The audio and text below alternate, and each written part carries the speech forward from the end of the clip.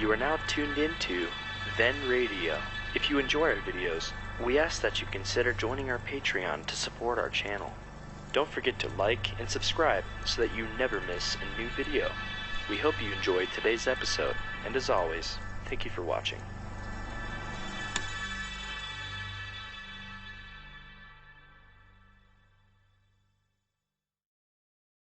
From Hollywood, it's time now for... Johnny Dollar. Joe McNabb, Northeast Indemnity, Johnny. Oh, hi, Joe. What's up? At the moment, my blood pressure. Too much work? No. Prospect of having to pay off on a $100,000 life insurance policy. Uh-oh. Fella I think you know, Johnny. Art Wesley. Oh, sure. Been a pal of mine for years. Reporter. Yeah. Apparently he's working on a story right now that somebody doesn't want him to report. What do you mean? Night before last, he got beat up in an alley. Yesterday, a car made a pass at him at high speed. What about today? It's early yet, Johnny. Oh, yeah, sure. But let's hope it's not too late.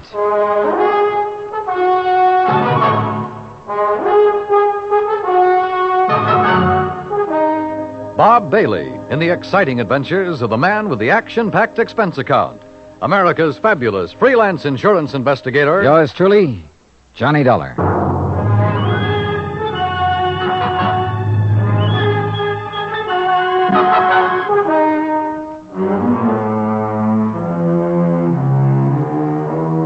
From Special Investigator Johnny Dollar to the Home Office, Northeast Indemnity Affiliates, Hartford, Connecticut.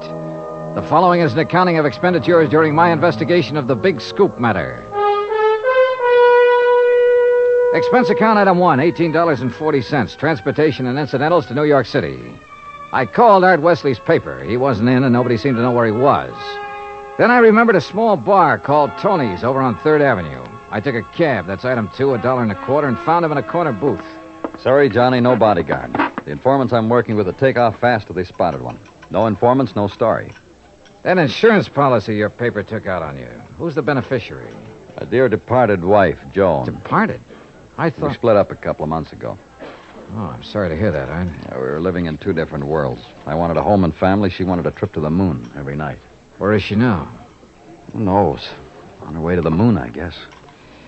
Hey, look, this story you're working on, Art. It's hot, Johnny.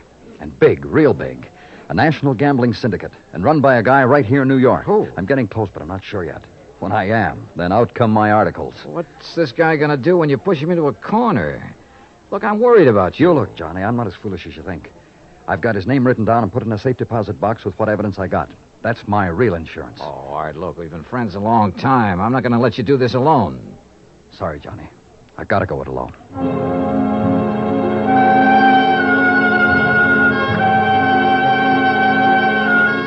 Since I'd gotten nowhere with Art, I decided to try his wife, Joan, even though they were separated.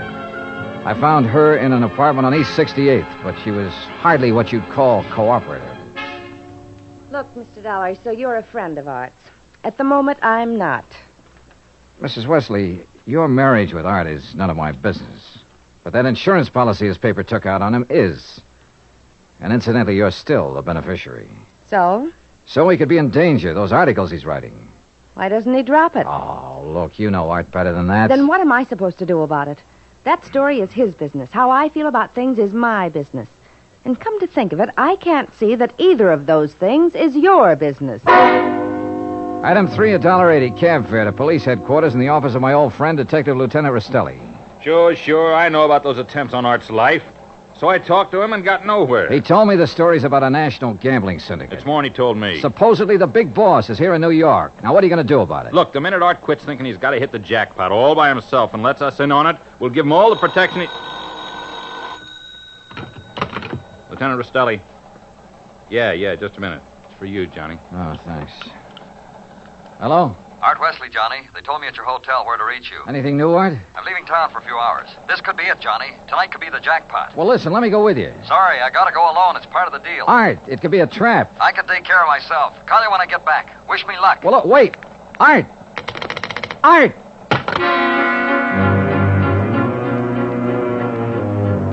Item 4, $1.80 cab to Art's apartment, where I persuaded the manager to let me in. I was looking for anything that would give me a lead. Then, near the phone on a scratch pad, I found where he'd written the word Watika several times. Sure, Lake Watika, upstate. Art had a lodge there. Item 5, $25 even for a rented car. It was a 3-hour drive to Lake Watika, which was bad enough. But to top it off, it started to rain, and rain hard.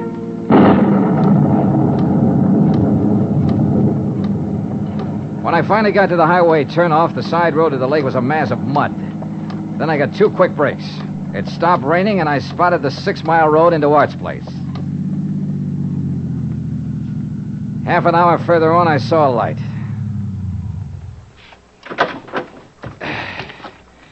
Art's car was parked at one side, and the front door of the lodge was wide open.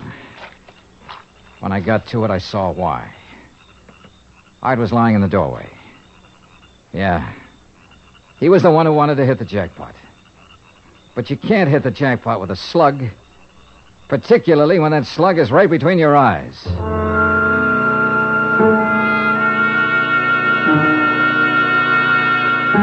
I drove to the sheriff's office and reported it. Sheriff Tompkins and his boys took over. But in the darkness and the mud, they could only make a routine check. He asked me to meet him at the lodge the next morning, so I did. Buddy was right here in the doorway, huh, son? Yeah, Sheriff, I didn't move it.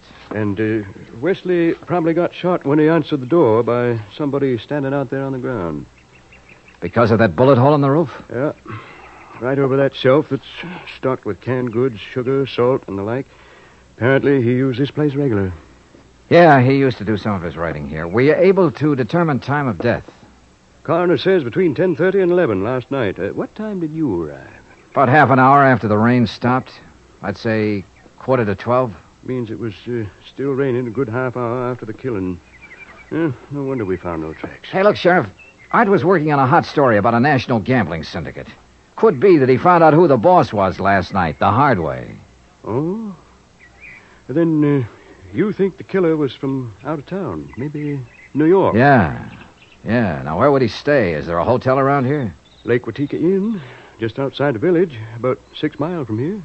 Sheriff, I'll check it out. The guests here at the inn, Mr. Dollar? Well, we have only 2 who checked in yesterday. It's the off-season, of course. Yeah, clerk, who are they? Well, Mr. Cooper yesterday afternoon and Mr. Buckley around dark. Uh-huh. They still here? Mr. Cooper is sitting right out there on the terrace, but Mr. Buckley paid in advance and left quite early this morning. I see. Did Buckley give any reason for stopping here? He said he was a traveling man and didn't like to drive in the rain. Okay. I'd like you to write down a description of him. I'll pick it up on the way out. Oh, I'll be glad to, sir.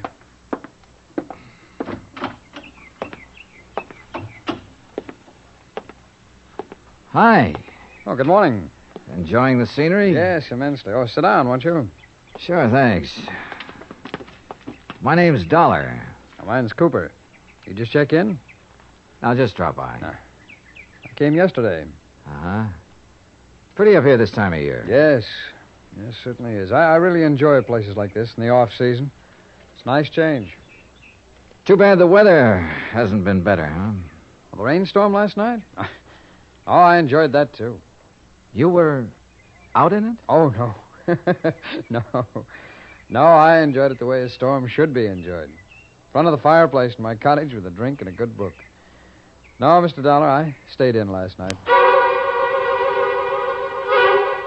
And that was that. I picked up the description of the other guest, Buckley, from the clerk and gave it to Sheriff Tompkins, who got out a bulletin on him. Then I drove back to New York City, turned in my rented car, and took a cab. That's item 6, $1.70, to Joan Wesley's apartment. Yes.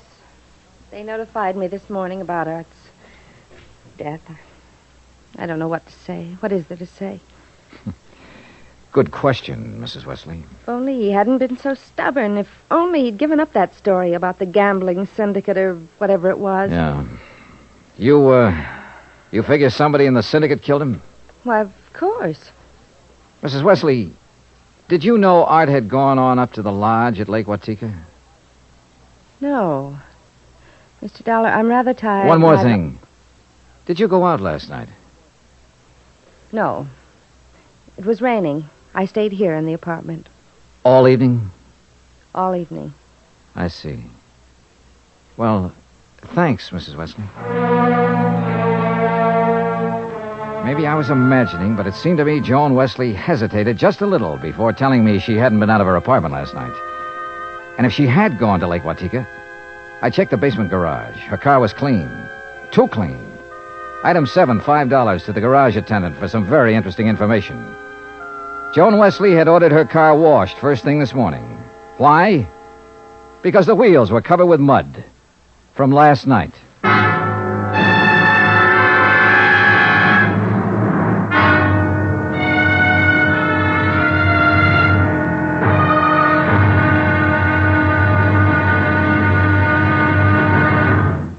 Act Two of yours truly, Johnny Dollar, in just a moment. Better schools mean better citizens, better neighbors, better families. But we can't expect our children to respond, to learn and grow, if we ourselves are indifferent to their school environment. CBS Radio urges that you write to Better Schools, 9 East 40th Street, New York 16, New York, for information about how citizens can spark community action to improve their schools. That address again is Better Schools, 9 East 40th Street, New York 16, New York.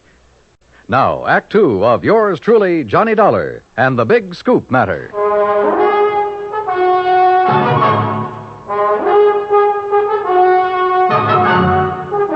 I tell you, I didn't leave this apartment last night. Your car says differently, Joan. Car? You had it washed today because it was all muddy. And the reason it was muddy was because you had it out in the rain last night. Look, Another thing. You told me you didn't know Art had gone to the lodge. You hadn't heard from him. But the switchboard operator told me you had a call from him yesterday. Now, why else would he call you except to tell you where he was going? Well, how about it, Joan? All right. Art did call me yesterday and told me he was going to Lake Watika. And how about last night? Yes. I went out, but not to Lake Watika. Art wouldn't give you a divorce. By killing him, you get your freedom and $100,000. I didn't kill Art. I didn't go up there last night. Then where did you go? Might as well know. The reason I wanted a divorce from Art was because I'd found someone else. Oh? That's where I went for a few minutes last evening. Why did you lie about the phone call from Art yesterday? I don't know. I was confused. I was afraid it would look bad for me if it came out that I knew Art had gone up there. It doesn't look good for you this way, believe me. Oh, Johnny, I'm telling the truth. Who is this fella you're interested in? I don't see why he Who has is he? His name is Ted Nash. Will you have to talk to him? I sure will. And right now. But I was wrong about talking to Ted Nash right now. I called his apartment and got no answer. Item 9, $1.60 cab fare to police headquarters in the office of Detective Lieutenant Rastelli. You figure this guy Nash and Joan Wesley could have killed Art and used the gambling syndicate threat as a cover, huh? It's a possibility, Lieutenant. Well, I'll see what I can find out about Nash. How'd you do at Lake Watika? 2 guests checked in the day of the killing. One, a man named Buckley. He left early this morning. Sheriff Tompkins has a bulletin out on him. Who else? A fellow named Cooper, who apparently likes to go places in the off-season. Nothing to tie him in particularly. Cooper, huh? We had a rumble some time ago that a guy named Cooper was involved in that gambling syndicate. What? Trouble is, we got no proof. Hey, wait a minute. What's the matter? Art told me he'd put the name of the man he was after in a safe deposit box. If we could find the key to that box. How about Art's apartment? Let's take a look.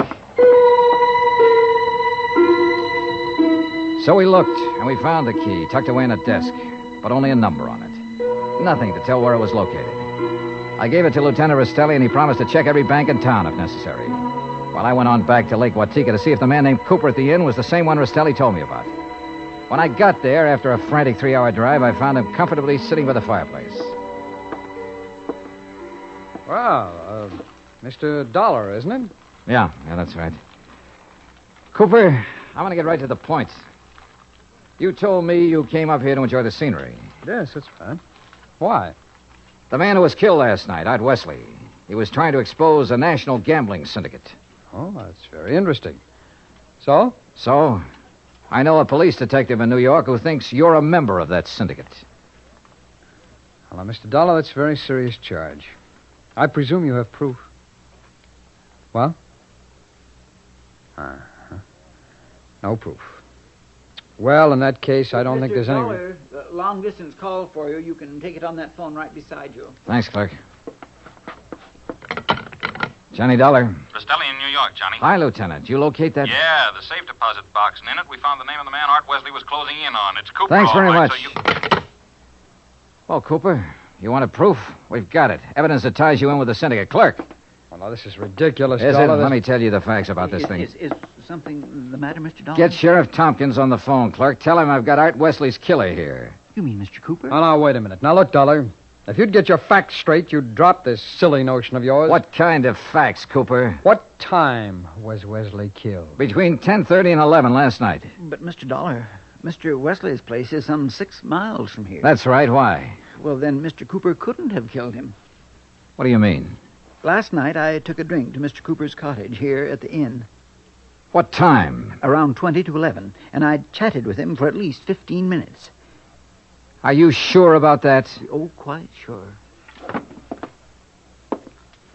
Well, Mr. Dollar, I'll buy you a drink sometime. Cooper strolled back to the bar with a satisfied smirk on his face. So the one man who had to be Art's killer couldn't have killed him. I collared the clerk again and had him repeat his story in detail. If you recall, it rained heavily last night, Mr. Dollar. Yes, I drove through it on my way up here. Well, I was making the rounds of the inn, checking windows, things like that, when the house phone rang. It was Mr. Cooper calling from his cottage. He wanted a drink. You say that was at 20 to 11? Yes, I always jot down the time when I am called away from the desk. All right, go on. Well, when I got to Mr. Cooper's cottage, he was sitting in the living room in front of the fire with a book. Yeah.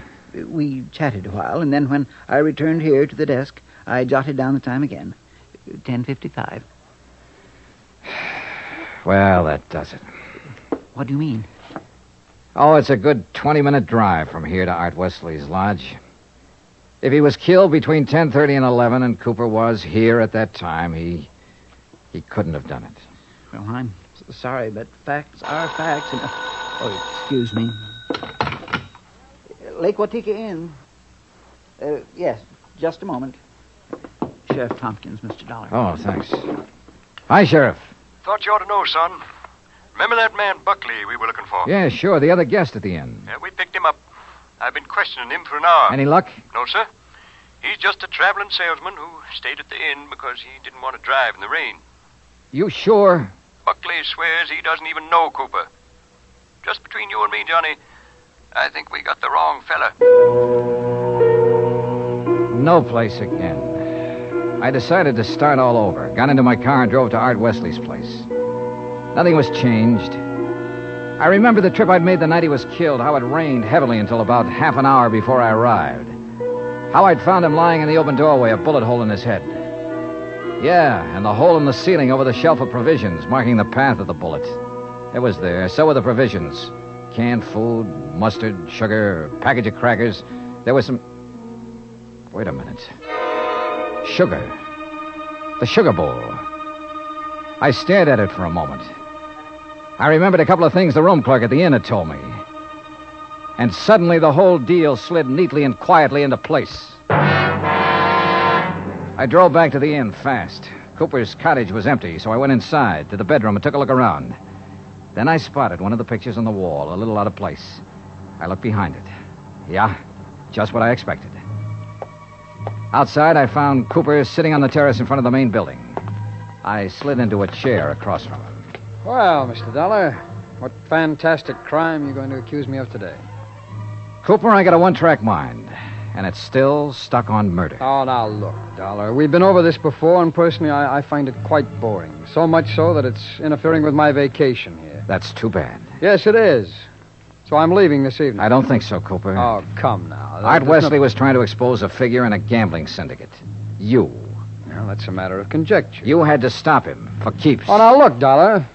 The time of Art Wesley's death has been established as between 10:30 and 11 last night. That's right, between 10:30 and 11 last night. And I'm sure you remember the room clerk telling you he was with me in my cottage living room from 10:40 to 10:55. I sure do. So that I certainly couldn't have killed your friend Wesley 6 miles from here during that time. Except that Art Wesley wasn't killed at his lodge. What are you talking about? You see, I remembered something else the clerk had told me. The night of the killing, it stopped raining a little after 11. All right, what difference does that make? All the difference in the world, believe me. Here's what really happened, Cooper. You killed Art Wesley in the bedroom of your cottage here at the inn. Oh, don't be ridiculous. You immediately called the room clerk over and chatted with him in your living room for about 15 minutes. He didn't know there was a corpse in the next room. Oh, really? After he left, you took Wesley's body the 6 miles to his place and planted it in the doorway. Oh, now look, Dollar... Your problem was to make it look like he'd been killed there. Then you remembered. The slug that had killed him hit the wall in your bedroom. That gave you an idea. You figured out the right angle at the lodge and fired a shot upwards from the outside the door. It went through the ceiling at the back. All right, Dollar, I've had enough of your half-baked theories with no proof whatsoever to back them up. Correction, Cooper. This time I've got proof. There was a shelf of food under the bullet hole and a bowl of sugar directly under it. A bullet? So what? When sugar gets wet, it gets crusty, and it stays that way. But the sugar in that bowl was dry. Now, if the killing was between 10:30 and 11, and it rained heavily until after 11, then some rain would have dropped through the bullet hole into the sugar. I see. But, Cooper, the sugar was dry. So the bullet hole was made after the time of the murder, when you planted Wesley's body there. Just a little detail, Cooper, but it nails you. That and, of course, the fact I found the slug that really killed Wesley just a couple of minutes ago. Oh? Buried in the wall of your bedroom behind a picture you'd moved slightly to cover it. Well, Dollar, I may as well tell you that I saw you come out of my cottage a few minutes ago.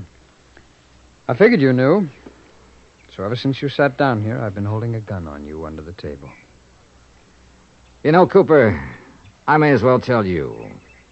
Ever since I sat down here, I've been holding a gun on you, too. Well, Let's have it. Well, you didn't have any gun. A big-time gambler bluffed right out of the game. Cooper, you're slipping.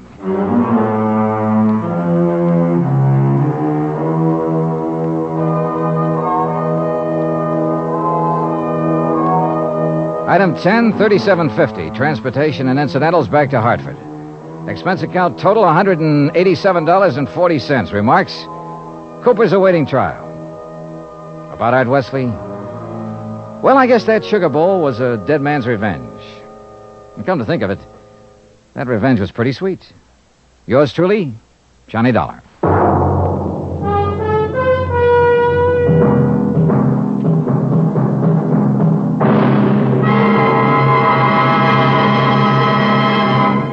Our star will return in just a moment.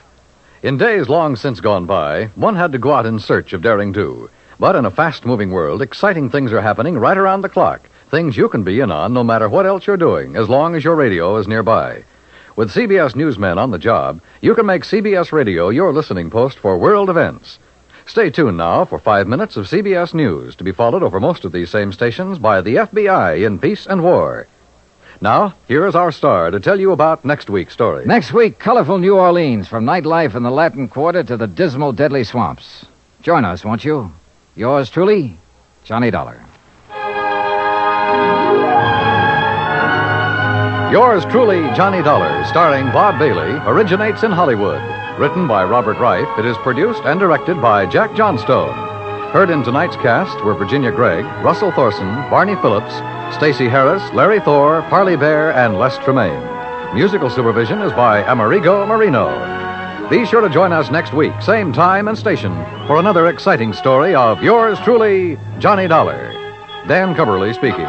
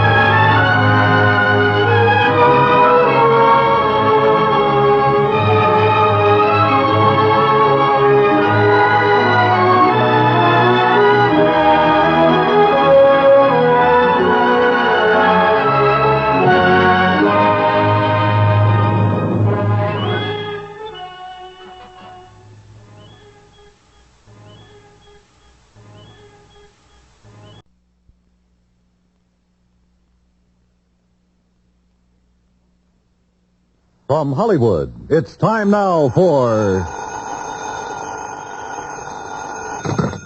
Johnny Dollar. This is Ed Porter, Mr. Dollar. You called my office? Yes, I'd like to see you as soon as I can, Mr. Porter. Well, of course. how long have you been in town? About a half an hour. Are you all squared away? I've got a room and I've had a bath, if that's what you mean. Well, then I guess you're ready to go to work. I will be as soon as I put on some pants. You sound in a rush. I'm always in a rush when I think somebody might be chipping us out of $100,000.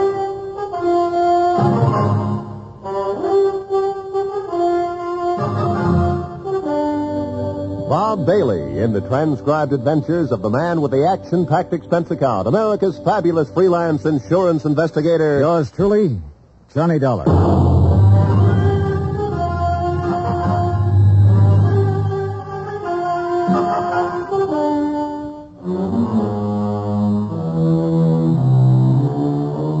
Expense account submitted by Special Investigator Johnny Dollar to Western Life and Trust Company, 826 Spear Boulevard, Hartford, Connecticut. The following is an account of expenses incurred during my investigation of the Markham Matter.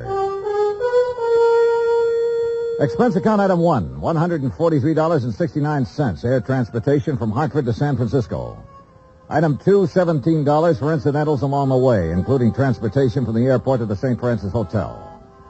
I walked the 8 blocks to the Commodore building where Ed Porter had his office on the 4th floor. He was a short, thin insurance broker with a face like a tight drum. He apologized for the clammy weather as though it were his fault. He asked me how things were out on the East Coast and invited me to sit down and looked as uncomfortable as he was. I got the telegram you were coming last night. Investigator. I've never met one in all my years in the business. Must be very interesting work. Yeah. Look, I don't want to take up too much of your time, Mr. Porter, but I would like to get some information from you. Oh, certainly, Mr. Dollar. What can you tell me about a man named Floyd Markham? Markham? Well, he's the husband of a client of mine. I've met him, but I really can't tell you too much about him. My dealings have always been with Mrs. Markham. She's my customer. Then tell me about Mrs. Markham. Oh, certainly. I'm not going to ask why. I'm sure you have a good reason for coming all the way to San Francisco. The Home Office thinks I have an excellent reason. Yes. Mrs. Markham. Well, I've known her for 20 years as a customer. She's wealthy, always has been, and she handles her money well, and she lives rather well. Mrs. Markham's the one who has the money, huh? Mr. Markham is a salaried man, an industrial engineer. Frankly, I think he depends on Mrs. Markham for his livelihood. Yeah. These 2 checks were issued to Mrs. Markham this year. Recognize them? Yes. Full payments on 2 endowment policies, $50,000 apiece. And they've cleared the bank. Anything wrong with them? Nothing wrong with the checks. On payoffs like this, I always take it in person. It's a custom, of course, to call and make an appointment and deliver the check to the client. Mm-hmm. And try to sell a little more insurance in the bargain. Huh? Well, that's about the idea, yes. Yeah. Anything strange about Mrs. Markham when you delivered either one of these checks? Well, no. Before I left Hartford, I looked up her insurance records. Her premiums are always paid right on the button. Mrs. Markham doesn't have a business office or a business manager handling her affairs. The checks are always personal checks on her personal account. Now, can you explain why someone like that might forget a 3rd endowment policy?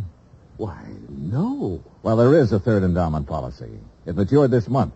I have the check with me for $50,000. Well, yes, but this business of forgetting... Floyd Markham called Hartford and spoke to the head of the endowment division. He explained that Mrs. Markham was ill and didn't know whether or not a 3rd policy existed. He said he was checking for her. Uh-huh. Now, you say you've known Mrs. Markham over a period of 20 years. Well, is she the kind of person who'd forget $50,000? No one forgets $50,000. Did you notice that both of those checks were deposited in the Markham's joint account? Well, no. Oh, so they were.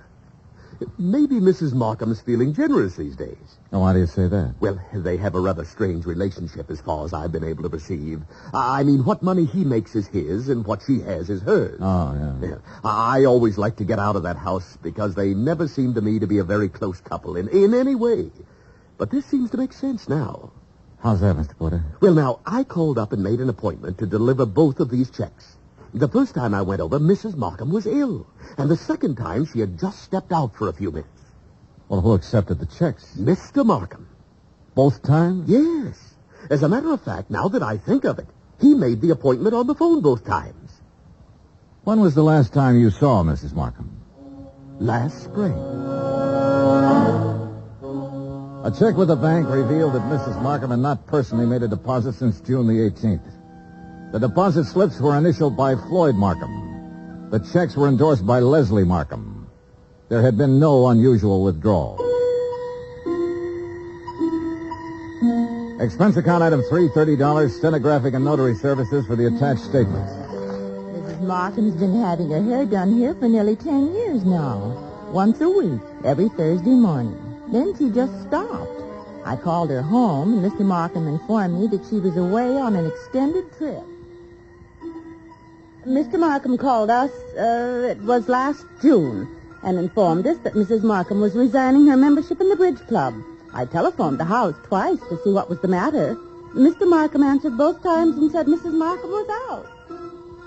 Oh, she used to come in here 2 or 3 times a month. Made us go over the car from top to bottom. She hasn't been around now for 7 or 8 months. I don't know who's taking care of the car. Expense account item 4, 30 cents, 3 phone calls to the Markham residence. I didn't state any particular business. I simply asked to speak to Mrs. Markham. Each time I called, a male voice answered. Each time, the male voice told me Mrs. Markham was out, she was ill, and she was away on a short trip. Industrial Management Limited, Floyd B. Markham president, has a 3-room office suite near the Embarcadero. 10 years ago, it had been sensationally new and glassy. When I got there, the carpet was a little too thin and the varnish a little too thin, too. The whole place smelled faintly of mildew. Yes? I'd like to see Mr. Markham, please. Do you have an appointment? No, not exactly. My name is Harris. I'm with the Cleveland Pump Company. Pump Company? Yes, we're setting in 38 of our installations at the new plant in Valparaiso. Didn't you get my letter? Well, I'm sorry. I'm afraid... May I ask your name again? Harris, Stephen B. Harris, Cleveland Pump Company. Oh, yes. Well, Mr. Harris, I'm afraid Mr. Markham never received your letter. When did you mail it? 30 days ago. Maybe it was 2 weeks. Well, tell Mr. Markham I'm here and I'll... I'm sorry, Mr. Harris. Mr. Markham isn't in the office just now. Oh. Well, I'll wait. Well... Well? He won't be in today. As a matter of fact, he won't be in the rest of the week. Where can I call him? Well, I'm afraid that's impossible. Can't I call him at home? No. Now, look, is he in business or isn't he? Mr. Harris, Mr. Markham hasn't been in the office for 6 months or more. He's tied up on a rather long-range project. What's your name? I'm Miss Bidler. Why didn't you say that in the first place, Miss Bidler? Well, who else can I talk to here? No one, I'm afraid. You mean that's all there is in this office? Just you and him when he feels like coming in? I'll tell Mr. Markham you were here. The Markham house was on Fiorella Street, about 6 blocks from the Fairmont Hotel. Stone walls, iron grillwork, tangling ivy. An old house that had been built by rich people for rich people to live in. The kind of shabby-looking place that only New Yorkers and San Franciscans can get by with and still be called wealthy. I used Ed Porter's car with the Western Life and Trust Company emblem on the door, parked it in the driveway as close as I could to the entrance. It was exactly 1 o'clock when the door opened. He was tall and pretty, with black hair and broad shoulders. Yes? What is it? I'd like to see Mrs. Markham, please. I'm Mr. Markham. Can I help you? My name's Dollar. I'm with Western Life and Trust Company. Mr. Porter called you? No, he didn't. Oh, well, it must have slipped his mind. He said he was going to call. What's it about? I brought a check from Mrs. Markham on her 3rd endowment policy. Oh. Well, I'll give it to her. She isn't in right now. Well, I'm supposed to deliver it to her. I'll come back another time when she's in. No, you can give it to me. I'll see that she gets it. I'm sorry, Mr. Markham, but I have Look, to give I know you want to give her the check and try to sell her some more insurance. She's just not in the market. And you can save your little spiel where it'll do some good. Oh, you misunderstand me, Mr. Markham. I have to deliver this to her in person. What's your name again? Dollar. Johnny Dollar. Come in. I'll wait till she comes back and make an appointment. Mr. Porter told me he'd made it for 3 today. She's here. Just come in. Why the runaround, then? Mrs. Markham is desperately ill. I don't want to disturb her with things like this. Well, I'm sorry to hear that. What's the trouble? Very serious anemia. So If you'll just give me the I have check, a report to make out when I deliver this. I just Only take told a you- minute to handle the check. Then it'll be off my mind and off your mind. Now, look here, Mr. Didn't you call the company's home office about this check?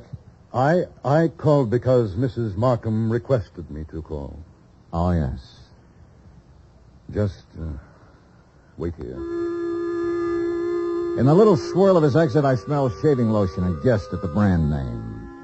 I also guessed that his suit cost $300, even if I didn't know what San Francisco tailor had made it. The shirt, the tie, the shoes were expensive, too.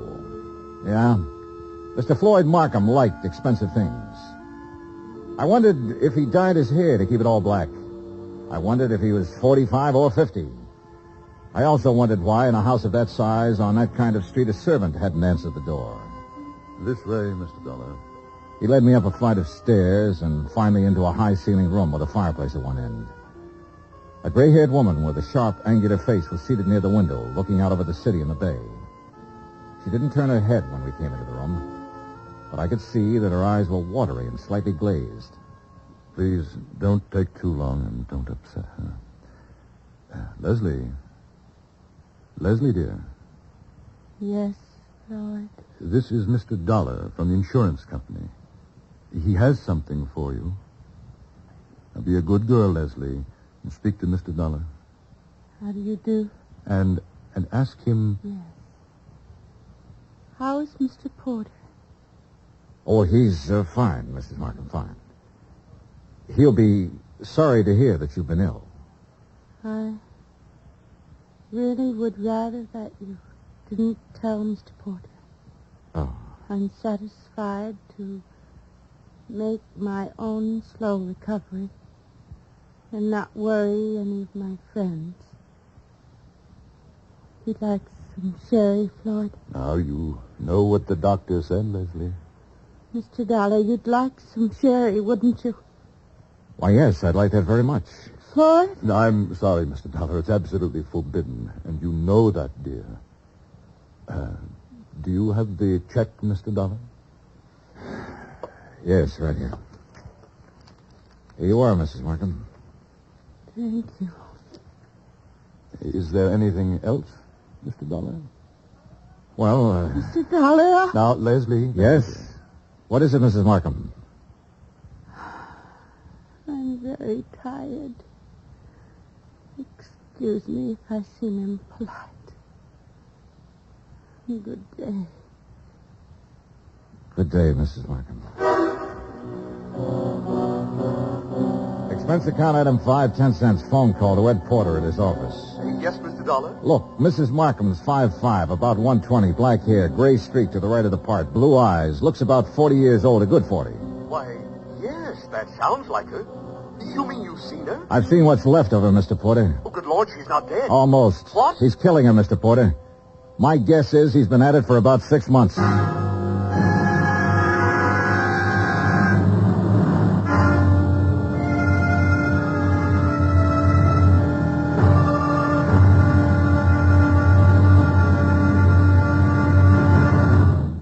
Act 2 of yours truly, Johnny Dollar, in just a moment.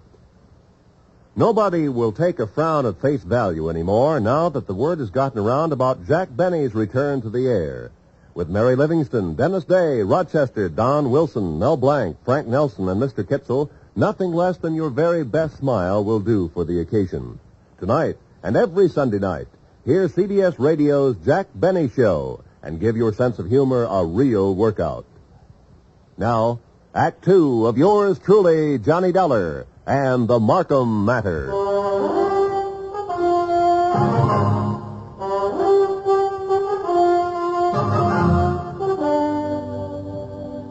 Take a rich old house on a rich old street in San Francisco. Walk in with a legitimate insurance check for $50,000 and tell a man named Floyd Markham you want to deliver it to his wife. Tell him this when you know that no one has seen or heard from his wife in 6 months.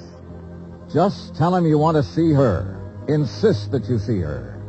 Then stand around and listen to him lie a couple of times. Then let him take you to her. Give her the check. Say goodbye. 20 minutes after I walked out of the Markham's house and picked up Ed Porter, we drove back to the house and parked 100 feet from the entrance. This is the darndest thing I ever heard of, Mr. Dollar. I'm not sure it's all clear to me. What's our position? Oh, I wouldn't know that, Mr. Porter. That's up to the legal department. This much I'm sure of right now. Markham's already deposited $100,000 of her insurance money into a joint account. If I'm not mistaken, this last check will go into that account, too. Right now, while we're sitting here, she's probably endorsing that check. Well, then I don't see where it's any of our He's business. making her endorse the check. He's making her stay in that house, in that room, away from everybody. Well, how? What way? He said she was ill. You said she appeared ill. I don't know how he's doing it, but I'm going to find out. Are you sure this isn't all surmise on your part? You weren't in the room when she said, let's have some sherry. Please, let's have some sherry. Well, I must be pretty She was dumb. really trying to say she wanted him to leave the room so she could talk to me. So she could have 1 little minute to tell me what the matter is, what's going on. His next move is to deposit that check. Then one big withdrawal, the whole $150,000, and bye-bye Floyd Markham. Mr. Dollar, I'm just an insurance broker. I don't understand. Well, how'd you like to be an investigator for about 10 minutes? Me? Yeah. You see that car that just pulled up in the driveway? Well, yes. The girl driving it holds down that dummy office of Markham's. Her name's Beidler. She might be in on this with him. And that's Mr. Markham leaving the house. Good. Now, look, here's what you do. Follow them. I think I know where they're going, but you follow them and make sure. Well, where are they going? To the bank to deposit that check. Oh. Well, where are you going? To have that glass of sherry, Mr. Porter. Ed Porter pulled his hat down low over his face and put both hands on the wheel and took out after that 55 Cadillac sedan. I crossed the street, went back up on the porch of the house and knocked. I didn't expect her to answer. I didn't expect anyone to answer, but I wanted to make sure. I went around to the garden. There wasn't a sound in the big old house when I opened the garden door and went up the stairs again. The door to her room was closed. She wasn't by the window anymore. She was stretched out on the divan. I felt her wrist for a pulse. It was there, faint, but there. About 3 inches up her arm, there was a series of little marks. I lifted one eyelid and felt her neck muscles. She was doped to the ears. Mrs. Markham. Mrs. Markham, can you hear me? Look, I've come to help you. Yes. Yes, I'm going to take you out of here. Now, don't be frightened. Mr. Dollar? That's right. That's right. That's the ticket. Insurance company. Yes. Now I remember. Yes, that's right. Thank you for bringing my check. I don't want what, Mrs. Markham? Want any of my friends to worry. Oh. I'm improving, but I don't want them to know I'm ill. Just say I'm out of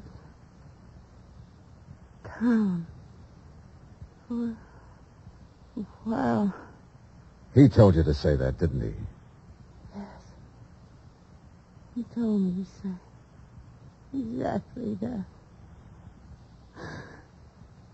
Mr. Dollar, don't fool me. Please don't fool me. What? You will help me get out of here. You aren't fooling me, are you? Are you?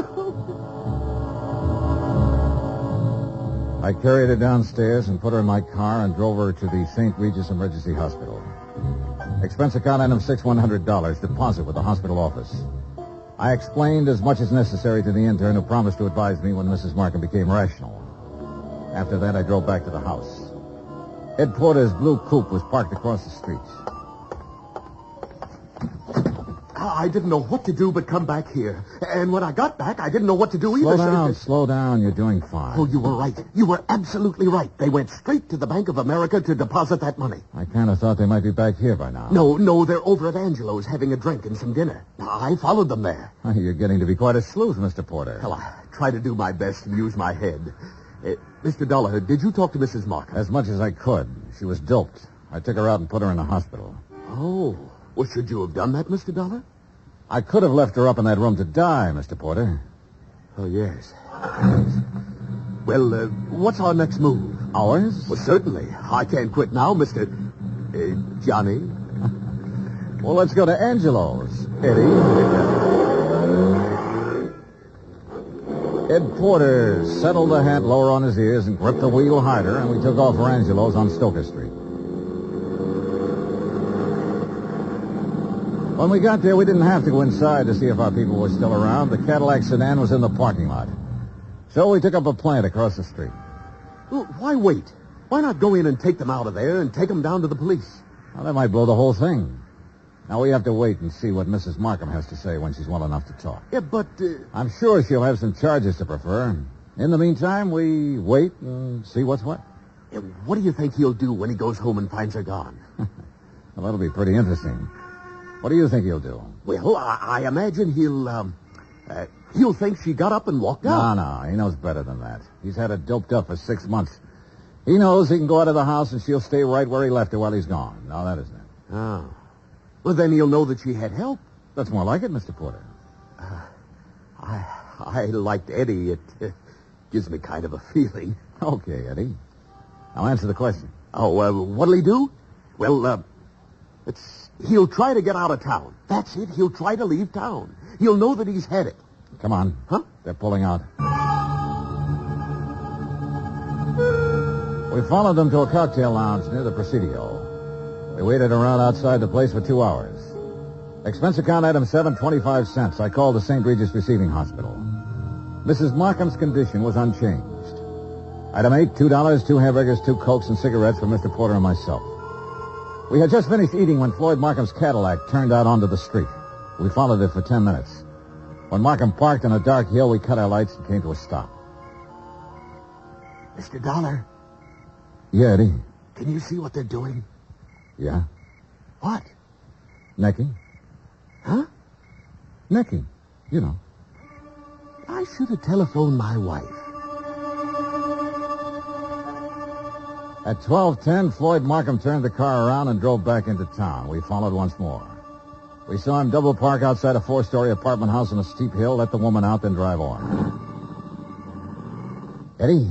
Yeah, Johnny? Think you can handle something else alone? Oh, I'd love to. Women sometimes talk a lot easier than men. You keep on him. When he finds his wife absent, I want to know where he goes. Wherever it is, I'll let you know. You gonna shake her down? Something like that. Get going.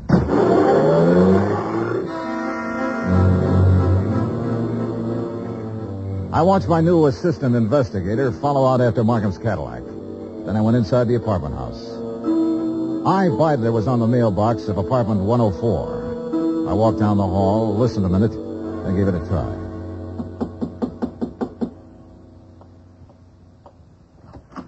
Yes? Well, what on earth are you doing? I'm here to see you, Miss Bidler. It's important. You're, Mr. Harris. I'm Mr. Dollar, Johnny Dollar. I'm an insurance investigator.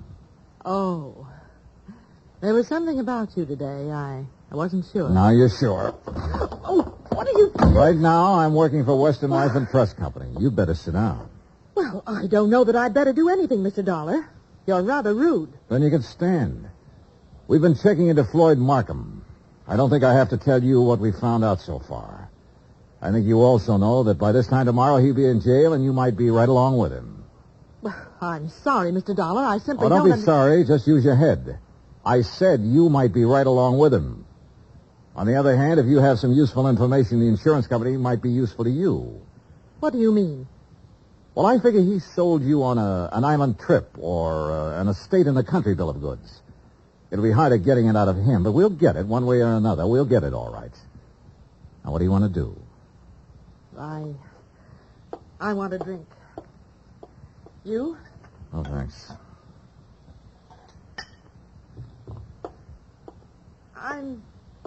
I'm not bad. I'm not a criminal. I've never been in trouble. You are now. Why? Because I fell in love with him? Because you were helping him kill her.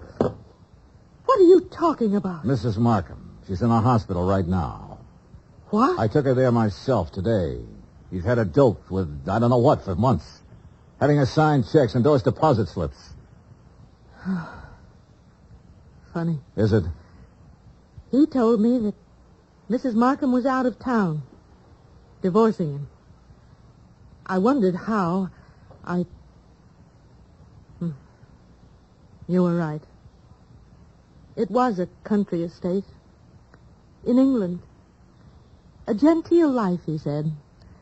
The London theater, walks in the country, little harmless things that most people can never do. He said we could do them as soon as he cleaned up his affairs. By tonight, he said we could start packing.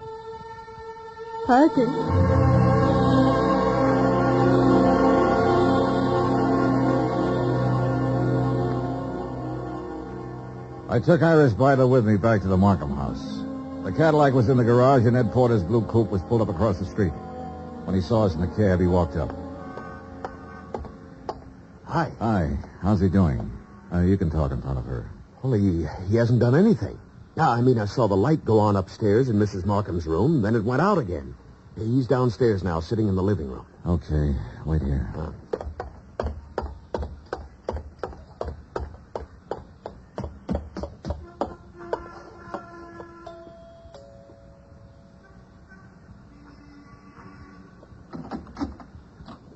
Hello, Markham.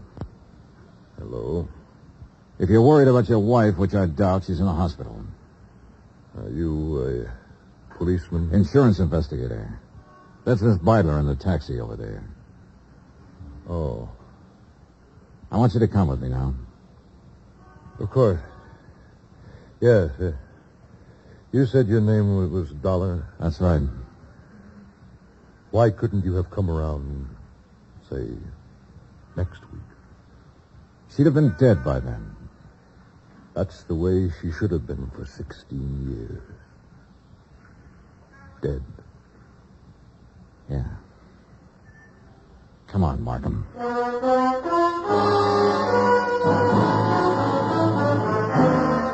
Expense account, item 9, $102, hotel and board in San Francisco. Item 10, $116, airfare back to Hartford. Item 11, $42.16 miscellaneous. Remarks? This one will wind up in court. Mrs. Markham's charges will include attempted homicide, attempt to defraud, attempt to... In the end, it was his attempt to run away, and it didn't work. It never works. Even if you get away, you find something new to run from. Total expenses, $968.20. Yours truly, Johnny Dollar.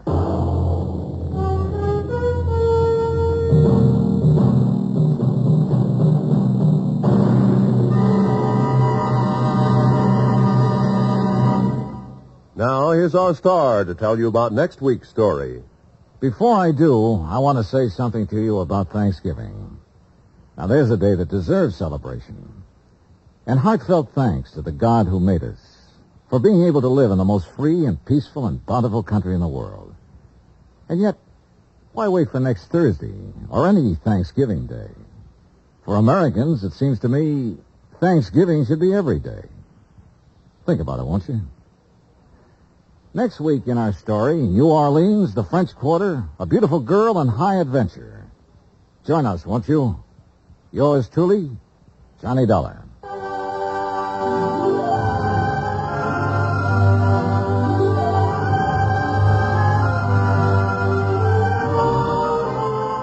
Yours truly, Johnny Dollar, starring Bob Bailey, is transcribed in Hollywood.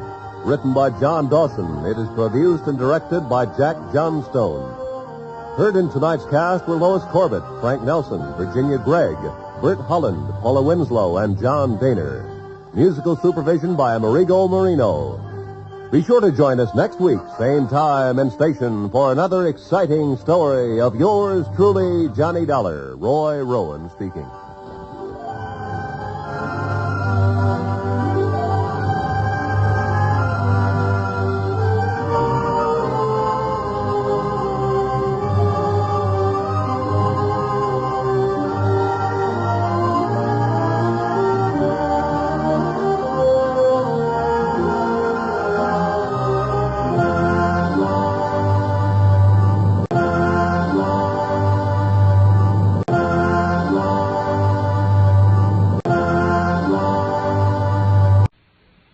From Hollywood, it's time now for Johnny Dollar. Why, man? How's your stomach, Johnny? What? Rich food give you any trouble? Who is this? Why, your old buddy, Angie Orsatti. Oh, hi, Angie. Glad you got my message. Yeah. How about dinner tonight at Antoine's, Johnny? Shrimp gumbo, oysters, Rockefeller. Yeah, sounds fine. Only I've got to do some work first.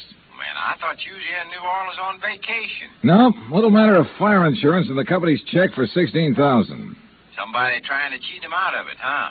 You won't believe this, Angie. Somebody turned it down.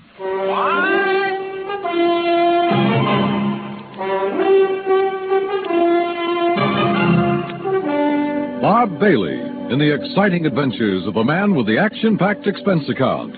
America's fabulous freelance insurance investigator. Yours truly, Johnny Dollar.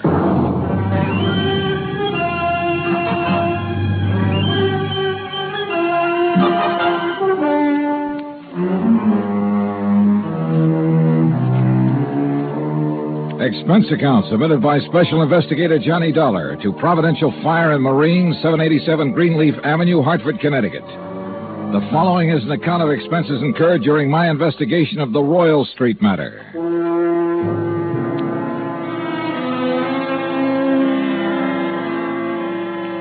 Expense account item 1, $103.82, transportation to New Orleans. Item 2, $4.20, cab from the airport to the Roosevelt Hotel. After unpacking, I put in the call to my old friend Angie Orsatti. Nobody knows the French Quarter or the people living there like Angie does. For 3 months of the winter, he stays in the swamp trapping muskrats. The rest of the year, he lives with his mother near the Cabildo. Angie wasn't in, but his mother said she knew where to reach him, and 5 minutes later, he returned my call. We arranged to meet for dinner, then I phoned the agent who had sold the policy in question. His name's Binford, and naturally, he was anxious to see me. C.D. Binford's office is on the 3rd floor of the Hibernia Bank building. He's a stocky, red-faced man, probably in his late 50s. Come in, Mr. Dollar. Come in. Thanks. Help yourself to a chair. Say, you fellas sure don't waste any time, do you? We try not to, Mr. Binford. C.D., boy. What? You call me C.D. like all the other folks do. Oh, okay, C.D. Yeah. Now, like I was saying, you boys sure don't waste any time at all. Why, I didn't even call the home office till day before yesterday. I know. When was the fire? Last week on Thursday night. What'd they tell you about it? Oh, not very much. Figured I'd get all the information from you. Well, it's a doozy. First time I've ever run across a policyholder who wasn't yelling for us to pay him yesterday for his loss today. You know what I mean? Yeah. Who is the insured, Mr. C.D.? Man named Dupas, Henry Dupas. Took out a policy for $48,000. That's full coverage on his antique shop down on Royal Street. How long ago? August, just 3 months back. I'd been after him for, maybe 5-6 months to buy some protection, but he kept saying didn't have the money. Didn't have the money? And one day I dropped in to see him about his car insurance, and right off he told me to write a policy giving him full fire coverage on the shop. Well, how do you arrange to pay it? Cash, in full, the day I delivered the policy. He tell you why he changed his mind? Yeah, not exactly. Bet he mentioned something about times being better. I reckon there must have been. Why'd he say that?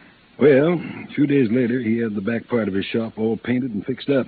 That's the part that burned. And he hired himself a girl to work in the office. A real good looker, too. Well, what caused the fire? You know? I sure do. Antique kerosene lamp got knocked over accidental. According to what Dupas told the fireman, he was in the back of the shop with a customer showing him the lamp. Uh-huh. When it fell, the fire started. The two of them tried to put it out. I reckon that's why they didn't call the fire department right off. Uh-huh. And did Dupas tell you the same thing? Dupas? He didn't tell me nothing.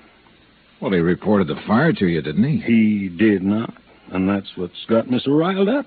I wouldn't know about it now if I hadn't dropped in there the other day. Was Dupas there when you stopped in? Yes, sirree.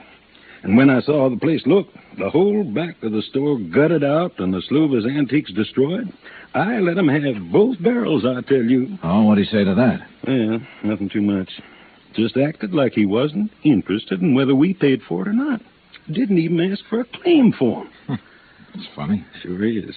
I thought maybe he was so upset over losing some of his valuable antiques, he didn't know what he was doing. Yeah. So, after I checked with the fire department, got a copy of their report, I typed up a claim for it.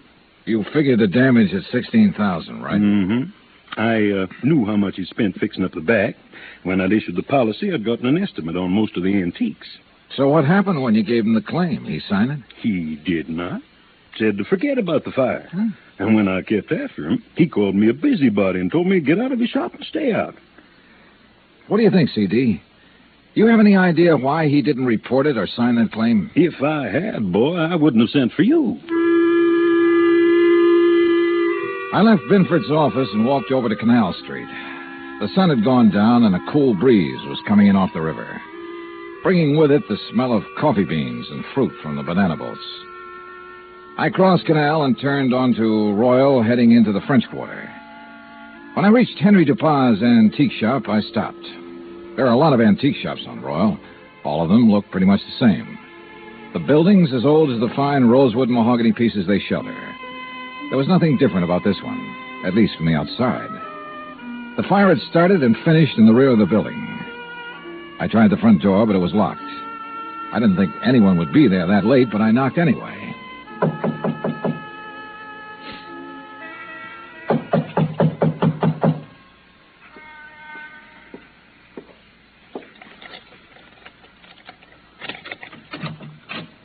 Yes, who is it? Mr. Dupas? Who is it? My name is Dollar, Mr. Dupas. I represent the Providential Fire and Marine. Why do you people persist in annoying me? Well, we wouldn't if you'd tell us about the fire. There's nothing special about that fire, Mr. Dollar.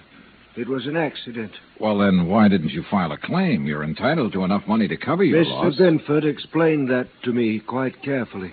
If you haven't talked to him, Mr. Dollar, you should. Oh, I've talked to him. Well, then go away. Well, not until you answer a few questions. No, leave me alone, please. I'd noticed an alley next to the shop that ended where the rear door had been. I started back along it, not quite sure what I was looking for or what I expected to find. But I was sure of one thing. Dupas was a frightened man. It was too dark to see anything at the end of the alley, so I returned to the street. Item 3, $30.50, phone call, taxi, and dinner for two at Antoine's. Oh, man. Kind of nice, ain't it, Johnny? Oh, the way it never changes. Same waiters, same chef, same clientele. Yeah. Like another Cafe Royale, Ashy? No, thanks. Well, Johnny? Yeah? Well, when you going to ask me? Ask you what? Oh, don't kid me, John. You had that old bloodhound look in your eye ever since we sat down. What's the question? Okay, Angie. What do you know about a man named Henry Dupas? Dupas' antique shop? That's right. Oh, not much. Seen him around some's all. Yeah, where? Oh, you know what kind of places I like, Johnny. Yeah, but I can't picture Dupas liking them. Well, maybe he don't, but maybe that little old blonde he's been carrying with him does. Blonde? Yeah, you know, female, girl, bleached hair. I know. Yeah. How old? Oh, 24, 5. Yeah, real nice for old coot like him. Real winter and spring, huh? Yeah. You seen them together often? Oh, a few times. Saw him about 2 weeks ago at Butch's place. Hey, you know something? I walked in there that night with a 5, and I walked out with 200. How about that? Great. You know who the blonde is? No, but I might be able to find out. You want? Yeah, I want. I left Angie and started back toward Royal Street. On the way, I ran up item 4, $1.85 for one flashlight and batteries. The shades on Dupas' shop were drawn, but I could tell there were lights on inside. In the alley, a small pickup truck was parked near the side entrance to the shop. In the back of the truck, looking like they'd just been taken off the boat, were several stalks of bananas. There wasn't much else to see except the charred wood and refuse left in the alley after the fire. I started back toward the street when a man, a much larger man than Dupas, came out the side door and got into the truck. He turned over the engine and switched on the lights before I could get clear. Hey, what are you doing there? Hold it, mister, right there. Here, buddy, you just hold it. What were you doing back there, huh? Well, right now, mister, I'm wondering what this load of bananas is doing in an antique shop. What is it, Carl? Well, I just caught this guy snooping around in the back. What? It's Mr. Dollar. Yeah, that's right. You know him, Dupas? He's one of those insurance men I told you about. Oh, well, what are you here for, Dollar? Didn't Dupas tell you he doesn't want any money from you people? Now, why not? Because he's afraid we might have to take a good look around before paying No, off? son. Now, look, Dollar. Mr. Dupont has been okay with you people, so you got no reason to come snooping around. Especially after he's told you he don't want you around. So now maybe Mr. Dupont will have to do something to keep you away. Ain't that right, Mr. Dupont? You know what I mean. Yes. That's all right. I'll do it, Carl. And he'll never bother us again. Go on, Dollar. Get out of here. At the time, I had no idea what they meant to do, so it wasn't easy to turn my back on them. But I did, and nothing happened. I went back to my hotel and hit the sack, and I must confess I slept later than usual the next morning. I was still in bed when the phone rang.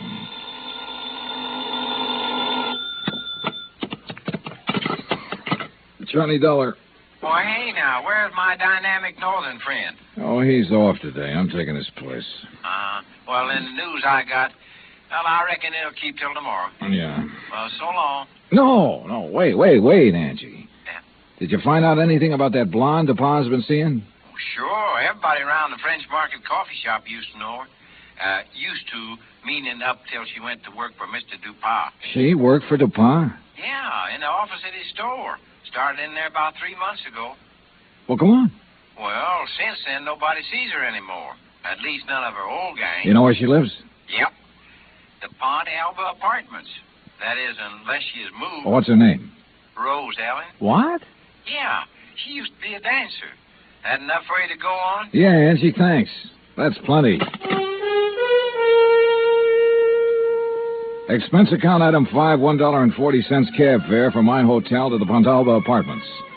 The list of names on the register near the manager's office told me Rose Ellen's apartment was number 215.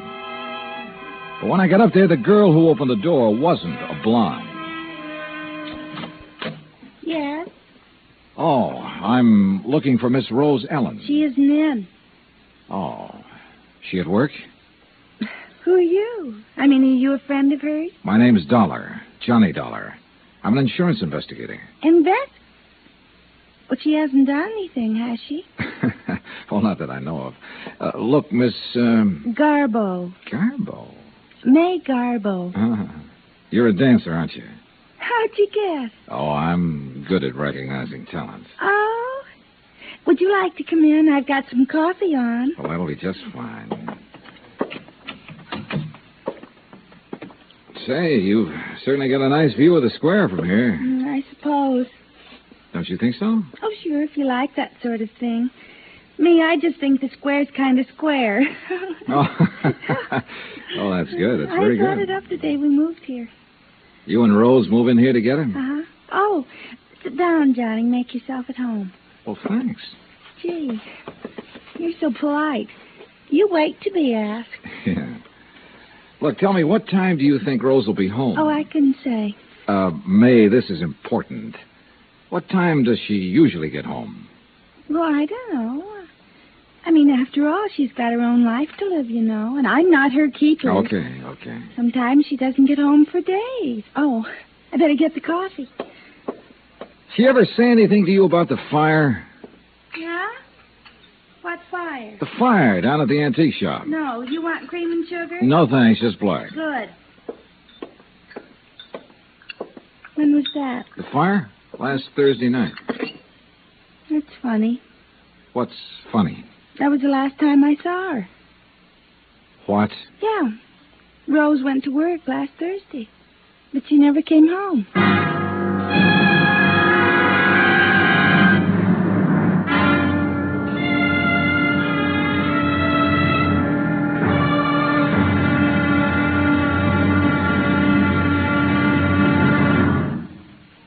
Act 2 of yours truly, Johnny Dollar, in just a moment.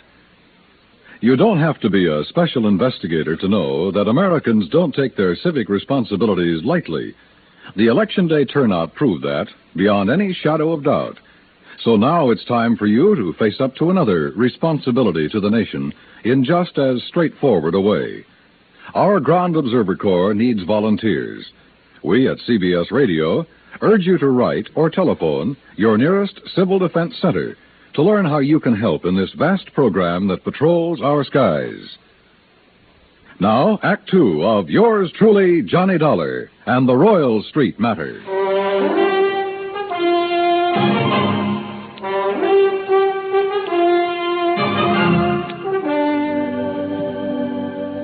This was the screwiest deal I'd ever seen. A guy refusing insurance money he was entitled to.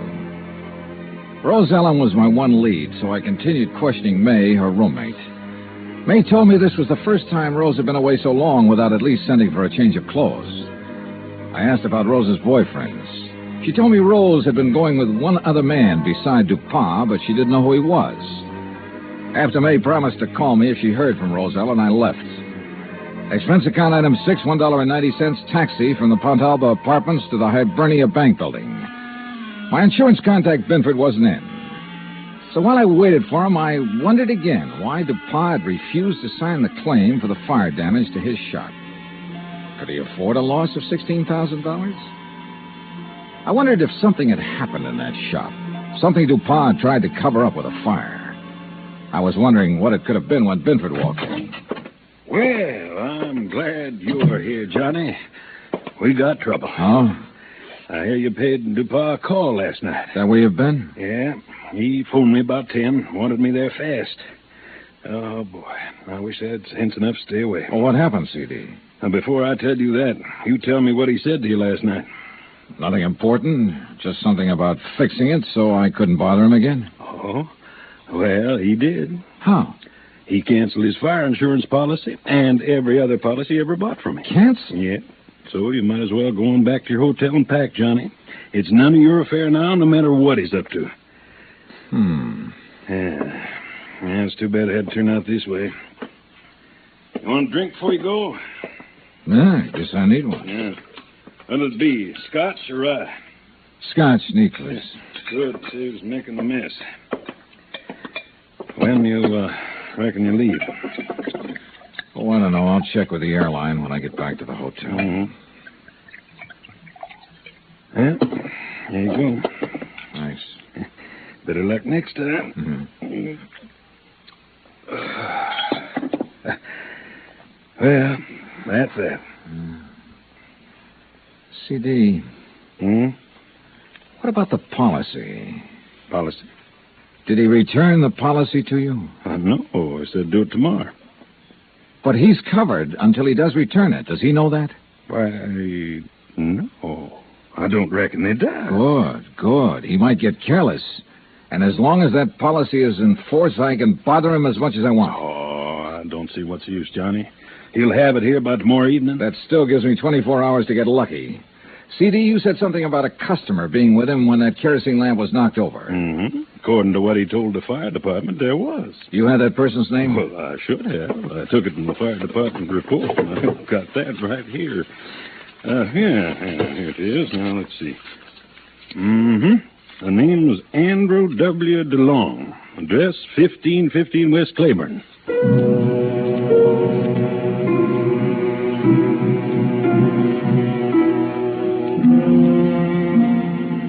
There wasn't any Andrew DeLong at that address. We checked the telephone book and the city directory, and the only Andrew W. DeLong we found was out in Metairie, in a mausoleum. So we drove back towards C.D.'s office. Well, now what, Johnny? DuPont. What? Find out everything we can about DuPont and everybody who works for him. Ain't nobody but his secretary and his assistant. A fellow named Carl. Yeah, how long has Carl been working for him? Oh, about as long as she has. Does this Carl own a fruit stand? Oh, not that I know about. Why? Oh, I just wondered. Hey, what time is it, C.D.? 2:15. Say, if we're going to check on DuPont's credit, we better get to the bank before they close. You're driving. Let's move. Expense account item 7, $22.80, telephone calls, and a couple of gratuities to obtain a lot of information about DuPont. I learned, among other things, that he banked almost $11,000 in the past 3 months. Before that, almost nothing. But there's no law against making money, so I still had nothing concrete to go on. At 5:30, I left Binford, went back to my hotel, and there found a message from May, Rose Ellen's roommate, asking me to go to her apartment immediately. So I did. Oh, Johnny. Yeah, hi, May. Oh, well, come in. Johnny, you know what you made me promise. Yeah? Well, it happened. You mean you've heard from Rose? Well, no, not exactly. But a man called this afternoon and talked about her. Oh, well, I hope he had only nice things to say. Oh, yes, he said she's just fine. What? Didn't you hear me? Yeah, he said she's fine. Fine. Well, what else did he say?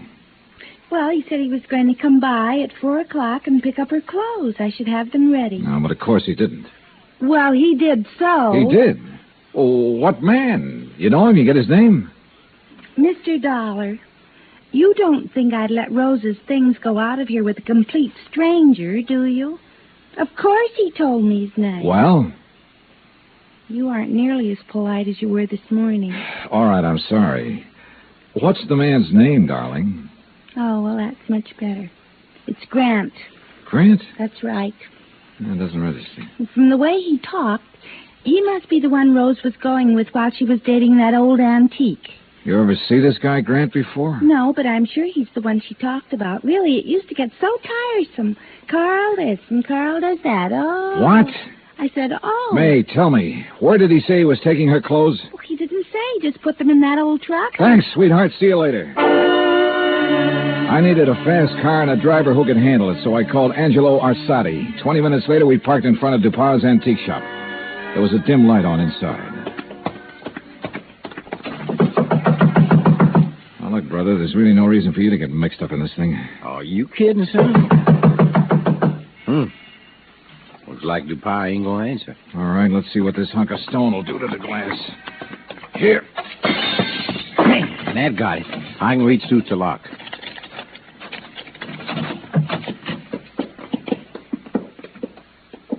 Looks like nobody here. Well. Hey, wait a minute. Yeah, I see him. Carl, what happened to you? Dollar. Angie, call an ambulance. Tell him a man's been stabbed here. Yeah, right, Johnny. Dollar. Get to her before he can. DuPas? Gonna kill Rose. You got to help her. DuPas wants to kill her? Why? She found out. Smuggling. Is that what DuPas's been up to? Smuggling in banana shipments. Rose found out. Where is she? He thought I'd killed her, but I love her. Yeah, well, look, tell me. You gotta get to her before he does. Where is she? Old Spanish fortress. Yeah? Out on Bayou Slidell. Old Spanish fortress on the Bayou Slidell. Yeah. You know where that is, Angie? Oh, sure. An old ruin out in the swamp north of town near the highway bridge that goes over to the Gulf Coast. Carl, how long ago did DuPas leave? 10 or 15 minutes. Yeah, well, we could beat him, Johnny, by cutting across the swamps. That is, if you could take it. What do you mean by that? Well, it's rugged. Like what? Johnny, did you ever ride a swamp buggy?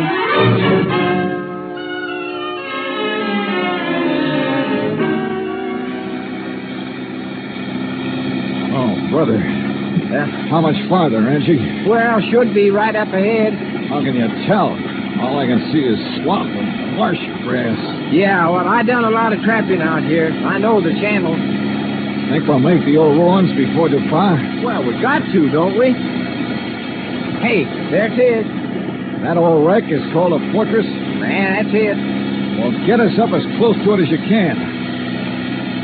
I don't see anybody parked. There's nobody approaching the bridge. There we are. Come on, let's go. Hey, look, John. There she is at the side entrance. Yeah, I see. Rose! Rose Ellen! She's scared. She ducked back inside. Rose! We're friends of Carl's. He sent us to help you. Well, come on, Johnny. We can get inside to her through this here doorway. Okay. This place looks like it's about ready to fall apart. Rose! Yeah, man. Dark in here, too. Yeah. Don't step on them fallen bricks. Okay. Rose! Rose Ellen! Yes? Where's Carl? DuPont tried to kill him. Oh, no. Rose, come on out here where we can see you. Rose! DuPont. He found out that Carl didn't kill me, is that it? Yeah, but Carl's all right now. Look, Rose, I want you to tell me all you know about the fire at DuPont's shop. Were you there? Yes. Well, what happened? Pa had me tied up. Told Carl I'd found out what they were doing. The smuggling, I mean. He told Carl to kill me. He didn't know Carl and I was going to be married. Go on, go on. Carl argued with him. That's when the lamp got knocked over. They didn't stop arguing until DuPont said he'd kill us both. So finally, Carl told DuPont he'd take care of me. Well, he had to, or DuPont would have killed us. But instead, Carl brought you here. Yes. Oh, come on, John. Now, let's get out of this dark hole. Wait a minute, Angie. Rose, do you know why DuPont was afraid to report his fire to the insurance company? Some of the things he smuggled in was lost in the fire. If anybody come poking around, they might have found out what he's doing. What was he smuggling, do you know? Little tiny boxes filled with white powder, hidden in the bananas. Johnny, narcotics. Yeah, sure. No wonder he banked so much money so fast. I'll bank much more. Huh? After I get rid of you, Dollar. Look at that. There he is in the door. Yeah, watch it. See, I ain't fooling, Dollar. He can't see us. No, but what a target he makes in that doorway against the light. No gun, Johnny? No. But we can try one of these bricks. Yeah, man, but if you miss... Dollar. Wish me luck. Dollar. Right here, DuPont. Come on. Oh, man, dear. You could qualify for the New York Yankees, Johnny. All right, DuPont. On your feet. Let's get out of here.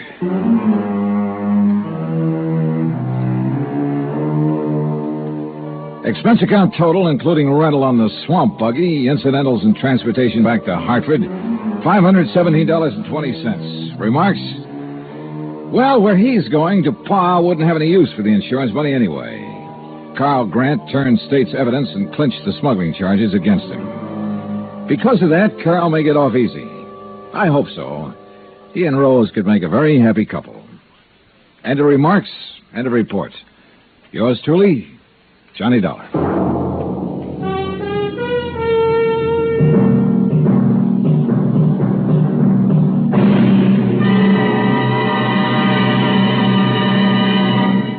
Our star will return in just a moment.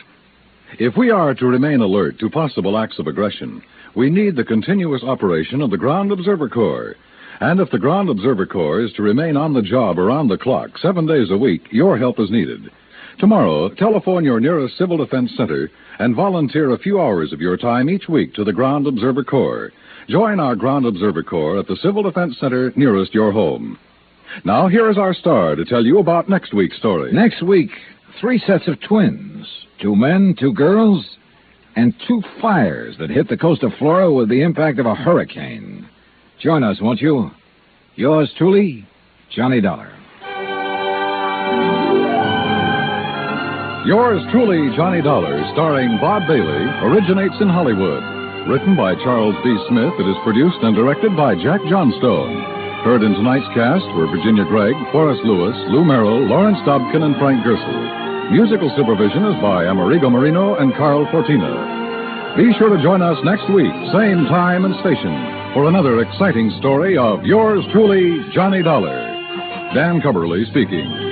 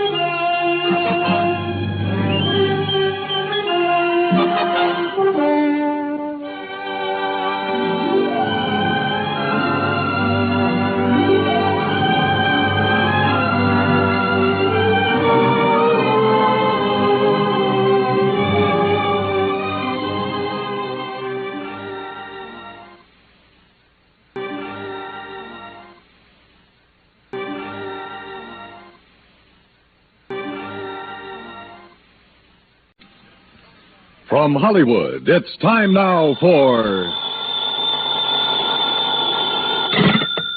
Johnny Dollar. Earl Foreman here. Foreman? Tri-State Life and Casualty. I'm the branch office manager down here. Oh, sorry, Mr. Foreman, but the answer is no. Well, this is an arson case, Dollar, and we're already having to make one payoff on I'm it. sorry, but it'll have to wait. I'm going to get as far away from this New England winter as I can. Well, for that, I don't blame you, but there's no reason you shouldn't come Look, down. I've had a rough year of it. I'm tired and I'm cold. And unless I can get down to where the warm, balmy breezes waft in... Dollar, I have got to have you on this case. There's a lot at stake. Now, my office is down here... No, sir, I'm sorry. You down see... here in Sarasota. I just can't do it, Mr. Foreman. I've already made a plane reservation for Sarasota, Florida. And this is one time I'm going to... Where did you say your branch office is? Sarasota, Florida.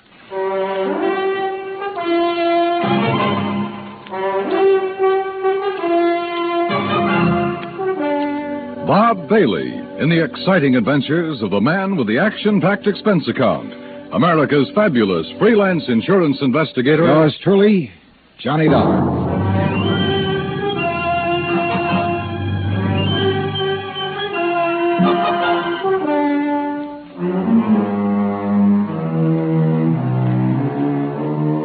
Expense account submitted by Special Investigator Johnny Dollar to the Tri-State Life and Casualty Insurance Company, Home Office, Hartford, Connecticut. Following is an account of expenses incurred during my investigation of the burning car matter. Expense account item 1, which I thought I was going to have to absorb myself. $129, transportation and incidentals to Sarasota, Florida. It was nearly 5 p.m. when I got there, so instead of checking into a hotel, I taxied, that's item 2, $1 even, I taxied to Earl Foreman's office in the Conroy building. He turned out to be a tall, lanky, easygoing fellow with clear blue eyes and a ready smile. Sit in an office and talk business this time of day? You're in Florida now, Johnny. Well, I thought from your call this was a pretty urgent matter, Mr. Foreman. It is. Arson, you said. Yeah, probably, but here's no reason we can't go out to my little shack on the quay and be comfortable while we talk about it. Besides, Michael wants you for dinner. Mike? My wife, Gertrude. Oh. Come on, my jalopy's right out at the curb. Come on, Johnny. Poor man was a misnomer for this man because his jalopy turned out to be a spanking new Cadillac, complete with air conditioning and all the fixings. And the shack, anything but. It was on St. Armand's Key across Sarasota Bay from the mainland, a beautiful 2-story concrete and stucco job. The big yard backed on a quiet bayou, and there, tied up at a private dock, was a 24-foot lap-strake speedboat, ideal for fishing the Gulf of Mexico. After all, as long as you're down here on expense account. Yeah, but it's charged to your company, remember? Oh. Hey, there she is at the door. Huh? The big, fat, overbearing broad I'm married to. This was another switch. For Earl's wife, standing in the doorway, was the cutest little trick I'd seen in a long time. Petite, pretty, and blonde, and with eyes that you noticed right away because they were almost green. Eyes that suddenly narrowed as she looked at me. And I wondered why. Johnny Dollar, did you say? That's right. Insurance investigator down here to look into those fires. Oh. Any objections? No. Oh, of course not. Just set your bags here in the hall, Johnny. All right, thanks. And wouldn't you like a drink after your long trip? Yeah, and you can get me one, too. Scotch, Johnny? Martin's VVO. Oh, great. Well, soda, please. Sit down, sit down. Thanks. I take it Mike isn't too interested in the insurance business, huh? You know, she used to be a singer, dancer. Oh, well, this is a little different. But now, tell me all. Well, actually, I guess we ought to wait until Arnold Carr gets back. Carr? Carr Brothers, Lumber Enterprises. Arnold runs the business, and his brother Edward... well, Ed just shares the profits. Real black sheep of the family, from what I've been able to learn. Oh? Anyway, they have yards all over the state. There's one here in Sarasota, one up the coast a ways at Fort Pierce, and still another at Arcadia. That's about 40 miles inland, just east of here. And there was one up in Orlando. Was? Completely destroyed by fire a couple of weeks ago. And a $120,000 claim has been filed. Wow. That's where Arnold Carr has been, in Orlando, trying to clear things up. Here's your drink. Oh, thanks. Here, Earl. Yeah. Well, to the gods and goddesses and us. Shouldn't I be up in Orlando then? Arnold's on his way back here now. He lives here. He just went up there to arrange for clearing off and selling the property. You mean he's planning to just pocket the money? If Tri-State pays off, I mean. Looks like it. But I take it you suspect arson. Yes, Earl suspects arson, Johnny, and so does Arnold Carr. At least he says he does, but they have no reason. No? How about the other fires? Or attempted fires? Oh, where? At Arcadia, for one, but they got it out in time. At least that's the way Arnold Carr reported it. The way he Let tells it... me tell it, Mike. Oh. There was another at the yard here in Sarasota. Arnold himself discovered it one night when he was just driving around. But nothing to indicate it was attempted arson. No, Well, and the authorities up in Orlando found no indication of it there. Mike, you know as well as I do that a lumberyard fire will obliterate signs of arson better than any other kind of fire in the world. But she has a point, though, Earl. Unless there's some evidence of arson. Of course. Yeah, why send for me? Well, mostly because... Actually, because Arnold Carr suspects it. But he's given you no real reason. None at all. I think he has a real reason, but he just won't tell us. Wait till you see him. He's going to call when he gets in. We'll run over to his place on Longboat Key. What about his brother? Edward, did you say? I've never met him. He's always stayed in Orlando. I was wondering if he might tell things that Arnold is holding back. Edward Carr wouldn't know anything. You can never be too sure. Look, why can't you agree with me for a... that must be Arnie now. Excuse me. Hello. This is Arnold Carr. Oh, hi, Arnie. Johnny Dollar arrived, so we'll be... Well, here, I'll let you talk to him. Here, Johnny. No. Okay. No, Earl, listen. What? I told you before it was arson. It was arson again tonight. Tonight? What's that? Arcadia just went up in flames. The whole yard. Good Lord. Did you hear that, Johnny? Yeah, I heard it. Well, can you prove it was arson tonight in Arcadia and before in Orlando? I have proof. Well, Arnie, we'll be over just as fast No. as... What? No. Wait for me there at your home. Well, but look now. You mustn't come here. And I mustn't stay here because I... Now, listen, man. You, Arnie? Well, I guess he's ready to tell us now. A suspicion began to grow in my mind.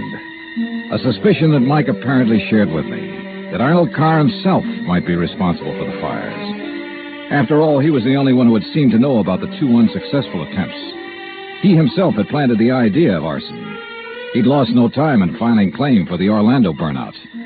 But Earl said I was wrong. Arnold was too honest a man. Earl had also said we were only 15 minutes from Carr's home. So when half an hour passed, we called him back. Got a busy signal. After the fourth try, the three of us took off in Earl's cab. As we pulled into Carr's driveway, we could see him through the picture window, sitting at his desk, telephone in hand, apparently engrossed in a call. Then, as we walked up to the door, I noticed something else. Arnold Carr looked enough like me to be my brother. Maybe that explained Mike's reaction when she first saw me. Hey, Arnie. Can't you see? He's on the phone in there. Well, the least he can do is hear his own doorbell. Earl, wait. Good Lord. What's the matter? Through the window. Oh, no. Earl? Stand back. Earl, for heaven's sake, what is it? Couldn't you see from out there? No, what's wrong? Oh, Well, Johnny? Right through the forehead, Earl. Looks like a .38. Before I could stop him, Earl took the phone out of the dead man's hand and called headquarters. Mike turned pale and slumped into a chair. And I gave the place a quick rundown, checked doors, windows, etc. A few minutes later, an officious young sergeant named Larkin arrived and took over. 38 caliber, straight through the middle of the forehead. Were all three of you here when it happened? Mr. Foreman, Mrs. Foreman, and, who are you? The answer to your first question, Sergeant, is no, none of us was here. And this is Johnny Dollar, insurance investigator. Hiya. You insurance guys work pretty fast. You related to Mr. Carr? No, why? You look a little like him. Who busted in the front door? The killer? I did. When we drove up, we saw Mr. Carr sitting there at his desk. We rang the doorbell and knocked, but... And when he didn't move, you took things in your own hands and busted in, huh? That's right. You haven't moved anything, have you? No. Except I took the phone out of his hand to call you. Dollar, if you're any kind of investigator, you should have known better than let him touch anything. Now, let's see. The shot must have come from somewhere near this window by the fire. Sure, here we are. Bullet hole right through the pane. Bullet was fired from outside. You're sure, Sergeant? Sure, I'm sure. Look for yourself. You call yourself an investigator? Hey, Cummings, Woolway. Check the area around that window beside the chimney out there for footprints. Maybe an empty cartridge case. Now, you folks get out of here so I can call Doc Hanley over and get on with my investigation. And no, Dollar, I don't need any of your help. Well, thank you, Sergeant. Your job is fires, not... Hey, where did Mrs. Porman go? Out to the car. Why? Who told her she could leave? Who told her she had to sit here looking at a corpse? All right, Dollar, all right. Just be sure the three of you stick around town in case I decide to question you further. Oh, of course, Sergeant. Yeah.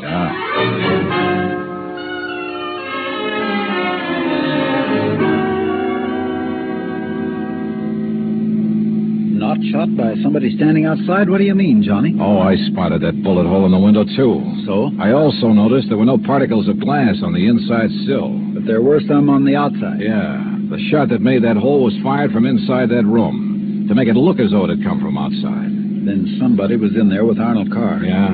Either somebody he let in or who had normal access to the house. And he had to stop Arnold from talking about the fire in Arcadia. Hey, how much do you know about his brother, Edward? Nothing, really, outside of what Arnold told me. Was either of them married?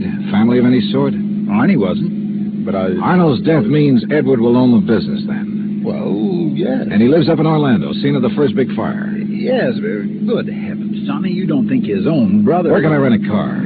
Take Mike's Chevy. It's in the carport at the house, but what are you going to do? Drive up to Orlando by way of Arcadia.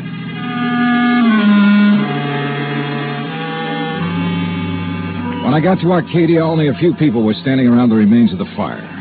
One hose company was still working on it, and a couple of police were poking about in the embers.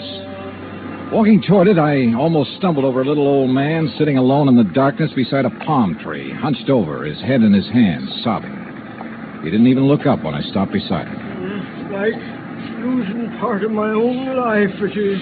You lost someone in the fire, sir? No, son. Only part of my life. I helped build up that yard, me and Mr. Arnie. Arnold Carr. All along, he's been worried about it. And last week, when him and me smelled smoke and come over here and put out the barrel of trash that was smoldering, he knew. Knew what? That somebody was trying to burn him out? That's why he stopped by tonight on his way home. That's why we drove over here, him and me. And I brought my gun just in case. Well, we got here too late. It was already blazing. And when he seen the automobile pulling away... What auto? Yes, Frank, he said to me. I knowed he was the one trying to burn me out, he said. Who, old-timer? Who do you mean? He didn't say. Then he called the fire department. That car that pulled away, what was it? Just a auto, big white Buick. But he tied it in with whoever set the fire. All he said was, I knowed he was the one. Do you know who it was he meant? Well, he told me even if I did know, I should never tell. Even the police. Well, who do you think it was? Break my word to Mr. Arnie? Never, son. All right, look, old man, I'm sorry to have to tell you this. Mr. Arnie's dead. What? Well, he can't be. He was... You. Huh? Maybe you thought in the darkness I would know you, but I do know you. Oh, now, just a minute, old-timer. If Mr. Arnie's dead, it's because you killed him. What? Just like you set the fire. No, I'm not who you think I am. And I'll kill you. That's what I'll do. Put down that gun. I'll kill you.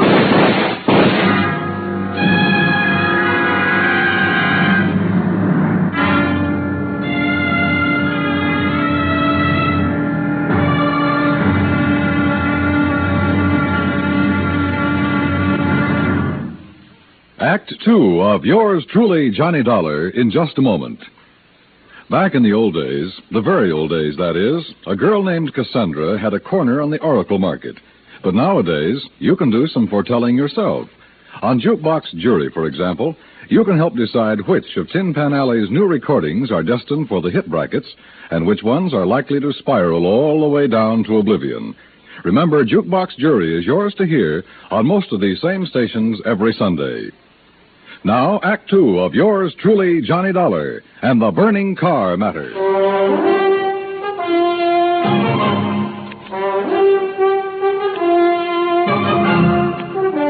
Expense account, item 3, $5.15, gas for the borrowed Chevy to keep me going to Orlando.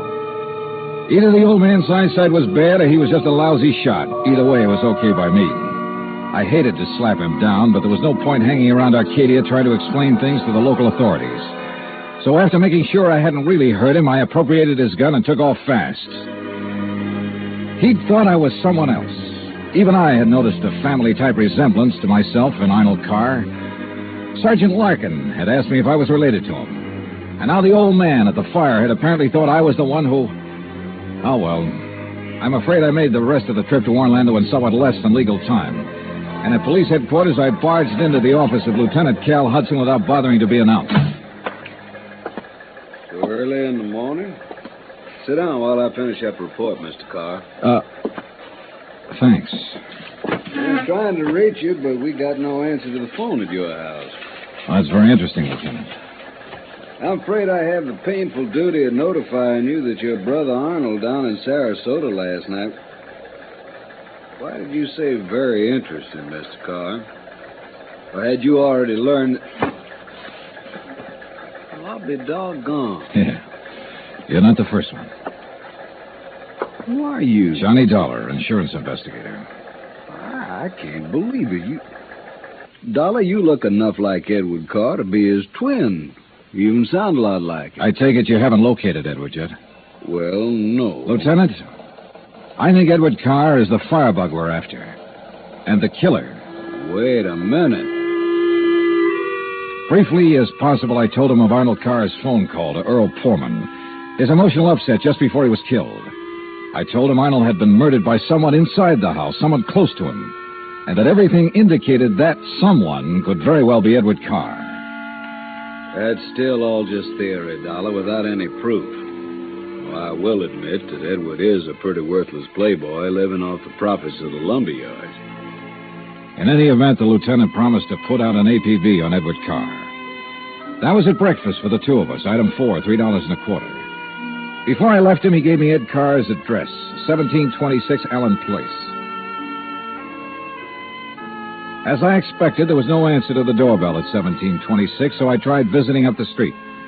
It quickly became clear that Ed Carr wasn't very popular in this otherwise quiet, well-ordered neighborhood. Those big, noisy parties at all hours of the night, cars parked up and down the street, blocking respectable people's driveways. Yes, ma'am. You know, well, once in a while you expect a person to have callers and such.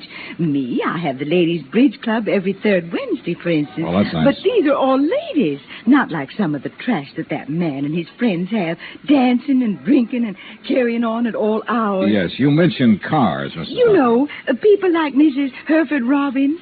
She's awfully nice. And Janet Osterworthy. Now, she's a widow. Well, and, you know, she could have her pick of anybody she liked. But does she ever look at another man? No, sir. And then there's Mrs. Harper. Yes? You mentioned cars. Do you know what kind Mr. Carr drove? Why, yes. It was a big white one. And the make? Well, no. My husband, when he was alive, always drove a Maxwell, and I guess that's the only kind I've got to know by name. But Mr. Carr's is white. Only I guess that isn't much help to you, is it? All the white cars here in Florida, I mean. Look. Now, even that blonde hussy who's around him all the time drives a white car. Oh, I really shouldn't use a word like that, though, should I? But it fits. Wait a minute. What blonde, Mrs. Harper? Mr. Dollar, I don't pay any attention to people like that. Why, you think she owned that house of his, the way she keeps popping in and out all hours as if she belonged there. Mrs. Harper. And drives all the way up from Sarasota, too. Do you know who she is? I do not. I refuse to pay any attention to people like... And the way she dresses, too, like a newly rich chorus girl with all her fancy clothes and furs and things. How do you know she comes from Sarasota? By the license on her car, of course. Every city has its own number, you know that very well. And hers is 12WW something. And you don't know her name? Of course not. Flaunting all those expensive furs as though she'd bought and paid for them herself. And if there's anything I hate to see, it's a little shrimp loaded down with furs. Now, a tall person like me... I see. Well, thanks. Eyes, oh, If there's anyone I don't trust, it's a person with green eyes. Well, Thank you, Mrs. Harper. Her description of Carr's girlfriend stopped me in my tracks. That description could fit Mike Poorman to the letter. Petite, blonde, green eyes, and she came from Sarasota. And then I remembered Mike's reaction when she first saw me. Her dismissal of Edward as a possible suspect. There was obvious friction between Earl and Mike, too. I figured it was just normal in a couple who'd been married for a while. But now... Item 5, a $1.30 phone call from the nearest booth I could find to Earl Poorman at his office in Sarasota. No, she isn't, Johnny. Why? Well, do you know where Mike is? When I woke up this morning, I could hear her talking to her girlfriend, Betty, on the phone downstairs. Betty? Betty lives here in Sarasota. They used to be on the stage together, sister act, you know. Yeah, well, Well, then when I went down for breakfast, she was gone. Took my car, too. I had to come here to the office in a taxi. Yeah, well, okay, Earl. Thanks a lot. Hey, now, wait a minute. How are you doing? You found out anything I ought to know about this arson and murder business? No, Earl, nothing that you need to worry about. Liar. I sat down at a corner drugstore. That's item 5, 80 cents, over a sandwich and a Coke to try to think things out. But I'm afraid I didn't like anything that I thought. Finally, I drove over to Allen Place again. I parked a couple of blocks away and walked to 1726. I rang the front doorbell, knocked a couple of times. Then I slipped around to the back door, finagled a lock on it with a little celluloid pocket calendar, finally got it open. I left it open for the sake of a quick exit if such became necessary. But I guess that was a mistake. For a couple of minutes later, as I rounded a corner from the den into the living room, I felt the barrel of a gun poked into my back. Out of town, huh? Now, wait a minute. Don't move, Eddie boy. Trying to stall off pay me the $5,000 by saying you're going to be out of town, huh? Okay, so you think I'm Edward Carr? You kidding? Don't you know what happens when somebody tries to stall me? I don't know exactly how long I was out, but when I came to, it was dark. Except for the glow from a streetlight outside. And what roused me was the sound of footsteps, feminine steps, cautiously entering the back door. Then, briefly, silhouetted against a window, I saw a trim, petite figure that was all too familiar coming toward me. And she saw me, too. Oh, darling, you're hurt. What happened? What do you think? Who did this? Who struck you? You don't know? Yes, of course, it was Tony. Because you didn't pay him soon enough for the Arcadia job. Here, Eddie, let me help you. No, just let me rest for a minute. I thought that was Tony I passed on the road in from Sarasota. Why'd you come over from Sarasota? To see you. I knew you'd be here. Oh, why? Why? So the police could surprise you with the news of your poor dear brother's death. But why did you come to the house? Because I hoped you'd come here, I guess. Eddie, you should have waited until I could raise the money to pay off Tony. You mean for killing Arnold, too? Of course. No. Are you trying to say you didn't kill Arnold? But I saw you from outside in the Buick. You'd swear to that, wouldn't you? I don't know what you... Eddie, you sound like you don't trust me. We're in this thing together. Yeah, you sure of that? What are you talking about? Whose idea was it to knock off Arnold? But you had to. When he saw you at Arcadia, he knew that you were having the yards burned up. That's the way you figured it from the beginning, wasn't it? Now, look, baby. First burn up the lumber yards and collect the insurance on them. Then convince me that you and I should have it all by putting Arnold out of the way. But you had to kill Arnold. I don't understand you, Eddie. Yeah. And I wish I didn't understand you, Mike. Mike? Come on. Let's turn on the light. No. No, somebody sees us. Eddie, you... Who are you? Are you kidding, Mike? Wait a minute. Who are you? You're that insurance investigator, Johnny Dollar, that Mike told me. Let me out of here. Oh, no, you don't. You're staying right here. Mike Poorman's sister, aren't you? Well? Oh, sister. So we once did a sister act before she married that Poorman guy. Now, let me go. Not by a long shot. You may as well, Dollar. What? Eddie. Don't move, Dollar. Get his gun, Betty. Get it. Yeah, sure. Here, Ed. Good. Ed Carr, huh? That's right. And you know we do look alike, you and me. Yeah, sure. Enough for Betty here to have told me all I need to know. Don't believe him, Eddie. He's lying. I heard, No, baby. Eddie, I thought he was you. Don't you see? Sure. Why'd you come up here anyway? Because Mike told me that Dollar was coming up here. You've been shooting off your mouth at her, too? She knew about us. She thought you might have something to do with the fire. She was my friend. She was trying to get me out of this whole mess, and I wish I'd listened to her. Well, it's too late now, baby. Eddie, what are you going to do? Now I got to get rid of both of No! them. And figure some way to shut up Tony's mouth. Ed, please! You know you'd never get away with it, Carr. Oh, no, I'll call him. That's what I'll do. Yeah, Betty, and he'll come here to get his money. Then I'll call the police, see? Tell him to come right away. Tell him I found out about you having Tony start the fire. What? That's right, that you had him burn up the yard so there'd be even more money for you to bleed from me, like all the dough you got from me already. You're crazy, Ed. I'll tell the police to meet me here. And when they come in, it'll just be in time to see me kill Tony in self-defense. After getting here too late to save you, I'll tell them. You're out of your mind. They'll check that gun of yours so fast. And that'll prove it. Because the only shot out of my gun will be the one that gets Tony. This gun of yours is the one that's going to knock you two off. And they'll think it's Tony. Oh, Eddie, please, you're drunk. Are you crazy? Crazy to save my own life? To keep you and Tony and Dollar from putting a noose around my neck? If you think that harebrained scheme of yours will ever work, you're off your rocker. It's got to work, because it's my only chance, so it's going to work now.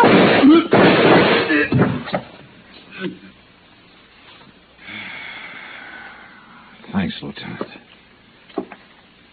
I'm afraid I was too late to save it, John. Yeah. But Eddie Carr will live to face a jury. What brought you here, anyhow? I did, Johnny. Mike, stay there.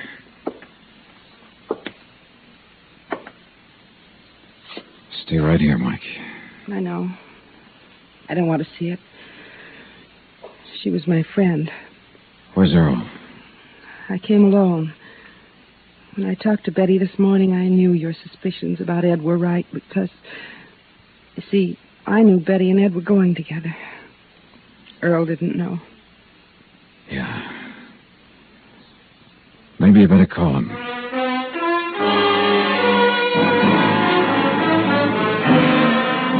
Expense account item 6, $9.80, gas and incidentals for the drive for the two of us back to Sarasota. Remarks? Betty, of course, has already paid for her part in the deal, and I guess it's pretty obvious what'll happen to Ed Carr and Tony Ricardo. The insurance money in the Carr estates will be distributed according to Florida law. Further remarks, the apparent friction between Earl and Mike was only part of a normal married life. They're a pretty nice pair. Oh, and I thoroughly enjoyed 3 days of fishing in the Gulf, thanks to Earl. Expense account total, including all the incidentals I could think of, $385.26. Yours truly, Johnny Dollar.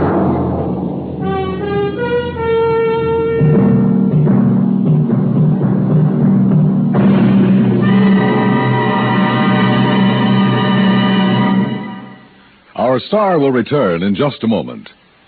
You don't have to be an efficiency expert to figure out that it's easier to lend your support to several worthwhile fundraising campaigns all at once than it would be helping one campaign at a time. That kind of efficiency is yours to enjoy through the United Community Campaigns. CBS Radio hopes that when the United Community Campaigns are underway in your town, that you'll remember how much good you can accomplish with one gesture of support. Now, here's our star to tell you about next week's story. Next week, a case with a real twist. One that I think will just about tear your heart out. Join us, won't you? Yours truly, Johnny Dollar.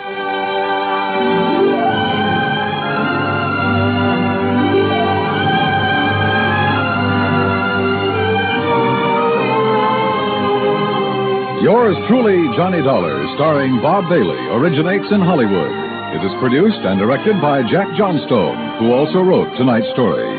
Heard in our cast were Virginia Gregg, Harley Bear, Victor Perrin, Bob Bruce, Harry Bartell, Vivi Janis, Tony Barrett, and Junius Matthews. Musical supervision is by Amerigo Marino. Be sure to join us next week, same time and station, for another exciting story of yours truly, Johnny Dollar. Dan Cubberly speaking.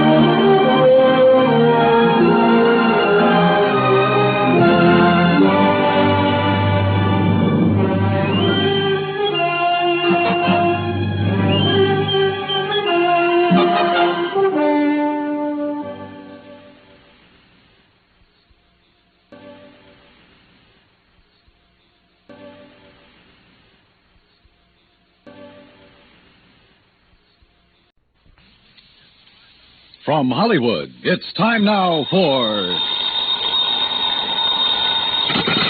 Johnny Dollar. My name is Hardy, Mr. Dollar. Yes?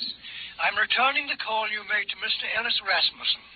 If you will state your business, I shall be glad to transmit it to him. You tell Mr. Rasmussen I'm an insurance investigator from Hartford, and the matter involves a member of his own family. Oh, young Mr. Rasmussen? Yes. Could you hold on a moment, sir? I could.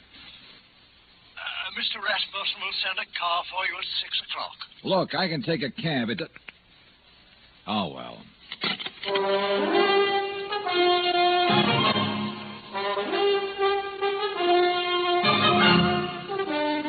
Bob Bailey in the exciting adventures of the man with the action-packed expense account. America's fabulous freelance insurance investigator. Yours truly, Johnny Dollar.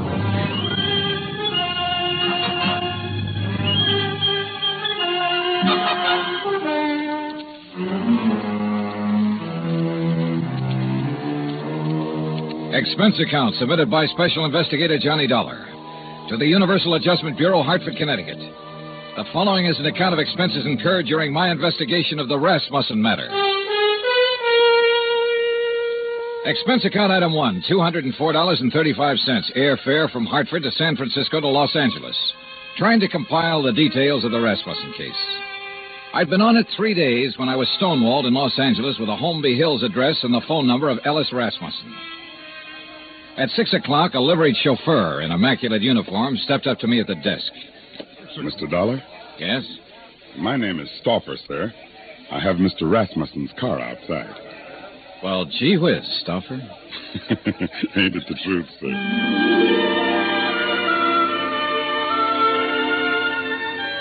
A few minutes later, when we turned into the lush green Holmby Hills section, I had a suspicion I was about to deal with a bona fide millionaire. When we parked in front of the big two-story colonial home and a man with graying hair and swallowtail coat stepped out of the door, well, I knew I was going to meet the real article. I am Hardy, sir. Hello, Hardy. Mr. Rasmussen is waiting for you. This way, please. We stopped in front of a huge paneled door. Hardy tapped on it once, then pulled on the knob. As we entered, a tall man with a shock of pure white hair rose from his chair and turned toward us. This is Mr. Dollar, Mr. Rasmussen. I want about 4 fingers of sour mash. What do you want? You took the words right out of my mouth, Mr. Rasmussen. Very good, sir. He's a pretty nice fellow. We're all pretty nice fellows around here, Mr. Dollar. Sit down. Thanks. Could you hand me that lighter? Oh, sure. Here. Thank you.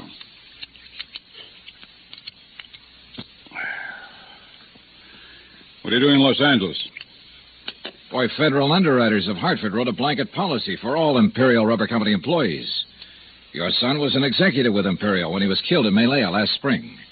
Federal owes his widow $25,000. I don't know where she is, Mr. Dollar. I see. I doubt if you do. Let me put it this way. I never met the young lady. Fred married her one night in Elko, Nevada. 2 days later, they were on their way to Malaya. 6 months there, and the development station was raided by guerrillas one night. And I suddenly no longer have a son. Have you eaten your dinner, Mr. Dollar? Oh, I wouldn't want to trouble you. Hardy, set a place for Mr. Dollar. Very good, sir. Well? Well, I thought she might phone me when she got back to the States. She never did. Never a letter, nothing. I'm old and sick, but I still want to see the girl my son married. It's not an easy thing to lose a son, Mr. Dollar. And I lost a good one. I lost the best son a man ever had. I'm sure you did, sir. To your son. To Fred. During dinner and afterward, over coffee in the chairs, I listened to the story of Ellis Rasmussen's life. It came from the lips of an old man who was dying, but in whose eyes I could see reflected the memories of a brawling, bustling life that started in an Oklahoma oil field and moved to Alaska and Arabia and Africa. More and more during the talk, I began to know his lost son. For in everything the old man had to say about himself, I could sense an unmistakable reflection of his son. Finally, I thanked him and left. If I may say so, I do hope you'll call soon again, sir. Mr. Rasmusson enjoyed your visit very much. I haven't seen him so much like his own self since we received the terrible news of young Mr. Rasmusson's death. He must have been quite a man, Hardy. Young Fred Rasmusson. He was, sir. All of us miss him dreadfully. None of us ever met Mrs. Rasmusson, and we were most anxious to receive her, especially after young Mr. Fred's death. I imagine so. The car's all ready, Mr. Dollar.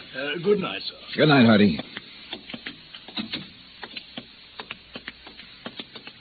Fine night, Mr. Dollar. Yeah. Stoffer. Yes, sir?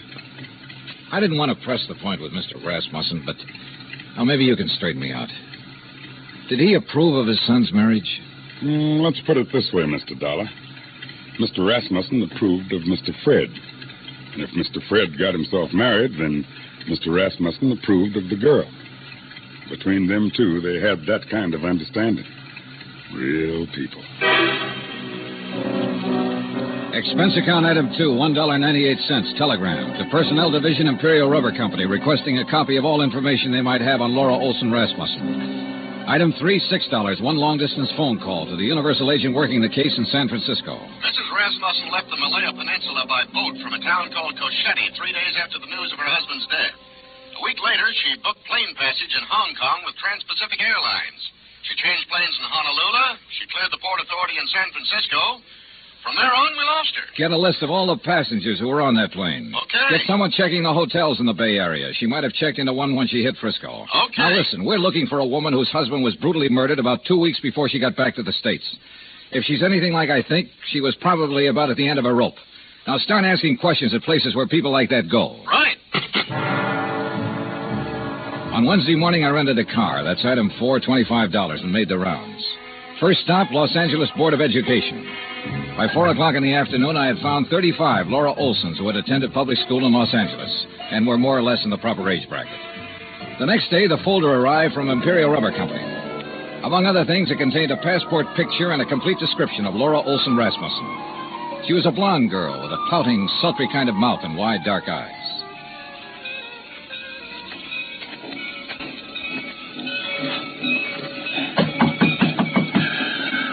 You down there.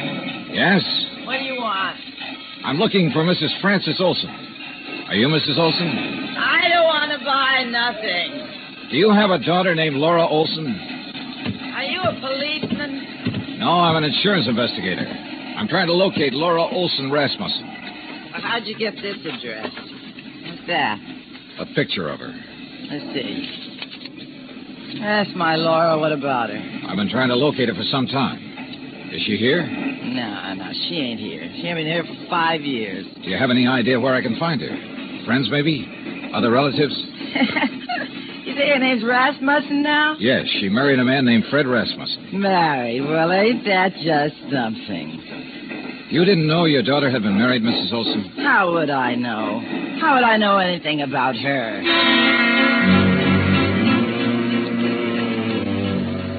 Saturday at noon, a registered letter arrived from the agent in San Francisco containing the list of passengers who had been on the plane with her. 3 of the names were in the Los Angeles area, including a Mr. Oberlin, who lived in Pasadena. Well, sure, I remember her. Real pretty. We sat together all the way from Honolulu.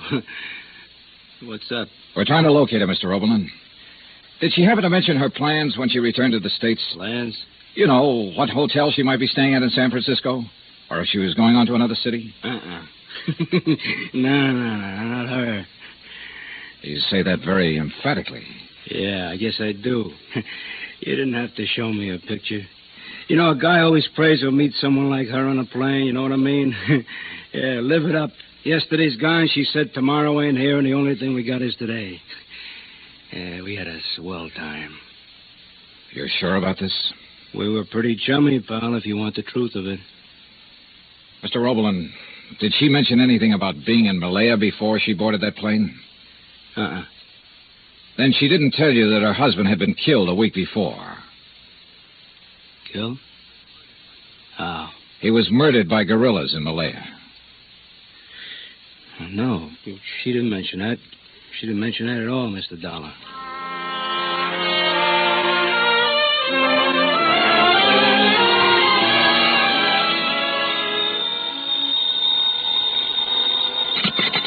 Johnny Dollar. This is Hardy, Mr. Dollar. How are you, Hardy? How's Mr. Rasmussen? He's not so well, sir. That's why I called. Could you possibly find time to visit him? Tonight? May I send a car right away? Is it serious? He's dying, sir.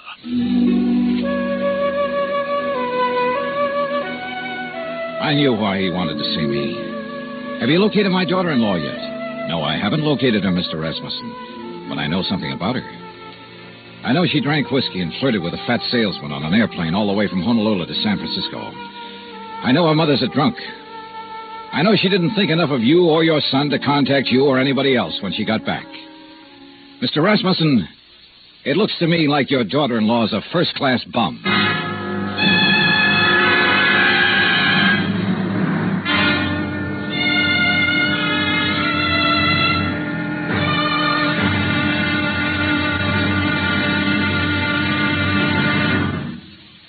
Act Two of yours truly, Johnny Dollar, in just a moment.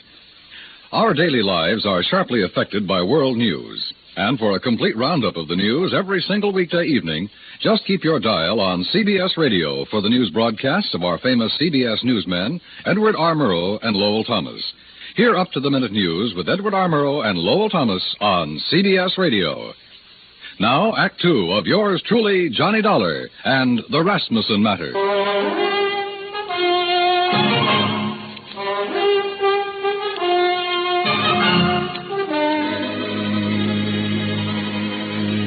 There was a black coupe with MD on the license parked in the driveway of the Rasmussen house when we pulled up. In the bedroom, a silvery-haired man in a black suit was sitting beside the bed that held Ellis Rasmussen. He was introduced as Dr. Butler.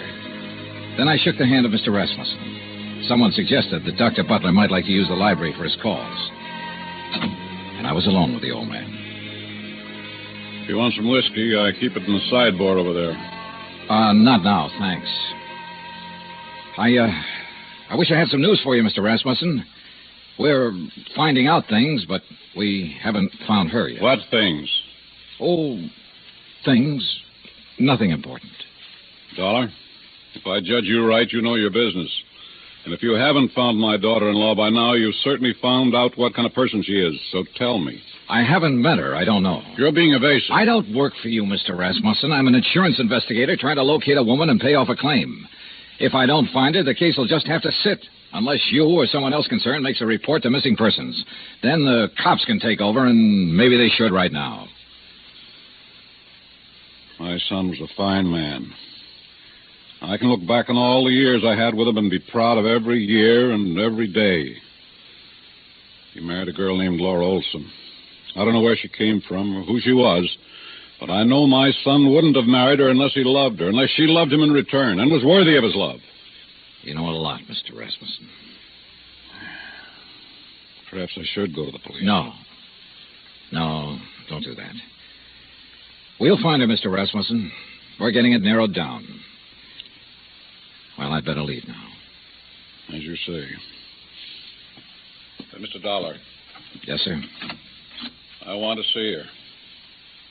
Yes, sir. I'm sorry I talked to you the way I did.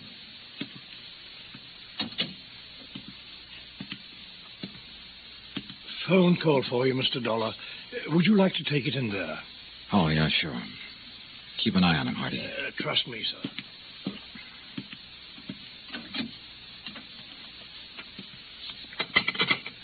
Johnny Dollar. This is Officer Daly, Los Angeles Police. Oh, yeah? You the insurance guy looking for a Laura Olson Rasmussen? Yeah, have you got anything? We got her. Huh? She's here with the rest of the girls in the drunk tank.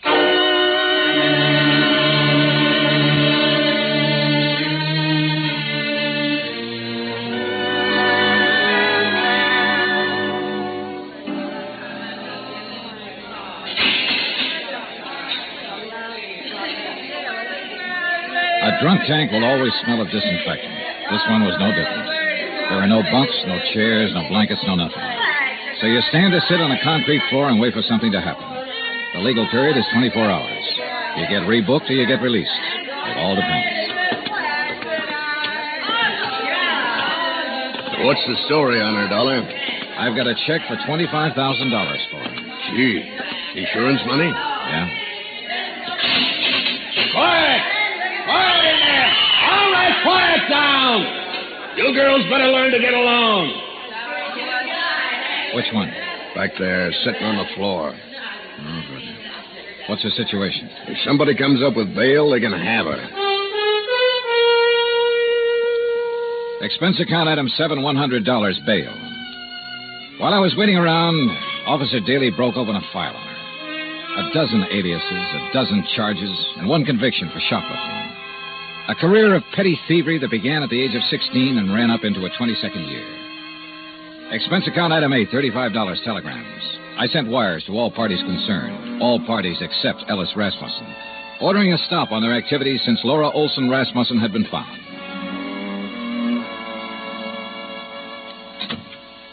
Over there. Who are you? My name's Johnny Dollar. Thanks for getting me out. Why? I did it for a friend. Friend. I didn't know I had any.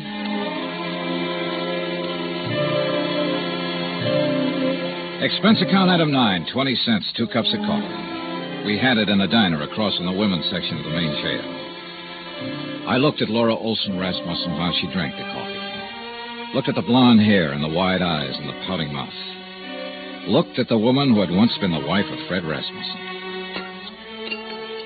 What's the catch, mister? No catch. You put up $100 for me. I don't know you from a load of coal. No, you don't. Where do you live? I've been staying at the Piedmont Hotel. You know where it is? No. No, not many people do. Especially people with clean shirts. What have you been doing since you got back from Malaya? I've been getting along. You got something to do with Fred? You know about Malaya. I know about a lot of things. I've been looking for you for a month. So what? Why didn't you contact your father-in-law when you got back? Why should I? What would he care about me? He never met me. What do I mean to him? Right now, since he no longer has a son, you mean everything to him. You're kidding me, mister. I wish I was kidding you. I wish to heaven I was kidding you. Well, what now? Oh, I want you to come over to my hotel with me. Oh, now look. To sign some papers. I have a check for $25,000 for you. What was that? Your husband was insured. You're his beneficiary. All you have to do is fill out an application. I'll give you the check. I don't believe it. It's true. Come on. Expense account item 10, $2, cab fare to my hotel. I took her upstairs with me, stood over her while she filled out the necessary papers. Outside of that, we didn't say a word. Johnny Dollar. This is Stauffer, Mr. Dollar. Hardy asked me to phone you to see if there's any word. Oh, yes. Well, what'll I tell him, Mr. Dollar? Tell him no luck yet, Stauffer. How's the old man? About the same, sir. Counting on you, I think. I'll talk to you later. Yes, sir. Here you are. Okay. Thanks. Here's your check. Anything else? Nope. That's it. Okay. See you around sometime. Sure. Fred told me about a man named Stauffer who worked for his old man for years. Was that him on the phone just now? Yeah. Yeah. I didn't know what I was going to say to the old man, but I did know I was hoping that if Rasmussen had to die, that he'd die before anybody told him the kind of daughter-in-law I'd turned up. I didn't want to be in on that. Expense account item 11, $83, hotel bill. I checked out at 5:30, picked up my airline tickets at the desk, that's item 12, then sat around the lobby for 5 minutes. Item 13, 2 drinks for myself. Mr. Dollar? Yeah? Oh. I read in the paper that Ellis Rasmussen is dying. Is that true? That's true. Mind if I sit down? Suit yourself. What are you drinking? Nothing. I know why you didn't tell them you found me, and I don't blame you. If Fred's dad is anything like Fred was, then I know how you felt. Finding me the way you did. Let's forget it, Mrs. Rasmussen, shall we? I'd like to meet Fred's father. So you want to meet him, huh? The human thing would have been to see him when you came back. But not a line, not a word. That old man in that house knows his son was really a man. And on that basis, he believes, without seeing you, that his son married a real woman. He had love and sympathy and help and devotion and all the things you don't seem to have any use for waiting for you in that house. Oh, never mind. I loved Fred. I loved him from the first minute.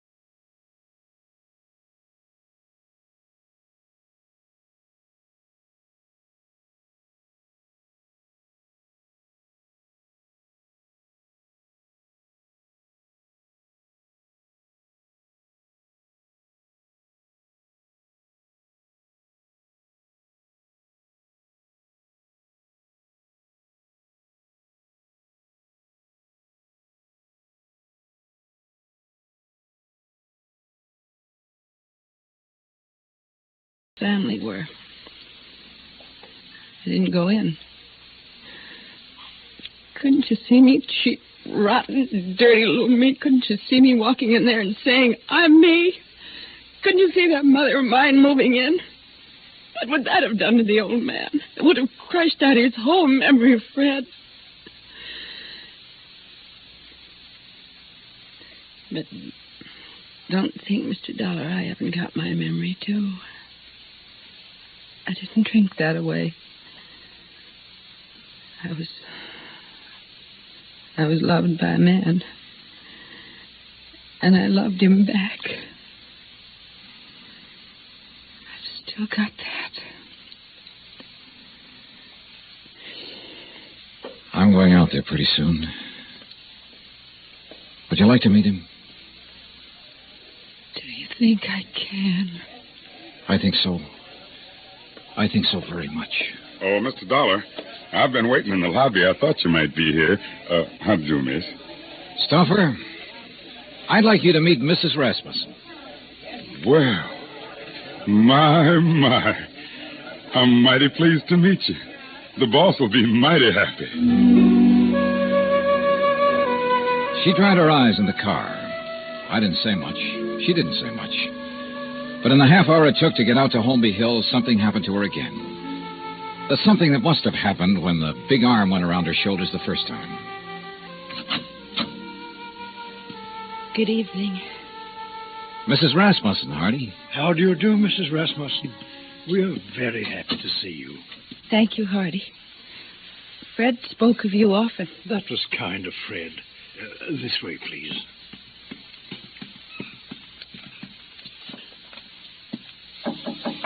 Come in. I think you can introduce Mrs. Rasmusson, Mr. Dollar. Ring if you need me, sir. I'm scared. Laura, if there ever was a man for you not to be scared of, it's that man in there. Oh, how can I tell him about myself? I've been in jail. I can't. Watch. Well, Mr. Dollar, come in. I've brought someone for you to meet, Mr. Rasmussen. Come here. You'd be my son's Laura. Yes, you're Laura. Hello. Yes. Oh, now, there. Here. Now, look. Us Rasmussens mustn't meet like this, with tears. So much I have to tell you. No. There's nothing you have to tell me. What? Let me put my arm around you. There. Now, feel it? Mm-hmm. You're my daughter. Do you understand that? Yes. Oh, yes. Then that's all the explanations we need between us. Yes. Hardy. Yes, Mr. Rasmussen? Bring Mrs. Rasmussen some brandy, I think. And I'll have some sour mash, Mr. Dollar. Sure. Make mine sour mash, too, Hardy. Very good, sir.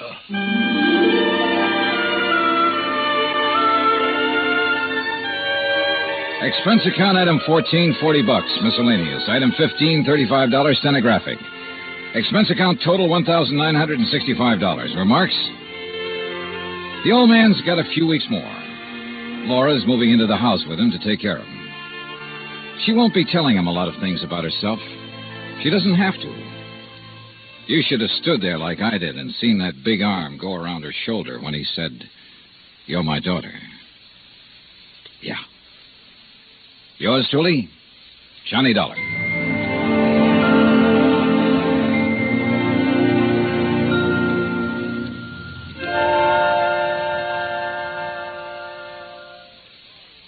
Our star will return in just a moment. Folks abroad want to know more about us Americans, how we live, how we eat, what we do in our leisure time. You know something? You can help promote international goodwill by corresponding with someone abroad. For the name of a correspondent, write to Letters Abroad, 45 East 65th Street, New York. That's Letters Abroad, 45 East 65th Street, New York. Stay tuned for 5 minutes of CBS News to be followed over most of these same stations by the FBI in peace and war. Now here is our star to tell you about next week's story. Next week, one cute, tiny little mouse, that's right, mouse, almost scares a big insurance company out of business. Join us, won't you? Yours truly, Johnny Dollar.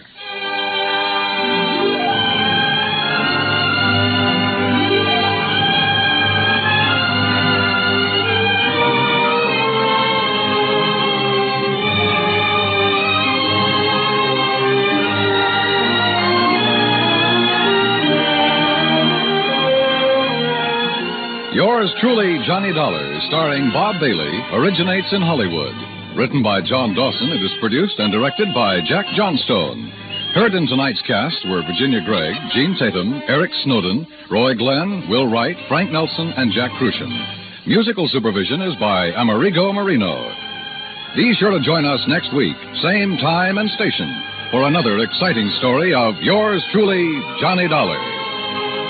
Dan Cumberly speaking.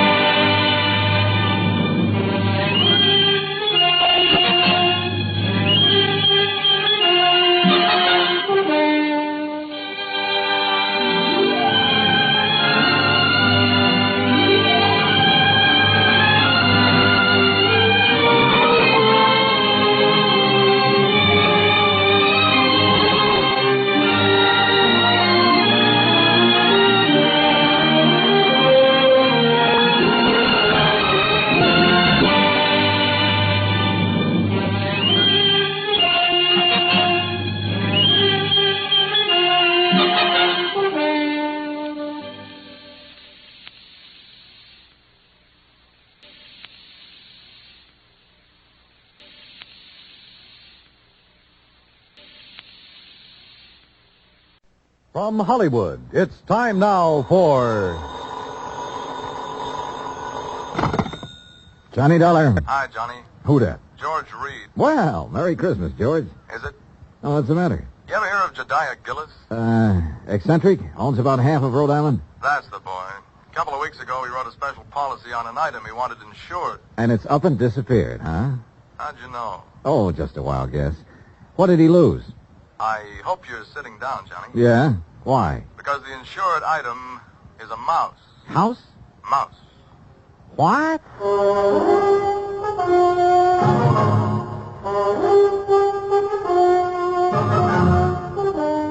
Bob Bailey in the exciting adventures of the man with the action-packed expense account. America's fabulous freelance insurance investigator. Yours truly, Johnny Dollar.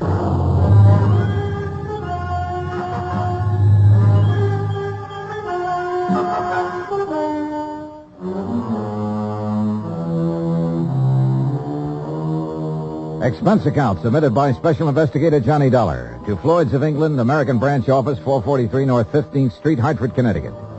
The following is an account of expenses incurred during my investigation of the missing mouse matter.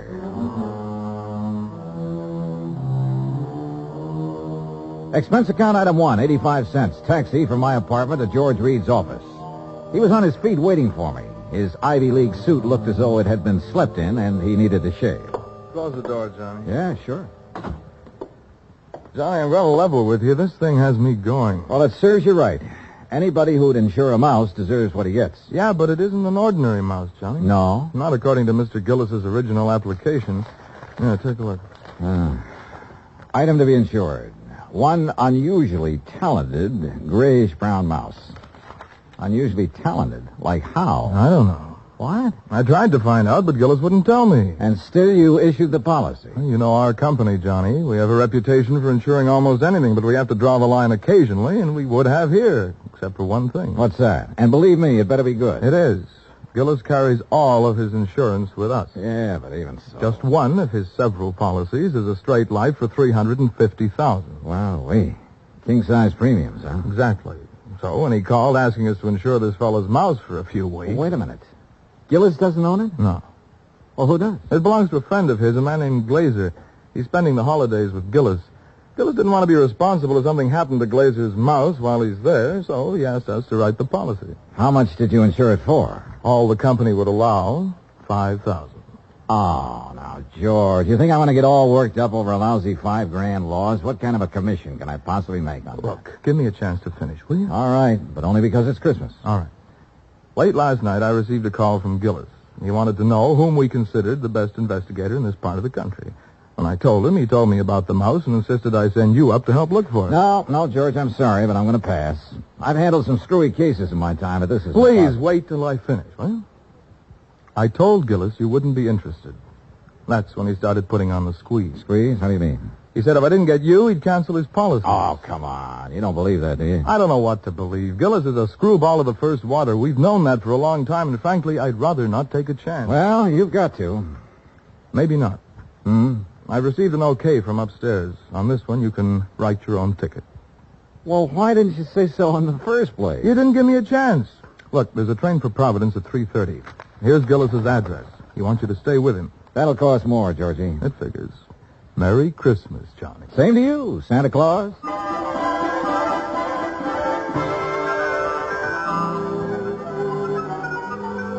Expense account item 2, 85 cents, cab fare back to my apartment.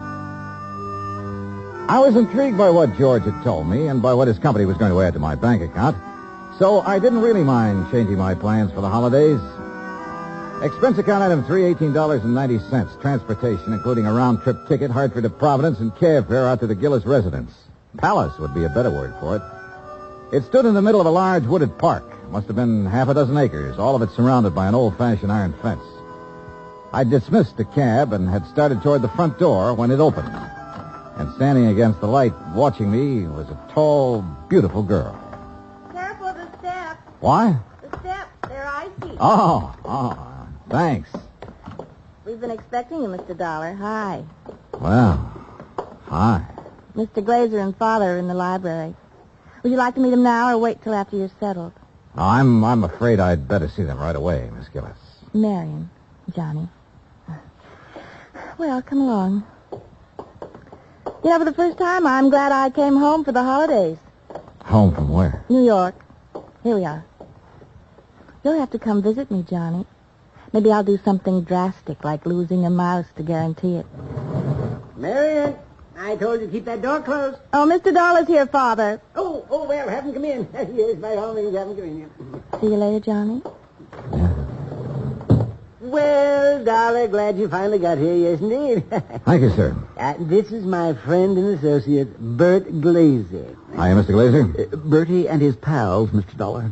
Beg pardon? My dog act. You investigators are supposed to have good memories. I hoped you might have caught us at some time or other. No, afraid not. Would you like to have a drink, Mr. Dollar? No, thanks. Now, suppose I got anything you want to drink. I got an eggnog, hot buttered rum. Well, maybe later. Right now, I'd like to hear the details of your loss. You mean that insurance agent didn't give you all the information? He didn't know it all, Mr. Gillis. All he did know was that a so-called talented mouse has disappeared. So-called. And he hasn't disappeared either, not at all. He's been kidnapped, that's what. Kidnapped, yes, sir, and we know who did it, too. And why. We know why, too. And it's your job to get him back, Dollar. Oh, now, wait a minute. And I'm not going to pay 1 red cent for ransom. Not 1 cent. Not 1 cent. Okay. But what makes you so sure the mouse was kidnapped? Well, I'm afraid I can't tell you that without Bert's permission. Well, Mr. Glazer? Well, if we tell you, we must have your solemn promise you won't repeat it to anybody until Christmas Day. Well, I'm not sure I can do that. If you can't, we don't open our mouths. Right. Well? Okay. Till Christmas Day. Good. Dollar.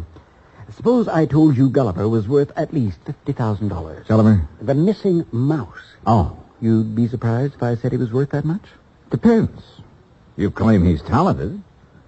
Does that have something to do with this valuation you put on him? Something? Oh, it has everything to do with it. Yes, sir.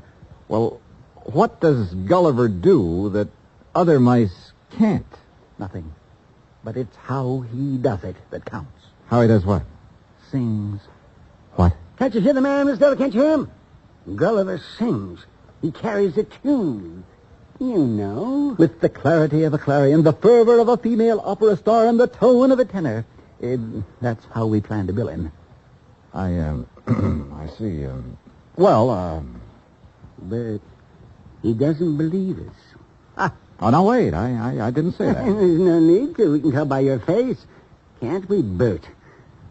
But a mouse. Mr. Dollar, it is a scientific fact that mice sing. Mice sing? Well-known magazines have published articles proving it. Unfortunately, most of them sing in a scale too high for human hearing. But not Gulliver. Well, not Gulliver. That's right. He's a basso. A basso? By mousy standards, that is. Oh, no. No, Bert, he still doesn't believe us. Very well, Jediah, there is only one thing to do. There's only one thing to do. You follow us, Dollar. We'll erase the doubt in your mind forever. I took a good look at Bert Glazer, then reluctantly followed the two of them out of the library and down a long hall. At the moment, this thing had all the earmarks of a good old-fashioned con game. Or better still, a benefit on behalf of Bert Glazer with Jediah Gillis and Floyd's of England as the sole cash contributors. We wandered for what seemed like blocks through the old mansion and finally reached a large playroom. On top of one of the billiard tables was a small brass cage. In it were 2 small grayish-brown mice. Glazer opened the cage and let them out. Mr. Dollar, allow me to present Hecuba and Esmeralda. Oh, how do you do? I suppose they sing, too. Oh, they certainly do. But not nearly as well as Gulliver. Just don't have the instrument, you know. Instrument? The voice, Dollar, the voice, the vocal cords. Oh, yeah, I see. But, now, where did you keep Gulliver? In here with the others. Bert didn't want to separate them. That's right. I originally started to make the 3 of them into a singing, trio, like the Andrews sisters. But Gulliver advanced so rapidly, I decided he should be a soloist. Oh, sure. You aren't afraid of mice, Mr. Dollar? No. No, that's fine. They sense it if you are, you know. It upsets them. All right, now, Hecuba, move over a bit. Give Esmeralda some room. That's it. Now, up on your haunches. Up, Esmeralda. There we are. Now, what would you like to hear, Mr. Dollar? Oh, anything at all. Oh, Bert, how about my favorite, Over the Waves. Good. You got it, Esmeralda? Over the Waves. That's it, Hecuba. All ready then? Good. That'll be fine. Ready now. 1, 2, 3. 1, 2, 3. Oh, that's it. Oh, beautiful, Esmeralda. Beautiful. Yeah.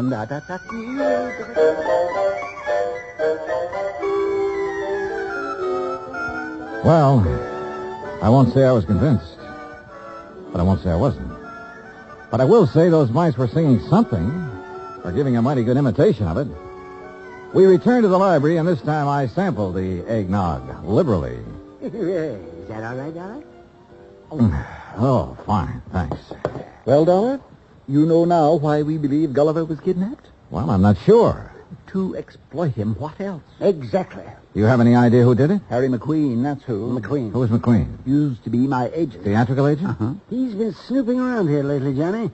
We figure he's gotten wind of our mice. Well, what do you mean by snooping around, Mr. Gillis? No, you know, he's been out here twice this week wanting to see me. Had to kick him out of here yesterday morning. How'd he get in? Well, my daughter answered the door. Yes, she didn't know McQueen from Adam. So when he asked for me, she figured he belonged in here, rehearsing the show with the rest of us. Rehearsing what show, Mr. Gillis? What show? What, the show for the Children's Hospital. Jodiah puts one on for the sick kids every Christmas Eve. Of course. You know, Dollar, variety acts of Santa Claus. This year, though, we got a radio hookup. Go all over the state. And Gulliver, well, he was going to headline. And that's why I sent for you, Dollar. I figured you can get him back by tomorrow afternoon if anybody can. How long was McQueen in here before you noticed him? Long enough to lift Gulliver. This was our dress rehearsal, Dollar.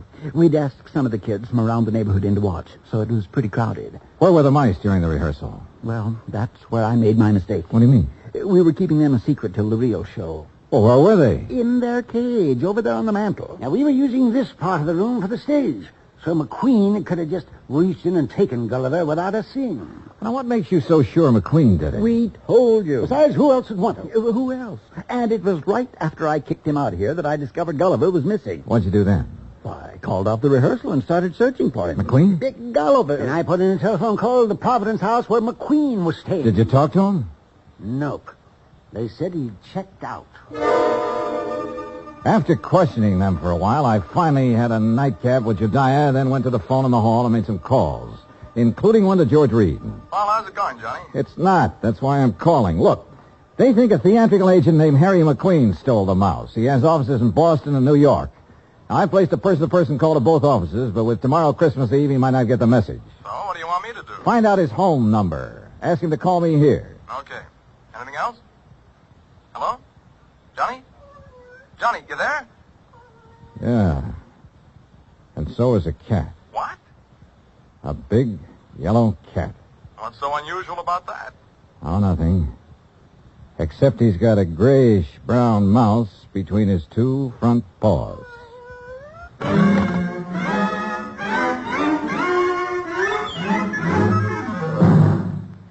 Act Two of yours truly, Johnny Dollar, in just a moment. You can't buy happiness by the pound or the yard, but you can have it by the hour with no strings attached every Monday through Friday evening and each Saturday in the daytime when the Robert Q. Lewis Show is on the air. Join him and his fun-loving gang 5 nights a week and Saturdays in the daytime on most of these same stations. Now, Act Two of yours truly, Johnny Dollar, and the Missing Mouse Matter.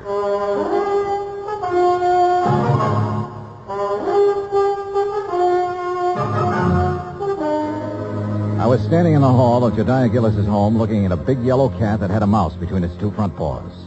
As far as I was concerned, a mouse is a mouse, and this one could be Gulliver. I cut short my phone conversation with George Reed, then started toward the cat.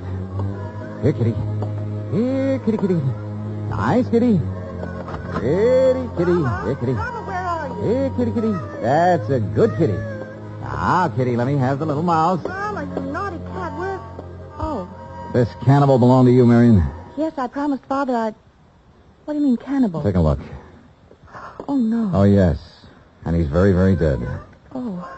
You don't think it's Gulliver, do you? Well, Mr. Glazer will have to identify him. And if he is, well, that's that. Oh, no, Johnny. What do you mean? Oh, Johnny, please, you don't have to tell him, do you? Well, sure. If it's Gulliver, this thing's cleared up. If it's not, your Rama gets a reward for being a good mouser. Oh, Johnny, please. Dad almost had a fit when I arrived here with Rama. He made me promise to keep him in my room. This the only time he's been out?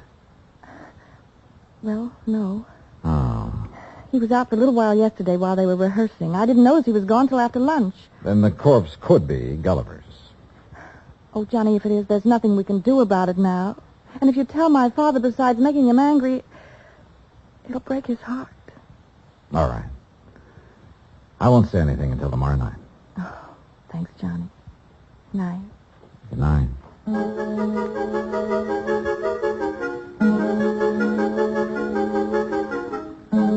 Christmas Eve morning came cold, crisp, and clear. The Gillis grounds were covered with new fallen snow, and the trees were heavy with icicles, giving the whole place the look of a winter wonderland. I dressed and went down to join Gillis and Bert Glazer at breakfast. I was on my third strawberry when the phone started to ring. Yeah. You expecting a call, Dollar? Yeah, matter of fact, I am. Yeah, and you'd better answer it. If it's somebody at the broadcast station, for me, tell them I'll be at the Children's Hospital at noon. They can call me there. Right. Hello? Johnny Dollar? Speaking. Look, I don't know what's going on down there or why you're going to pester me about it. Who is this? Harry McQueen. Who did you think? Well, I wasn't sure. Well, your friend Reed got me out of bed this morning, Dollar. He told me you wanted to ask me some questions about a mouse that's missing from Jediah Gillis's place. Yeah, that's right. What do you know about it? Well, I've done a lot of pilfering in my time. I've taken towels from hotels from Maine to Miami and Seattle to Bridgeport. But I never had to stoop so low as to steal a mouse from any hotel, garbage dump, trap, or field. Do I make myself clear? Perfectly. Except for one thing. Yeah?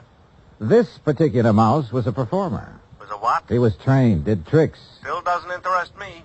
Well, then why were you trying to see Mr. Gillis? To get some of my people on his Christmas show. Anything wrong with that? No. There'll be a lot of publicity about it. Would have done him a lot of good. And you're sure you weren't interested in the mouse? Look, Dollar, when I went into this business 18 years ago, I swore then I'd never handled kids, belly dances, or animal acts. But you handled Bert Glazer's dog act.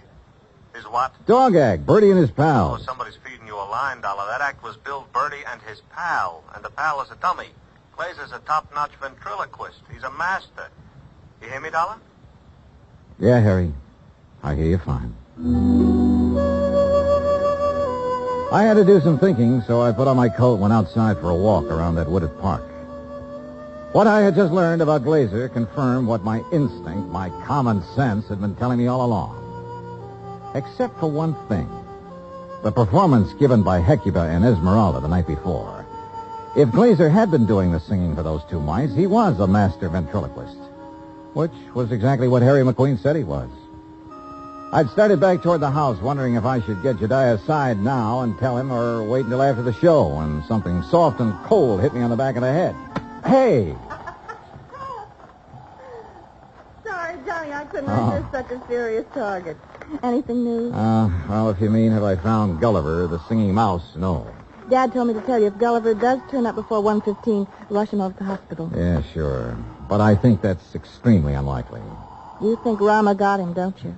If he did, he got a very ordinary mouse. He didn't get one that sings. I'm afraid I lost you. Doesn't matter. Oh, now I wonder what he wants. Who? That boy on the porch.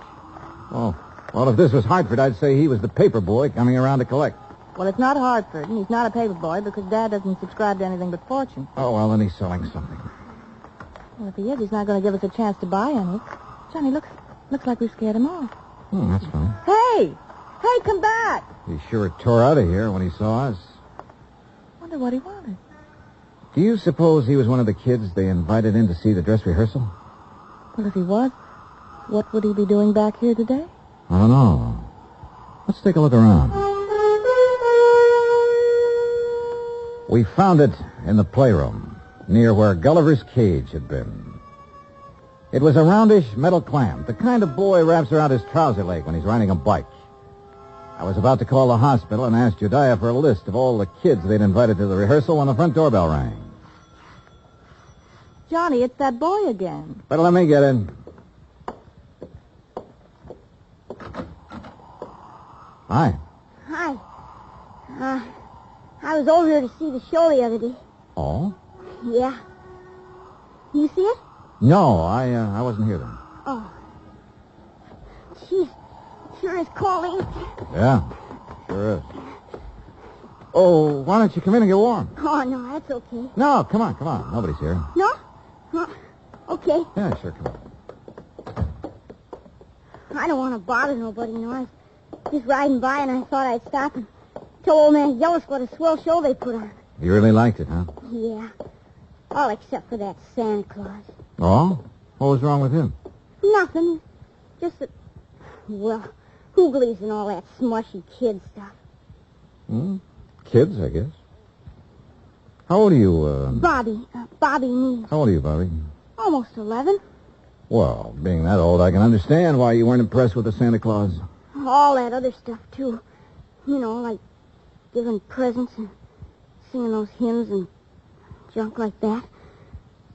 You gotta cut it out when you start growing up. You sure do, boy. Yeah. You know, you and my mom, you get along just fine. Oh? Yeah. She feels about Christmas. She feels about Christmas just like you and me do. All right. Yeah. Boy, this log of fire sure makes your eyes smart, don't it? Yeah, it sure does. Where do you live, Bobby? Across town, Scully Avenue. Well, how'd you happen to be over here the other day? Well, I was riding my bike and I saw this dog. Well, gee, he was... Anyhow, when I tried to catch him, he ran from me. I followed the silly mutt clear over here. Did you ever catch him? No. I was about to when this man hollered and asked me if I wanted to see a free show. So I came in. I see. Well, you must like dogs a lot, huh?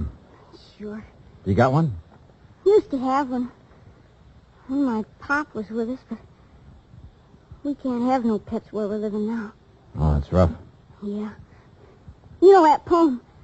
Which one? You know, about all through the house not a creature was stirring, not even a mouse? Yeah?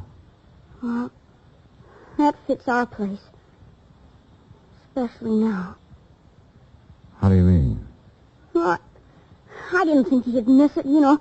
Man with a house as big as this one and all. So when I saw this cute little fella up in that cake, well, I didn't really mean to take him on holding me, but when he got under my sweat and was real quiet, like he liked me, well, you know what I mean. Yeah, Bobby. I know. But I got to thinking and decided to bring him back. So would you give me the old man and to Mr. Gillis for me, please? No, I think you'd better do that yourself. Oh, no, please. He might be awful mad at me by now. No, Bobby. In fact, you're going to get a reward. Yeah? Word of honor. Now, what do you say we go down where Mr. Gillis is putting on that Christmas show and see it? Okay? Oh, sure. Bobby, Yeah? did you notice anything unusual about this mouse? Yeah, I sure did. What was it? He got some white on his right hind foot.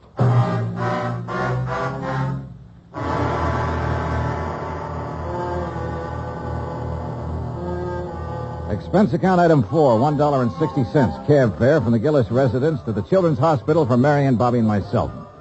Inside, we followed the sound of children laughing and reached the auditorium. Marion found a seat among the nurses, and I took Bobby backstage. When Jediah saw Gulliver, his face lit up like one of the trees he'd had delivered to the war. Gulliver! By golly. I knew if anybody could do it, you could, Dollar. I didn't do a thing, Mr. Gillis. All the credit goes to Bobby. Oh, to Bobby. Well, I'll speak to you at the show, young man. Yes, sir. Bert, look, he's back. Oh, my stove, Gulliver. Oh, I do declare I have never been so glad to see a person before. You better hurry, Bert. He's scheduled to go on in just a minute. Oh, he will. Well, I'll go check on the microphone when everything be just so. Don't go away, Dollar. Now, we won't. Bobby, why don't you sit over there where you can see the stage? Yes, sir. Bert, you think Gulliver will sing today? Think? I know he will. Oh, get ready, Gulliver. But that boy had Gulliver all day and all night, and he didn't sing once. Did the boy ask him to?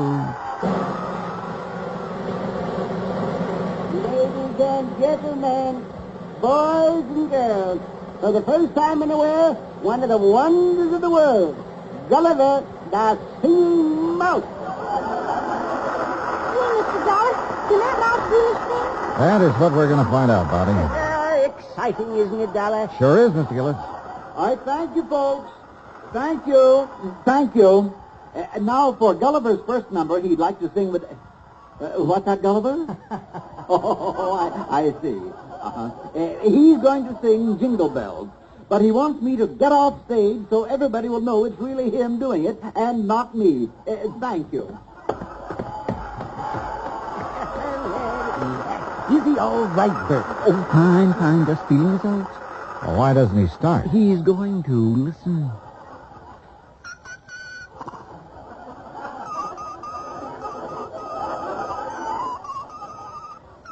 Well, Dollar? Now I have seen everything. Yeah, sure. Gee.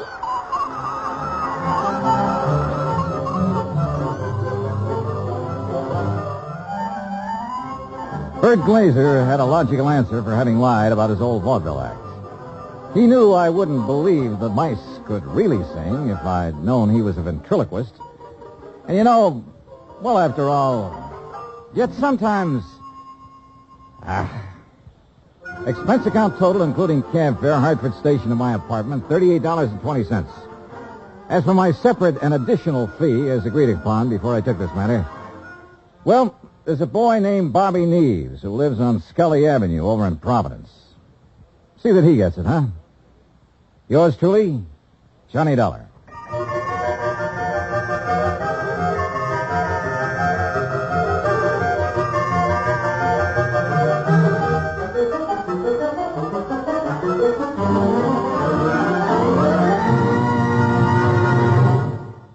Our star will tell you about next week's story in just a moment.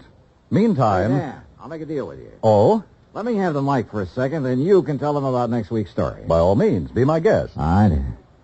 I just don't want to pass up a chance to do two things. First, well, Pam and Eric and Fran, Mr. and Mrs. Froelich, Helen, Will, Scotty, all the rest of you nice people who've written in to tell us how much you like the program. Thanks. I really appreciate hearing from you, and believe me, I'll answer your letters just as quickly as I can. Second, well, I'm sure you know what this is, and I want you to know it comes from the heart. Merry Christmas to you. God bless you. Now, next week. Next week, the case of a prize fighter who could win only by losing, because his life depended on it. Right. Join us, won't you? Yours truly, Johnny Dollar. Yours truly, Johnny Dollar, starring Bob Bailey, originates in Hollywood. It is written by Charles B. Smith and produced and directed by Jack Johnstone. Heard in our cast were Mary Jane Croft, Howard McNear, Parley Bear, G. Stanley Jones, Bill James, Lawrence Dobkin, and Richard Beals. Musical supervision is by Amerigo Marino. Be sure to join us next week, same time and station, for another exciting story of yours truly, Johnny Dollar. Dan Cubberly speaking.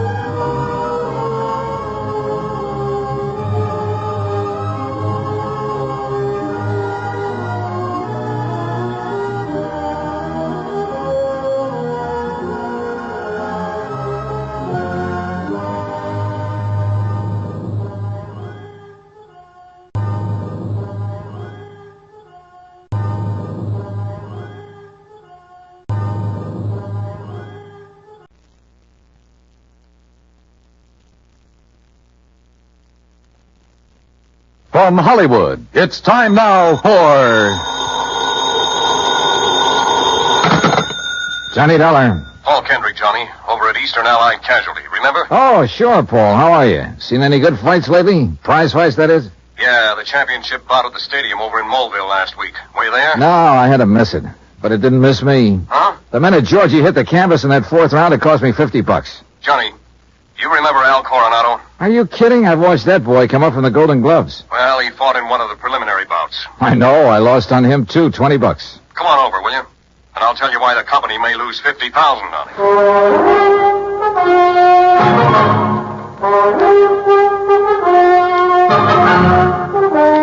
Bob Bailey in the exciting adventures of the man with the action-packed expense account. America's fabulous freelance insurance investigator. Yours truly, Johnny Dollar.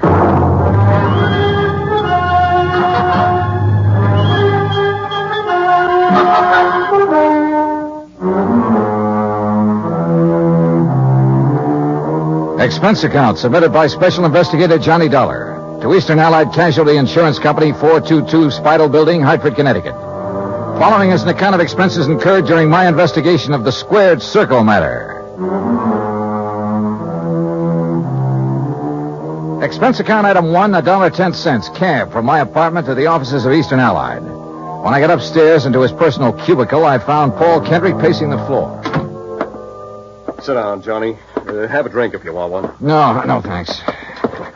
Hey, looks like you're the one who could use a drink. What are you worried about? Don't tell me you've been hitting the company till for big money to bet on the fights. Johnny, I'm worried about murder.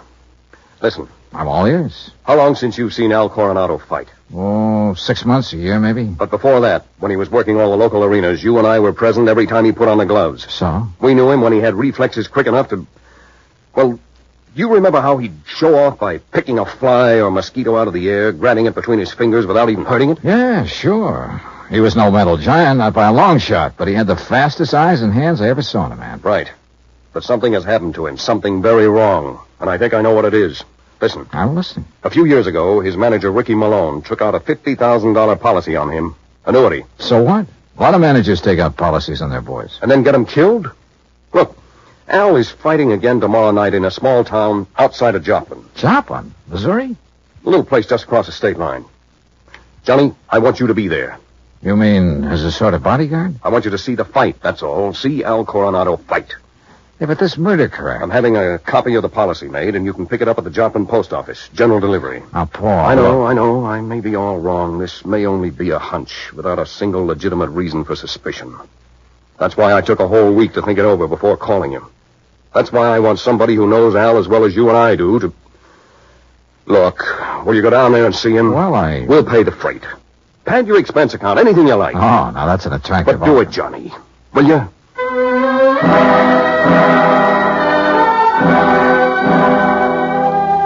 Item 2, another $1.10 back to my apartment to pack. Item 3, $124 even. Plane fare and incidentals to Joplin. By your leave, Paul, the incidentals included a new sports shirt loud enough to startle the whole state of Arizona, an extra pack of razor blades, and a new toothbrush. Also, item 4, $3, flowers for the stewardess, who managed to find me an extra bottle of champagne. I arrived at Joplin shortly before noon, and after checking into a hotel, found that by some miracle, a copy of Al's policy was waiting for me at the post office. A quick glance at it brings up item 5, $4.25 phone call. What do you mean, holding out on you? I thought you said Ricky Malone took out the policy. He did, and pays all the premiums. But the beneficiary named is Frankie Fortina. Now, who's he? I don't know yet. Well, his address is in New York City. You better look him up, will you? I've been trying to. But the last time Fortina was at the address on the policy, it was a racetrack bookie joint. Oh, so that's why you're worried. That's one reason. Well, if you learn anything about him, let me know, will you? I'm staying at the Beverly Arms. Okay, Johnny. Johnny. Yeah? Call me again, will you? After the fight tonight. Sure.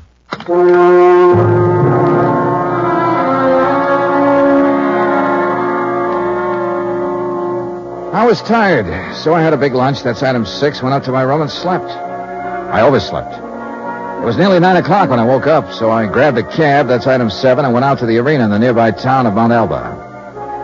For $5, item 8, I managed to get a seat at ringside in time to catch the end of the last preliminary. The winner in 1 minute, 10 The program told me Al was scheduled for the main event against some local boy named Rafe Cummings. I never heard of him, and I doubt if anybody outside of Tucson ever had. I understood why when he stepped into the ring. This kid looked like the rankest kind of amateur.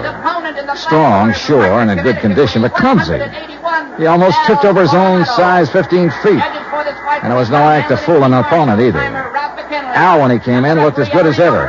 He gave me a quick glance of recognition, though I'm sure he knew nothing about me except possibly my name. At the opening bell, he came out fast. All the old speed and timing were there. Faint weave and flick out that light, but punishing left. Same old pattern, same old... Oh, wait a minute. Those quick left jabs were only landing about 1 and 4. As though he touched Cummings only when the clumsy ox happened to walk into him. But because of his speed, Al took nothing but a few light ones on the body. He kept his face well out of reach. Oh, yeah, his timing was perfect, but his aim was terrible. Every time he shot out his fist, he was 3-4 inches wide. Then a funny thing happened. At the end of the round, when Al went back to his corner, and remember, Rafe had only tapped him a few times on the body. When he went back to his corner and started to sit down, he almost missed the stool. Would have if one of the seconds hadn't aimed it under him. Funny. The second round got underway the same as the first. Al was all speed, dodging, weaving, keeping his face out of the way. But again, he wasn't hitting his mark. And then it happened. He missed Cummings wide, then practically ran into his glove, catching it hard in the cheek, and down he went. Why, there wasn't enough steam behind Cummings' glove to hurt him. But Al took the count. He'd been hurt by that tap on the face. Then another thing. The second he was counted out, his handlers practically hauled him out of the ring and back to his dressing room. And believe me, Al looked terrible. His eyes had a strange, almost far-away look. As though that little smack had knocked his brains loose. My seat was on the far side of the ring, but I elbowed my way through the crowd and back to the row of dressing rooms in a hallway built into one end of the building. Al Coronado. I told you on the way up the aisle, Doc. Huh? We don't need you. The boy's all right. Go on, Doc. Beat it. You hear me, Doc? Listen, this is Johnny Dollar. Huh? Old fan of Al's from Hartford. I want to see him. Some other time. No, right away. Come on, open up. I said some other time. Don't you understand? We're pulling out of this, Berg, and we ain't got time to stand around and talk. Now, look, buddy. Malone's the name. I'm Al's manager, see? And when I say get out, I mean vamoose. Al, are you okay, boy? This is Johnny Dollar. Oh, no, you don't. Brother, that's where you're... Hey, Al. Good Lord, Al, what's the matter with you? Hello, Johnny. Hey, Al, look at me. No, I mean straight at me. Here, Al. I'm all right, Johnny. You're in bad shape. You should never have fought tonight. Oh, that's all right. Where are your seconds, your trainer? Ricky, he don't let nobody in after the fight. Look, Al, can you get up off that table, stand up and walk? Oh, sure, Johnny. Then come on, I'm taking you out of here. No, Johnny. Easy, Al. No, look behind Al, you, Rick. Please, he's up, he's got it. You bet I am, Dollar.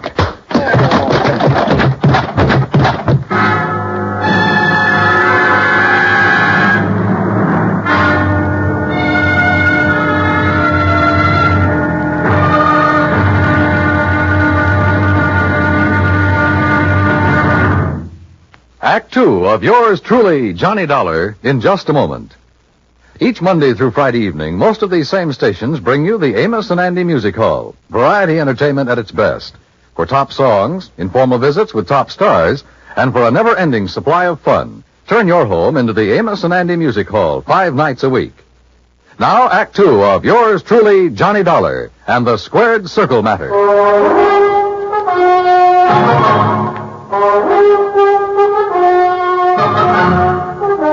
When I came to, the dressing room was dark and quiet. After carefully falling off the table where they'd left me, I groped my way to the light switch, stumbling incidentally over the remains of the chair Ricky Malone had used on me. It was well after midnight, so I left by the dressing room window. The second I reached my hotel room, I put through a long-distance call, hoping Paul Kendrick would be in bed. He was. Yeah. Hello? Johnny Dollar. And, Paul, you're right. It'll be murder unless I can stop it. Huh? Hey, you awake? Oh, you mean Al Coronado. What's happened, Johnny? Plenty. And listen, that boy is more than punch drunk. He's had a brain injury of some kind. I'll bet on it. That's what I was afraid of. The tap on the face that knocked him out tonight wasn't enough to hurt a kitten. But a good solid blow would probably kill him. That's why he kept protecting his face. But Ricky Malone is making him keep on? Oh, else. I just met the gentleman, by the way. Well, what'd he say? Did you question him? Before I could, he cracked me over the head with a chair. Where's he now? Oh, I don't know. What are you going to do? See if the police can track them down. Malone said something about leaving town right away. Keep after him. Did you read that policy carefully? You kidding? I haven't had time. It's an annuity. That much I saw. Beginning in 3 or 4 years, it'll pay Al a nice little income for the rest of his life. If he survives. But the beneficiary named. Yes, Frankie Fortina, who gets the full face value of the policy if Al dies. Johnny. Yeah? I got a rundown on Fortina. You said he was a bookie at one time. That was the least of his crimes. He has a record as long as your arm. As I see it, he owns Al Coronado. Then you're probably thinking what I am. But Al hasn't been doing so well lately. He's taken a big drop in class. Isn't making the purses he used to. You know that? Yes. The ANBA keeps a complete record. So with this injury to his brain, the only way Fortina can clean up on him is by seeing him dead. That's right. Well, what about medical examinations before these fights? Ricky Malone could bribe his own mother, especially in some of the towns where Al has been fighting lately. Yeah, that's possible, of course. Also, what you and I believe is wrong with Al is one of the hardest things in the world to detect. Yeah, I must admit he looked great when he entered the ring. Okay, Paul, one thing's in our favor. Neither Al nor Ricky Malone knows who I am, outside of being a fight fan. Just so Fortina doesn't learn different. Where is Fortina, by the way? I don't know. So, Johnny, whatever you do, be careful.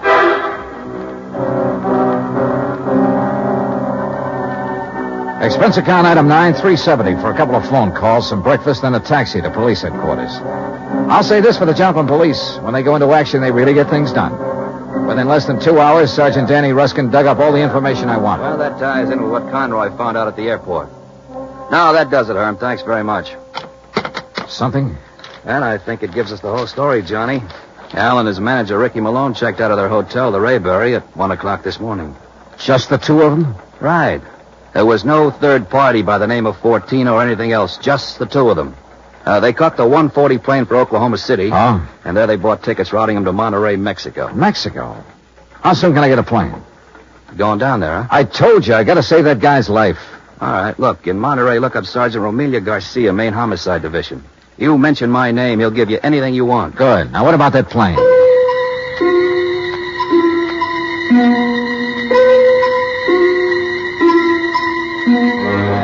The deal on plane connections turned out to be bad. The best time I could make was by way of El Paso. That's item 10, $127, including incidentals.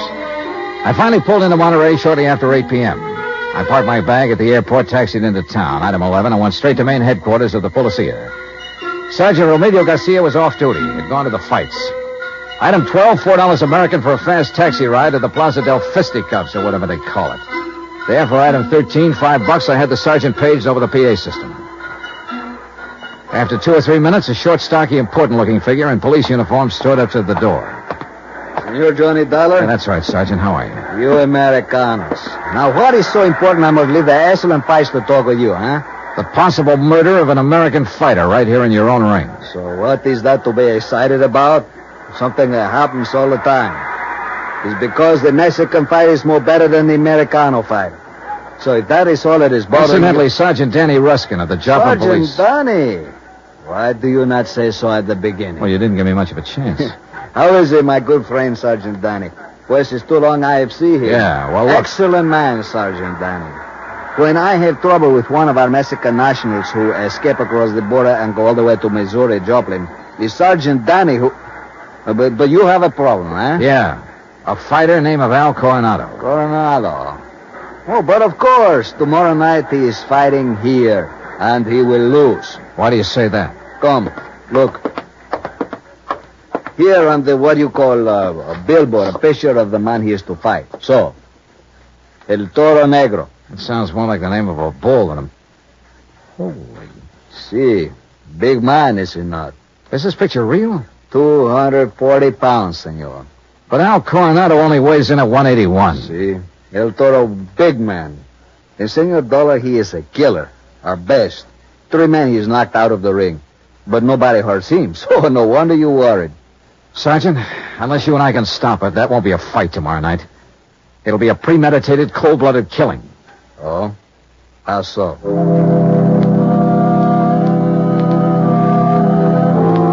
I showed Garcia my credentials, then told him what I knew and what I suspected. But until we have proof of this, senor, to start what you call an international situation, you are not now in your own country, you know. Still, he agreed to cooperate. First thing, of course, was to locate Al and his manager. In this city of nearly 200,000, that could be pretty rough. But he said he'd try. He drove me by the airport to pick up my bag, then to a hotel. And there, as the bellhop unlocked the door of my room, I got a real break. The next door down the hall opened. Hey, kid, how'd you like to bring me up a glass of warm milk, huh? Al Coronado. Huh? Oh, hi. Here, boy. Just put in my bags inside and leave the door open. Gracias, senor. Hey, Al, are you alone? Sure. Hey, you're Johnny, ain't you? Yeah, that's right, Johnny, and I want to talk to you. I used to see you inside all the time up in Hartford, huh? You saw me in Joplin, too. Only you don't remember. Where's Ricky Malone, your manager? Oh, he said he had to go meet somebody. He's always going out. Look, Al, I'm an insurance investigator. Oh? Well, I got some insurance. Yeah. One more fight and somebody's going to collect it. Oh, no, Johnny, that's my retiring money. The only one who'll retire on it is Frankie Fortina. Hey, Frankie, he's my owner. You know him? Hey, who takes all the aspirin around here? Me. I get a lot of headaches all the time. Maybe that's why I ain't been hitting so good lately. Yeah. Here, catch this bottle. Hey, now... now look what you did. No, Al, you look what you did. You missed that bottle by 3 inches. For the same reason you haven't been hitting well. Why you have these headaches. I'll give it to you straight. You've had a brain injury, Al. One good wallop on that head will kill you. And that's just what Ricky and Fortina want. No. Ricky always says to keep my head protected, so you must be wrong. Am I? Well, Ricky's good to me. Why, you numbskull, he's trying to get you killed. Johnny, you're all wrong. You know the man you're up against tomorrow night? Well, I know his name. Well, he's the one scheduled to finish you off. Johnny, I don't believe that. Al, listen, you gotta believe it. Now, where's the telephone? Here. Who you gonna call? Hello, this is an emergency. Get me Sergeant Romilio Garcia at Central Police Headquarters. Cops? That's right, Al, and a doctor. No, Ricky says to stay away from doctors. All they do is stop you from ever fighting again. And that would make you worth just $50,000 less to Frankie Sergeant Johnny Dollar. I found Al. Hotel room right next to mine, room 915. Bring a doctor, a brain specialist if you can, even if you have to drag him out of bed. Oh, look, we'll fight the international situation when we come to it. You get a doctor up here, you hear me? You hang up or I'll blow your head off. Well, Mr. Fortina, I believe. Frisk him, Ricky. Sure, boss.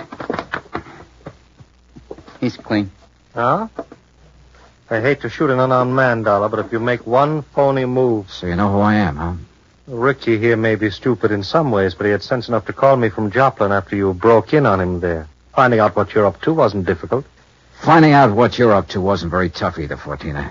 But it's all over. Not for me, Dollar. That's where you're wrong. That phone call I made was to the police. I know, to Central Headquarters. That's over 3 miles from here. By the time your sergeant finds a doctor and gets here, you'll be dead. And I will be gone. Have you forgotten that you have a border to cross, You Fortina? think I'm stupid? Frankie Fortina has never been here. Has never been even in Mexico. Because my tourist card reads Charles Edward Smith. And since the next plane leaves for the States in about 20 minutes, Ricky... Yeah, boss? I think Mr. Dollar had better have an accident. Fall out of the window, perhaps. Oh, now, wait a minute, What? boss. I mean, well... Listen to me, Malone. I had 2 reasons for coming down here. To see if you were right about Dollar, and to make sure of that fight tomorrow. You've been stalling with Al. You've taken too long. The heat is on up north. I need the dough. I told you, boss, that El Toro will do it tomorrow. Fellas, Shut up. And look, if you take care of Dollar, what about me? What? Maybe you can get back to the States, but me, with Dollar laying dead here, and if Al talks... Al won't talk. You won't either. Frankie. Dollar has given us a perfect setup. He came here to Al's room. You found him here. You had a fight. Dollar ends up in the street below. But what happens to me? Haven't I always taken care of you in the past when you were working for me? You know what will happen if you ever try to cross it. No. All listen, right. I have contacts down here. I have plenty of them. I have lawyers, good ones. It's going to be self-defense, pure and simple. But what if Al talks? I told you before, Ricky. You've taken too long with him. Frankie, listen. While I hold this gun, you're going to take care of Al, too. The way you should have a long, long time ago in his fights. I don't understand. No, listen to me, Frankie. You listen. I can't You've been do in it. this whole thing just as deep as I have, and deeper. Because you're the one who's kept Al fighting. You've paid off all those phony medicos. You set him up for this El Toro tomorrow night. You'll do it, Ricky. No. Then I'll use the gun on all three of you. Frankie. You're out of your mind, Fortina. Am I? It will still look like a fight between you and Ricky. Boss. I'll just happen to get hit accidentally by the gun that will be found beside your body. Boss. Hmm? Boss, I'll do it. You bet you will. I'll do anything you say if you'll just help me get out of it. Okay. Go ahead. Dollar is first. And brother, if you think it's going to be It's easy... either the window or this gun, Dollar. So far as you're concerned, I don't care which. Go on, Ricky. Okay, Just remember, boss. your own life depends on it. You bet I... Boy, Dirty, will you... The window, Ricky. The window, I said. Remember, it's your own life, Ricky.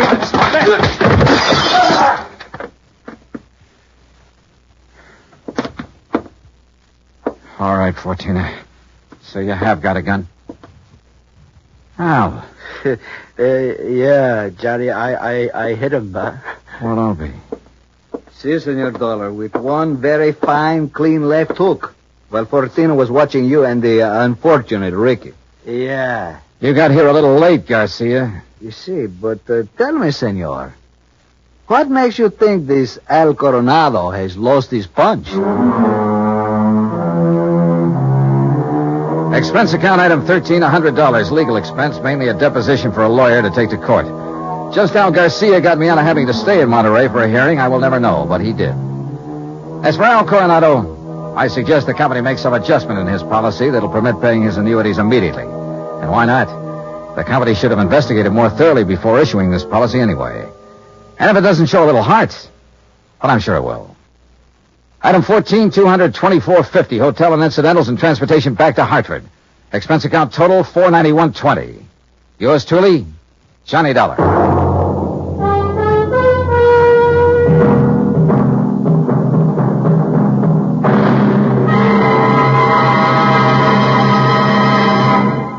Now, here is our star to tell you about next week's story. Next week, a fast trip to the West Coast to an impossible case involving an impossible man.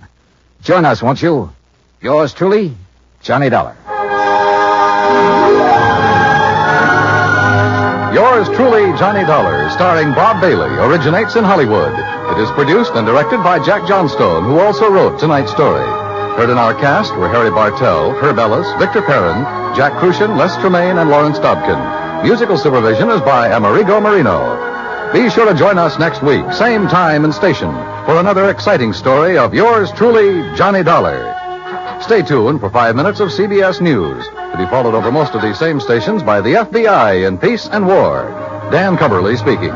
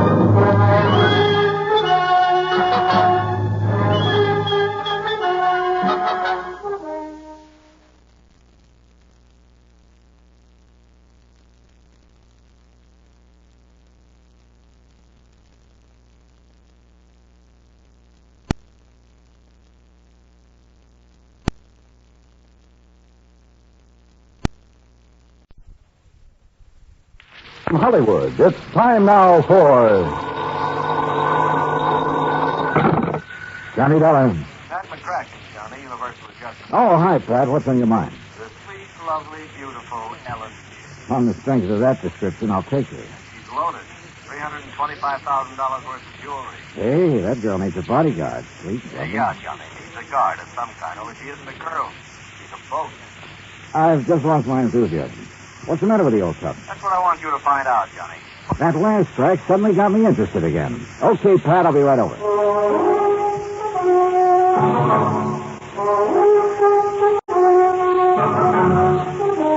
Bob Bailey in the exciting adventures of the man with the action-packed expense account. America's fabulous freelance insurance investigator. Yours truly, Johnny Dollar.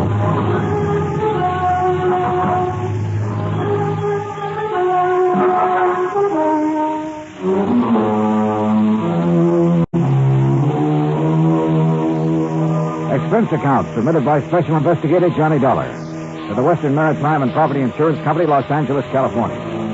Following is an account of expenses incurred during my investigation of the Desalles Matter. Expense account item 1, 90 cents, taxi from my apartment to the offices of Universal Adjustment Bureau in Hartford. Pat McCracken's usual smile was noticeably missing when I walked in on him. Come in, Johnny. Just sit down. Thanks. Oh, and you're to bill Western Maritime and Property on this one instead of us. Okay, but how are you involved? We handle all their claims that are of any size. Sorry. You ever hear of Randolph Berman? I know of a jeweler down in New York. That's the one. And if you know him, Johnny, you've been putting too much gravy in your expense account. I said no of him. Didn't he bring in the Star of Cape Town and the Kathmandu Emerald? That's right. Everybody seems to think he's a crook, and yet somehow he manages to handle some of the finest jewels in the world. I got an honest man afforded. Yeah. This time it's the Bettenhouse collection. It's out of Hungary. Oh, yeah, I read about that. Only I thought somebody down in Mexico owned it. Yeah, a fellow named Rigo Mariani down in Guadalajara. He's the one who sold it to Randolph Berman. Okay, now. Is this Ellen Deere you mentioned, Berman's wife? No. Former wife. She's in about his fifth. Oh, beautiful dumb doll. But more important, it's the name of his 72-foot motor cruiser. Mm-hmm. And the Bermans have been traveling around in it, down the coast, through the canal, along the coast of Central America, and so on. Anyhow, when he got word that the Bettenhouse collection could be had, he wasted no time in getting to Guadalajara. And that's where Western Maritime and Property comes in. Right. They had already written a policy on the boat for $52,000. Their main office in Los Angeles was close at hand, so he had them write the policy on the jewels. Is that where Berman is now, in Los Angeles? Oh, no. He's still in Mexico. Didn't want to move with those priceless rocks until he was certain of the insurance. And before Western would write it, of course, they wanted the collection of freight. Naturally. But who in Mexico? Jacques Jean-Pierre, famous gemologist, was right there in Guadalajara, to look over the collection himself. Oh. So he made the appraisal. The policy has been issued. $325,000. I still don't see anything wrong with the whole deal, Pat. There isn't anything wrong with it yet. But in spite of Berman's standing in the profession, his reputation, it isn't everything it might be. Yeah, come to think of it, wasn't there a killing or two involved in this acquisition of the Star of Cape Town? There have been several things like that. He's been involved in attempts to smuggle in some valuable pieces. He always managed somehow to come out smelling like a rose. Legally, perfectly clean, you understand? But you still don't trust him? Oh, no. And with his planning to carry that load of stuff around in his yacht. Yeah, I see what you mean. If anything happened to those rocks or the boat, over $300,000 right out the window. Exactly. Now, belatedly, Western is worried about it. And they'll pay good money to have you assuage their worries. You have a Mexican tourist card? Sure, from my last fishing trip down there. And I think you better go down and guard that collection until Berman gets it safely up into the States. He's considered quite the host. He'll probably be perfectly willing to have you aboard. Now, this is the kind of assignment I like. Yachting in the Blue Pacific. But surely he hasn't got his boat parked in Guadalajara. That's over 100 miles inland. No, it's at Mazatlan. And from what I've been able to learn, it's surrounded by armed guards day and night while he has some engine work done. But as soon as that's finished, he'll head north to the States. So he says. Got a branch office in Los Angeles. He'll probably deliver the collection there. I just want to be sure it gets there, Johnny. Okay, Pat. You can wire the boys at Western that I'm on my way.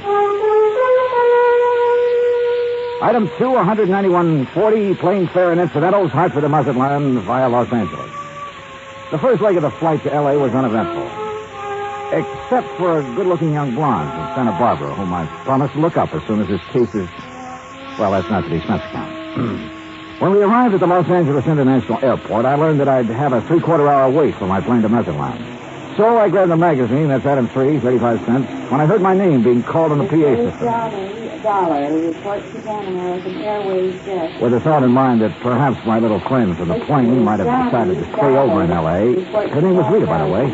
I lost no time in getting over to the Pan Am desk. Mr. Dollar? Yeah? Johnny Dollar? That's right. I'm Arthur Arthur, Western Maritime and Property Insurance Company. Oh, yeah, how do, Mr. Arthur? Planning to go on down to Method Land with me? No. Meet Monsieur Jean-Pierre. Monsieur Dollar, I am honored. How are you, Mr. Jean-Pierre? This is the gentleman who appraised the Baton House collection for us. Oh, yes, I am an could issue the policy on it to Mr. Berman. Oh, yes. Yes, he's done this sort of thing for us many times. Oh, I don't know. I'm afraid that he's brought us rather bad news.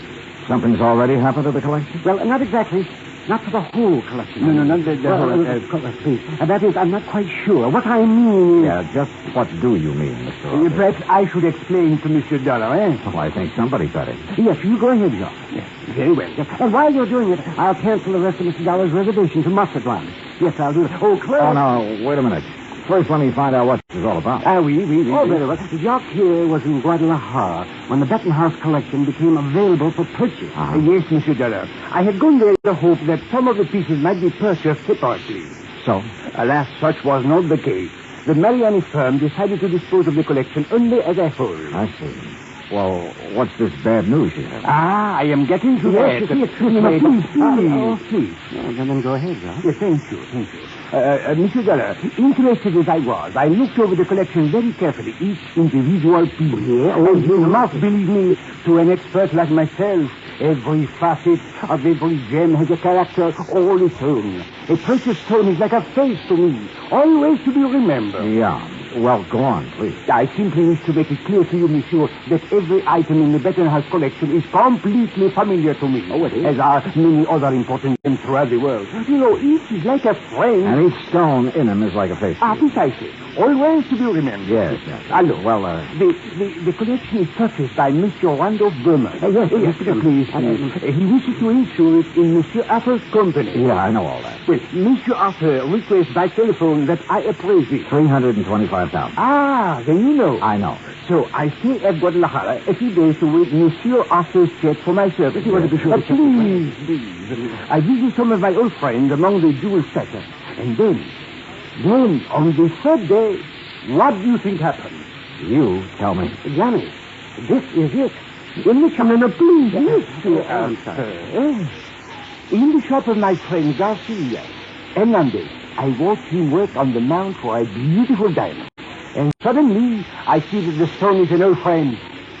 One from the Baton House collection? Oui. The Calabar diamond that was supposedly in the possession of Monsieur Beaumont. You're sure of the identity of that stone, Mr. Jean-Pierre? Oh, please. As I told you, monsieur, a precious stone to me. Yeah, it's like a face to you. So what you figure, Arthur, is that you've insured a boatload of $300,000 worth of gems on the way to the USA, and maybe they're not on board. Exactly. Unless, of course... Mr. Jean-Pierre, did you tell Mr. Berman about this one stone? I went immediately to Mazatlan, where I knew he had his boat, the LMD. Well, what did he say? Alas, he has sailed away. Did you learn his destination? Oh, yes. Los Angeles, Johnny, right here. He has a branch office. Well, has he had time to get here yet? I don't think so. Have you tried radioing to his yacht? No, I've done nothing. You see, I didn't learn about this until Mr. Jean-Pierre arrived just a few hours ago. Yes, I came up on the aeroplane, the better to arrive and speak with Monsieur Arthur before Monsieur Berman would arrive. You know where Berman plans to dock his boat? Well, probably the port in San Pedro, if he is coming here. But who can be sure? Usually on vacation trips, he docks down the coast at Balboa, the yacht club. Or who knows, he might even... Yeah. He might have no intention of coming up to the States at all. He might not even have the jewels with him. Arthur, do you know where his branch office is? Yes, it's in Los Angeles. Well, actually, it's in Beverly Hills. Got a car? Yeah. Then let's go. Though he couldn't quite put his finger on it, Arthur was convinced that Randolph Berman was up to something and that his insurance company was going to have to take the rap. On the way into Berman's Beverly Hills office, we dropped Jean-Pierre at the Beverly Hilton and told him to sit tight in case we needed him again. Berman's office was in a nice modern building on South Beverly Drive, tastefully furnished with pictures of various famous jewels on the wall, but with nothing of particular value in evidence. However, I did notice that one wall held a built-in vault big enough for a reasonably sized bank. We were approached by a hand-rubbing, obsequious little character dressed in striped pants and cutaway coat and wearing thick glasses. Good morning, gentlemen. Is there any way I may be of service to you? Yeah, I think there is. Are you... Oh, Mr. Arthur, forgive me. I didn't recognize you for a moment. Mr. Corello, this is Mr. Johnny Dollar. Hi. How do you do? Is there something I may show you, Mr. Dollar? Some little bauble, perhaps, for a charming lady? Well, not at the moment, Mr. Corello. Oh, Mr. Arthur, there's no reason to mail this to you. Let me see now. Oh, yes, here it is. Here is a request for slight revision of the policy on the Dutton House collection. Oh? What's this? Well, the wire was sent by Mr. Berman just before he embarked for Master Plan. I was going to put it into letter form to be more proper, but... Well, now, here, I'll read this. Please request Arthur revise Dutton House policy. Exclude Calabar diamonds. Value $4,000, which I have sold private party in Guadalajara. Oh, yeah. He kind of guessed wrong, didn't he, Johnny? Mr. Corello. Yes. Has Mr. Berman wired you whether he's coming here? Oh, of course he is, with that collection. When? When is he going to arrive? Now, his lovely yacht, the Ellendeer, should reach San Pedro Harbor late tonight. But that's what he wired me, and I intend to meet him there. Then I'm sure you won't mind if I go with you. Oh? And Mr. Dollar is a special investigator. Investigator? Well, actually, I'm here just to help Mr. Berman protect that collection. Oh, excellent. Then you can arrange for the police escort. Yes, and alert the harbor police to guard the Ellendeer, as Mr. Berman requested. Did he request that? Oh, indeed. But apparently he hasn't been worried about anything happening to the collection while he's at sea. At sea? Oh, surely you don't mean pirates or anything like that in this modern day and age. You know something? At this point, I'm not quite sure what I mean, or even why I'm here. Well, of course. Well, of course, what, Arthur? Oh, excuse me while I answer that. Well, I mean... Berman, do. That is it. What? Well, at least I'll feel better when the stuff is here in the vault. Oh, no. Corello at the phone paled visibly, then gasped and clutched the back of a chair for support as he listened on the phone. His jaw dropped, his eyes widened, and he shook his head once or twice in horrified disbelief.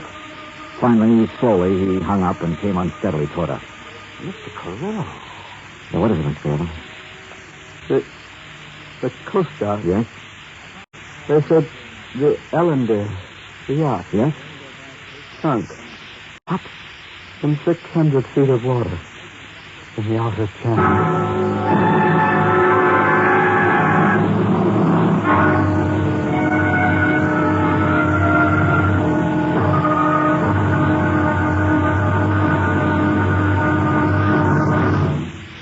Act 2 of yours truly, Johnny Dollar, in just a moment.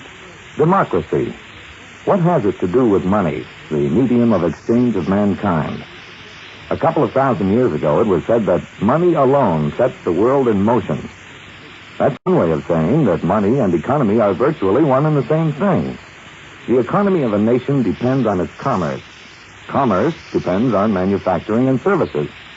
It has been proven that those nations which practice democracy have the greatest economics. That means money. More money for more people. And a greater freedom of opportunity to earn a higher standard of living.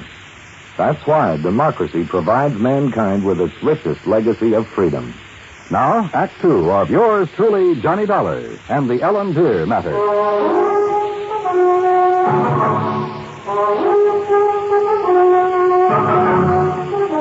Expense account item 4, $7 even for a fast taxi ride to Coast Guard headquarters in San Pedro, which is really the port of Los Angeles.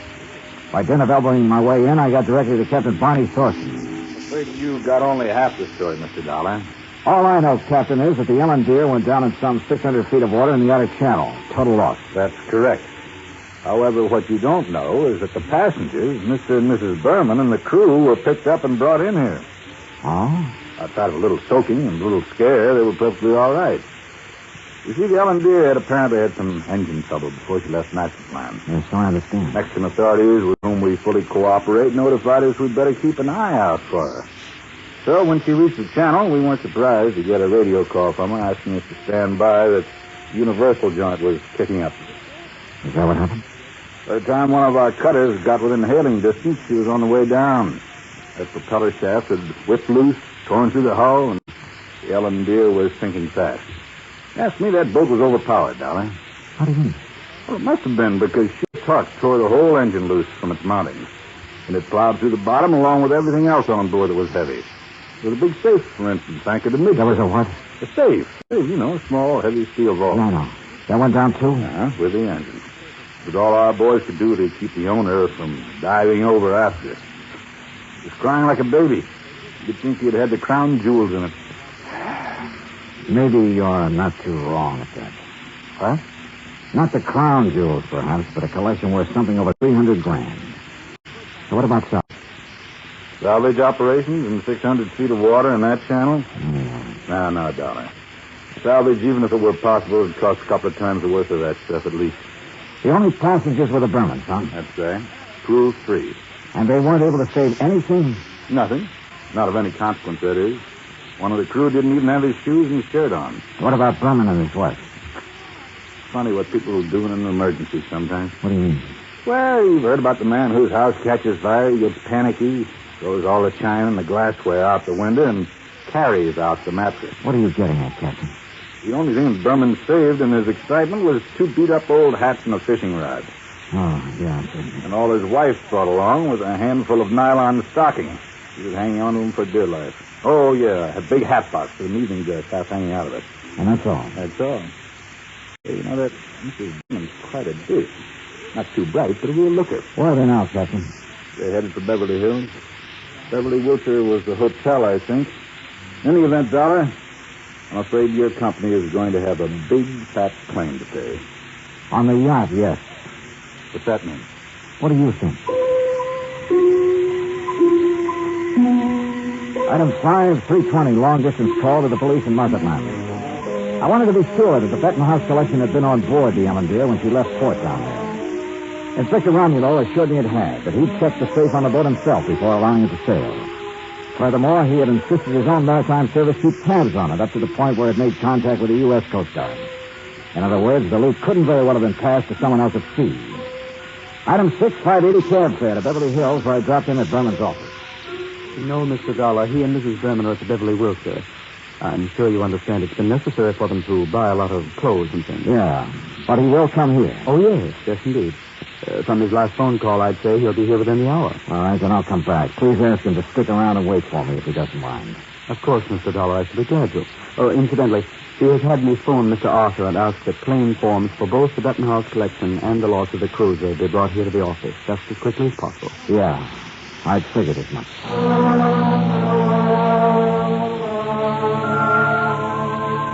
Berman wasn't wasting any time. Oh, I know there still wasn't any concrete evidence that Berman was trying to pull a fast one. Ostensibly, the only reason for my trip out here was to watch over that fabulous fuel collection. A lot of good I'd been. He'd lost the collection and his boat, and the company'd have to pay. Then a wild idea hit me. I suddenly remembered something that had happened months ago. Last July, to be exact, when a big passenger liner, the Andrea Doria, had sunk off the Atlantic coast. According to the papers, when the survivors were brought into the port, the usual customs inspection was waived. And it occurred to me at the time that every one of those people could have easily smuggled in anything he could carry or conceal in his clothing. I'm not saying it did happen. I'm sure it didn't. But it could have. And if such an idea occurred to me, why not to a man like Berman, who was already pretty well known for his tricks to evade customs? Item 6, 20 cents, phone call to the Coast Guard and Captain Thorson. Thorson speaking. $20, Captain. Answer me just one question, will you? Sure, what? When you brought them in, were the Bermans required to pass through customs? Well, no, of course not. There'd hardly be any reason to... Thank you very much.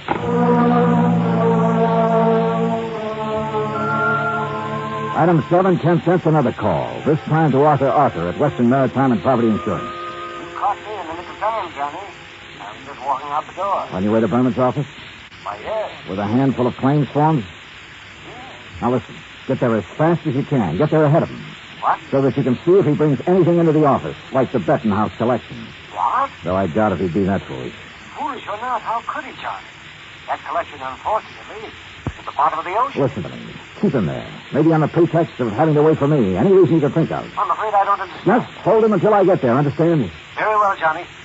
But what are you going to do? Arthur, I may have to break in and rob a hotel room. I went out and stationed myself across the street from the Beverly Wilshire. 5 minutes later, I saw Randolph Berman walk out the front door and head east on Worship Boulevard in the direction of his office on Beverly Drive. I waited a few minutes to make sure he didn't turn back, then entered the hotel. At the desk, I learned the number of Berman's suite on the 9th floor. Break in? It would have taken a battering ram. So I tried knocking.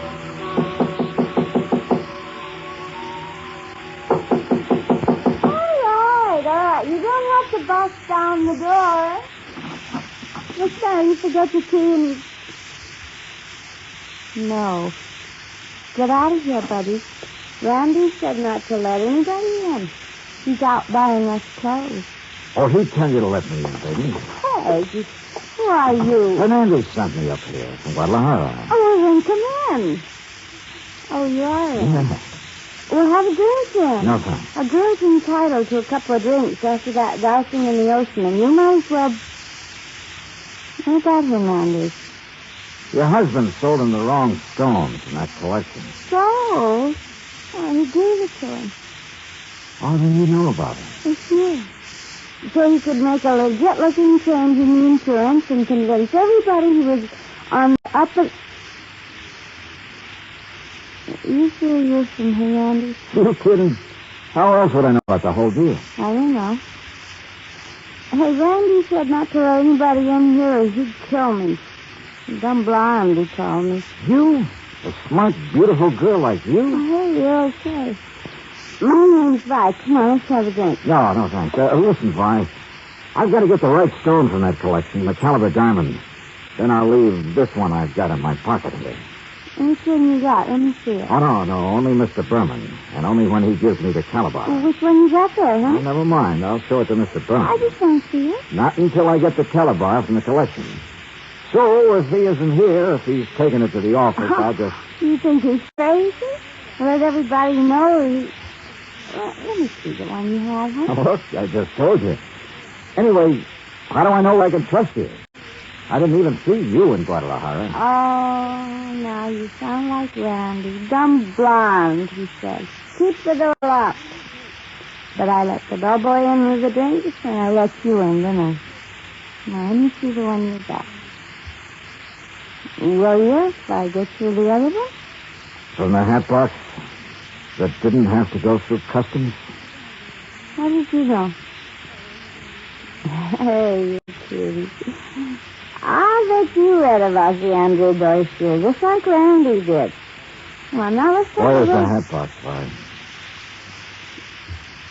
Now, wait a minute. Maybe I am dumb. What did you say you are? Where's the hat box? No, I won't tell you. You get out of here. Now, without the collection, Vi. No, you can't. Randy would kill me. He'd kill me if he even knew I let you in here. Who are you? Johnny Dollar, insurance investigator. Oh, please, Johnny, get out of here. The stuff in the bedroom? You can't go in there. I mean it. He'd kill me. Sorry, but that's your Oh, worry. no. Stop it or I'll set your eyes out. Now, you Pull in those claws, baby. No, you... Well, I hate to do this, but... No, help! Yeah, that's right. Get the manager up here. Get the police up here. Police? Oh, no. Oh, yes. Then you'd really be in trouble. You'd be better off if Berman tried to kill you. Now, where's the stuff?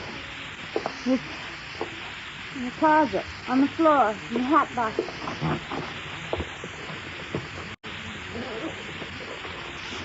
Oh, well. Just a handful.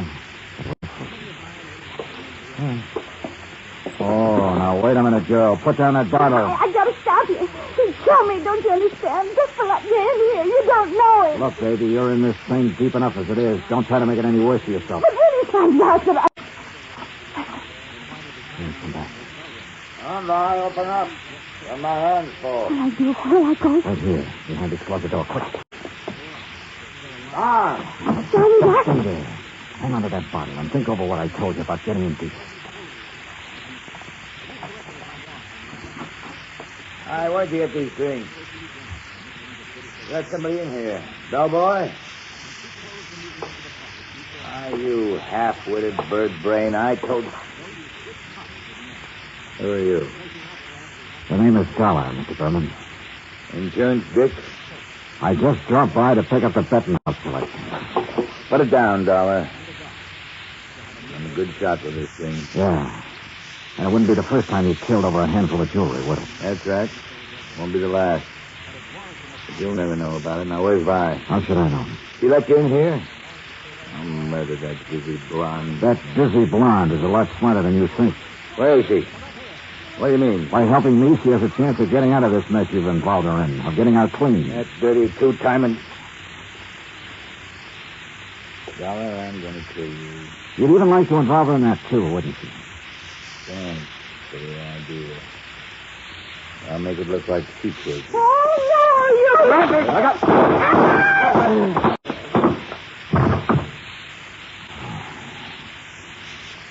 Nice work with that bottle, Bob. Hey, mister. You won't let me. No, don't worry, baby. We won't bother anybody. Not for a long, long time.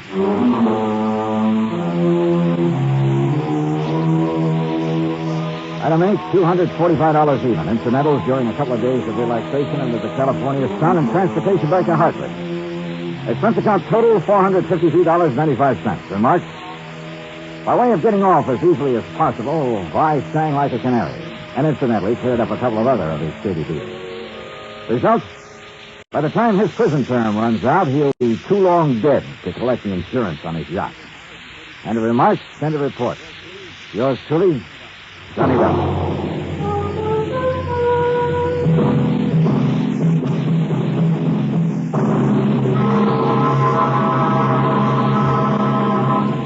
Now, here is our star to tell you about next week's story. Next week, the Desalles Matter. And I promise you a double-barrel thrill in it. Join us, won't you? Yours truly, Johnny Dollar. Yours truly, Johnny Dollar, starring Bob Bailey, originates in Hollywood. It is produced and directed by Jack Johnstone, who also wrote tonight's story. Heard in our cast were Virginia Gregg, Lawrence Dobkin, Howard McNear, Jay Novello, Jack Edwards, Barney Phillips, and Raymond Burr. Musical supervision is by Amerigo Marino. Be sure to join us next week, same time and station, for another exciting story of yours truly, Johnny Dollar. Dan Cubberly speaking.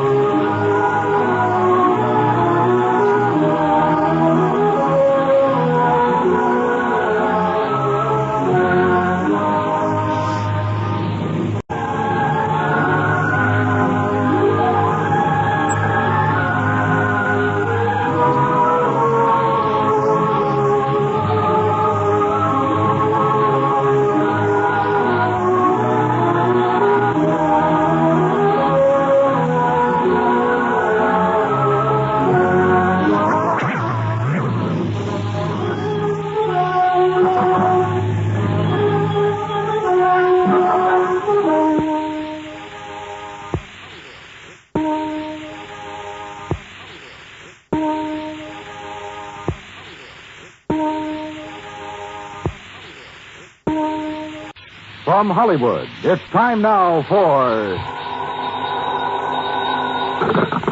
Johnny Dollar. Hillary Dukes, Johnny.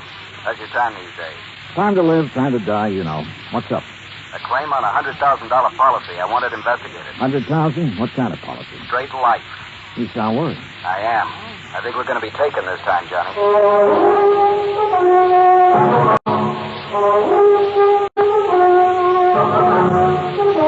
Bob Bailey in the exciting adventures of the man with the action-packed expense account. America's fabulous freelance insurance investigator. Yours truly, Johnny Dollar.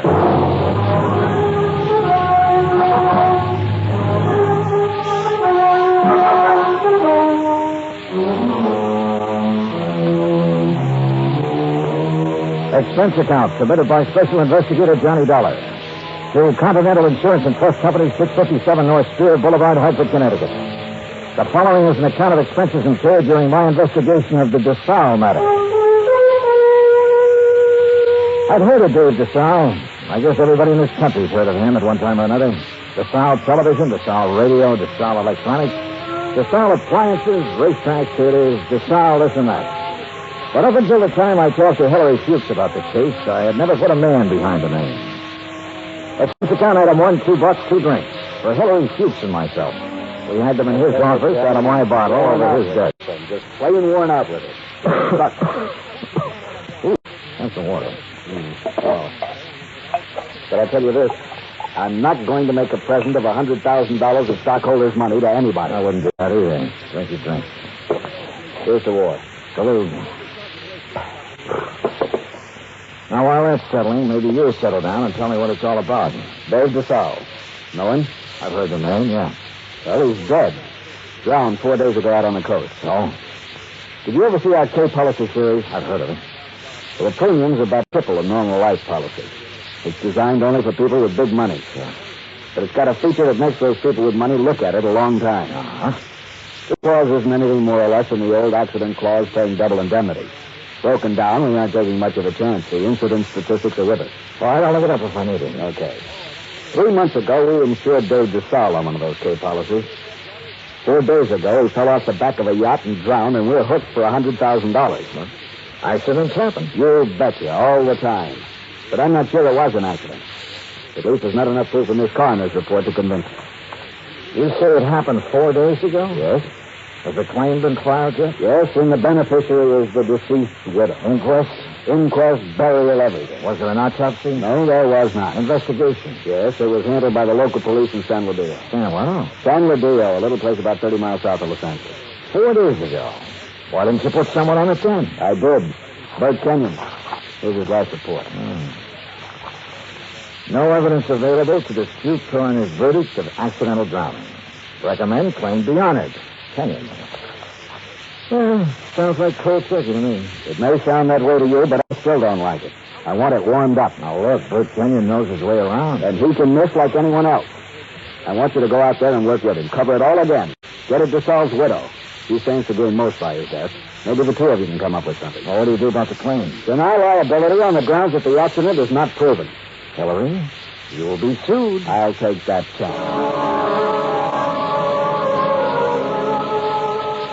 Fuchs was an old chance taker who had been raised in the insurance business. The kind of man who gave a claim every kind of test, and if it still passed, he sat down and smelled the paper it was written on. And if he didn't like that, he'd take his chance. Expense account item 2, $138, plane fare to Los Angeles. Item 3, $3. A telegram to Bert Kenyon advising him of my arrival, which turned out to be at 1 o'clock in the morning, 10 minutes ahead of a fog that blanked out the whole area at the airport. Johnny Dollar! Wow. Oh, hey, Bert. How are you? Johnny, good to see you. Good to see you. Come on, I got a car. Well, have you got a cigarette? I ran out 2 hours ago. Sure, man. Here you go. Yeah, good to see you. Good to see you, boy. The last time I saw Bert Kenyon was July, a year ago, in Dayton, Ohio. He was there working on an arson claim for the National Underwriters. Before that, I'd run into him in Denver, Portland, and Chicago. And we'd worked together for 2 weeks in New Orleans on the San Antonio case. He sent me a Christmas card every year. I sent him one. We were as close and as far apart as 2 friends can be. When I saw him this time, he looked tired and finished. And he lit one cigarette after the other. Well, like San Ludio, Johnny. Yeah, how's the hotel? Oh, old Spanish job. Big rooms, fireplaces, smells kind of damp all the time. You get used to it. Are you tired? Yeah. Well, tell me about the claim, Bert. Nothing to tell. Routine so far. Oh, Fuchs was pretty worried about it. He doesn't like the coroner's report. You know, Fuchs, worry. That's what he gets paid for. Oh, that's what we get paid for, too. Okay.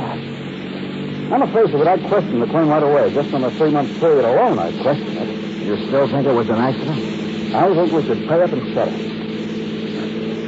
I'd like to have met this Desalles guy, Johnny. Stocks and bonds and pretty blondes. He sure had them all. Where do you meet Mrs. Desalles? Where do you see the layup? Boy. And Fuchs worrying about a $100,000 claim. Do you know how much Desalles' widow is worth? $8 million. $100,000 means about that much to her. Not that much. Peanuts. You want to hear something funny? Real funny? Go on. Desalles bought that policy one day at the racetrack at Del Mar. Yeah. because an insurance broker gave him a tip on a horse. Yeah. I can just see Duke worrying about his 100,000 and finding out about that price. How did you find out about it? Mrs. Desalles, she told me the story. What about her? Now, what about it? She's a beneficiary. I told you, 100,000 doesn't mean a thing to her. Why would she sell him for $100,000? Why not? Duke sent you out here to take over because he thinks Desalles stuck, didn't he, Johnny? He sent me out to see if I could give you a hand. He wants us to cover the whole thing again. Wouldn't kid an old pal, would you? I'd never try, Bert. I bet you wouldn't. I just bet you wouldn't. In another 10 minutes, we were in San Ladillo, a sprawling little town built around a natural harbor.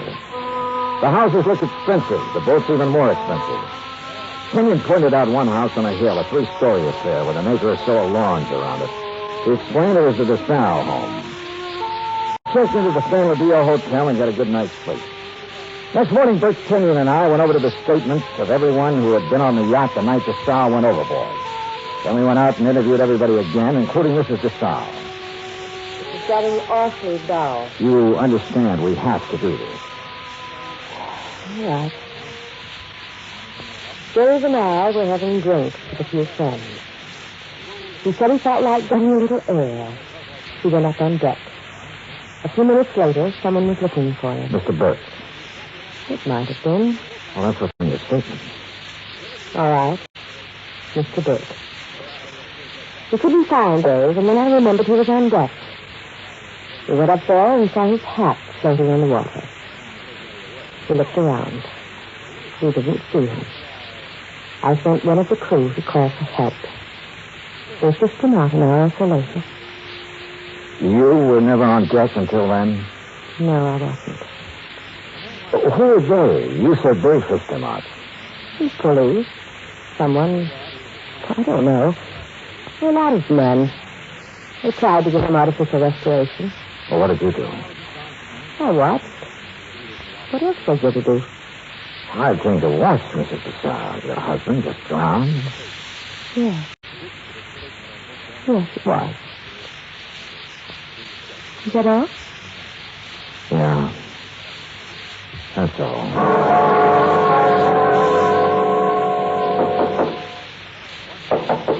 Come in. Hi. Oh, what's all this? Thought you'd be in bed. Just going over the reports again.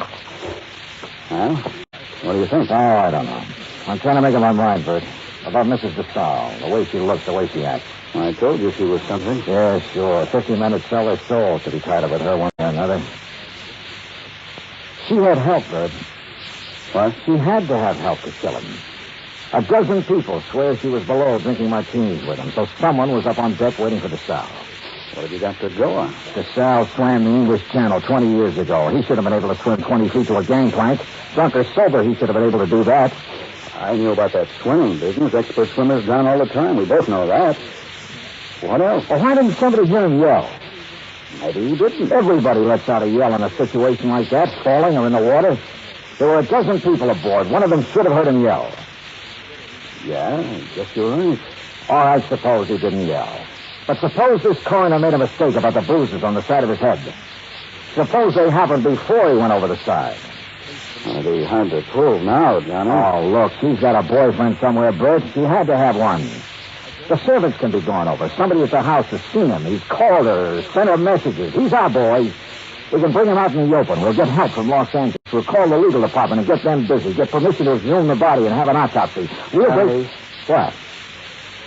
Let this one go, huh? What? Drop it. It's just lousy enough to get by, Fuchs. We got a good case, Bert. I know. I've known it all along, Johnny. A sellout? Mrs. Desalles offered me the whole 100,000. The whole 100,000, Johnny, to let it get by. Who helped you do it? I don't know. I wasn't interested anymore when she came with the offer. Look, what does Desalles mean to you and me? Nothing. He had a whole life the best he could give him. We can't bring him back. I'll split the 100,000 with you, Johnny. We'd have a little chance for some things, too. Johnny? Good. No deal? No deal. Well, you're a good dick, Johnny. Stand up. Oh, put that thing away. I've been looking a long time for a mark like this. Now you've lost it up, and I have to beat it. Turn around. Bert. So long, Johnny.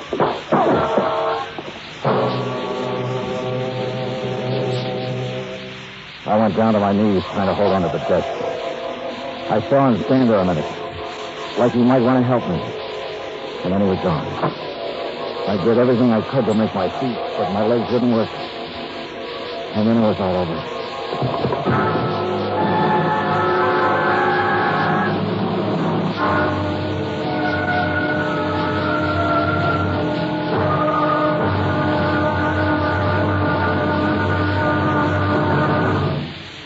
Act two of yours truly, Johnny Dollar, in just a moment.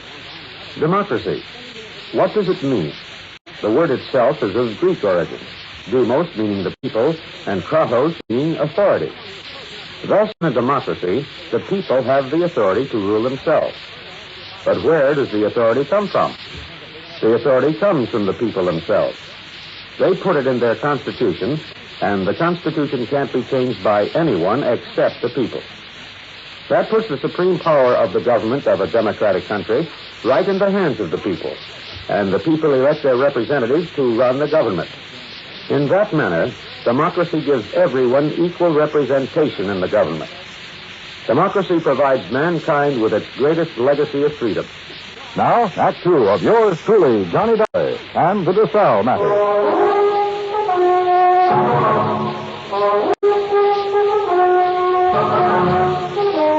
The light on the desk was the first thing I saw. It was still on. The window was still open. The room was the way it had been before. I kept thinking about every man having a price and how Bert Kenyon had settled for $100,000. It seemed like a fair price. It also seemed too bad there was no way for him to collect it. There were two of them. A heavy-set man about 50 years old and a tall, lean-faced man with dark eyes. They looked me over. Your name, Dollar? Yeah. Police. We want to talk to you. My name's Blair. This is Sergeant LaFrida. You sick or something? I bumped my head. How? Never mind. Well, what do you want? We'll ask the questions. What are you doing in San Ladillo? I'm standing around in a hotel room talking to a couple of cops. Just answer up. Don't be funny, fella. I don't feel even a little bit funny. You got a license to carry this gun? Hey, what is this? Have you? Yes. Your meat-handed friend ought to put it down or it might go off. Been fired, Tom? Ah. Meat-hand. That's what I said. I'll remember that. Okay. Tell us about it.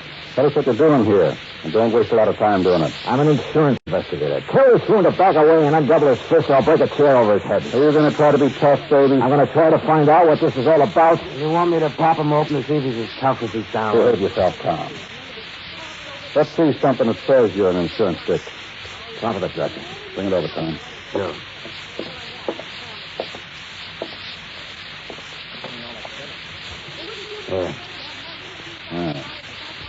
Okay. Now tell us what you're doing in town. The Desalles case. Now you tell me... You know what Doug Kenyon? I know him. I've been working with him. He's been around town 4 or 5 days. He hasn't seen you. I only got here this morning. You could prove all that, could you? Oh, sure. With a plane ticket, with a hotel clerk downstairs, with a bellhop who brought up my luggage, with a dozen people or more I talked to today. And tonight? What about tonight? Right here. You could prove that, too? Try the clerk downstairs. There's Kenyon. Where is Kenyon? I don't know. You ought to know. Why don't you sit down, Tom? Okay. Now, when did you see Kenyon last? A couple of hours ago. Now, tell us what you talked about, and don't forget anything. We talked about the Desalles case. Kenyon have something new on it? No. Don't hold out on me, boy. This is police business. Tom here's pretty edgy for a cop, but I'll turn him loose on you if I have to, because I haven't got a whole lot of time to waste being sweet. Tom worries me to death. One more minute. Just one more minute or I'm going to take off this guy. Oh, shut up. I'll ask you again, Dollar. What's new on the Desalles case? What did Kenyon tell you? The way we look at it, you came out here because something new popped up that might take two guys to handle it. Look at it any way you want to. Blair, you gonna take this stuff? Never mind. Okay. Get your hat and coat, Dollar. You're going to see a fella. Not unless I know why. And I mean that. Dollar, your buddy's been killed. What? Kenyon. Somebody shot him up an hour ago.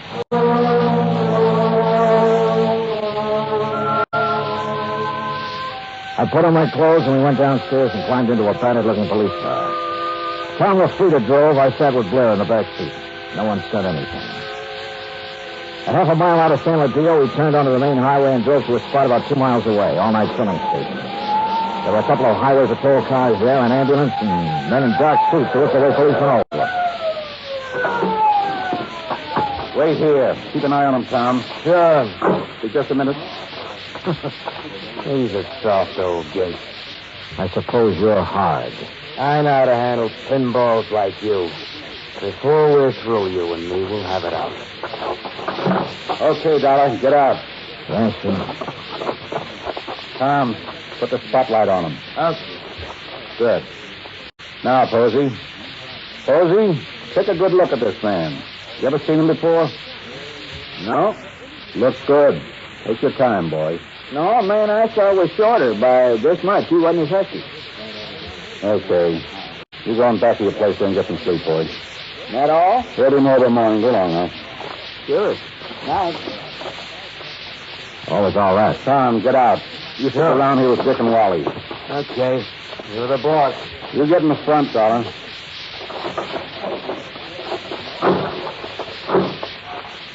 You're lucky. Posey didn't recognize you. I suppose I am. Why? An hour ago, Posey's pumping gas. He hears 3 or 4 shots off in the dark. Then a car starts up and gets out of there real fast. Then Posey sees a pal Kenyon stagger out across the highway, full of lead.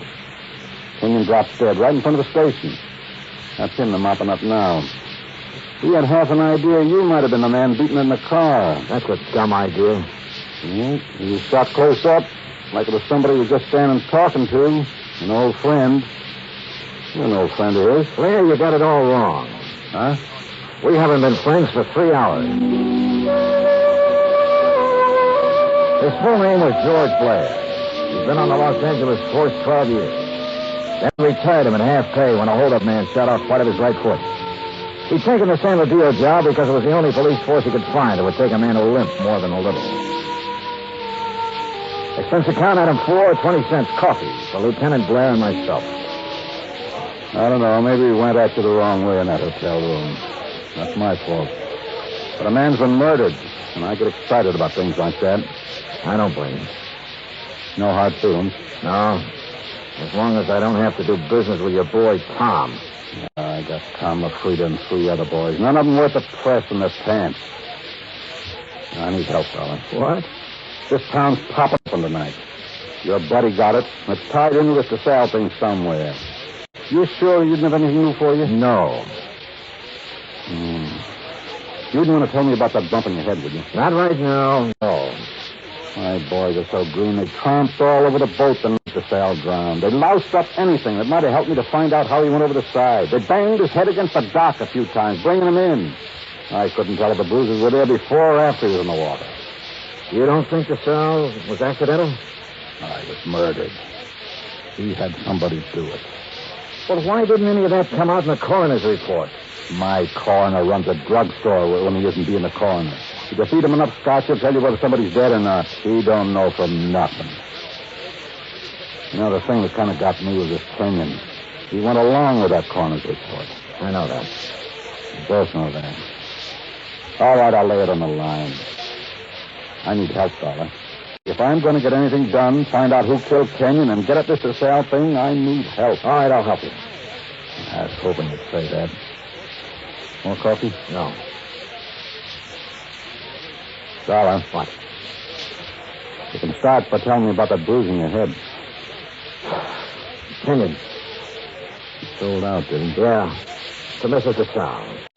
He covered up for her in the reports he sent him. The man back in Hartford got suspicious and sent me out to make a recheck. Yeah, I guess something like that. No dummies, those claims men.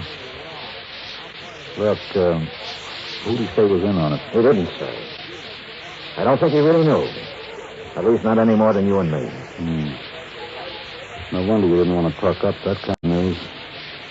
Kind of hurts, doesn't it? Like I'm a bad cop around.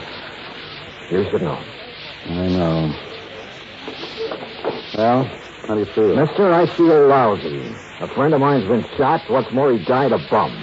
Well, I'm talking about dropping in on people while the smoke's still hanging around. Mrs. Desalles? Yeah. Let's go.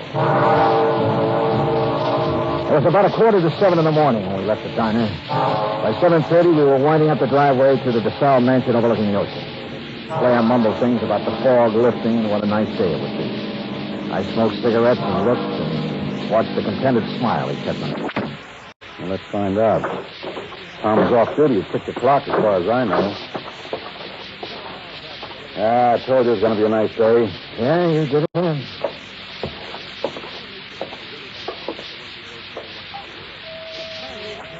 Nice place. The only thing nicer is Buckingham Palace. Mr. Desalles picks up all these little knickknacks when he probate that will. The boat down there, everything. Nice. Yes? Mrs. Desalles, please. At this hour of the morning. She's still asleep. We kind of guessed she might be in bed. You tell the police are here and want to talk to her. Police? Now, you got it. Yes, sir. Just a moment. That's you, Blair. Hello, Tom. I'm waiting to see her, too. Thought you might have a little something to say that'd help in that Kenyon killing and be willing... You remember Mr. Dollar? Mister? That's what I said, Tom. What is this? He's giving me a hand. You trust him. Better than I do you. What kind of a crack is that? No crack. Just that you're always talking, you ought to be listening. Besides that, you've been drinking again. Go on, get your hat and get out of here. No, I just gave you an order. Beat it. Okay. He'd like to kill somebody, that did. I'm not so sure he didn't. You got a gun in that coat? No. Take mine. What? I don't like Indian here. It just came to me. He was the first one down at the dock the night Desalles got it. The first one. Her boyfriend? Could be. I can't awaken Mrs. Desalles. He'll have to come later. We'll handle that part. Which room is hers? But you can't come in here. Which room? Top of the stairs, the first door. Well, you run along and buy yourself a cup of coffee. Come on, darling. You can't go up there at this hour of the morning and break in on her. Mrs. Desalles. Hey, get the light switch, yeah. Come near me, please. Don't you listen to me. Please. Please, I won't kill her. I won't kill her anyway. Mrs. Desalles, I just... Speaking up. Good boy. Please. Please don't. Look, Mrs. Desalles, we aren't going to hurt you. Tell us who did this to you. Tell us why. Tom Lafrida? Was it Tom? Tom helped you get rid of your husband, is that right? We know that's right. Now, what about Kenyon? Tom killed him. Lafrida killed him. Why? He wanted money and got away. Tom said it'd be useless. He'd make it. Kill him off and let it go. Tom did this. Why? He said people be around to see me. Let's talk about it, Mr. Let's talk about it. This is George Blair. Get an ambulance over to the Desalles place fast. He said he loves me. He never loved anything in his life. You big fat pig. Turn around and get it. I warned you, Tom. Dollar's got my gun. He's next. You look at mine. You all right? Okay, here's what we're seeing. You? Okay. He's gone. What made him, Dollar? What made him? All these knickknacks. And her.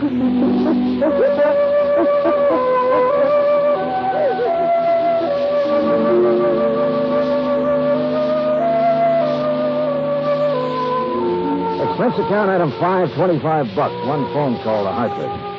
I told Harry Fuchs the whole story, and he promised to send out the necessary legal aid.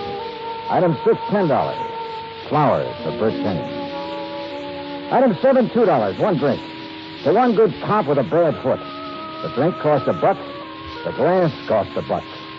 The drink for the good, the smashed glass for the bad. Oh, yeah, I was hammy, but it made me feel... Expense account total $416. Remarks none. Yours truly, Johnny Dollar.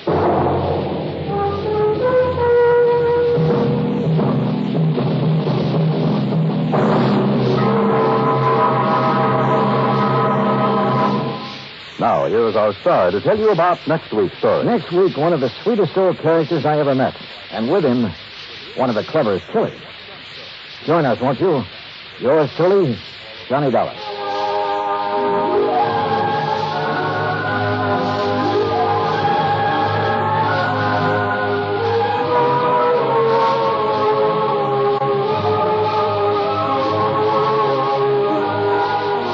Yours truly, Johnny Dollar, starring Bob Bailey, originates in Hollywood. It is written by John Dawson and is produced and directed by Jack Johnstone.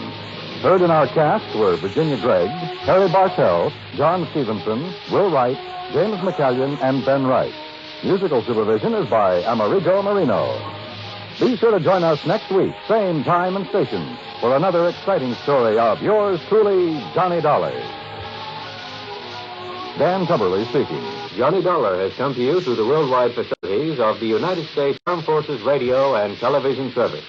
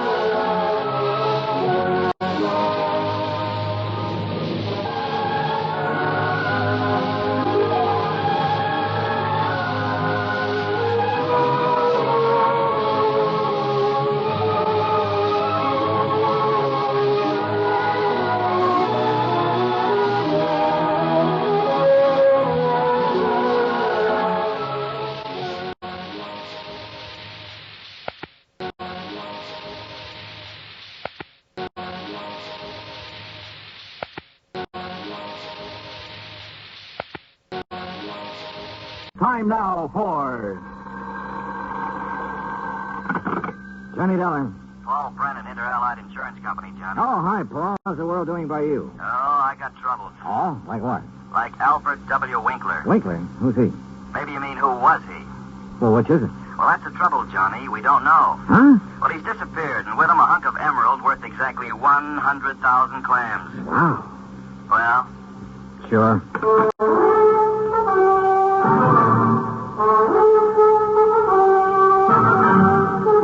Bob Bailey in the exciting adventures of a man with the action-packed expense account. America's fabulous freelance insurance investigator. Yours truly, Johnny Dollar.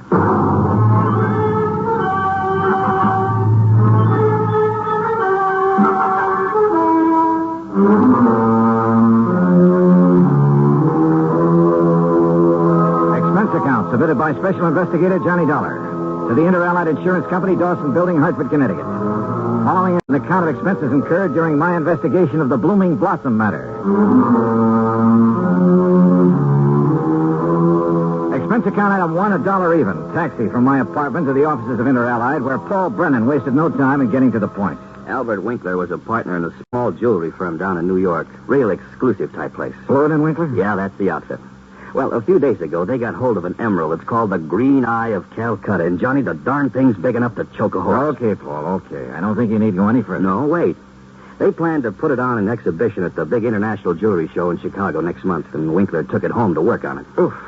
Insured for $100,000, you said? Yeah, and Winkler's insured for 10. Okay, so who killed him and stole the rock? Listen, will you? Go ahead. Well, Sunday morning, his partner Blewett tried to phone him at his apartment. No answer.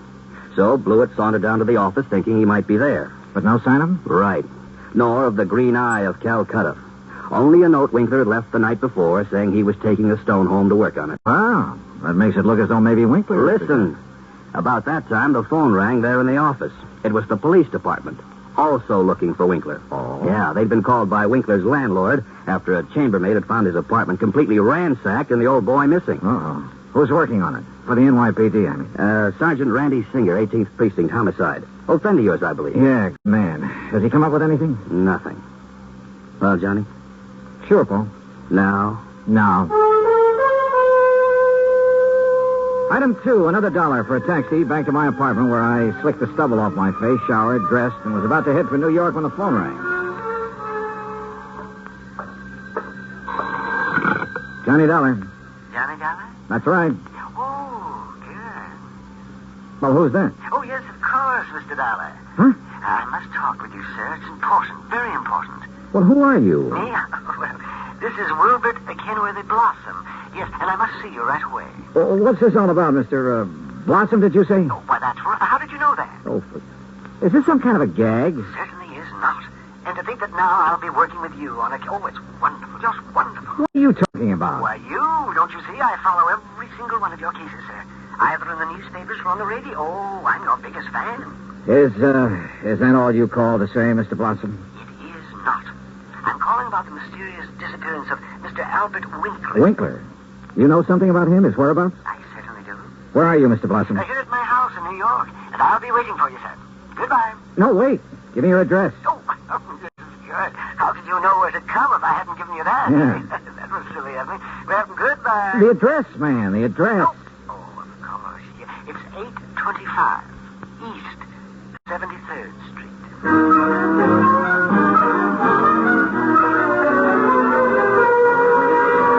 Item 3, $9.20, transportation and incidentals to New York City and 825 East 73rd Street. It turned out to be one of New York's famous old brownstone houses, well preserved and reeking of an era long past, when the city's wealthy and elite had built row on row of these monuments to a now forgotten financial aristocracy. Oh, come in, Mr. Dollar. Come in. I'm Wilbert Kenworthy Blossom, and I cannot tell you how thrilled I am to be working with you on this. I don't know how to describe it, but I'll try. The inside of Blossom's home was unbelievable. Ornate Victorian furnishings, heavy velvet draperies, huge lamps and chandeliers, gilt-framed mirrors, even an ancient horsehair sofa. It was also filled with dusty piles of newspapers and magazines, hundreds of old books. Travel books, Mr. Dollar, and mysteries. Oh, I just love mysteries. One corner of the high-ceilinged living room was piled with old trunks and handbags, an old carpet bag even. Boxes of tools and utensils were stacked about, an ancient Victrola, beat-up sewing machine. You just never know when you might want to sew something, do you? Old guns and pistols, some of them museum pieces. A stringless tennis racket, a pair of rusty handcuffs locked to the base of a floor lamp without a shade, a broken bicycle pump. That's just in case I ever find a bicycle to go with it, you understand. Yeah. Against one wall stood an old metal cabinet loaded with rusty surgical instruments and a worn-out catcher's mitt. Yet directly opposite was a corner shelf full of priceless porcelain figurines and rare pieces of china. Some of the old clocks and jewelry on the mantelpiece were collector's items. Fine original oil paintings lay among piles of old shoes. All in all, it looked as though the contents of half a dozen pawn shops had been dumped into it. At auction sales, Mr. Dollar. Oh, yes, sir. I just cannot resist an auction sale or a bargain. But what are you going to do with all this stuff? Oh, just keep it. I like it. I like a lot of things. So I see. Including 12 gross, expensive superlative steel-tipped shoelaces, patented 1841. They were a bargain, Mr. Dollar. Just like all this fine artwork is. Yeah, sure. Some of my friends pamper me a bit, though. You know, send me things they pick up at sale. Yeah. Now, look, Mr. Blossom, you told me you know something about Albert W. Winkler. Oh, yes. Yes, indeed. Well? And think of that magnificent emerald. Gone. Disappeared. Yeah, but now you said... And that poor Intrigue insurance company. Oh, my. That's how I knew you would be called on this case.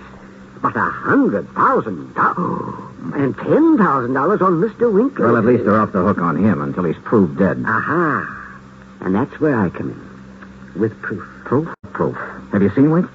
Mr. Dollar, I have. Well, where is he? Do you understand? Of course, I know Mr. Winkler very well because I've seen him at his office so many times. Yeah, okay, go on. Oh, yes, indeed. Such beautiful, beautiful jewelry he had there. And, of course, he was always trying to buy some of the things I But had. you say you've seen him where? Well, Saturday I'd planned with a couple of old friends to attend a railroad auction. That was at Canyon City and Metropolitan Railroad. Winkler was there at the auction sale? Oh, yes. Did you speak to him? Oh, no. Well, why not? You said you knew him. Oh, I didn't go to the auction. I wasn't feeling very well that day. I had a little cough. It was kind of like that. Then how do you know he was there? My friends went, and at least they talked about going. Mr. Blossom. And I'm sure they did, too, because they sent me something from...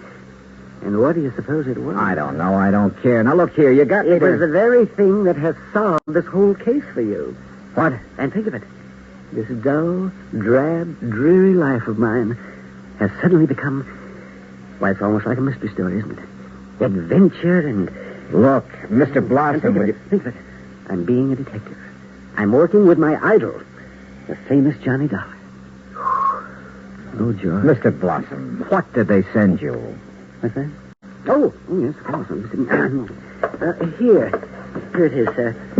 It's right here between the erector set and the golf clubs. This old trunk? That's right. Oh, great Scott, you can't mean what I think you do. At first, of course, I thought of calling the police. But knowing all about you... Mr. Blossom, let me see that. Excuse me. There are a lot of crumpled newspapers on top. Yeah, I see. As old as the trunk. Good Lord. It isn't pretty, is it?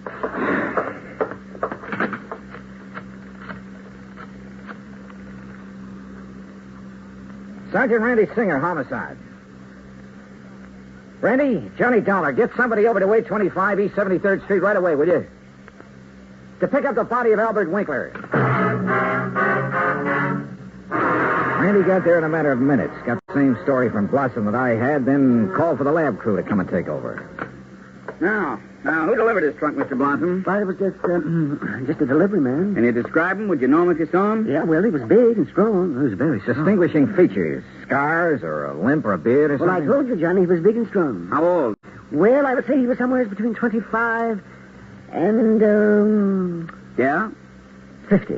Yes, I'm sure. Well, that's a lot of help. Yeah, you better have those thick spectacles changed. But he was big. Yes, we know, and strong. What about his truck? Oh, I didn't see that. He left it outside. No. Now, look.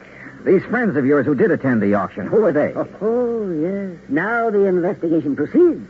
Now the excitement. Who were they, Mr. Blossom? Well, there's Randolph and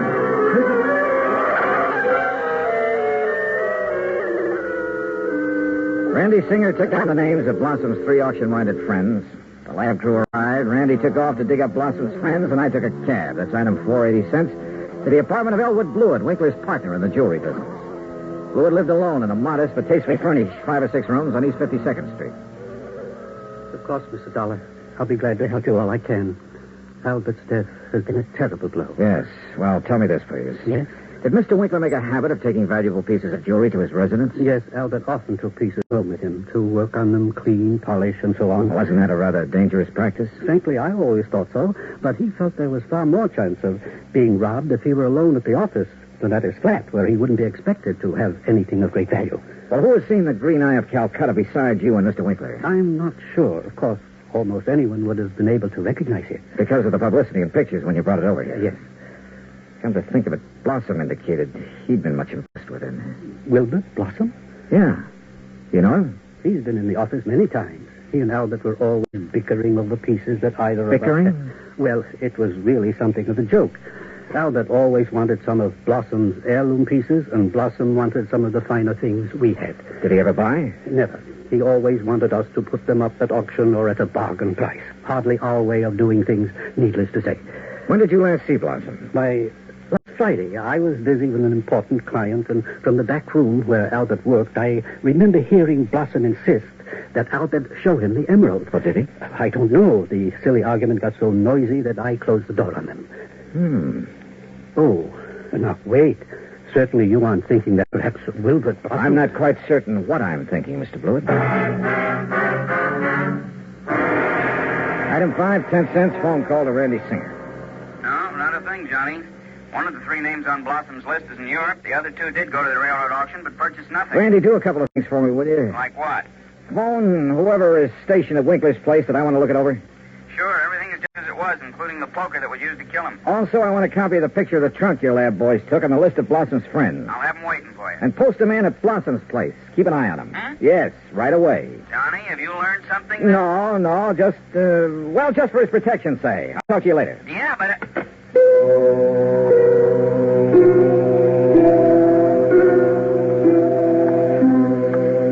Blossom. Yes, Blossom. Maybe I hadn't given enough thought to the strange little character. Or to why the trunk with Winkler's body had been at his place. But if he were involved, why call me in? Cover up? Possibility. But Wilbert Blossom kill him? Yeah, maybe he could. Maybe he did. I'd better see him as soon as I get through with the inspection of Winkler's apartment. Mr. Dollar? Oh, hi, officer. Did Sergeant Singer call and tell you that... He's on the phone here in the Winkler apartment now. Wants to talk to you. Says it's very urgent, sir. Okay, thanks. Johnny Dollar. Johnny, how did you know? Huh? The man I sent to cover Blossom's house for you got there too late. What? Whoever got in and attacked the poor old coot got away. Attacked? Blossom? Yeah, really did a job on him. Johnny? Okay, Randy. Thanks.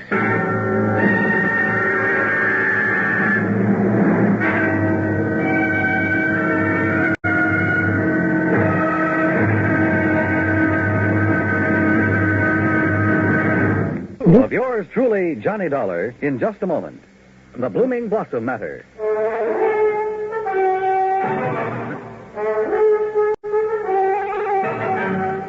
Expense account item 6, $2.25 for a fast taxi ride to 18th Precinct Police Headquarters. All right. As soon as I got your call, Johnny, I sent a uniformed man over to Blossom's house. From the way you talked, I thought maybe you suspected him.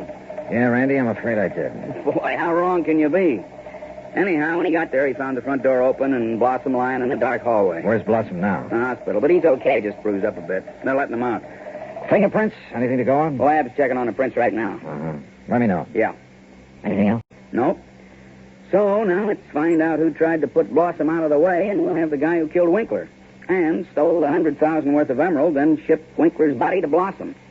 Oh, and by the way, here's the picture of the trunk you asked for and the three names Blossom gave me. Harrison, Norton, and Scatterday. What are you going to do with them? Randy, suppose the man who attacked Blossom is the one who did all the rest. You got a better suppose? Well, look, Randy, whoever wielded that poker on Winkler couldn't have been very strong. A really hefty wallop would have bent it out of shape. Yeah, the lab agrees with you. But, of course, it didn't take much of a blow to finish off old Winkler. He didn't weigh much over 100 pounds, you know. Yeah. Any strong arm could have finished him off easily and without messing up the whole apartment. And don't forget, whoever did him in also put him in the trunk and delivered it to Blossom's house. But why? Yeah. Yeah, and where's the emerald? That's what you should be worried about. $100,000 worth of worry for your insurance company. Now, what are you going to do with that picture of the trunk and the list of Blossom's friends? Oh, yeah, sure. I'll see you later.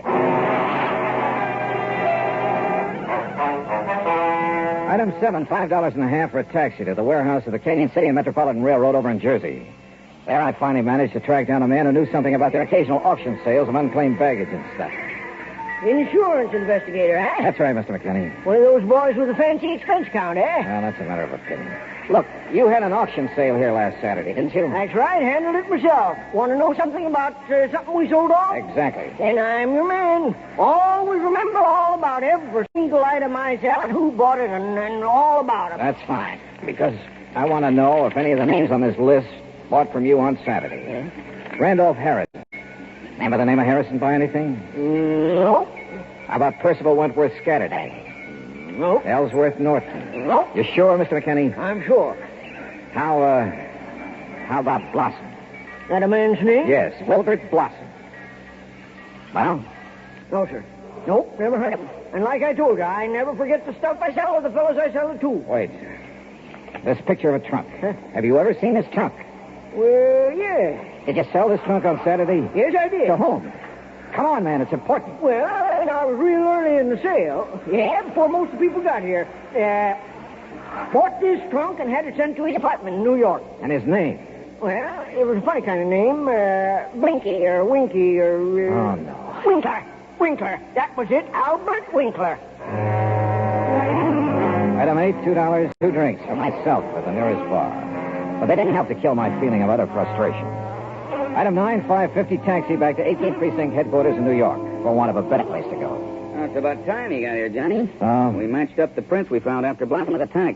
You know who made them? Yeah, here's his card. Carlo Bernasconi. Any record? Couple of dozen arrests, only one conviction. Anything to do with jewelry? Better. Accessory to a hijack operation a couple of years ago. He drove the truck. Hey. Sure. Got a mugshot of him? We got him downstairs. Come on, I'll take you down. Randy, what's he look like? Like you'd expect a truck driver to look. Big, husky brute. Has he admitted anything? Well, the threat of a murder charge made him talk all right, but none of it makes any sense. Of course it doesn't. But he's our boy, all right. He killed Winkler and beat up Blossom. I thought your lab decided whoever killed Winkler was a small fella. Yeah. So the theory about the same man killing Winkler and beating up Blossom doesn't work? But, Johnny, holy... Come on down. Let's talk to this Bernasconi. After I make a phone call. Huh? Who to? Yeah? Get me a man named McKinney, Canyon City and Metropolitan Railroad Warehouse over in Jersey. Make it fast, please. Yes, sir. Hey, you been over there, Johnny? Just before I got here. You find out anything? No, but I'm going to now. Like what? Randy, for the first time, this whole thing is beginning to make sense. Here's your party.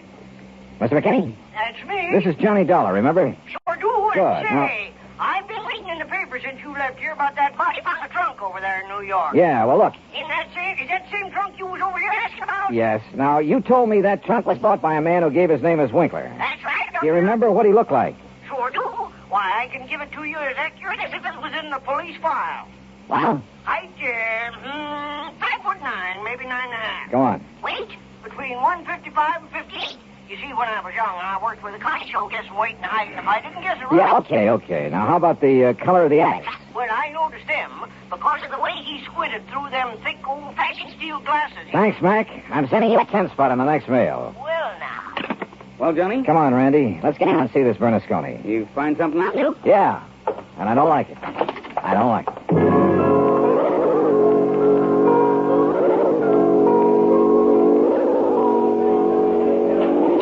Now, look, Bernasconi, you're in plenty of trouble for the assault on Blossom. Maybe even more.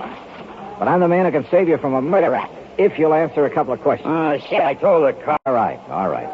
Did you pick up and deliver a trunk yesterday morning? Sure, I told him. For a guy named Winkler. You got the trunk from Winkler? Sure, at his apartment on East... What did he look like?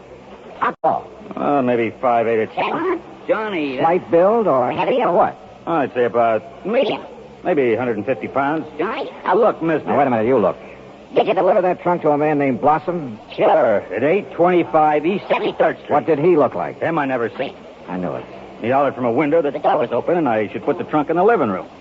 What a junk house. But you must have seen him later when you came back and assaulted him. It was nice. When he come to the door, I just slugged him and let him lay there. Then I went inside when the lights was on to look for... Well, I looked for the big rock I'd read about in the paper. But then I heard a prowl car coming, so I beat it. Trunk wasn't there anyway. Okay, Bernasconi. See you later, Randy. Hey, and what about me? You said it was...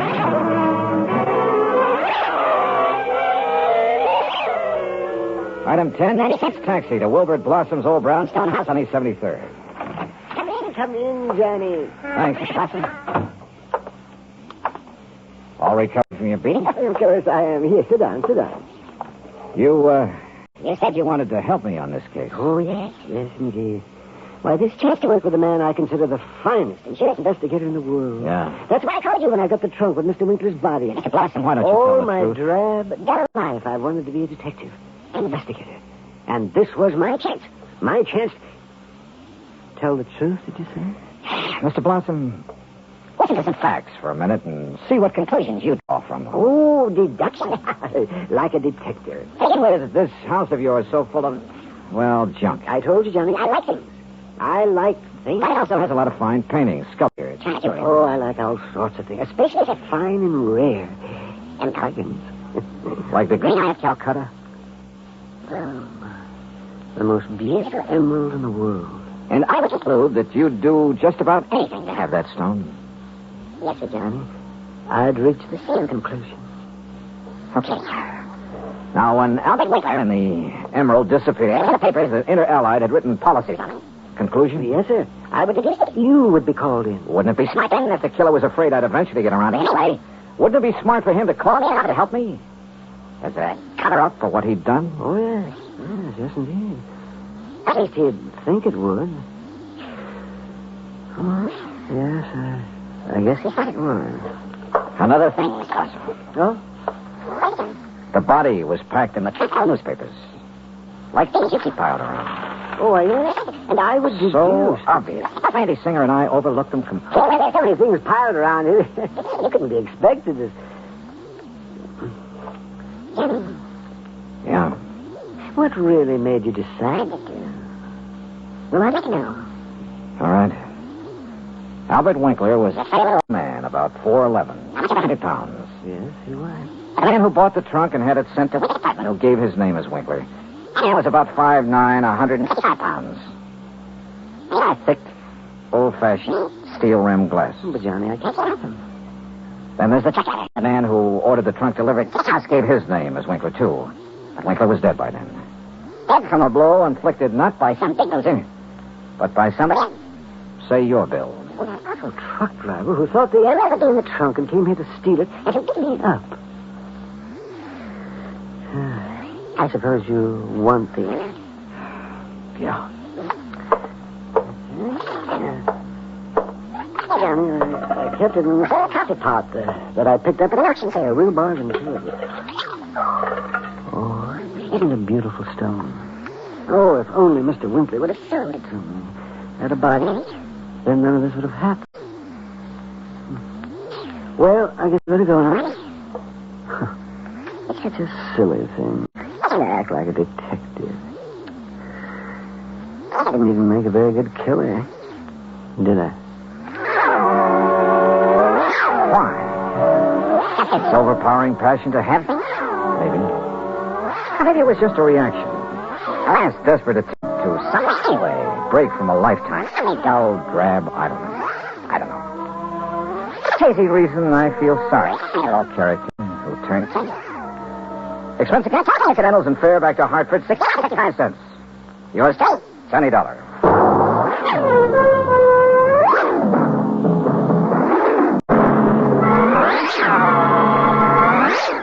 Now, here is our thing about next week's story. Next week's case so simple, so obvious, that it's not impossible to solve. Yours truly, $20. Truly, $20. Truly, $20. Truly, $20. From Hollywood, it's time now for... $20. Johnny, I've been trying to reach you for 2 days. Who's that? George Reed. Oh, I took off a couple of days. George, what's on your mind? A riddle. Riddle? Yeah, and a blonde photographer's model. That's better. How are you with riddles, Johnny? Not as good as I am with... But go ahead, try it. All right. A year ago, this model married Webster Preen. Green Hat Company? Was Preen Hat Company. He sold it when he retired. Go on. Well, last week, Preen reported his wife had disappeared. And according to him, when she left home, she didn't bother taking any of her clothes or car or jewelry. And she forgot to tell her friends she was leaving? Right. Not even him. You think Preen told the truth? Johnny, that's the riddle.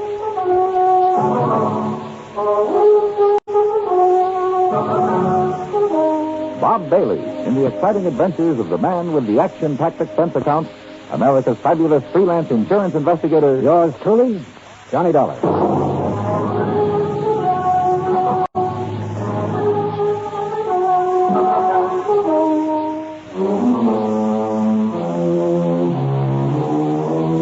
Expense account submitted by Special Investigator Johnny Dollar. To Floyd's of England, American Branch Office, 443 North 15th Street, Hartford, Connecticut. The following is an account of expenses incurred during my investigation of the Mad Hatter matter. Expense account item 1, 85 cents, cab fare from my apartment at George Reed's office. He was seated behind his desk, his willy white nose buried in a copy of Playmate magazine. He didn't look up until I was halfway across the room. Huh? Oh, Johnny, come in.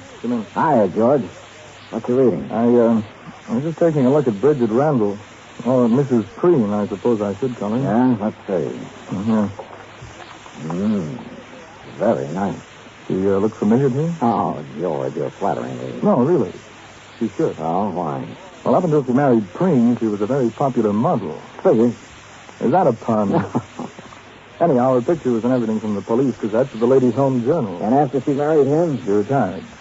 Hey, this is a new magazine, George. This month's issue. Well, the picture must have been taken before she was married. Well, what do you know about Preen? Not too much. He's over twice her age, and from all reports, has a lot of money. I'd bet on it. Their marriage caused quite a stir. You know, real winter and spring stuff. The newspapers played it up big. Where were they married? New York. She'd done some ad work for Preen's hat company.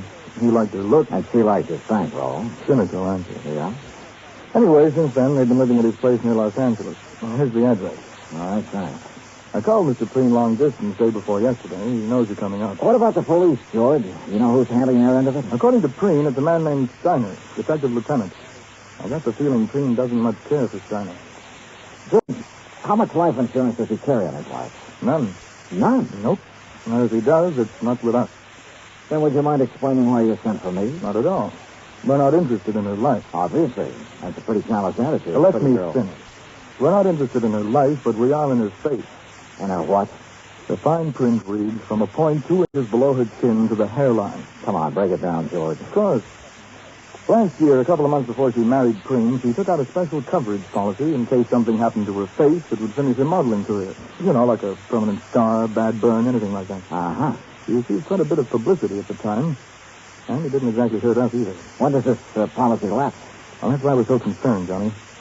When she married Preen, she announced that she had given up modeling for good. So we quite naturally thought she wouldn't renew the policy. But she did. Yes. And just 10 days before she disappeared. How much did you people bet that she wouldn't ruin her face? The amount she earned year before last. $25,000. Expense account item 285 cents cab fare back to my apartment. On the way, I had the cabbie stop at a newsstand where I spent $50 of my hard-earned cash for a copy of Playmate magazine. Yeah, there was no doubt about it. Mrs. Webster Preen was the kind of woman any red-blooded American boy over 30 would be eager to locate. Item 3, $190 plane fare, Hartford to Los Angeles, then a cab to the Statler Hotel. I checked in, made arrangements to rent a car, then put in a call to police headquarters. Lieutenant Steiner was out, so I left word for him to call me, had lunch, and then drove out to the San Fernando Valley. The Preen home was one of those Spanish stucco and adobe jobs. 2 stories, probably 30, 40 years old.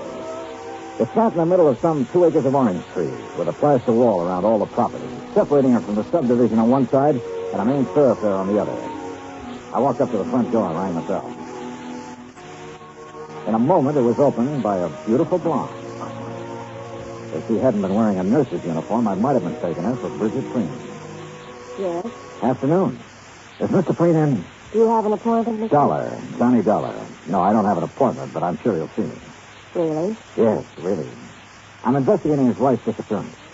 You're from the police? No, insurance investigator. I see. I'm sorry, Mr. Dollar, but Mr. Preen can't possibly see you. You're sure of that, Miss? Richard, and I am sure. Mr. Preen has suffered a severe shock. His doctor left strict orders that he's not to be disturbed unnecessarily. And you feel qualified to say what is necessary and what isn't? I've been with him nearly 5 years. Well, answer me this, Miss Richards. Do you think Mr. Preen's health would improve if somebody happened to find his wife? What? I mean, they haven't found her, have they? You haven't answered my question. You want my honest opinion, Mr. Dollar? Helen, who is it? Who's out there with you? Excuse me. No one important. It's Johnny Dollar, Mr. Preen. Now, just a minute. Mr. Dollar, come in. Have him come to the orchard room, Helen. Yes, sir. Well, I hope you enjoy sea baths, Mr. Dollar. Sea bath? What do you mean? Follow me. You'll find out. A pretty girl, in spite of her abruptness. And there was a lot going on behind those clear blue eyes. She led me into the house through a couple of large rooms and up a winding staircase and down the hall to a door at the end of it.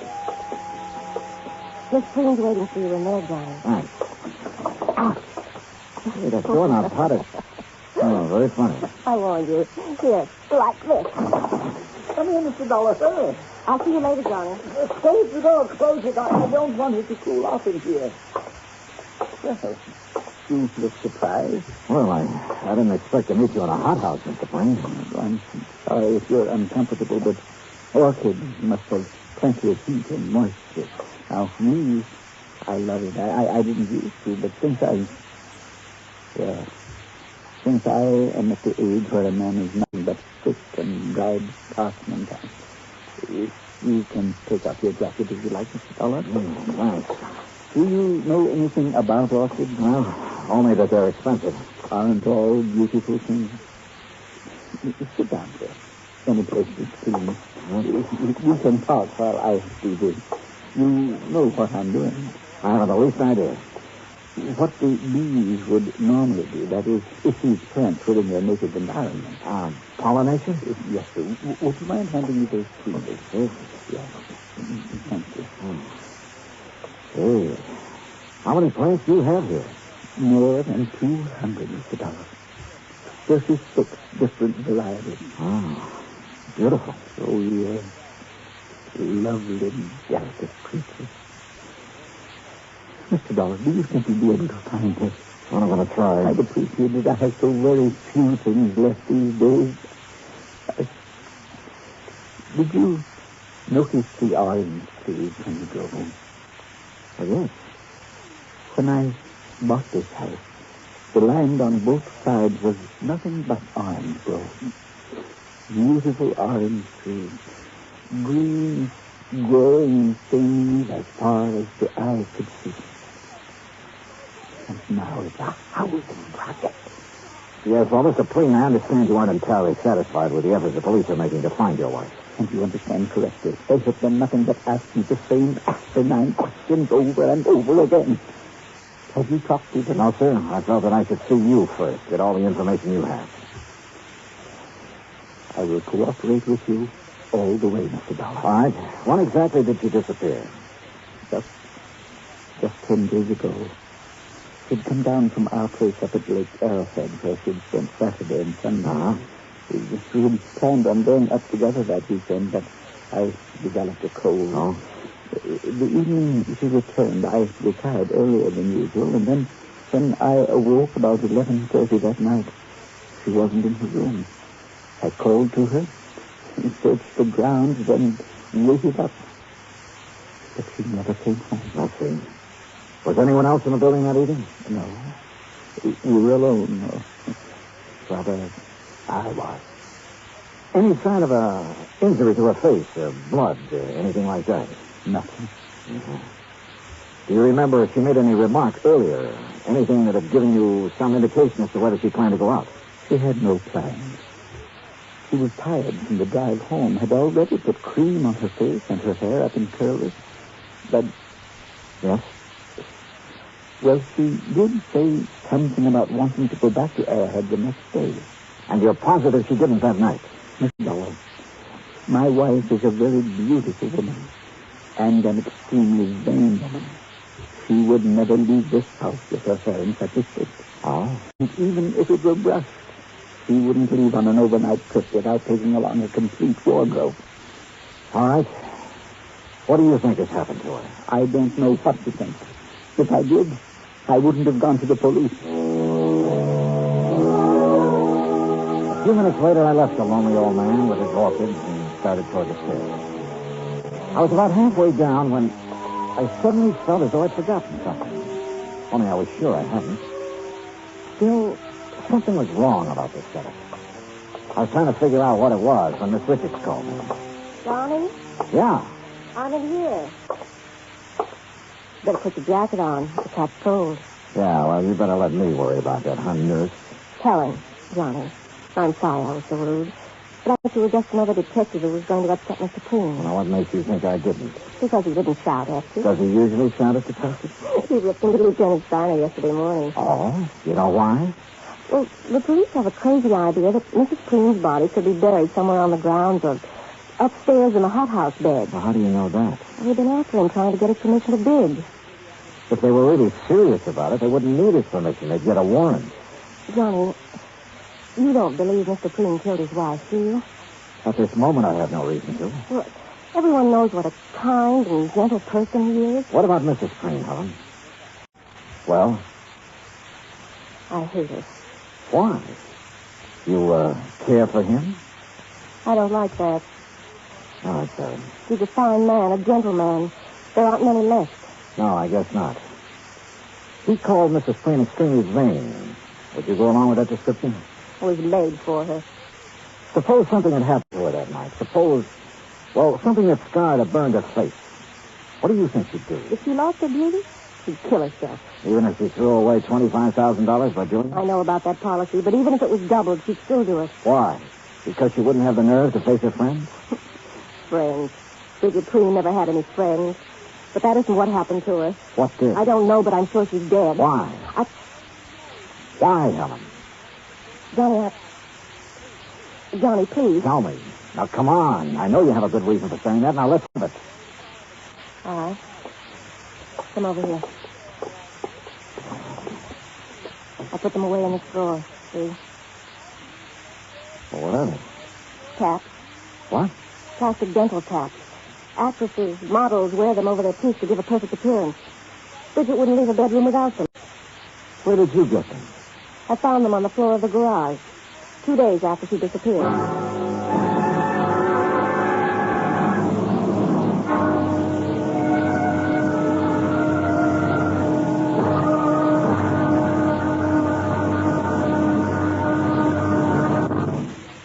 Act 2 of yours truly, Johnny Dollar, in just a moment. Democracy. What does it mean to the farmer? How can democracy benefit the farmer better than any other form of government? These are easy questions to answer because the facts are there. Only in a democracy can the farmer get the most aid from his government, own his own land, produce, and equipment, and still earn a standard of living that is comparable to workers in the manufacturing industry. That's because the people in a democracy tell their elected representatives they want it that way. Government subsidy, free enterprise, open markets, and the will to work and better himself enables the farmer in a democracy, such as the United States of America, to produce one of the world's finest diets. Scientific agricultural advancement and democratic government are the reasons why this can happen. This is a part of democracy. But whether it functions in agriculture or some other form of endeavor, democracy gives mankind its finest legacy of freedom. Now, Act 2 of yours truly, Johnny Dollar, and the Mad Hatter Matter.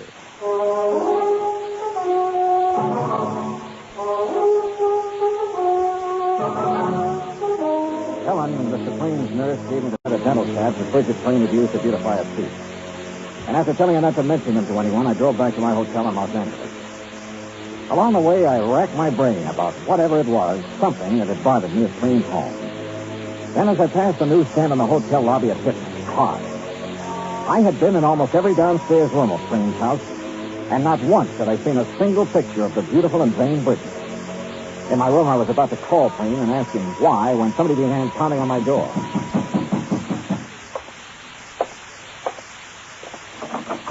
Well, Dollar, we seem to have had a hard time making connections, didn't we? I'm Steiner. Oh, how are you, Lieutenant? Fine, just fine. And I think I've got our little case all sewed up. Let's go. Yep. You mind if I rest? No, go right ahead. Thank you. See, we've been checking back on Miss Green's activities for the past few weeks. Uh-huh. Been making quite a few weekend trips, ain't she? I wouldn't know. We figure she found herself a new man, a young man, and took off for parts unknown. What about her clothes? Why didn't you take them? She didn't want to take what old Preen had given her. She was too proud. A little too proud to be true. She had enough things paid for out of her own money to last a good many years. Oh, now, Dollar, you guys let your imagination run away with you. Now, you look at this realistic. Here's a girl in her 20s married to a man who's content to sit home and wait for the golden chariot. And maybe she's content to sit there with him at first, but it ain't normal she should for long. Yeah? You locate anyone who's seen her out with another man? Nope. Tried to. That's the thing that's still stuck in my craw. Well, I don't think you will. Why not? Because she was smart, a smart woman. If she had had a boyfriend, and I'm not disagreeing with you on that score, she was very discreet about it. Mr. Dollar, I'm not sure you were aware of it, but each time you mentioned Mrs. Green, you referred to her in the past tense. Why? Oh, no. Don't tell me I fell for the oldest trick in the business. Come on, Dollar. Stop playing games and answer me. Oh, you should talk about playing games, Connie. Sorry, but I wanted to throw you off guard. Oh, you did, Carl. You did. What did you learn bird dogging around today, Dollar? Nothing, Connie. Nothing. Look, really. you either let me have all the information you've received today, or tonight you'll be on your way back to Hartford. Now, which is it? Okay. Green's nurse, Miss Richards, found these on the floor of the garage 2 days after Mrs. Green disappeared. You know what they are, I suppose. They don't have to be Mrs. Freeman. Take a look at this chart, Dollar. We got it from a dentist last week. Now look at the cat. Okay. What are you going to do? What do you think? Arrest Webster Freeman for the murder of his wife.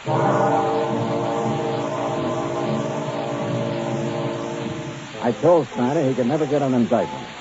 The two caps definitely belonged to Bridget, but they were found in her own garage. She could have dropped them any time during that evening she came home from Arrowhead. And I reminded him of Freeman's position in the community, his money, and how well he was liked everything, hoping I could still stall him long enough for me to try something that had been in the back of my mind since I left Hartford. I opened a copy of Playmate magazine to Bridget's picture. Then I placed a long-distance phone call to New York City. We're ready with your call to Mr. Howard, Mr. Dollar. Okay, thank you, operator. Go ahead, please. Hello? Hello, Mr. Howard. This is Johnny Dollar, insurance investigator. Yes, Dollar? A client of ours has her picture in the current issue of your Playmate magazine. Oh, yes. Yes, lovely girl, Mr. Howard, her name is Bridget Freeman. Bridget Freeman? Or Randall. Bridget Randall. Oh, yes, I know her very well. Well, where is she? We aren't sure yet. Mr. Howard, I've got to know when that picture was made and the address of the photographer who shot it. Have you got that? Yes, you just hold on. Now, I remember now I was surprised to see Bridget after all that talk about retirement. Yeah. Yeah. Yes, here it is. Photography new one as far as we're concerned. What's his name? Tracy. Russell Tracy. Address? Box 17. Got it? Box 17. Lake Arrowhead, California. What? Lake Arrowhead. You ought to know where that is. Yeah. Yeah, I do. It took me a little less than 2 hours to drive up to Lake Arrowhead. When I reached the village, I stopped in at the post office. Yes, sir. What can I do for you? Well, I'm looking for an old friend of mine. He's got a place up here somewhere. And what's his name? Tracy. Russell Tracy. Oh, yeah, sure. A nice little cabin on the lake, about a half a mile down toward the left. You just follow the road. Okay, thanks. The cabin just before you get to Russell's has a big mailbox out in front with the name Freeman on it. Got it? Freeman? Yeah, I sure have.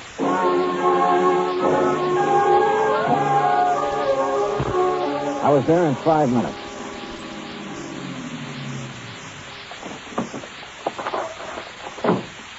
It was small, 2 rooms at the most. The dog came from the direction of Cream's cabin to bark at me, then went back into the woods again.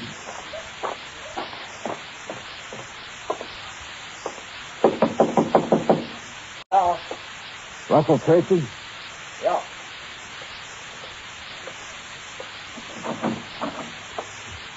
Who are you? Name's Dollar, insurance investigator. May I come in? Yeah, come on in. Thanks. Oh, Mr. Dollar, what's this all about? Bridget Freeman. Oh, wait a minute. I'm not... not... That's a very good picture of her in Playmate. You tell her you sold it? Yes, I did. When? The day you decided to submit it? Or after it was sold and too late to stop publication? Or not until some other photographers started calling her home to see if she'd come out of retirement? Now, look, Mr. Dollar, I haven't done anything wrong. I didn't say you had. I mean it, Dollar. All I did was take some pictures of her. I didn't have any reason to kill her. Who said she was dead?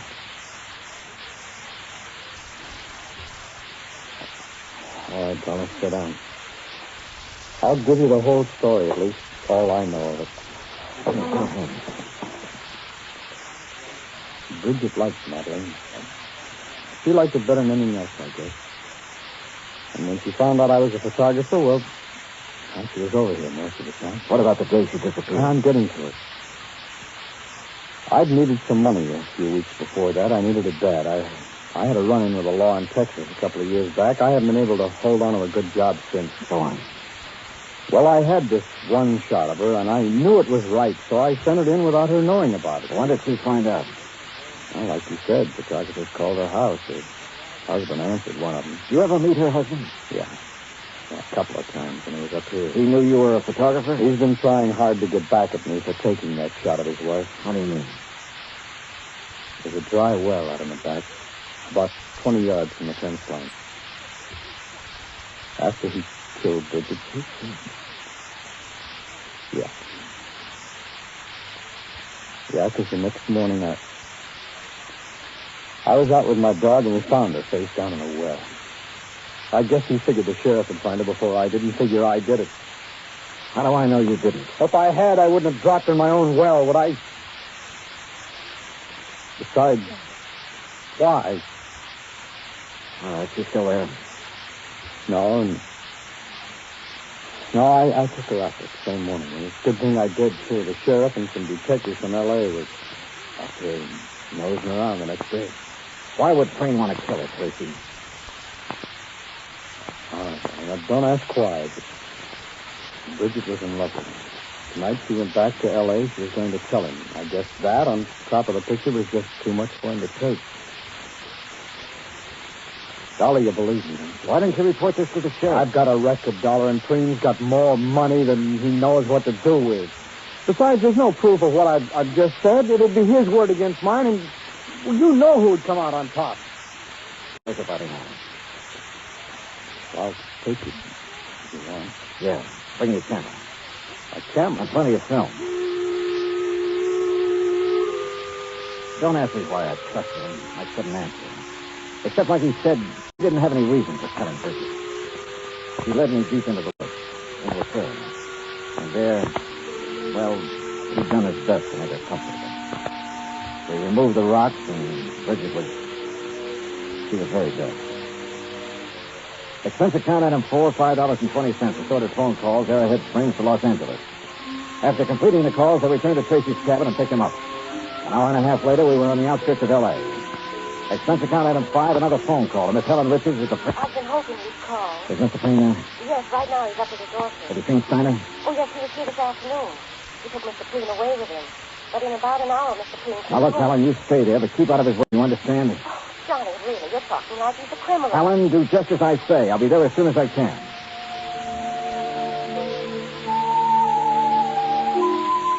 After seeing that Russell Tracy was safe in the custody of Steiner, I took the freeway out to the San Fernando Valley. It was a little after 9:30 when I pulled into the Plain driveway. The porch lights were on, and Helen opened the door. Johnny, you look awful. You had dinner? No, nothing. Well, let me fix you something. No, please, no, nothing. What's in the envelope? Nothing important. Where's Mr. Payne? Where do you suppose? Upstairs with his office. Would you mind if I went right Of up? course not, Johnny. You go ahead. When your dinner's ready, I'll call you. Yeah, okay, thanks. Careful of the doorknob. Yeah, I remember.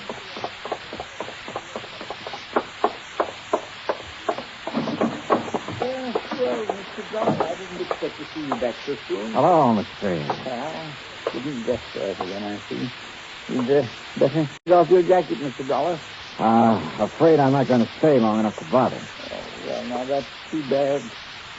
Beauty such as this isn't often seen, Mr. Dollar. I disagree with you, sir. What? I think I have something here that's every bit as beautiful as any flower in this hothouse. Well, now, you have aroused my fortitude, son, and also my curiosity. What have you... Here. Oh, no. Oh, no. She was beautiful, wasn't she, Mr. Payne? Here, she's very beautiful.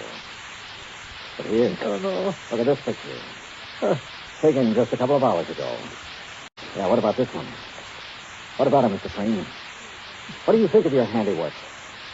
Proud of what you've done, Mr. Payne? No. No, please. No more, please. Why did you do it? I had to. I had to. She was going to leave me. Like everybody else had done. Everything does.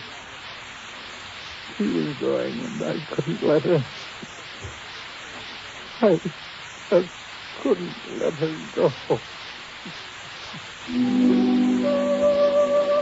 Well, I should have been right. After he killed Bridget, Crane had not been able to face the many photographs of her about the house, or any pictures of Bridget, as you learned. One photograph had caused her death. The others we took later put Bridget's husband away for the few remaining years of his life.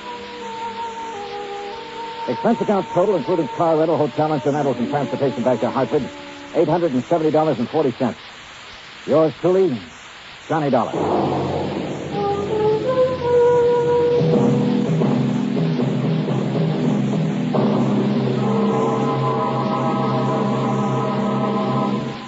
now here is our star to tell you about next week's story. Next week, a fishing trip that could be very pleasant. Except that one of the fishermen is deaf. Join us, won't you? Yours truly, Johnny Dollar.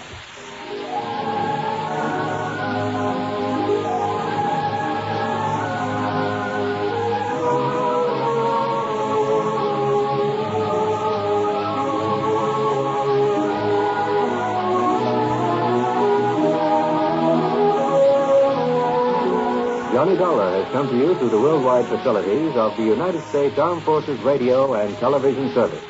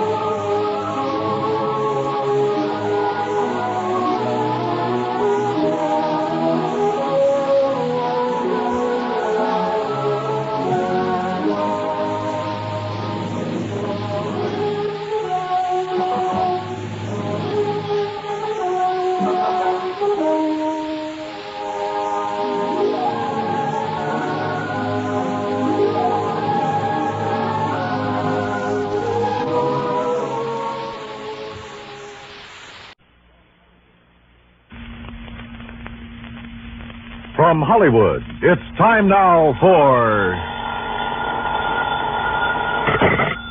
Johnny Dollar. Hi there, Johnny. This is Buster. Buster? Buster Favor, Lake Mojave Resort over on the Colorado River. Oh, well, Buster, how are things? So you never really did get in the fishing we promised you over here. No, but so help me, I'm going to one of these days. Is that what you called me about? No. Johnny, you remember old Mike Kirby? Kirby. Oh, sure. The sweet old fella I met down at your boat dock. Guide or something? That's the one. Oh, sure, I remember him. How is he? Well, that's what I'm calling about. He isn't. What? And, Johnny, I think it was murder.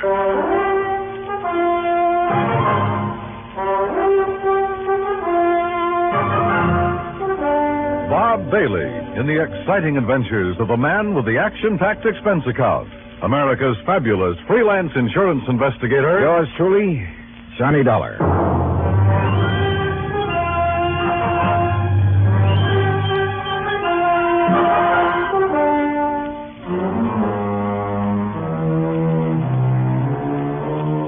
Expense account submitted by Special Investigator Johnny Dollar to the Tri-State Life and Casualty Insurance Company Home Office, Hartford, Connecticut. Following is an account of expenses incurred during my investigation of the Kirby Will matter. As soon as I hung up on Buster, I lost no time in making the necessary plane reservation to Las Vegas and picking up a handful of American Express traveler's checks. That's item one on the expense account, a total of $320. Then I packed a bag, was about to take off when the phone rang again. Johnny Dollar. Oh, Johnny, I'm glad I caught you in. It's Danny Newcomb at Tri-State Life and Casualty. Oh, hi, Danny. Johnny, I need you badly, and I need you fast. Now, there's only a $5,000 policy involved. Danny, the circumstances are such I'm sorry, that Dan, but I can't handle it. I'm about to catch a plane out of No, here. Johnny, now listen. There may be a killing involved in this case, so we don't dare waste any time. And what's No, more, you listen. There may be a killing involved in what I'm going out What's more, the death of our client occurred at one of your old stamping grounds. Sorry, Dan. At the Lake Mojave Resort. Danny, I told you. What? Yeah, that's right. Mike Kirby? Yeah. Okay, Danny, I'm on my way.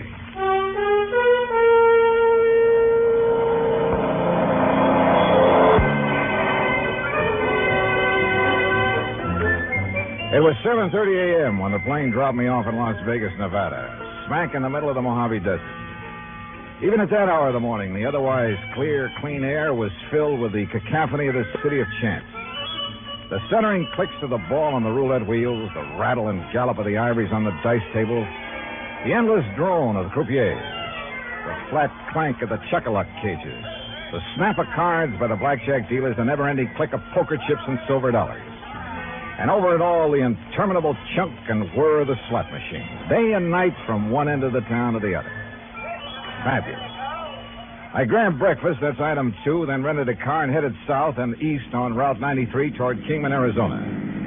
Then, just 5 miles short of that town, I swung right on 68 down toward Davis Dam, down to Lake Mojave Resort.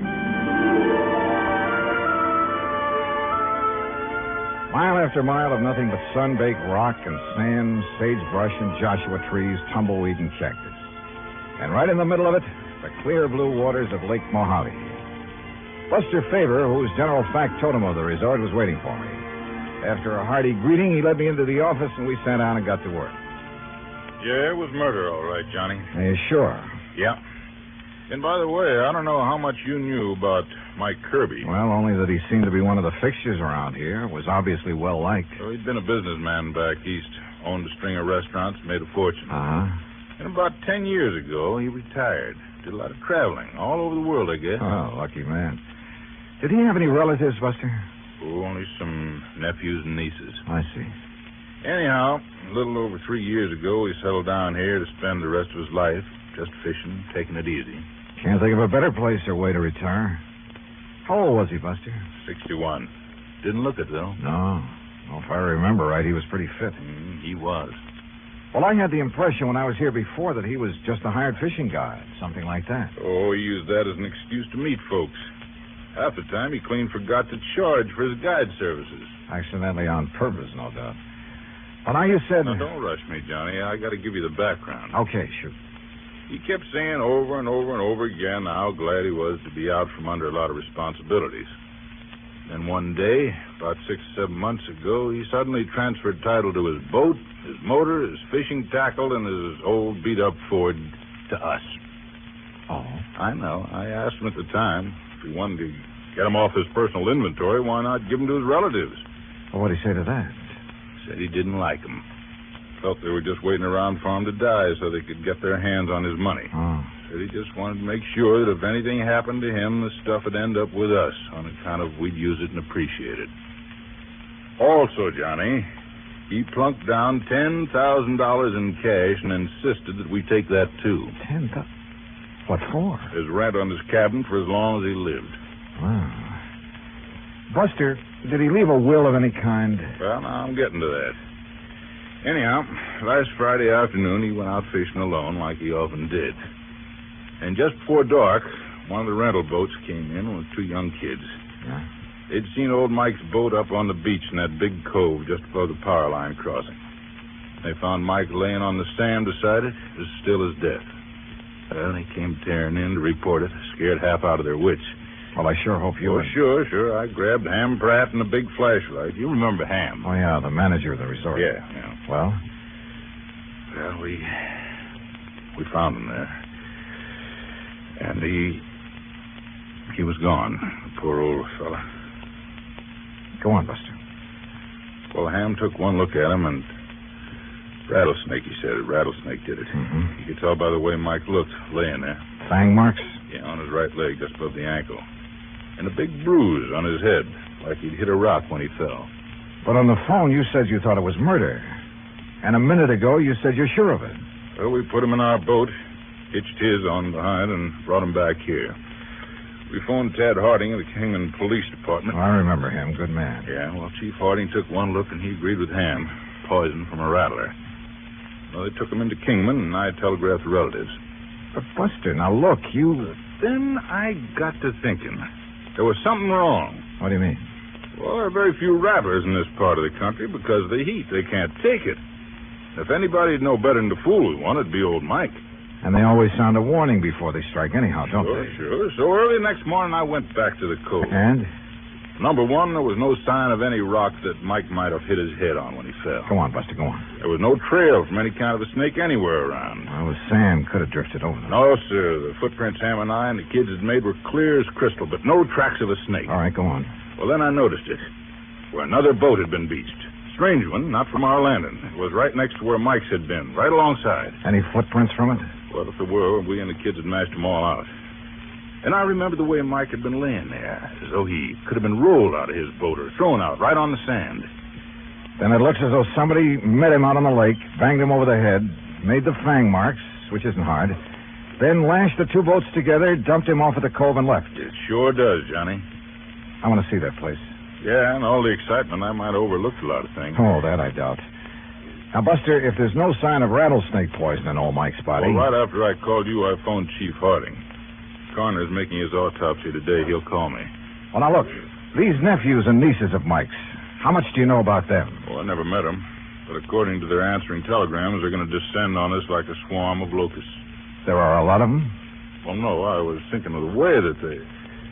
Well, one, there's a woman named of Martha Woodbury who... Excuse me. Mr. Favor? Yeah, I'm Buster Favor. I am Miss Martha Woodbury. Oh, well, Miss Woodbury, we were just at... this is Mr. Johnny Dollar. How do you do?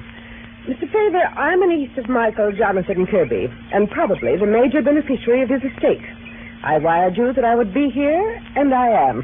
You got here kind of fast, too, didn't you? I also wired Uncle Michael's attorney in Kingman that I saw no reason why I should delay the reading of Uncle Michael's will. Lawyer Guilford phoned me about that, and I guess you weren't the only one. You should be here late this afternoon. I also wish to make funeral arrangements befitting one of his financial status. Won't you sit down? Now, please tell me the circumstances of his death. And, of course, I wish to see the poor darling's body. Miss Woodbury. Oh, yes? What do you do for a living? Why, if it's of any concern to you, I teach at Armand College. Toxicology. Toxicology, huh? Yes. Poison. Very interesting. Is it? Why?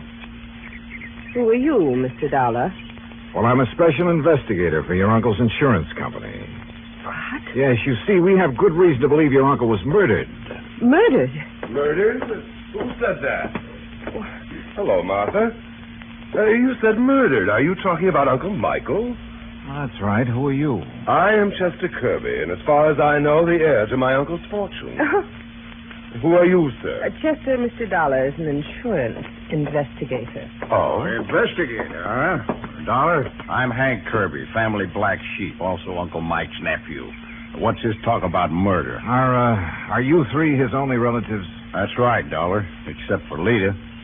Lita? Lolita Laverne. Though we sometimes try to forget that. Oh, come off of that. Why, Miss Woodbury? My sister is a cheap nightclub dancer. We prefer to forget it. And the silly stage name she uses. Now, take it easy, teacher. Of course, Martha. This is hardly the time or place. What do you do for a living, Mr. Kirby? Chester? Oh, play the stock market a bit, that sort of thing. He's a playboy, Mr. Dollar, and a gambler, and I suspect not a very honest one. Martha, my dear girl, I resent. You've never done a lick of honest work in your life.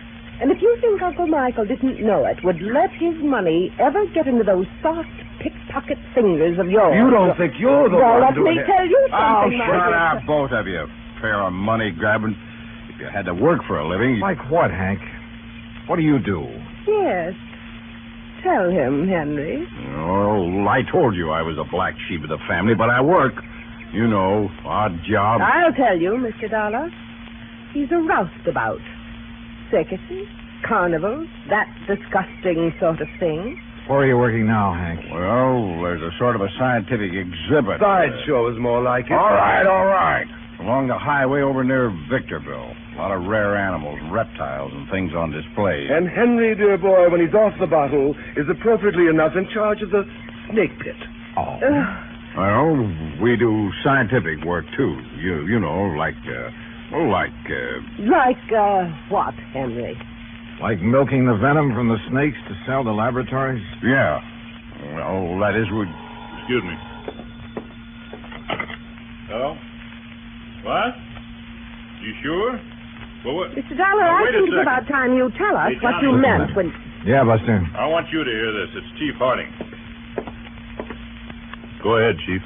Well, as I said, Buster, there was evidence of rattlesnake venom in the body, all right. But it didn't enter at the fang marks on the leg. What do you mean, Chief? Well, the coroner says those marks were fakes. The venom was injected with a needle up near the armpit where it wouldn't be noticed. Chief, this is Johnny Dollar. Oh, hi there, Mr. Dollar. Haven't seen you since you were out here Listen, working on the... was the venom injected into his body before or after old Mike received the blow on the head? Was the coroner able to check that? I don't think he's tried, Mr. Dollar. Well, have him do it, will you please, if he can? Well, sure. Also, do me a favor and check with Lawyer Guilford. I'd like to know when he's coming out here with a will. Oh, I saw him just a few minutes ago, and he asked me to tell Buster. Sometime this afternoon, if he can get away. Good, thanks. I'll talk to you later. Well, sure, Mr. As I started to say, Mr. Look, Dollar, Miss Woodbury, there is nothing that you or any of us can do until we get the complete report from the coroner. Well, you can at least tell us what you meant. And when what you about dear Uncle Michael's will, Mr. Dollar? That will have to wait for the attorney. He expects to be here sometime later today. Now, wait a minute. You said murdered. Incidentally, I suppose the will shouldn't be read until Lolita, or whatever her name is, gets here. According to her telegram, she ought to get here today. Well, she better. What I want you to do is arrange for quarters here. And all of you stay here. If you won't do it of your own free will, I'll have Chief Harding of the Kingman Police Department take whatever... No. Such a humiliation is entirely unnecessary. There's nothing to keep me from sticking around. I want to hear that will, too. Of course. Don't we all? Okay, then. Sit tight. For my money, any one of them could have done it. A toxicologist, a man whose business was handling poisonous reptiles, and a cheap tin horn gambler, and a nightclub dancer who hadn't appeared yet. Yeah, any one of them to latch onto the old man's fortune. I avoided telling the three present about the circumstances of their uncle's death in the hope one of them would give himself away by saying something to show that he or she already knew. As soon as they were ensconced in their rooms, Buster and I hopped into his outboard and headed up the lake. Remember the last time we rode up here looking for evidence, Johnny? Yeah, I sure do. That was the Midas touch mine. Yeah. The pretty little lady owned a high-power rifle with a scope sight. Just about here, she started taking pot shots at us from the shore. Wow, that's one thing we won't have to worry about this trip. Now, right around this point is where I found Mike's boat on the beach. And like I told you, I may have overlooked some clue that you'll spot in a second. Buster. Yeah? Tell me, did old Mike earn enough as a fishing guide to make a living? Well, just about enough to buy food and a few odds and ends and... Well, like I told you, most of the time he deliberately forgot to charge, not needing the money and all. Hey, Johnny, there in the cove. What? A boat, right where Mike's was. Whose is it? Do you know? Isn't out of our landing by... Hey, that puff of smoke from behind the bush way up on the sand dune. Swing us around. That's somebody with a gun. And look, we're taking in water, those holes in the bottom. Grab that can, start bailing.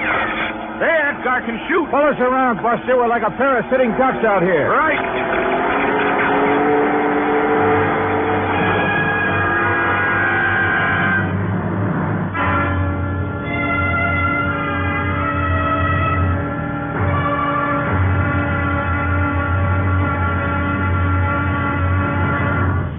Act Two of yours truly, Johnny Dollar, in just a moment.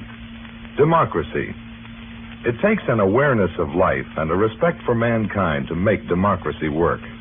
But when this happens, democracy works in mysterious ways to better the lives of everyone.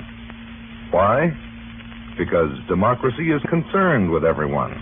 One could say that democracy is people. For the people rule themselves in a democracy. No tyrant stands a chance. No dictator can get a foothold. The systems of laws and justice in a democratic government is made and operated by the people, for the people. And people like to be free. That's why democracy gives mankind its finest legacy of freedom. Now, Act Two of yours truly, Johnny Dollar, and the Kirby Will Matter.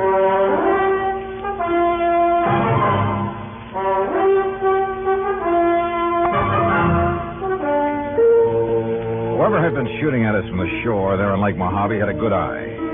But a 30-mile-an-hour outboard at over 200 yards and swerving like mad can be a pretty tough target. With a hull full of holes, we had no choice but to go back to the landing. There, I made a quick check of the three I suspected of having killed old Mike Kirby. First, his nephew Chester. Right here in my room, Mr. Dollar, reading. Then a brief walk in the hills. Why? And when is that lawyer coming to read Uncle Michael's will? Then the niece, Martha Woodbury. Gathering a few desert plants, as you must know. Hardly racing about on the lake armed with a gun, as you seem to suspect. Why don't you question Henry? If anyone should know how to handle a gun, he should. So I questioned Hank Kirby. Patient, that's what. I saw no reason to just sit around waiting for that lawyer to arrive. I was fishing in that first big cove on the right. On the Arizona side. That's right. And I saw you and Buster tearing back here. That's when I come back to see what was up. Now, what is up? Mr. Kirby? Yeah, Buster? On the payphone, the phone booth next to the cafe. Yeah? Kingman operator just called. Yeah? She still hadn't been able to reach your party on whatever that call was you made. Oh, yeah, thanks. What call, Hank? I've been trying to locate Lita to find out why she hasn't got down here. Maybe she doesn't care about the will. Where is she, Hank? She was to a dive up in Las Vegas that I sent the telegram, Johnny. Yeah, that's where she's been working. Is that where you called earlier, Hank? Earlier? Yeah, didn't I see you in that phone booth when Buster and I pulled out? Oh, yeah, sure. Trying to get Lita then, too. Yeah. Yeah, it reminds me, Johnny. Lawyer Guilford just phoned me from Kingman. He'll be over here in about an hour. Then the will gets read, huh? Perhaps we ought to wait for Lita. What do you think, Hank? She'll be here. Well, did you talk to her? Is she on her way? Yeah, she's on her way. All right. If Buster's willing, we'll use the office when Guilford gets here. Sure. So, Hank, you tell the others to be ready and waiting. Yeah, sure thing. Come on, Buster. All right, Johnny. What's on your mind? Well, maybe it's just a hunch, nothing more. But I want to get on that phone in the office. I called Armand College first. Yes, Miss Martha Woodbury had left there only last night. So she couldn't have been here when Mike Kirby was killed. A call to Chester's Hangout, a private gambling club in Reno, indicated the same thing. Call number 3 was to the so-called museum where Hank Kirby worked with the snakes, a place within easy driving distance of Lake Mojave. But the records showed he hadn't left the place in 2 weeks until this present trip to be here. Lolita? Well, the manager of the club in Las Vegas said she hadn't missed a show. Daytimes? Well, who knew? But she was there every night. Then I suddenly remembered something about the geography of Lake Mojave. Yeah, Johnny. Cottonwood Landing is only about 25 miles north on the west, the Nevada side of the lake. Could that boat we saw in the cove? Sure. That's where it came from. I knew there was something familiar about it. Hey, what are you going to do, Johnny? Kingman. Operator, get me Cottonwood Landing, please. It's one of their rental boats, Johnny. Yes, sir, I'm sure of it. Any number? Any identification on it? Well, that I didn't see. Anyhow, they rent so many to fishermen every day. Uh-huh. Hey, here comes Lawyer Guilford driving up. Good. Cottonwood. Hello, this is Johnny Dollar, special investigator. Yes, sir. What? I want to know if you rented a boat today to a girl named Lolita Laverne. Laverne? I'll meet him, Johnny, and I'll bring them all in here. Okay. No, sir. Nobody by that name rented today. Well, what about Friday? Friday afternoon. Friday. Yeah, that's right. Well, the only women we rented to on Friday was old lady Newberry, down from Canada for a couple of days. No, this is a young girl. Well, the other was a Miss Hancock. Hancock? Lucy Hancock. Okay. Thanks very much. I've never seen Johnny, this is Lawyer Guilford. Lawyer, Mr. Johnny Dollar. It's a pleasure, Mr. Dollar. How are you, sir? Now, if you'll all please sit down. All righty. I'm a little pressed for time, so I'll waste none in getting to the reading of Michael Kirby's will. Good. Well, you don't think we ought to wait for Lita to get here? It won't be necessary. Now, I possess a full accounting of the net value of Mr. Kirby's estate. Excellent. It may surprise you, by the way. Fine. This will confirms that valuation. It is dated, by the way, just 5 months ago. Made it out right Oh, out. look, let's get to the will. Now, let's read it. Yes, Come on. Please. His real property consisted only of his clothes, then the outboard motorboat, and an old car which he transferred to the Lake Mojave Resort, together with a sum of money to provide for his living here. How much? Only $10,000. Oh, well, good. Some years ago, he turned all other of his real property, including some rather important real estate and business holdings, into cash. Well, where is all the cash deposited now? Surely you aren't considering adding bank robbery to your rather questionable career, Henry. Martha, that is quite uncalled for. Now, why don't we proceed with the will? There is one asset specifically set aside that perhaps I should mention since it concerns Mr. Dollar. He is the beneficiary? Oh, no. I refer to the insurance policy for $5,000. But don't worry about a piddling amount like that. Let's have the will, man. The insurance policy is to cover burial expenses and nothing else. All of it is to be used. Okay. Let's have the rest of the will. Can't you leave all this out? Very well. I, Michael Jonathan Kirby, do make, ordain, and declare this instrument to be my last will and testament. Oh, why don't you skip that stuff? Please. Being of sound mind and body, determined to enjoy the fruits of an industrious life to the fullest. The bequests, man. Life to the fullest. And rather than burden others with the responsibility that money demands. What? For these and other reasons, I have carefully spent every dollar I ever owned. What? No, he was out of his mind. I couldn't do that. That is the will of Michael Jonathan Kirby in its entirety. Good day. What fools we've made of ourselves. What fools. And it's no less than we deserve. I only wish that Lucy had been here. Wait a minute. Lucy? Yes, Lucy. Her real name, her proper name, not Lolita Laverne. It's Lucy Hancock Woodbury. But as I told you before... Now listen, all of you. You're to stay right here. Stay in your rooms. Oh? What's the point? Now we know the contents of that stupid will. Yeah. By Buster, what right call Chief Harding. Tell him to stand by in case these people get itchy feet. Right. What little I've done so far in this case was based on nothing but hunches. So when 10, then 11 p.m. came and Lolita, Lucy Hancock Woodbury, hadn't arrived, I acted on another hunch.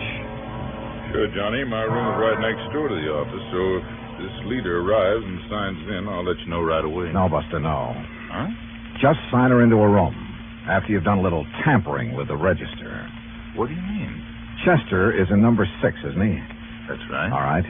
Change that on the register to number 8. That's this one, your room. That's right. And be sure that Lita sees the register. I don't understand. You don't have to, Buster. Let's just hope she gets here. Buster left. And with my door ajar, I turned off the light and lay on the bed and waited. It must have been after midnight when I heard the car pull in. Heard Buster admit someone to a room a couple of doors down the line and then go back to his own. Then, silence. Then the quiet click of feminine footsteps approaching my door. Quickly, in the darkness, I lit a cigarette, held the glowing end away from my face.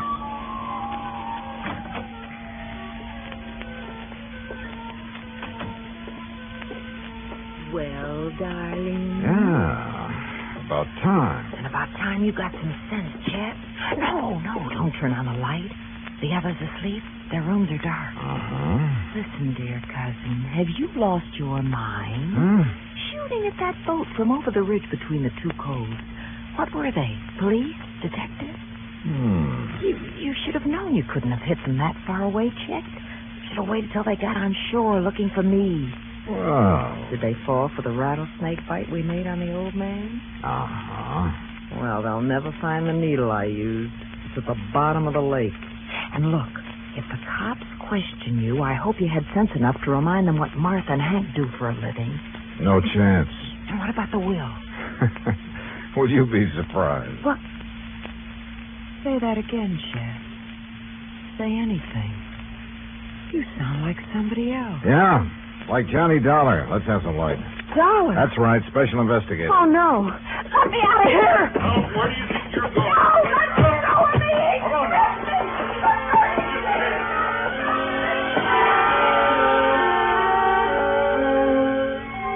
Yeah? All four of them had wanted to see old Mike dead. But Hank, the only honest working man of the lot, didn't have the brains. Martha wouldn't have used the means that tied in with her toxicology work, and probably didn't have the nerve. So Chet, who lived by his wits, and Lita, who was a real cheap, no-account... Well, the courts will take good care of them. And I still have to chuckle over poor old Mike's will. Being of sound mind, I have spent all my money. Which reminds me, expense account total, including transportation back to Hartford, $331.25. Yours truly, Johnny Dollar.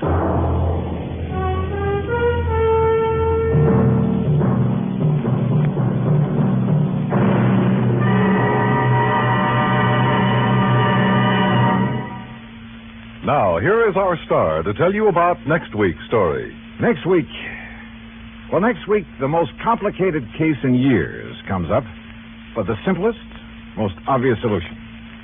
Join us, won't you? Yours truly, Johnny Dollar.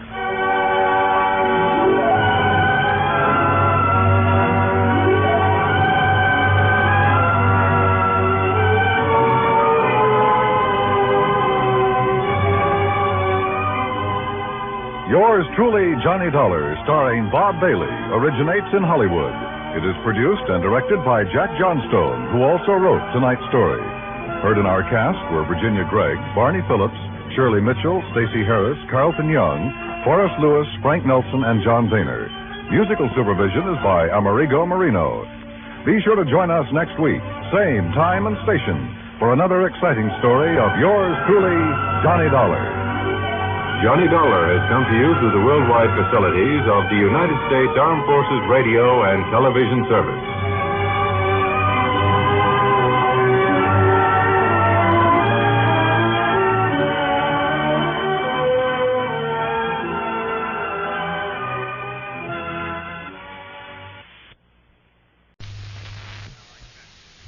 From Hollywood, it's time now for... Johnny Dollar. Lud Barlow, Johnny. I'm on a spot. What's the matter? The Templeton house in Boston was knocked over sometime during the night. We have a $100,000 loss on our hands. Can you go over there right away? Well, I'll see what the plane situation is, Lud. And Never mind the plane situation. Just pack up and get out to the airport. I'll meet you at Hangar 12. What? I'm chartering a plane for you.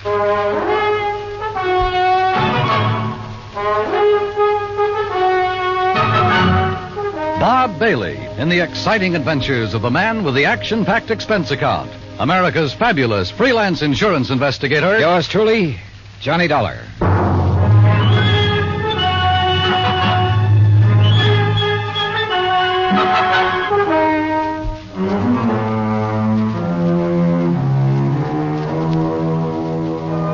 Expense account submitted by Special Investigator Johnny Dollar to the Mideastern Indemnity Corporation, Home Office, Hartford, Connecticut. Following is an account of expenses incurred during my investigation of the Templeton Matter.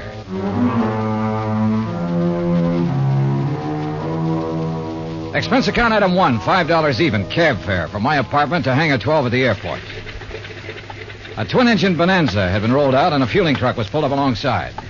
A man in a sheepskin seemed to be supervising things. The man who seemed to be supervising him was Lud Barlow.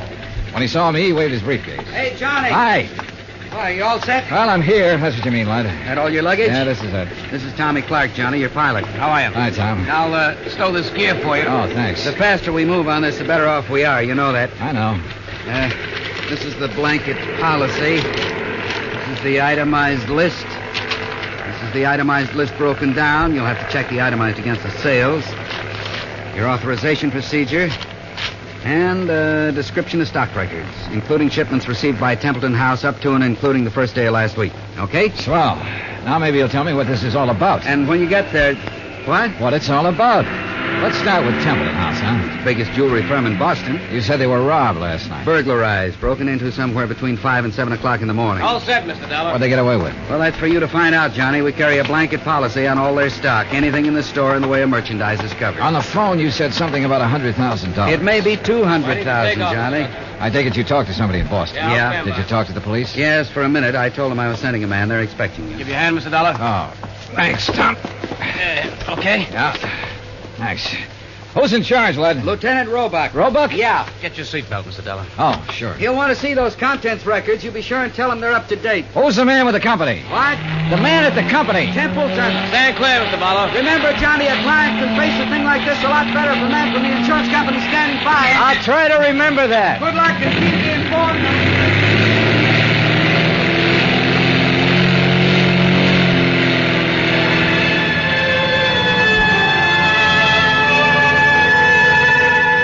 By the time we arrived at the Boston airport, I'd read over the policy and had a fair idea of the coverage involved. Expense account item 2, $10, more cab fare. I dropped my bags off at the Independence Hotel and had the driver take me over to Templeton House. 2 police cars were parked in front of the building, and 2 uniformed police officers were parked in the doorway. I'm sorry, mister. The store's not open today. Well, I'm from the insurance company. Oh, Lieutenant Roebuck's in the back. Go ahead. At the back of the store, a white-coated intern and an ambulance attendant were working over a blanket-wrapped figure laid out on the stretcher. One of them was operating a plasma tube. The other was checking the pulse. A group of men, some in uniform, were watching closely. The tall, thin one seemed to be in charge of things. Roebuck? Yeah. Johnny Dollar, Mid-Eastern Indemnity. No, that won't take you long. This Sergeant Younger, Sergeant Toohey, this is Mr. Dollar from the insurance company. Hi, man. What's this? Oh, this man was a special patrolman working in the area. He must have walked right into the middle of it and got himself shot. They've been giving him transfusions ever since they found him. Uh-huh. Said anything yet? He hasn't been conscious. Doc, how about it? We can't do any more here, Lieutenant. We'll have to risk a trip to the hospital and try to operate. Okay, boys, load up. Doc, this is Mr. Dollar, insurance company. How are you, Doctor? Okay. Doc, we're going to want to talk to him the minute he comes around. I'm not going to promise you anything, Lieutenant. Well, see ya. All right. Now, Mr. Dollar, you didn't waste much time. I brought a contents list that might help you, Lieutenant. Good. The best help we're going to get is from that patrolman. Come on, I'll show you around.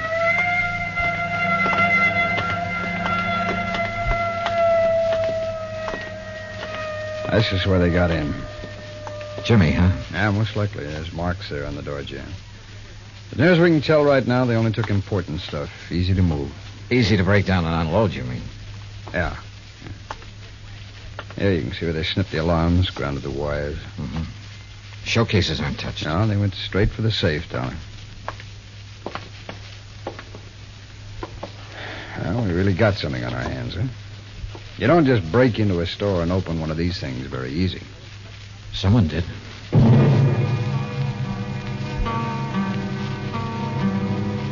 The neighborhood was canvassed for possible witnesses. I spent the rest of the morning with Dorian Templeton, the owner of the company.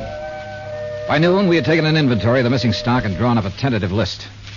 As far as I know, that about does it, Mr. Dollar. Now, what's the next step? I'll check this against the merchandise received reports, Mr. Templeton. It'll take a while. As soon as I have that finished, you can check it over again and file a formal claim. And then? The company will reimburse you in cash. Well, what are the chances for recovery in a case like this? Well, I could quote the actuaries, Mr. Templeton, but I won't. Why not? Whoever broke in here last night knew what they were about. They opened your vault the way you'd open your front door. They took what they wanted and got out very quickly. No alarm, no witnesses. The chances are they planned the rest of it just as well. They probably scattered. The police aren't sure how many men were involved. They know it was at least 2 men, possibly 3. How do they arrive at that? 1 man working on the safe, another man looking out, possibly 2. The point is, the more men who are involved, the harder it'll be for them to take the jewelry, break it down, sell it, and stay out of sight. They're going to get away with it? I didn't say that. Well, nothing seems to have gone wrong with their plans so far. One thing went wrong. That special patrolman surprised them.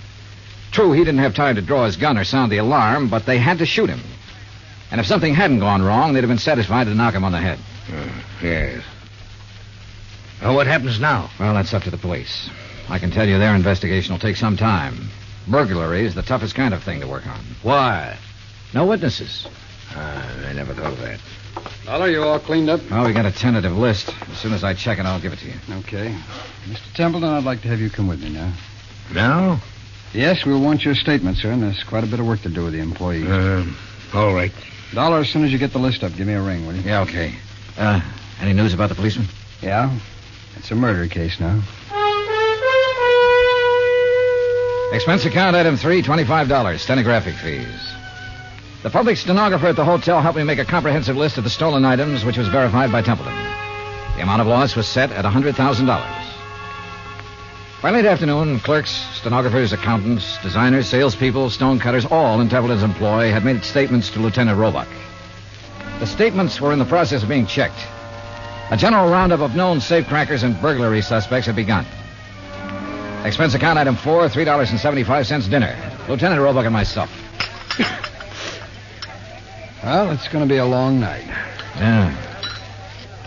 Any luck on the employees? Oh, it's hard to say yet. One of them has a record. Hmm?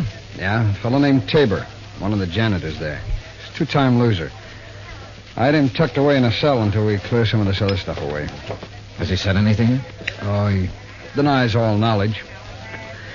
As far as time incident goes, he was home sleeping when all this happened, but that doesn't rule him out of somehow getting that safe combination and passing it on to a friend. Yeah. Man with a record's apt to have that kind of friends who'd be interested in just that kind of thing. Hey, how much do you want me around? You're a free agent, Dollar. If you have any ideas, I'll listen. It's a tough baby, any way you look at it. Let me talk to Tabor. There might be a shortcut. Why not?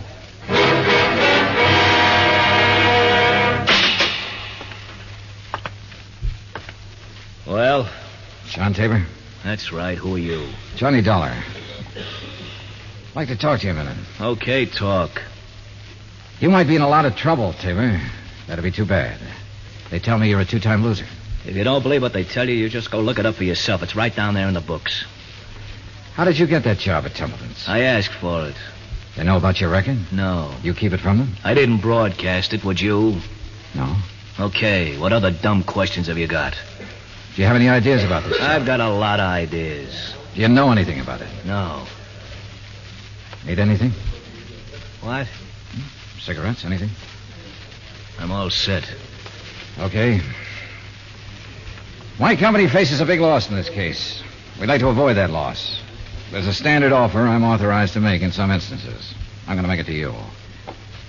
If you have any knowledge of this crime and can furnish any information that will lead to the arrest of the persons involved and recovery of the merchandise, my company will guarantee you the best possible legal assistance in the event that information should incriminate you. That's pretty generous. Well, I have to say it to you. You can use your own judgment. Hey, guard. It's a pretty good offer when you think about it, Tabor. You have a record. The police can't pass you up without a lot of scrutiny. You know that. That record makes me a real hot one. I swiped a couple of cars, and now they think I might have opened that vault. No, they don't think that. But they have to find out if you might have contact with somebody who did open it. I don't know anything about it. In that case, you'll be released. Oh, sure. Sure, I'll be released when every cop in town had a go at me twice. I'll be released when the guys who did the job walk into the station and say we didn't mean it, we want to give it back. They've always got to have somebody to throw to the newspapers. Maybe. You know it and I know it. Nothing better than to throw some old ex-con in a can and hold him for questioning.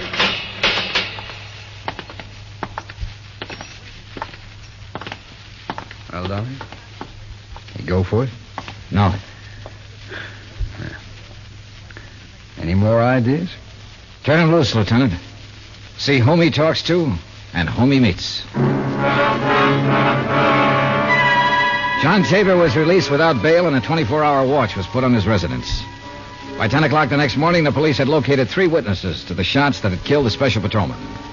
However, none of them had seen the burglars or the car that was used. The district attorney's office issued an order impounding the financial records of Templeton House. A complete audit revealed that its affairs were in excellent shape. It also revealed that Templeton himself was the only man in the jewelry firm who had the combination to the vaults. His statements emphatically denied giving the combination to anyone. As far as the police were able to determine, he was telling the truth. The search for all known safecrackers extended into New York and Philadelphia and Chicago. On the morning of the 3rd day, a claims adjuster arrived from Hartford with a check for $100,000, full payment on the claim. 2 hours later, we had the first break on the case. Hey! Dollar, hey! What? Oh, hello, Lieutenant. Come on, get in. What's up? Well, the Harbor Division found a body down by the docks early this morning, all weighted down with 38 slugs. They were fired from the same gun that killed that special patrolman. They match, huh? Like the dimples on your knee.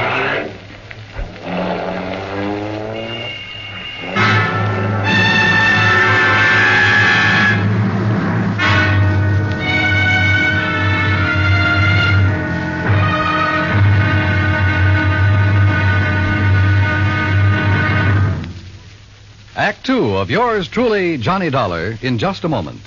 It is a rare event when a young man decides to leave civilization behind and hide himself away in the steaming jungle, just so he can help his fellow humans in a remote corner of the world. The late Dr. Tom Dooley did just that when he left the United States to help the sick and starving jungle people in the little kingdom of Laos in Southeast Asia. Dr. Dooley's story is well known to nearly everyone. And all over the world, people talk of his little jungle hospital on stilts. That's where he treated the dread diseases of the jungle and trained native medical technicians so that they might help their own people. Dr. Dooley wrote and lectured to many people so that the work of his medical assistance program, Medico, might go on. It was not easy for someone so young and so talented to give up the bright lights of the city and plant himself down in an unknown jungle just for the purpose of helping unfortunate people he didn't even know. But through Medico, Dr. Tom Dooley wanted to help people. He wanted to help people to help themselves. Today, the work of Medico is going forward in a number of countries besides Laos. Young men are being sent to the United States to be schooled in medicine with the idea of returning to their own countries to help their own people. Hundreds of thousands of dollars worth of medical supplies have been donated by American businessmen and pharmaceutical companies. Today, Dr. Tom Dooley's work is being continued for him. It is helping to create better understanding. It is an injection of the spirit of freedom. The right of all men everywhere. Now, Act Two of yours truly, Johnny Dollar and the Templeton Matter.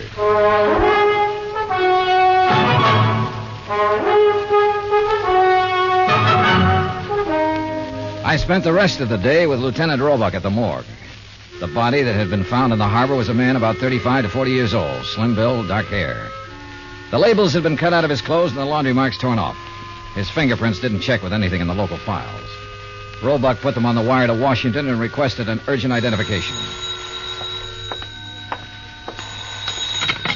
Johnny Dollar. Blood Barlow, Johnny. What's this in the paper? Well, the special patrolman and the unidentified man were killed by the same gun. As soon as we get an identification, we can go to work. Well, how about that ex-con that turned up working at Templeton's? Tabor? Well, they're still watching him.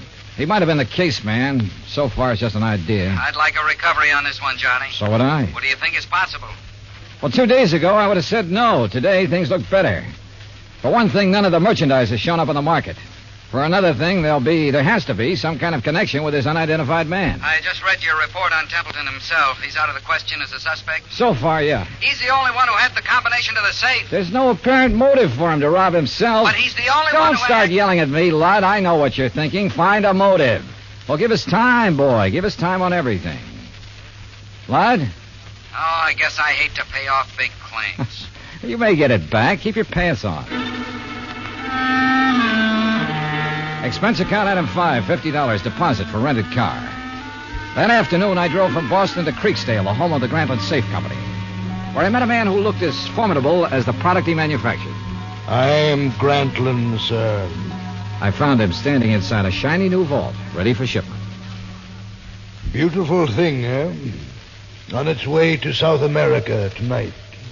Well, I never thought of a safe exactly that way, Mr. Grant. Ah, beauty, strength. Think for a moment, sir, the treasures it will someday hold. But I bore you, sir, with my enthusiasm. Now then, you say you are here on a matter of vaults? One vault, Mr. Grantland. No. The one your company sold and installed at the Templeton House in Boston 17 years ago. Yes. Have you read about the burglary? No, sir, I have not. Templeton House? Yes. The vault was opened. Blasted? Opened. Someone had a combination. I'm bewildered, sir. Indeed I am. You'll want a thorough accounting from my organization, of course. Well, that's up to the police, Mr. Grantland. Right now, for my own information, I wonder if you could tell me who might have the combination to that vault. Well, in answer to your question, I would first have to inspect our records. Well, I brought the serial numbers. Oh, well, let me see. That's as good as... the K series. Mr. Keating set the final combination. Mr. Keating? Yes, my chief engineer for years. And who else? Myself, sir. I'd have a record of the combination in my own file. And who are those available to? Myself, sir. I keep them in my own vault. I see. Anyone else? No one here. The people in proper authority at Templeton's. I'd like to meet Mr. Keating if I could. Impossible, Mr. Dollar. Why? Mr. Keating has been dead these 6 years.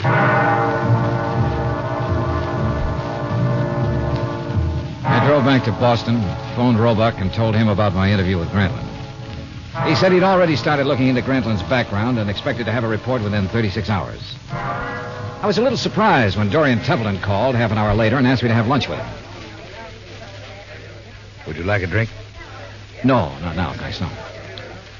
I didn't know whether to call you or the police, Mr. Dollar. I finally decided on you. Uh-huh. What's the matter? Well, it's one of those strange things. I'm not a particularly observant man, and I don't know why I observed this. Go on.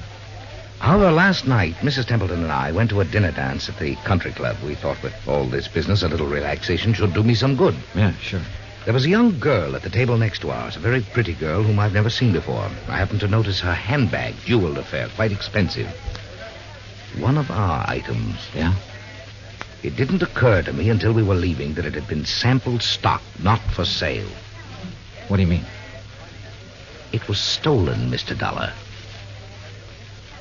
Why not the police, Mr. Templeton? I was going to call them first thing this morning and report it.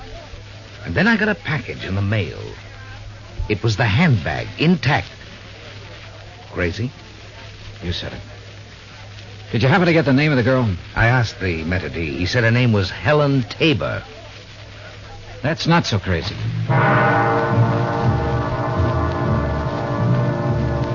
Expense account item 6, 10 cents, one phone call. To Lieutenant Roebuck to see if John Tabor was still being watched. Roebuck said that 2 men were on duty watching his house at all times. I saw them when I drove up an hour later. They were parked across the street.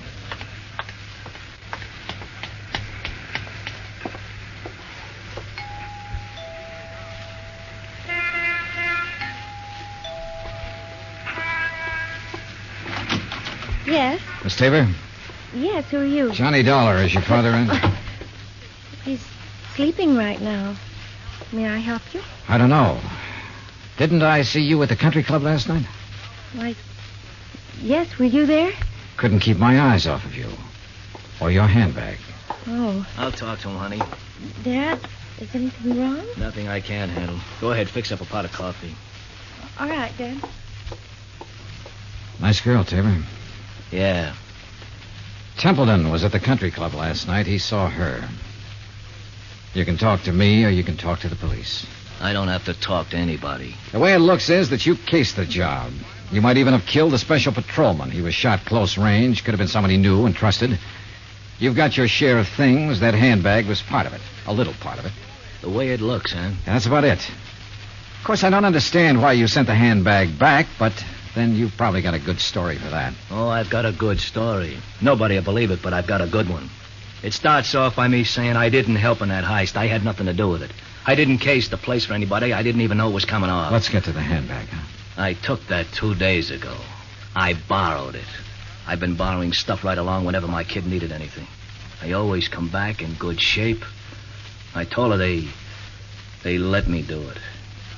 She don't know anything. Borrowed, huh? That's kind of a strange philosophy. I don't even know how to spell the word. I do know my kid's got a life ahead of her. I got to give her every chance to look good, act good, use her brains, meet the right people. Not just because the right people have money, but because they know more right people. It takes a little extra to let her do things like that. You let her use the handbag because she had a date to go to a dance. You guys are all the same. I didn't expect you to believe it. Oh, relax. Maybe I do believe you. What?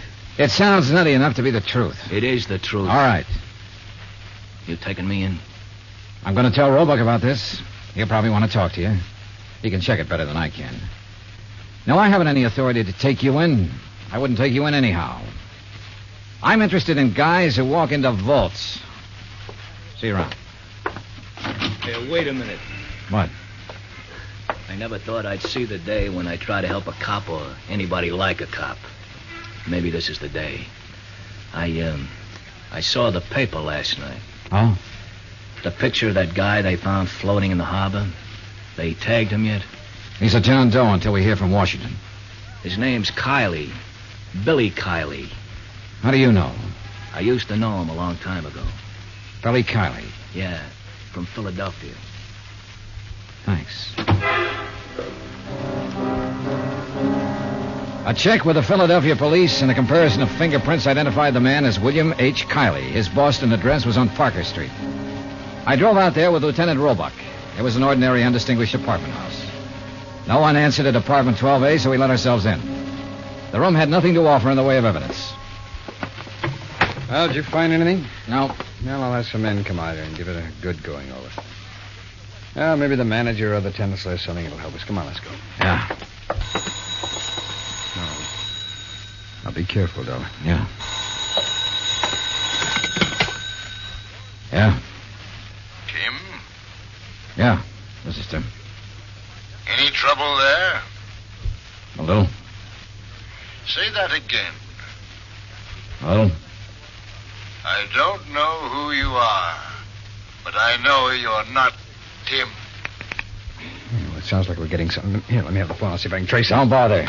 I know where we can find him. What? I'd recognize his voice anywhere.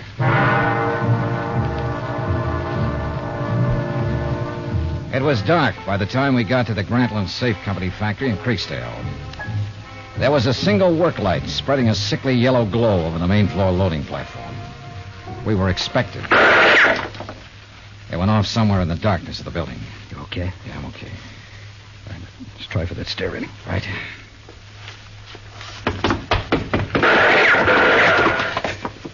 You see the flashes? There. All right.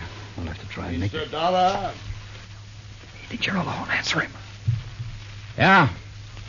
What are you doing here? Looking for $100,000 worth of jewelry and the answer to a couple of murders. Funny? You're very foolhardy, but you're courageous. A man of your perception could do well with a part of that money. No, thanks. I'll take it all. You will take nothing, sir. Keep him talking. I'll try to get under the stairs. Are you alone? For a little while. But I've got people coming, though. Oh, people, eh? Mr. Dollar? Still alive and kicking, Mr. Grantland. You can't shoot around corners. No. But then I don't have to shoot around the corner.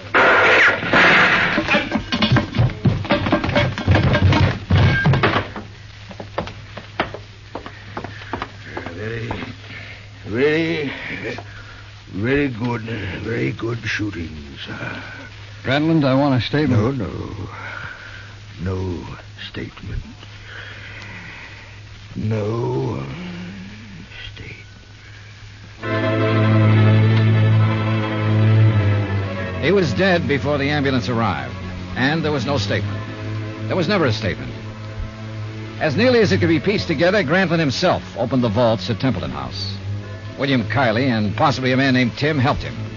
Kiley, of course, was killed for his efforts. Tim never appeared, was never identified.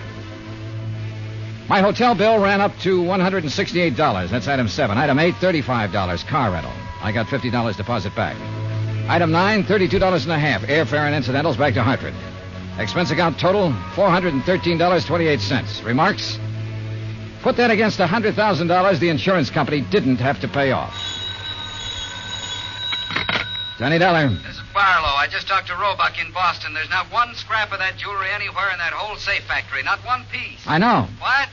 Just about now, there's a safe at the port of New York being shipped to South America. It's a Grantland safe. And if you hurry over there, you can... Yours truly, Johnny Dollar.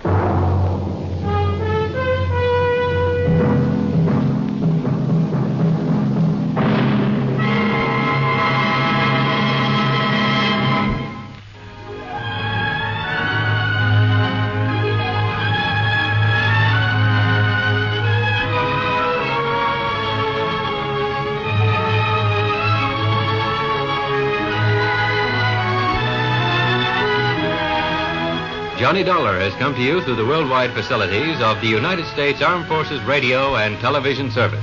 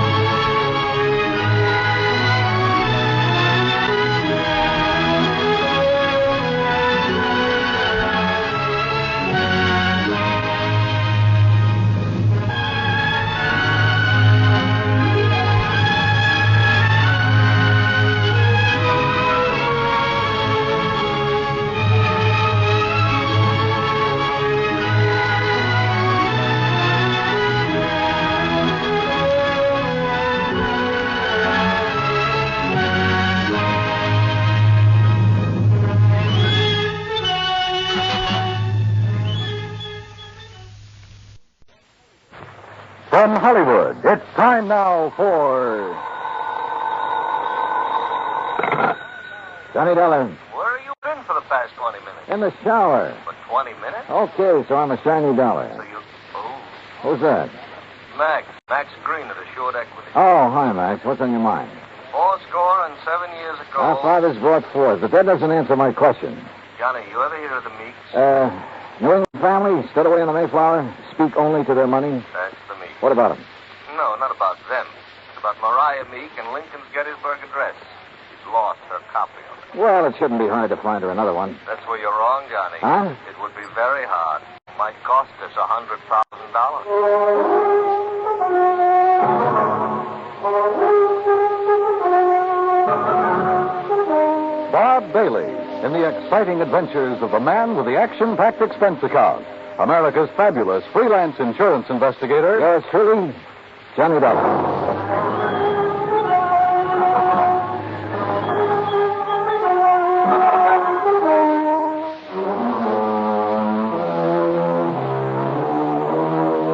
Expense account submitted by Special Investigator Johnny Dollar to the Assured Equity and Trust Company, 325 Scott Avenue, Hartford, Connecticut. The following is an account of expenses incurred during my investigation of the Meek Memorial Matter. Expense account item 1, $1.90, cab from my apartment to Max Green's office. He was standing in a haze of cigar smoke, ashes on his vest, and a worried look on his face. Oh, good morning. Good morning, Johnny. So you want a cigar? Oh, no. Then sit up, sir. Excuse me. Listen, Johnny, what do you know about that speech that Lincoln made at Gettysburg? Well, I had to memorize it in school like every other kid. All right. You know how many words are in it? Maybe a couple of hundred. Why? Wait a minute. It's in this book. Yeah. Page 143. Speech is printed here exactly as Mr. Lincoln released it to the newspapers after the Gettysburg Address. You find it? Yeah, but now what do you... Okay. Total number of words, 268. Oh. But the first two drafts of that speech, including the one he read that day, contained only 266 words. So he padded his part. That's right. 2 more words. Mm-hmm. How come? Oh, according to the historians, Lincoln ad-libbed the 2 additional words at the time he read it. Later on, when he made 3 new copies of the speech, he included those 2 words. You with me so far? Keep going, Max. Yeah. All right. Right down at the end of it, just before of the people, by the people, where he said that this nation under God shall have a new birth of freedom, the words under God do not appear in the first 2 drafts he wrote. Yeah.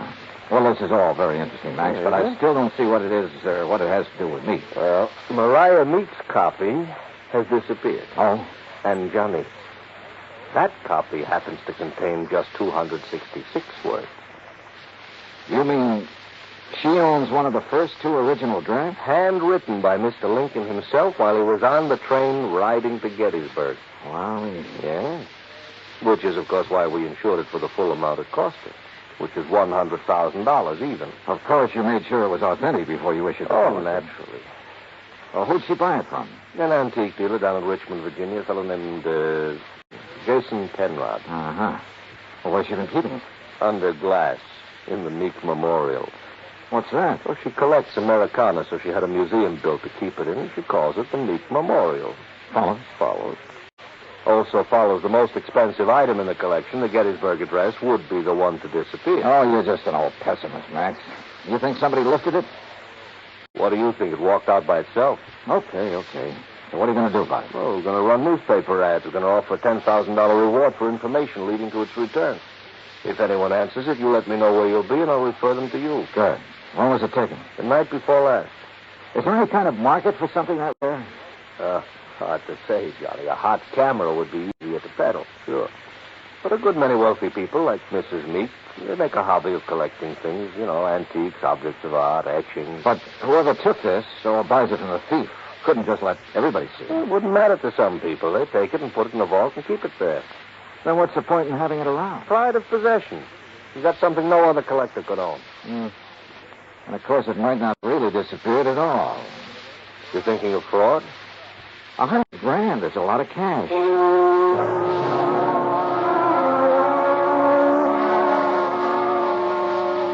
Expense account item 2, $1.90, cab fare back to my apartment. I wasn't particularly intrigued by this assignment. Rare documents, like anything else antique, have always seemed to be just one step from decay. And that sometimes goes for the people who collect such things. Item 3, $16.10, transportation, including a round-trip ticket, Hartford to New Bedford, and cab fare to the Willard Hotel. There was a convention in town, so I was lucky to get a room. After checking in, I called the Meek residence. Mrs. Meek was expecting me and said she'd have her car pick me up. I had just put down the phone when someone knocked on the door. You in there? Depends on what you're looking for. Oh, looking for Mrs. J. Jay, did you say? Nobody by that name here. Oh, yeah. I see. I guess I got the wrong room. Yeah, well, why don't you ask down at the desk? Huh? Yeah. Oh, sure. Yeah. Huh. Funny. What is it? I cracked the door open again. Watched him walk to the stairs. Then I took the elevator down the 8 flights to the lobby. Half an hour later, I was in the back seat of the Meek limousine heading toward the home out on Buzzard Bay. It was a big, sprawling frame building facing on the beach. About 50 yards behind it, closer to the road, was the Meek Memorial Museum. I was starting up the front steps when the door opened. Mr. Dollar? That's right. I'm Paul Meek. I understand you have an appointment with my grandmother. Right again. Now, come in, please. She's waiting for you upstairs in the sitting room. Okay, thanks. Before you go up, I wonder if I could have a few words with you. Why not? In here, then. You've never met my grandmother, have you? No, I haven't had that pleasure. Some people consider it a dubious one, Mr. Dollar. Oh? Mr. Dollar, this is my wife, Janice. Mrs. Meek? Hi. How about a drink? Thanks, not just now. How about you, old stick in the mud? You want another one? After a bit, Janice. And if I were you, I wouldn't have any more. But you're not me, are you? You'll have to excuse my wife, Mr. Dollar. Well, we've both been under a severe strain since moving here. Grandmother is blind, you know. No, I didn't know. Her sight began failing about 4 years ago. I'm surprised the insurance agent didn't tell you. Well, Mr. Green was so concerned over the theft of the Lincoln manuscript, I imagine it slipped his mind. Mm-hmm. And just how do you intend to locate that manuscript? I'm not so sure that I can. It'd be a pity if you could. These are so awful. It's grandmother's prized possession. She hasn't been herself since it was stolen. And being quite elderly, well, we're all very much concerned. Oh, my, yes. We're afraid she might die and leave us all that lovely money. Janice. The truth. You see, Paul and I don't have any money of our own, Mr. Dollar. We'll never have any until she does die.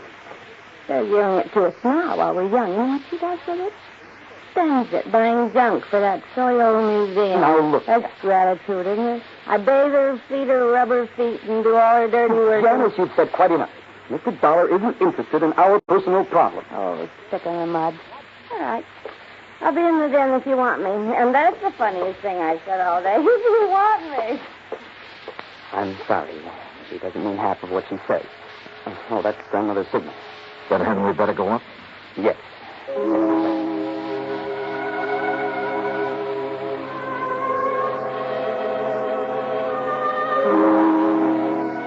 We went up the broad staircase, through a hall, and into a bright, sunny room. Wrapped in an old kimono and shawl, Martha Meek sat in an invalid chair, facing the ocean. Paul introduced us, then sat down quietly near the door. Paul? Paul, I know you're there. Now answer me. Yes, grandmother. You go on downstairs. I want to talk with Mr. Dollar in private. Whatever you say. And close that door. Don't mind my back, Mr. Dollar. I couldn't see you if I looked into your face. Now then, when are you going to arrest that crook and bring my Lincoln speech back to me? Well, I'm going to need a lot of help and information, Mrs. Meek. Mm-hmm. What kind of information? Mostly about the museum. Like what? Well, do you know who was in there the night the manuscript disappeared? Certainly. The dirty robber was. Anyone else? No, old Pete's always here. Supposed to be guarding the place, but he didn't do a very good job the other night. Got himself slugged. Does he live on the grounds? Yes. I brought him over from Naples 10 years ago. He was my guide in Italy. Showed me around so nice I decided to bring him back. Tell me, is the memorial open to the public? It is going to be. I intended it to be one. But in my eyes. No, Mr. Dollar, I keep it locked most of the time. Uh-huh. And who discovered the manuscript was missing? Pete did, I guess. At least when he recovered, he ran yelling bloody murder up here to the house. Everybody went down to see what had happened. Everybody but me. They left me all to myself. Were there any strangers here in the house that night, Mrs. Meek? Anyone beside the servants and your grandson and his wife? One person, but he's no stranger. Who's that? Jason Penrod from Richmond. He's an art dealer. We were discussing some business. May I, ask what kind of business? It has nothing to do with you or the people you work for. Sorry. Where can I find Mr. Penrod? Well, he's staying here now. He isn't in his room, and he's most likely out in the memorial. Now, that's enough questions. You, give me a cigarette. Ma'am?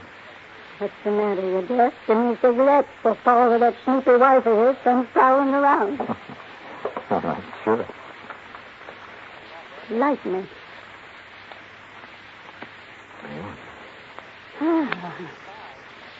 Well, you want any more information, Pete's the one to talk to. All right, thanks. What about your son and daughter-in-law? Were they inside the house at the time of the robbery? You don't suspect them, do you? Right now, I suspect everybody, Mrs. Meek. Even me? Yes, ma'am. Even you. Well, bless you, boy.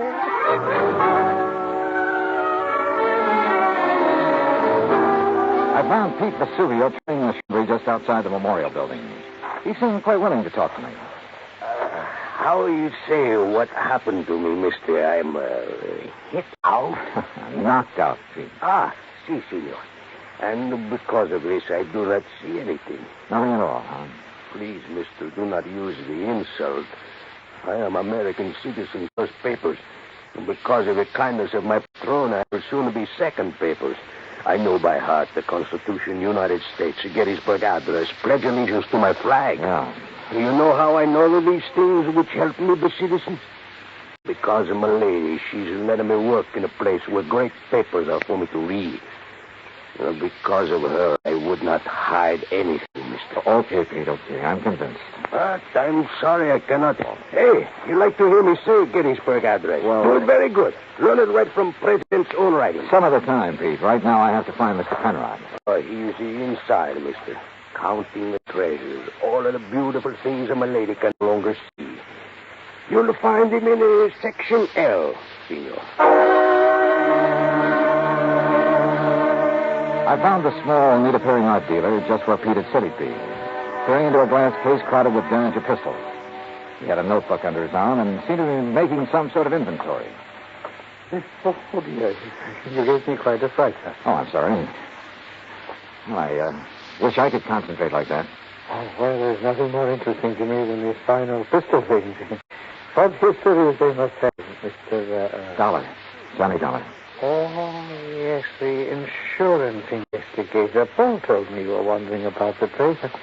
I suppose you'd like to ask me some questions, huh? If you don't mind. Oh, no, goodness, no. I understand you were with Mrs. Meek the night of the robbery. That is correct, sir. We heard the shouting. We ran out here just as fast as we could. I was the one who discovered the manuscript was missing. Do you have any idea how the thief got in here? No. Unless someone forgot to lock the front door, or unless he had a key. Well, has Mrs. Meek given out many of the keys? Well, in my opinion, too many. Even I have one. What about Paul Meek and his wife? No, I don't think so. They really aren't interested in the museum at all, Mr. Dollar. Oh. Mr. Penrod, I understand you're quite an authority on antique arts and things like that. Well, Isn't taking inventory a little beneath your position? Well, I suppose it is, Mr. Dollar. Last week when I received dear Mariah's wire asking me to do it, I simply couldn't refuse. She's been such a good customer of mine. Really. Yes. Do you have any idea who might have wanted the Lincoln manuscript? Well, I know several persons who'd love to have it. Almost anything. But I don't know anyone with the nerve to break in here and take it by force. You remember where Paul Meek and his wife were when you heard Pete shouting? They were right in here when I arrived. I see. Well, thanks for... Oh, just one more thing. Oh, yes? If you'd stolen the manuscript... Mr. Dollar. A hypothetical question, Mr. Penrod. But if you had, and you wanted to sell it at a good price with the least danger of being caught, how would you go about it? Well, I take it abroad, of course. I put it on the open market over there. Oh. You weren't planning on going abroad soon, are you, Mr. Penrod? Oh, gracious, no. You know anyone who is? Anyone who didn't Paul and Chemist tell you? They're flying to Paris Wednesday night.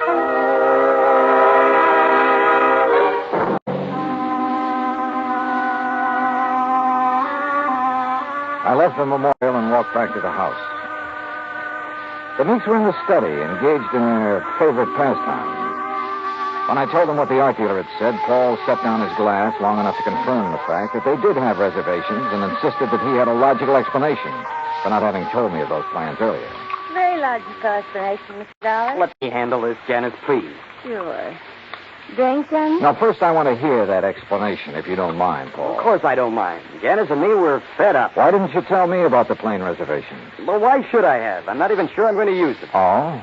Grandmother's upset enough over losing that manuscript. Something else might... Well, anyhow, if the manuscript doesn't turn up within 48 hours, we're canceling our trip. Oh, no, please. Sorry, Janice, but that's the way it's got to be. She did it. What do you mean? It's an act, don't you see? Jason Penrod told her we were going to leave, so she had him hide the manuscript. And now this thing about her being so upset and having such a weak heart. It's an act to keep her precious darling boy tied to her apron strings. I don't believe that. Well, just wait. You will. Anything else, Dollar? What does a trip to Paris cost, Paul? Well, it's not inexpensive. Your wife was complaining about being so broke. Haven't you ever heard of flying now and paying later? We have friends in Paris, Dollar. It won't cost as much to live once we get there. We'll worry about paying for our ticket when we get back. Any other questions, Mr. Snooper? Yeah. Later. It was after 7 when I finally got back to my hotel room. I ordered a drink and tried to make some kind of sense out of the information I'd gathered during the day. But it all added up to 0. I called Hartford and asked Max Green to look into the Meek finances. Then I dressed for dinner. I was about to go downstairs when the phone rang. Johnny Dollar. Mr. Dollar, I was told to call you. Yeah? It's about the ad. Yeah? In tonight's paper about something missing from a certain memorial. Go on. Well, I called Hartford Collect. They said to call you. Yeah, that's right. Who is this? My name's not important, Dollar, but that 10 grand reward is. You think you can earn it? You meet me tonight, you'll see. Where? in the alley behind the Bourne Whaling Museum. Be there at 9:30 and be alone. Got it? Yeah, I got it. Expense account item 4, 85 cents cab fare from my hotel to the Bourne Whaling Museum. I don't like wandering around dark alleys at night, alone in a strange town. It isn't the best way to stay alive. But at 9:29, I passed the old whaling museum and started down the alley. It was dark, no moon, and it was very quiet. I was about 20 yards in from the street when I saw him, curled up in a ball like he had a stomachache. Only he didn't. Because somebody had made him very dead. I struck a match and turned him over. I'd only seen him once before, but I didn't have any trouble remembering where it had been. Right after I'd checked in, he'd knocked on my hotel room door. By mistake. At least that's what he'd said. After giving a statement to the local police who identified him, I went back to my hotel. Evening, Mr. Dollar. Yeah, say, look, I know it's probably against all your rules, but who had my room just before I checked in? Oh, I couldn't disclose that information, sir. Sorry. Oh, well, so am I. It'd mean a lot for me to know. Maybe even $5 worth. Well, well, sir, if it's that important. Thank you. Now, let's see. Yes, here it is. Can you read his signature, Mr. Dollar? Yeah, thanks. Just fine. The name I'd seen scrawled on the hotel register wasn't important now. At least not without something more to back it up. There was no law against checking out of a hotel, but there was a law against murder, if it could be proven. And that would be hard to do without finding a motive. So I went back to the Meek house to look for it. I paid off the taxi, that's item 5, and started up the front steps. Oh, hi, Johnny. I thought it might be you. That's so? Mm-hmm. I hope you aren't mad at me for the things I said today. No, not at all. I've been a very bad girl. But everything's going to be all right now. It is. Mm-hmm. Or haven't you heard? What? About dear old grandmother. What is your bad stroke? Isn't expected to live. You, aren't a bit sorry, are you? Would you be? You and me? Dollar, you mind coming up here? No, not a bit, Paul. I'm trying to reach you at the hotel. Thank goodness you've come here. Did Janet tell you? Yeah. How is she? Bad. Doctor's given up. Says it's only a matter of hours. She told me to send for you, Mr. Dollar. Oh? I don't know why. I've never been able to figure out a lot of things she did. Why, where is she? In there. Old Pete's with her, but go on. Thanks. They take increased devotion to that cause, for which they here gave her the last. Who is it? Oh, it's Mr. Dollar, lady. Hello, Mrs. Meek. Oh, thank you for coming, Mr. Dollar. I go now. No, wait. Mr. Dollar, you'll have a moment, haven't you? Of course. I promised Pete the last time I visited the museum. I promised I'd let him recite some of the things he'd learned while working there. Haven't been able to keep that promise till now. Now, go on, Pete. Please. Yes, my lady. They here gave her the last full measure of devotion. That we here highly resolve that these dead shall not have died in vain. That this nation under God shall have a new birth of freedom. And that the government of the people, by the people, for the people, shall not perish from the earth. Thank you. That was wonderful. Thank you, my lady. Now I go. Well, Mr. Dollar, I have a confession to make to you. Yes? I lied to you. Oh, I'm sure it wasn't a very big lie, Mrs. Meek. Oh, but it was. I told him the business Mr. Penrod and I were discussing the night of your birthday. Yes? I told you it had nothing to do with you or the people you work for, you know. Yes, ma'am. Well, that was a lie. I'm broke, Mr. Dollar. All I have left in the world is this house Didn't think it anymore. I see. That's why I sent for Jason Penrod. He purchased most of my treasures for me. He's evaluating them now. So Paul and Jonas will know what they're worth when they go to sell them. Which they'll do immediately. Mrs. Meek, don't you think you should try to rest now? Will you give me a cigarette? No, ma'am. Sorry. And you must rest. Yeah. There isn't much else to do, is there? Good night, Mr. Donovan.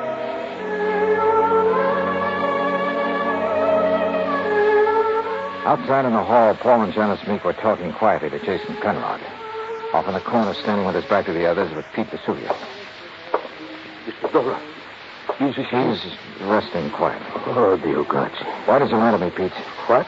I never lied to nobody. Who say I did? I say you did. You're crazy, mister. What lie I tell you? You said you learned the Gettysburg Address right from Mr. Lincoln's own writing in the museum. That's a no lie. What's the matter? You don't believe that, mister? I believe you, Pete. But I just had to be sure. Come on, let's join this, shall we? Well, good evening, Mr. Dollar. Mr. Penrod? Tell you any of the family secrets, John? Not too many. You learn anything in there you didn't know before? Yeah? I know which one of you stole the Lincoln manuscript. One of us? Why, you're crazy, Dollar. We were all in the house at the time it happened. That's right. But one of you hired a little man named Leo Jones to do your dirty work. Jones called me earlier this evening. He was going to tell me which one of you it was. Evidently, he didn't like the deal he was getting. What was he doing, Penrod? Trying to blackmail you? What are you talking about? I don't know any Leo Jones. Then why did he come around to my hotel room this morning? The same room you just checked out of. Well, that doesn't mean a thing. I imagine several persons have been to that room today. Sure, but they're still alive. Now, let's get to the phony Lincoln manuscript. Phony manuscript? It wasn't phony, Mr. Dollar. Wasn't? Well, you correct me if I'm wrong, Penrod.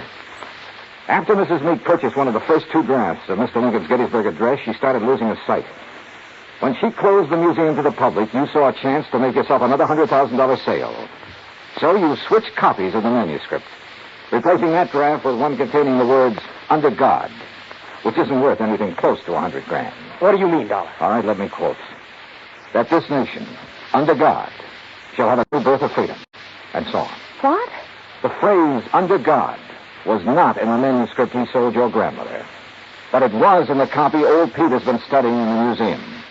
Right, Mr. Penrod? All of you, stay right where you are. You get what Jones got. Mr. Dollar. He won't go far, Pete. But I am the guard. The lady will want me to stop him. Pete, come back here. Keep away from me.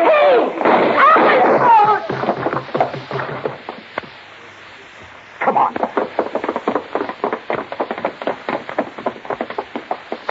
Oh. You tell the lady. I am a better guard now. Much better. Si, senor. Yes, Pete. I did good. You did fine.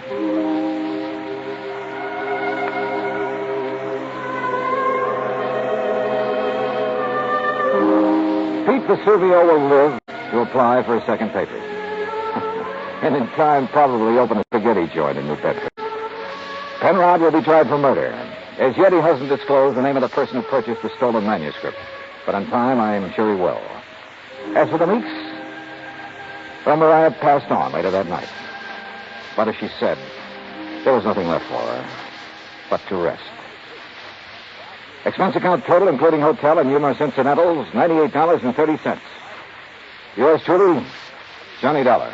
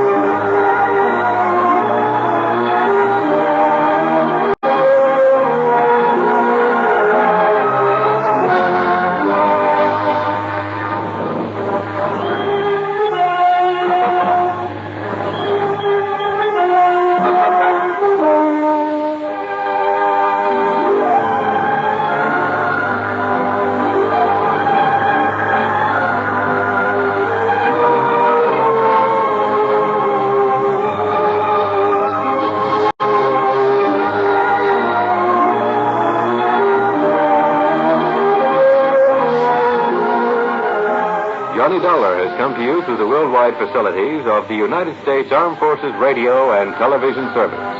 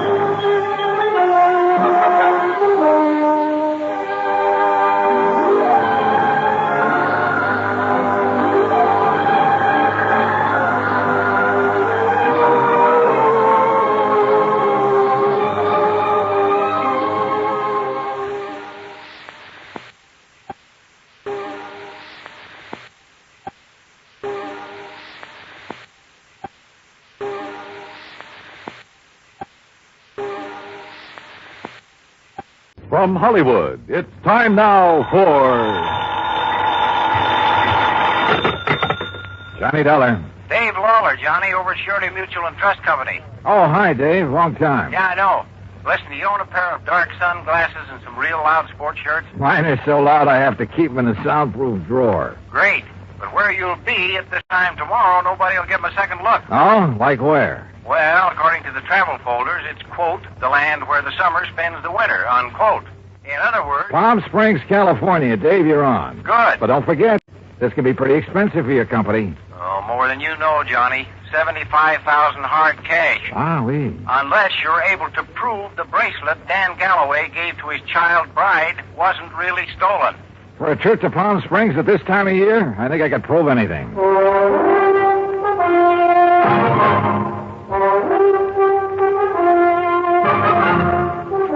Bob Bailey in the exciting adventures of the man with the action-packed expense account. America's fabulous freelance insurance investigator. Yours truly, Johnny Dollar.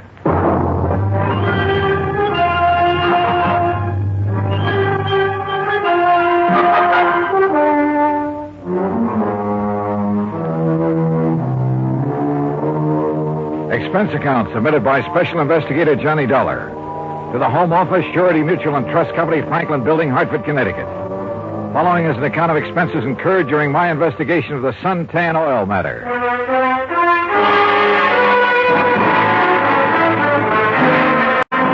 Expense account item 1, $197.40. Airline fare and incidentals, Hartford to Palm Springs, California. I registered at La Casa de Paz on South Palm Canyon Drive, changed into casual clothes, and sauntered over to police headquarters. Detective Sergeant Lacey was about to leave for lunch, so I went along with him. Yeah, Dollar. You'd be surprised at how much stuff is lost in this town during the course of just one season. The report we got says it was stolen, Sergeant. Oh, sure. But I doubt it. A $75,000 bracelet, just 5 days old? That'd be a little careless of the lady, wouldn't it? Well, if you were married to one of the biggest wildcatters in the oil business, maybe you could afford to be careless. What about Dan Galloway? Didn't you say he was drilling somewhere around here? About 80 miles south, in the middle of the desert, down by Salton Sea. Salton Sea? Oh, that's really a big inland lake that lies way down below sea level, isn't it? Want to bring me a check, Dottie? You're 245 feet below sea level, Dollar. There's oil there? Dan Galloway figures it this way. One of the most successful new fields that's been worked in years is deep under the Gulf of Mexico off the coast of Louisiana. There are a lot of salt domes down there, and underneath them are big pools of oil, millions of barrels. So, why not under the Salton Sea, which is all salt deposits? Who knows? Maybe he has something. Anybody else drilling down there? Just Galloway. Who else needs it? I mean, any more than he does. Well, does he? All yours, Dottie. How would I know if Galloway needs it? But there has been talk around. You know. But if he's hard up, how could he afford that fancy bracelet last week? Yeah. Or the snazzy Italian sports car the week before that? I don't know either, Dollar. What about his wife?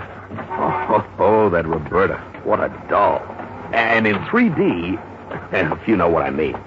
How an old coot like him could ever latch onto a pretty little chick like her? Rough. I take it Roberta is somewhat younger than her husband. Oh, not more than 35, 40 years. Oh, I see. How long have they been married? 2, maybe 3 years. Down in Dallas, I think it was. She's a Texas girl. Well, is it working out? I mean, are they happy? There's talk about that, too. What kind of talk? Oh, it's really just small-town gossip for the most part. Ever hear of Sonny Wyman? Wyman? No. Well, Sonny's around Roberta's age. One of those kids who came up from nothing, but all the time knew exactly where he was going. You know, made a point of meeting the right people, shaking the right hands. Real nice kid, too. What's he do? Well, when the season's over here, he works Pasadena, Beverly Hills, and L.A. Always has something that'll intrigue his wealthy friends. This season, it's Italian sports cars. Cosmo Romas, I think they are. And he's the one who sold the Galloways theirs, huh? He sold Roberta hers.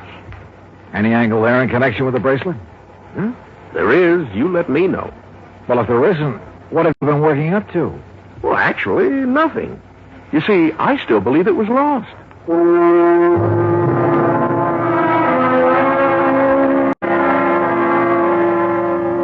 Expense account item 2, $35 for rental of a drive-your-own car. I found the Galloway place about 2 miles out north and east of town.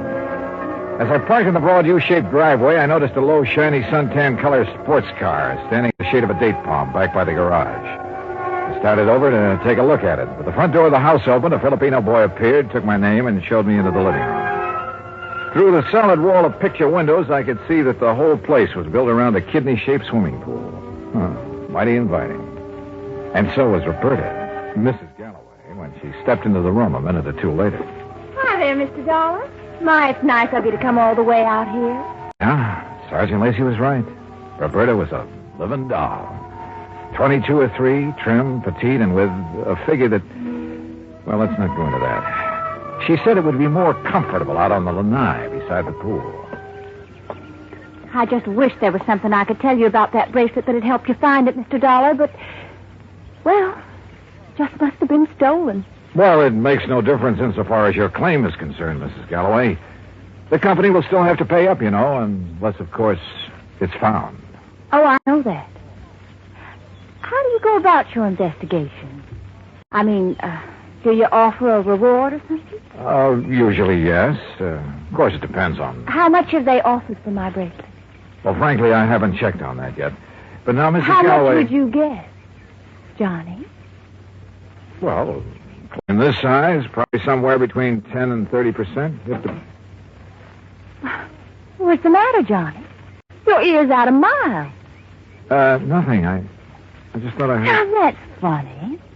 I didn't hear a thing. But I had. Quick footsteps somewhere in the house. The door opened and closed. Then a few seconds later, the unmistakable growl of a high-powered engine thundering out through twin straight pipes. Oh, that. Probably some hot rod fan in the neighborhood just drove by. I say... She prattled on for another hour or so and again asked about possibilities of a reward for her bracelet. But so far as helpful information was concerned, she came up with nothing. So I excused myself and drove back to town. I wanted to talk to the driver of that sports car. I also wanted to check with Wilhoit Van Hook, the jeweler who had sold the bracelet. I found his shop on Palm Canyon Drive, a small place, but very ultra. As I was about to enter the door... Hey, Mr. Dollar, got a minute? Oh, yeah, sure. 2 or 3 minutes. And I like your car. Mr. Wyman, isn't it? That's right. How'd you know? How'd you know mine? Yeah, real cloak and dagger stuff, huh? You knew I was out at Berta's house, didn't you? Well, it seemed pretty obvious when I heard you hot-footed for the door and then heard this pint-sized monster of yours barrel off. Hey, you wouldn't like to buy a Cosmo Roma, would you? The real dilly? Oh, I'd like nothing better, but I'm out here on a job. Yeah, I know. That's what I wanted to talk to you about. Well, you know anything that'll help me? Not much, I'm afraid. But I'll be glad to tell you anything I can. You going in to see Willie? Willie? Yeah, you know, Wilhoit Van Hook, the jeweler. I was, yeah. Why? Do you know him? Know him. I sold him one of these. One exactly like mine. And we're both going to be in the rally they're holding next Sunday. You ever see a good sports car race? No, I'm afraid not. Well, we'll soon fix that. And look, after you've talked to Willie, if you want to go down to where Dan Galloway is drilling his new well, I'll be glad to give you a lift. Good idea. But I don't want to take you out of your way. Oh, not at all. I was going that way anyhow. Besides, I thought it might give us a chance to talk a little. Sure, why not? Why not?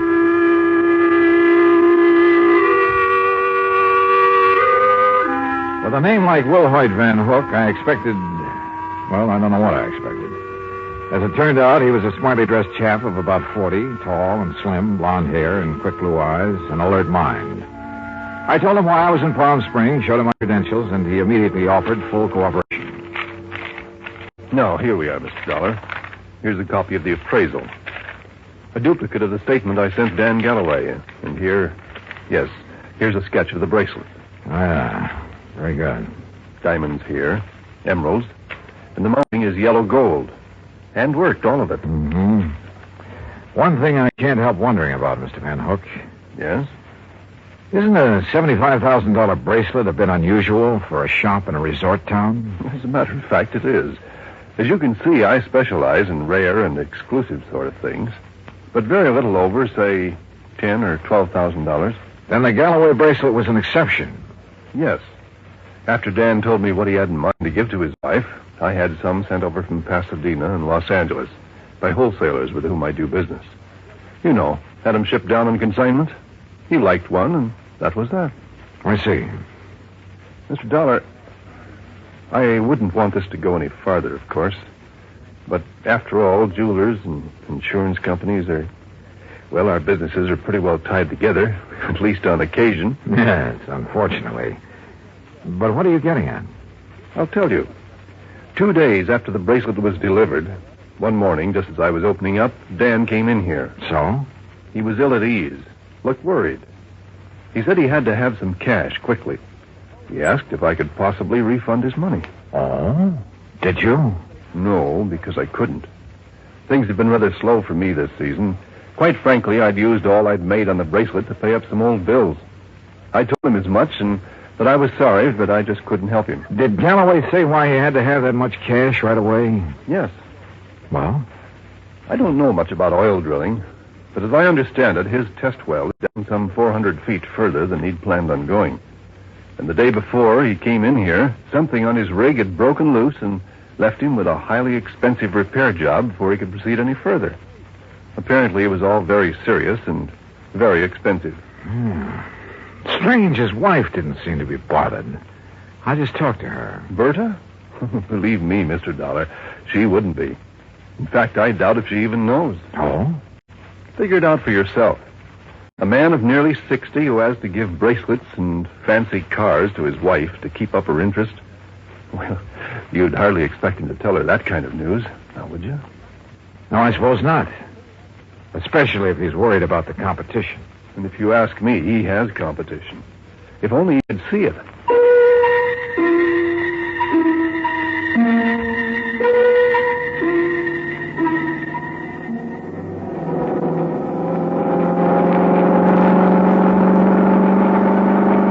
That suntan and chrome Cosmorama was all Sonny Wyman claimed it was. It purred like a kitten, performed beautifully.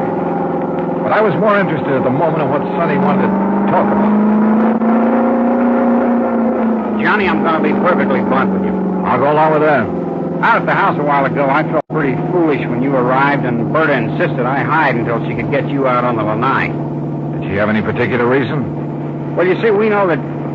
Well, there's some talk going around about Berta and me. Any truth in it, Sonny? A little, I guess. You saw her. Oh, yeah? I mean, there's nothing serious between us. It's just that, well, with Dan away so much of the time, we have fun together. Yeah, sure. Now, what about the bracelet? You mean who might have stolen it? That's the general idea. I don't know. I have no idea. That sound funny to you? Should it? Well, after all, Dan and Berta keeping their house open to everybody, people in to swim, play badminton, cocktails, barbecues. I guess half the population of Palm Springs has been there at one time or another. And even if it weren't an invited guest, why, it'd be simple for someone to just sneak in and walk off with it. Providing, of course, they knew where it was kept. Well, yeah, someone who was close enough to... Yeah, I heard Berta ask you about a reward for it.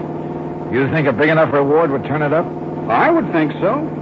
I understand that stolen jewelry brings about 20 cents on the dollar.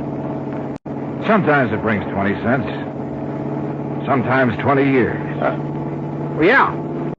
Well, I just wondered. How's the car business doing, Sonny? Oh, great. It's really one of the reasons I'm driving out this way. Oh, a prospect? An oil-rich Indian or a well-to-do prairie dog? Hardly. No, I told you we were having a sports car rally on Sunday. Well, being the promoter, so to speak, I'm going down to check the course. If you're still around, you ought to come. Well, maybe I will. Having some good events, too. Willie Van Hook and I are running a match race. He's quite a bug, you know. And ever since I sold him the twin to this job, he's been working it over. Special carburetor, racing cams, everything. Yeah, no wonder I can't afford this kind of stuff. Oh, man. You'd be amazed at the amount of money that changes hands. Hey, wait a minute, Sonny. Isn't that an oil rig over there? Yeah, Dan Galloway's. The rig itself's about 50 feet out in the lake.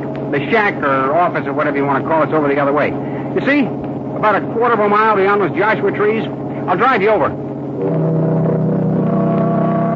He did. There was an old car parked near the shack, so we figured Dan Galloway must be inside. Sonny Wyman dropped me in front of it, then took off in a cloud of dust and exhaust gas.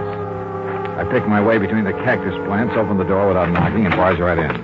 Mr. Oh, hello. No use asking. If Mr. Galloway is here, I can see he isn't. No, he isn't. Is it all right if I wait? I'm Johnny Dollar. I'm Mrs. Galloway, Mr. Dollar. Huh? Hell, that is, I'm the first Mrs. Galloway. The former. The one who scrimped and saved while Dan was booming around every oil field all over the country trying to make his score. I'm the forgotten Mrs. Galloway. Oh, yeah. Well, I'm sorry. Are you expecting him back soon? Who knows? I've been waiting here 3 hours. But I'll wait 3 days if I have to. Promises, that's all. Promises. What do you mean, Mrs. Galloway? After working to help him the way I did for all those years, and then to be tossed over for somebody else who never did a lick of work in her life. Oh, sure. Give me anything I want if I let him free. So what have I got? Promises. Well, I'm sorry. But getting all upset isn't going to help. Well, wouldn't you be upset if you had more than $18,000 in back alimony coming to you? And with them living like royalty? Oh, I see. Well, he's not going to keep on getting away with it. That's why I'm here. Well, now that gun in your handbag isn't the answer, I'm afraid. How'd you know? I've seen that kind of bulge in a handbag before. You really have ideas about using it on him? Well? Why? I don't know. There's times when I feel as though killing would be too good for him. Then there are other times when... I don't know. Well, here, better let me No. have it. Well, I'm not going to sit here and try to make sense with somebody as upset as you are who has a gun. Well, how would you feel? What would you do if you were me? How should I know? But killing him isn't the answer. Isn't it? Or sitting here shouting at me. Who are you anyway? What are you doing here? I came out here to see your husband, your ex-husband, on business. What kind of business? A friend drove me out here and figured Dan would drive me back. But since he isn't around, there's no point in my staying here. Or you either. Well, maybe you aren't You going have to a say... car, so you and I are driving back to Palm Springs. I'm not leaving here till I see Dan. Until I get some money from him. Or see him dead. Maybe he's at the well. All right. Maybe he is over there. Now, come on. Why I took this on, I didn't know. But I couldn't leave that slightly frantic woman sitting there, waiting, with murder in her heart. For all I knew, she'd murdered Dan already. Better inspect the gun later. The road down toward the oil rig was just a pair of ruts in the desert sand. Then just as we cut in between some yucca plants and a wind-blown Joshua tree, I slammed on the brakes. There, in the middle of the trail, lay a man's body, crushed and twisted. Dan Galloway had been carefully, repeatedly, run over by a car.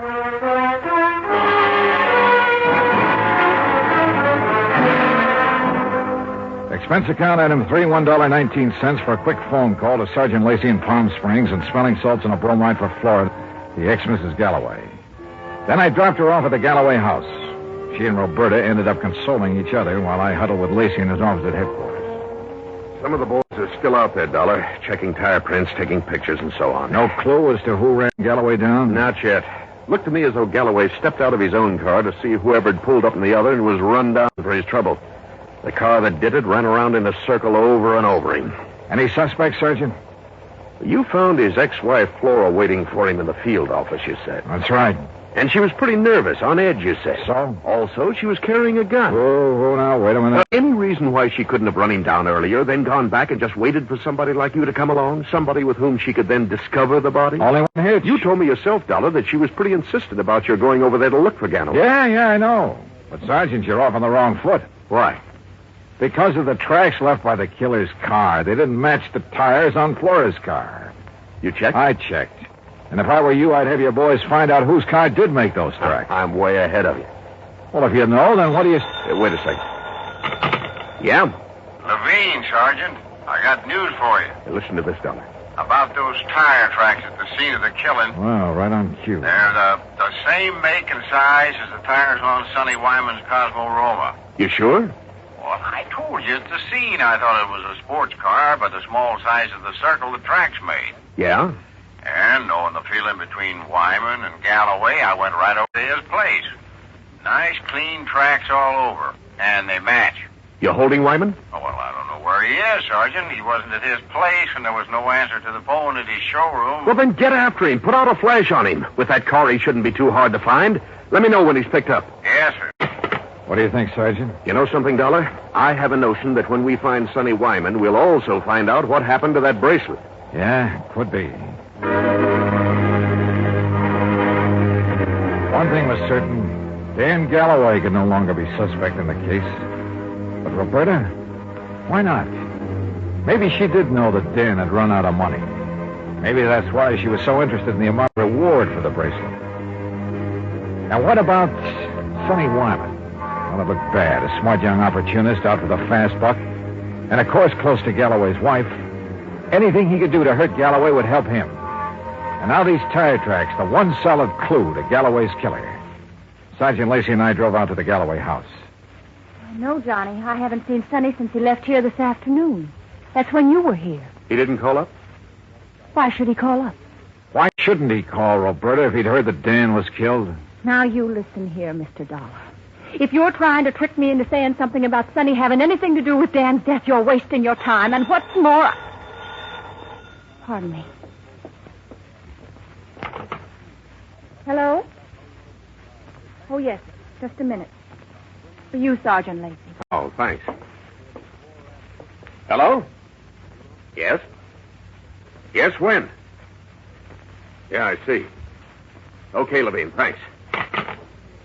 Has he found Sonny Wyman? He sure has. And if you want to see him, you'll have to go to the coroner's office. What? No. Yeah, that souped-up car of his, a couple of miles out of town. Ran off a curve and over a 100-foot bank. Within minutes, Lacey and I were at the scene of the accident, looking things over with the help of flashlights. Yeah, he must have been really burning up the road to spin and roll this far off the highway. But surely he must have been familiar with that curve. Oh, sure. He knew these roads around here as well as anybody in the county. Tires still in one piece, too. And these sport cars usually corner pretty well. Well, this one didn't. Hey, Lacey, look here. Yeah? This left rear fender. Looks to me like this car was sideswiped. Hey, you're right. Rolling over would never make a long crease like that. Uh-huh. No, wait. If another car sideswiped him, there'd be paint on this fender. Paint from the other car. Sergeant, you're absolutely right. And since there's none here... Sergeant, you're absolutely wrong. How far to the nearest filling station? What? I want to make a couple of calls to some wholesale jewelers in Pasadena and Los Angeles. Right now, in the middle of the night? Right now. Wholesale jewelers? Expense account item 4, $11.90, phone calls to Pasadena and L.A. The third call yielded Mr. Alfred Mencken of Mencken Imports Incorporated, who was pretty cheerful about having been gotten out of bed. It's quite all right, Mr. Dollar. Now that I'm up, I'm wide awake almost. Well, I hate to throw something like this at you in the middle of the night, Mr. Mencken, but tell me, please, did you ship a diamond and emerald bracelet to Will Hoyt Van Hook in Palm Springs within the past few weeks? Why, yes, Mr. Dollar. Oh? As a matter of fact, I sent him 3. That was 2 weeks ago, and he returned them all. Returned them? When? Well, 2 of them the day after he got them. But the third one he kept for a while. I got it back just last Thursday. Now, I don't know if that means anything to you. You bet it does. Thanks very much. Lacey and I piled into one squad car, 4 patrolmen in another. It was several miles out to the little ranch where Van Hook lived, and Lacey and I chewed it over as we drove along. It don't go out on me. Whatever made you think of Willie Van Hook is the one who drove Sonny Wyman off the road? Well, apparently there was no paint on that fender from the car that sideswiped him. Actually, there was. Holy... Of course. Van Hook's car is exactly the same color as Sonny's. Another thing. The car that ran down Galloway, like the one Sonny drove, even down to the tires, but not necessarily the same car. Plus the fact I couldn't help wondering about Van Hook all along. Yeah, but why? In a job like mine, you have to wonder about everybody connected with a case. Anything particular about Van Hook? Well, he told me that he'd used the money he got from Galloway to pay off some overdue bills. And yet, a few weeks ago, he was able to buy an $8,000 sports car. It ties up, Dollar. It all ties up. But how did Sonny Wyman figure in it? Oh, Sonny was a fellow who lived by his wits. He may have reached the same conclusion about Van Hook that I did. May have had an idea for latching onto the reward money. He mentioned the matter of reward to me a couple of times. Or he may have had ideas for blackmailing Van Hook. Another thing. Van Hook saw me drive away from his shop in Sonny's car. That meant he had to act fast. Get rid of Galloway, who'd given him back the bracelet, and, of course, take Sonny out of the picture, too. Yeah, it all seems to add up very nicely. And when we face Van Hook, well, there's his place now. Here's his driveway. Well, either he's skipped out or he's asleep. No lights on in the place. Well, if you ask me, he's far... No, wait. Yeah? That third window on the right. The blind was pulled away for a second or two. Well, then let's get out of this car. We're sitting ducks in here. Well, how about it, Sergeant? What do we do? You boys split up. Cover the back and sides of the house. He's in there? Yeah. Okay, boys. Come on. All right, Johnny, maybe you better keep out of this. Are you kidding? Hey, listen. The car door, I'm sure of it. Yeah, I know. Holy... What's he up to? Gonna lock himself in and take the monoxide route? Come on. Are there back doors in that garage? Not that I know of. Here, wait a minute. Van Hook! This is the police. We've got men all around this place. Turn off that engine and come out of there with your hands over your head. Don't be a fool, Van Hook. You haven't got a chance. Come out of that garage and help. Hey, did you see that? He drove right through the door of his garage. Come on, Lacey, the car. Get after him, you guys. Get moving. Yeah, come on, boys.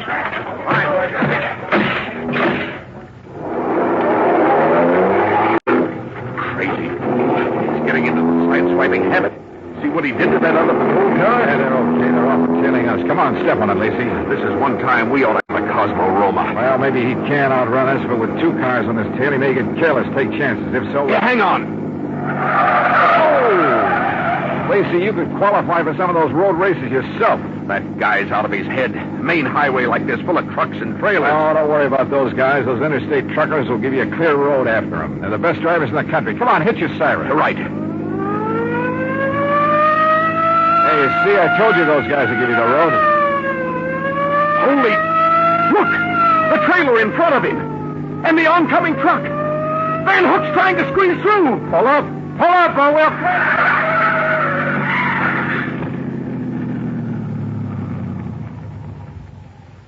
Well, he squeezed through all right. Squeezed right through the pearly gates.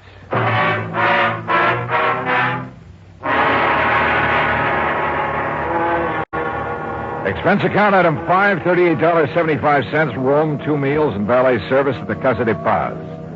Item 6, $191.60, airfare and incidentals, Palm Springs, California, back to Hartford. Expense account total, $474.84. Remarks? Well, justice is done in pretty strange ways sometimes.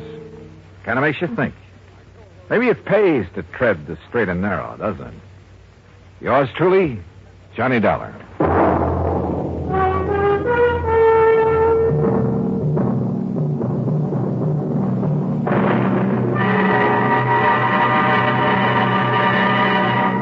Now, here's our star to tell you about next week's story. Next week, international intrigue.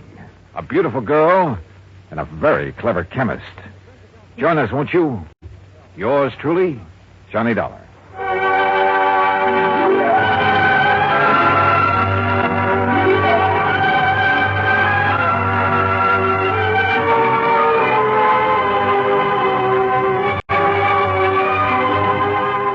Yours truly, Johnny Dollar, starring Bob Bailey, originates in Hollywood. It is written by Paul Franklin and is produced and directed by Jack Johnstone. Heard in our cast were Barbara Eiler, Paula Winslow, Forrest Lewis, Frank Nelson, Sam Edwards, Austin Green, and Shep Menken. Musical supervision is by Amerigo Marino. Be sure to join us next week, same time and station, for another exciting story of yours truly, Johnny Dollar.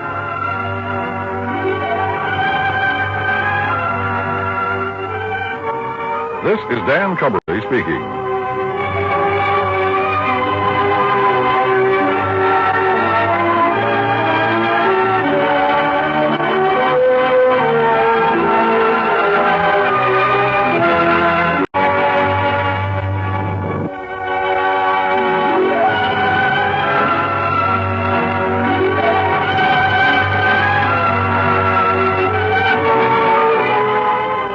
Johnny Dollar has come to you through the worldwide facilities of the United States Armed Forces Radio and Television Service.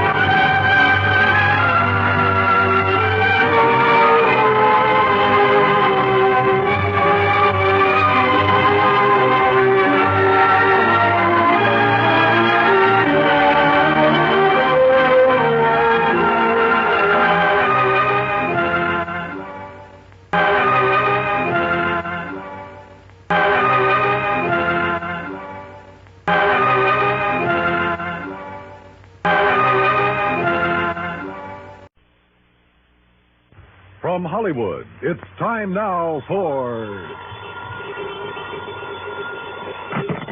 Johnny Dollar. This is Harry Branson at Philadelphia Mutual Life and Casualty Company. Oh, hello, Harry. What's with you? John, I have a case I'd like you to handle for us.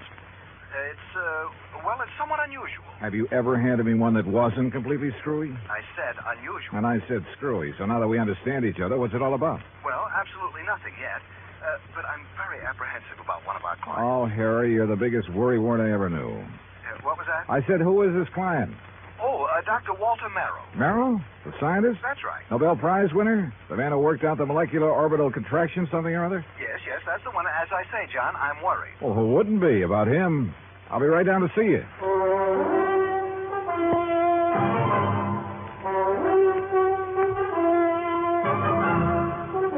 Bob Bailey in the exciting adventures of the man with the action-packed expense account. America's fabulous freelance insurance investigator. Yours truly, Johnny Dollar.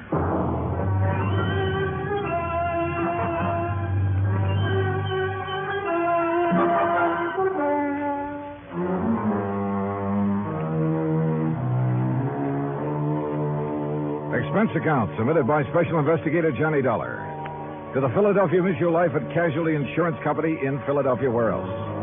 Following is an account of expenses incurred during my investigation of the clever Chemist matter.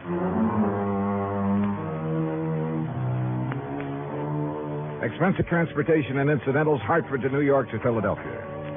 I didn't even stop to check my bag, but headed directly for the Philly Mutual building on Walnut Street. Harry Branson is a good insurance man, but a great worrier. Nonetheless, he'd given me some pretty important, too. And after all, what do we live for? There you are. Keep it simple. Thanks, Doc. John, what took you so long? Oh, now, what's the matter, Harry? Forget to pay the rent on your office or just forgot the key? No, John, as a matter of fact, I have the key right... this is hardly the place for levity. Oh, surely you haven't been waiting here on the sidewalk ever since you called me. No, I haven't, but by checking plane schedules, I was able to determine when you'd arrive almost to the minute, and not wanting to waste time taking you upstairs to the office. Pretty urgent matter, huh? Well, you should be here shortly. What?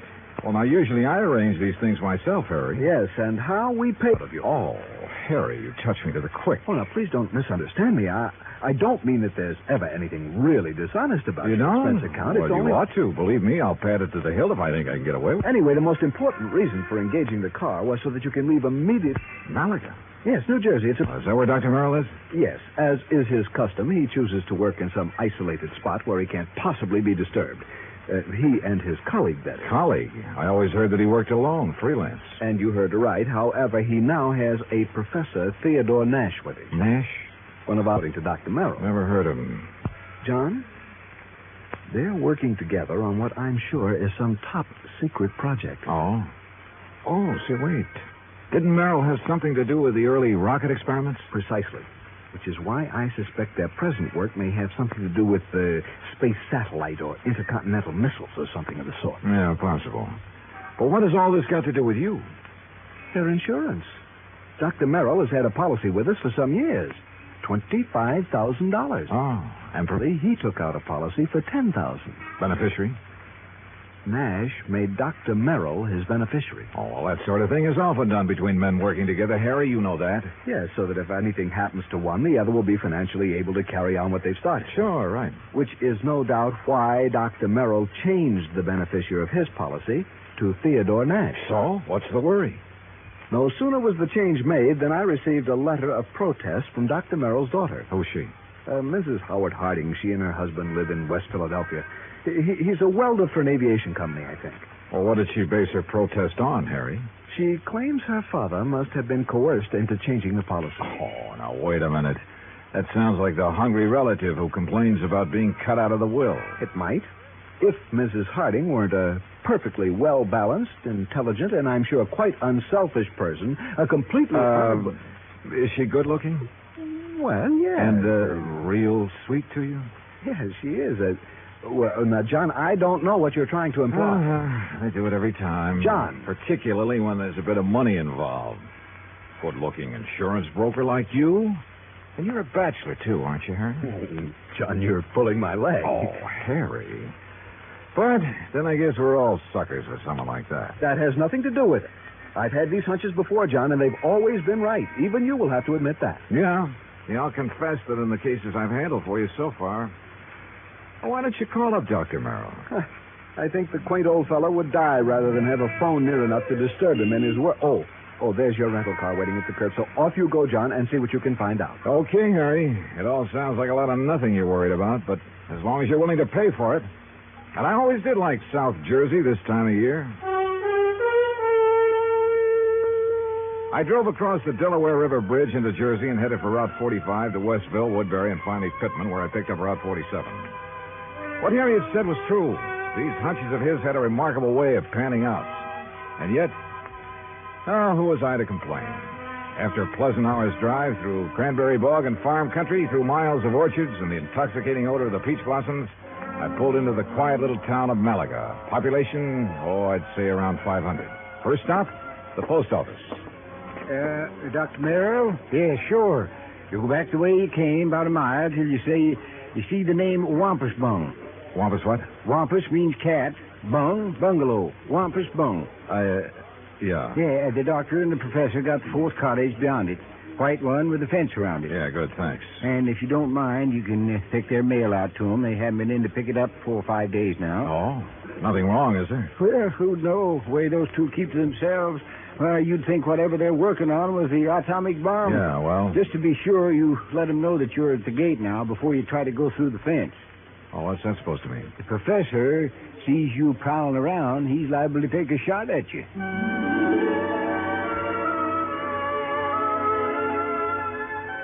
As I drove back and toward the edge of Little Malaga Lake, the idea of getting shot at by anyone living in this peaceful, quiet place seemed ridiculous.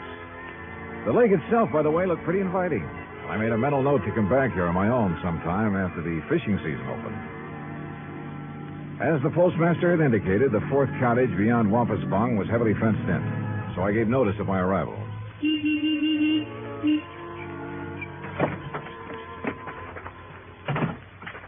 I'd barely left the car when the door of the little cottage opened. Yes? Who is it? Dr. Merrill? Oh, yes. My name is Dollar, sir. Johnny Dollar, insurance investigator. Harry Branson? Yes, sir, that's right. Harry Branson sent me down here to see you. Oh, come in. I'm most glad to see you. Please, come into the house. All right, thank you. Is Professor Nash here? In the laboratory. But please, As come he spoke, into the sliding door in the garage at the side of the house opened. A rather swarthy man stepped out, quickly closed the door, and threw a heavy bolt on it. Then looked over toward us suspiciously. Yes, because it's better that you and I talk in private, alone. Doctor, who is that? Oh, yes, Professor. If we have a visitor, why do you not bring him here where we can both speak to him? Oh, yes, of course. This is Mr. Johnny Dollar, Professor Theodore Nash. Mr. Dollar? How do, Professor? I'm from your insurance company. Just making a little routine checkup. Oh, fine. I'm very glad to see you. As a matter of fact, I wish to talk with you. How do you do? Now, come into the laboratory. Professor, do you think it wise? Oh, of course, Doctor. Since he is not a man of science, I'm sure there is no harm in his seeing it. And you have an experiment going, remember? But I wish to Mr. speak Dollar, to him alone. within these four walls, the genius of Dr. Merrill and my own poor efforts are creating things that will startle the world. Outside, the small building looked like an ordinary two-car garage, someone in need of paint and repair. But inside, it was immaculate and loaded with scientific equipment of all shapes and sorts and sizes. There were racks of test tubes, bottles of chemicals, beakers, a centrifuge, machines and apparatus I'd never seen before, that I imagine much of the world never dreamed of. And all of it as neat as a pin, not so much as a stirring rod out of place. Look, Doctor. The polymerization step is almost complete. Yeah? Now, you must continue the molecular balance check immediately. Oh, yes. And you must both leave me. This must not be seen by anyone. Yeah, we understand, Doctor. We understand. I hope you will pardon me, Mr. Dollar. Yes, of course, Doctor. Oh, come, Mr. Dollar. Yes, I will lock the door. Yes. He does require privacy, doesn't he? Yes. Oh, hey, you're not going to bolt that door, are you? Of course not. Force of habit, I guess. Oh, it is he who keeps things locked so tightly when he's working, unnecessarily so. But then genius is permitted his idiosyncrasies, huh? Harry Branson seems to think you two may be working on something to do with guided missiles. Very perceptive man. But that is something we must not speak about. Now, why have you come here, Mr. Dollar? Well, like I said, just a routine checkup. We usually do this when a sizable policy has changed. Oh, there is something unusual about two men working together on important things, ensuring in each other's favor? Well, no. But when his daughter perhaps objects. You know Dr. Merrill's daughter? Oh, I know about her and about her unfortunate marriage to that day laborer. Nothing wrong with day labor, Professor? Yeah, but one who waits for a great man like the doctor to die so that he can get his hands on the insurance money. You think that's why his daughter objected to the change? Of course. But his money will be used to further his work by me. And, of course, for the good of humanity. I see. Well, how soon do you think the doctor will be through with his experiment? An hour, perhaps two. And then he will call me in to assist him with the next, the crucial step. But now, about look, why don't I run in town, arrange for a place to stay, grab a bite to eat, and then come back here, huh? If you like. I'm sorry we have no room in the cottage. No, don't give it a second thought. I'll see you later. Something of Harry Branson's hunch had passed on to me. A strange feeling about the whole setup. There was something wrong about both Merrill and Nash, particularly the latter. Something I couldn't quite put my finger on. Was Dr. Merrill afraid of Nash? I don't know. Item 2, $1 even for a quick bite in a little cafe along the highway after I'd made arrangements for a room for the night in a private home. It was not much over an hour later when I drove back to the little cottage by the lake.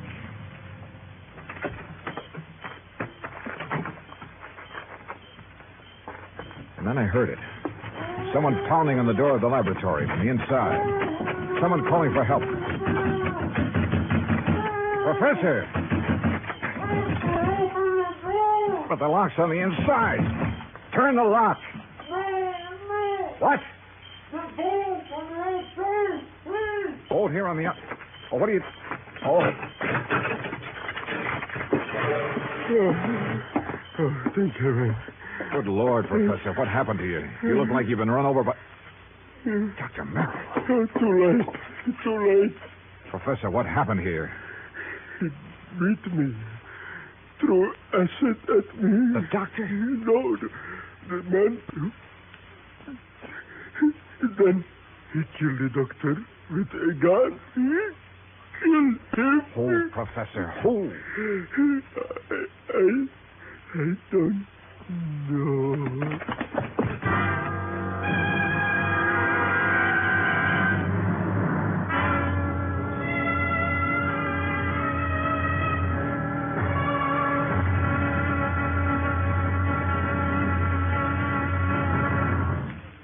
Act 2 of yours truly, Johnny Dollar, in just a moment.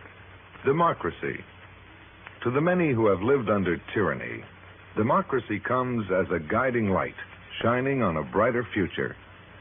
That is because democracy stands for the establishment of government conceived from deep thought and free choice, rather than being based on accident and force. It is also normal that the free choice of a democratic government happens because people who choose their own government are directed by true interests in the welfare of mankind. Democracy has been proven to be mankind's greatest legacy of freedom. Now, Act 2 of yours truly, Johnny Dollar and the Clever Chemist Matter.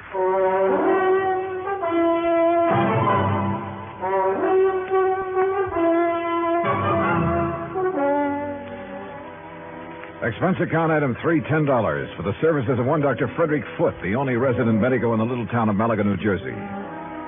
After pronouncing Dr. Walter Merrill dead, he took the badly beaten Professor Nash to his office clinic. While waiting for Nash to get in good enough shape to talk, I ran up item 4, 10 cents, phone call to the sheriff, who promised to come over as soon as he could enlist the aid of the nearby state police. Finally, Dr. Foote gave the word. But I suggest you talk with him as little as possible, Mr. Dollar. In pretty bad shape, huh, Dr. Foote? The intruder not only beat him severely, but threw a bottle of acid in his face. Oh? Professor Nash will never have the use of his left eye again because of that nitric acid. Has Nash said anything that might help us identify the assailant and killer? No? Now, please don't talk with him too long. Professor? Yes. Yes. Hello, Professor. Oh, Mr. Dollar. I will never see again with my left eye. He has told me. Yes, I know. I'm sorry. But the great Dr. Merrill, he is dead. What a loss. Professor. Professor, tell me, did you see the man who attacked you? Yes. Can you describe him at all? Yes, young, not more than 30, 5 feet, 6 or 8, very heavy, yes, stocky, and black curly hair. Yeah? Hands like a working man, a laborer. Have you ever seen this man before? No, I... Oh, here. Some water. Thank you. Do you know why he came in and attacked you and Dr. Merrill? No. Was he after something there in the laboratory? No, only to kill Dr. Merrill. I tried to defend him.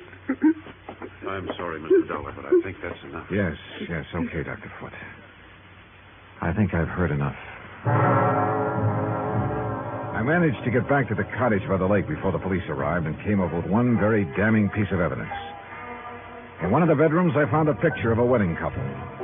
It was inscribed, "Love to the dearest father in the world." Next to the bride stood a man who answered perfectly the description Professor Nash had just given me. The husband of Dr. Merrill's daughter, Howard Harding. And then I thought of what Nash had said about Harding. His antagonism, his conviction that Harding was the one who resented the change in the insurance policy. But there was something else, too. That had happened when I talked with Nash in the doctor's office that... By the time I got back to the laboratory, the sheriff and state police arrived. The sheriff, I'm afraid, mussed up any prints that might have been left on the bottle of acid. However, in the weeds outside, a state trooper found a pistol, a .38 caliber Luger that had killed Dr. Merrill. Fingerprints had apparently been wiped off, but the gun was carefully... Fingerprints. Before taking off on a mad dash back to Philadelphia, I stopped at Dr. Foote's and picked up one water tumbler. Item 5, $3.70 for a tank full of gas. Item 6, 50 cents. Parking in Philadelphia as close as possible to Harry Branson's office. John, what have you found out about Dr. Merrill? Harry, he's dead. What? Oh, dear. Now listen, write down the address of Mr. and Mrs. Howard Harding for me. His daughter, does she know? No, she doesn't know yet, and I hope I can avoid telling her before I write it down, will you, man? Well, yes, of course. Take this. Don't unwrap it, but see that it gets to Ray Kemper at the Federal Bureau fast. I'll check with him about it later, thanks. But now, John... Harry, this is one time this expense account of mine is going to save you a lot of money. I think. I don't know how many red lights I skipped on the drive out to West Philadelphia, but I felt like a hound dog in a hot scent. The home of Mr. and Mrs. Howard Harding turned out to be in a nice, quiet residential area.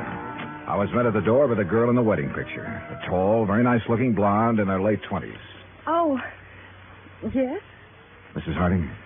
I'm Terry Harding. Well, I'm Johnny Dollar from your father's insurance company. Oh, good. Come in. Perhaps you can help me make him do something about that policy of his. Well, that isn't exactly... Someone has poisoned Daddy's mind, Mr. Dollar. Oh? What do you mean? Well, it isn't that I need the money if Daddy dies, which heaven forbid. No. It doesn't exactly look as though you do. No, of course we don't. Howard's been doing so wonderfully at Colonial Aviation. Yes, apparently.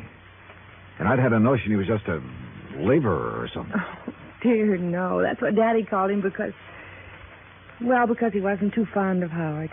And that is the way Howard started before we were married, but now he's one of the officers of the company. Where is he, Mrs. Harding?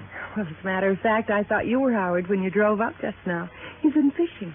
Fishing? On some little lake over in Jersey. He goes every Saturday all by himself. Malaga Lake? No, Malacca's where Daddy was. Mm-hmm. He and that...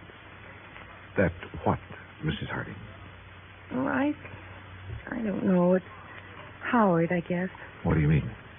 Howard has never liked or trusted him, even though they've never actually met. When Daddy changed his insurance to name that professor, there is something wrong about that man, Mr. Dollar. What, Mrs. Harding?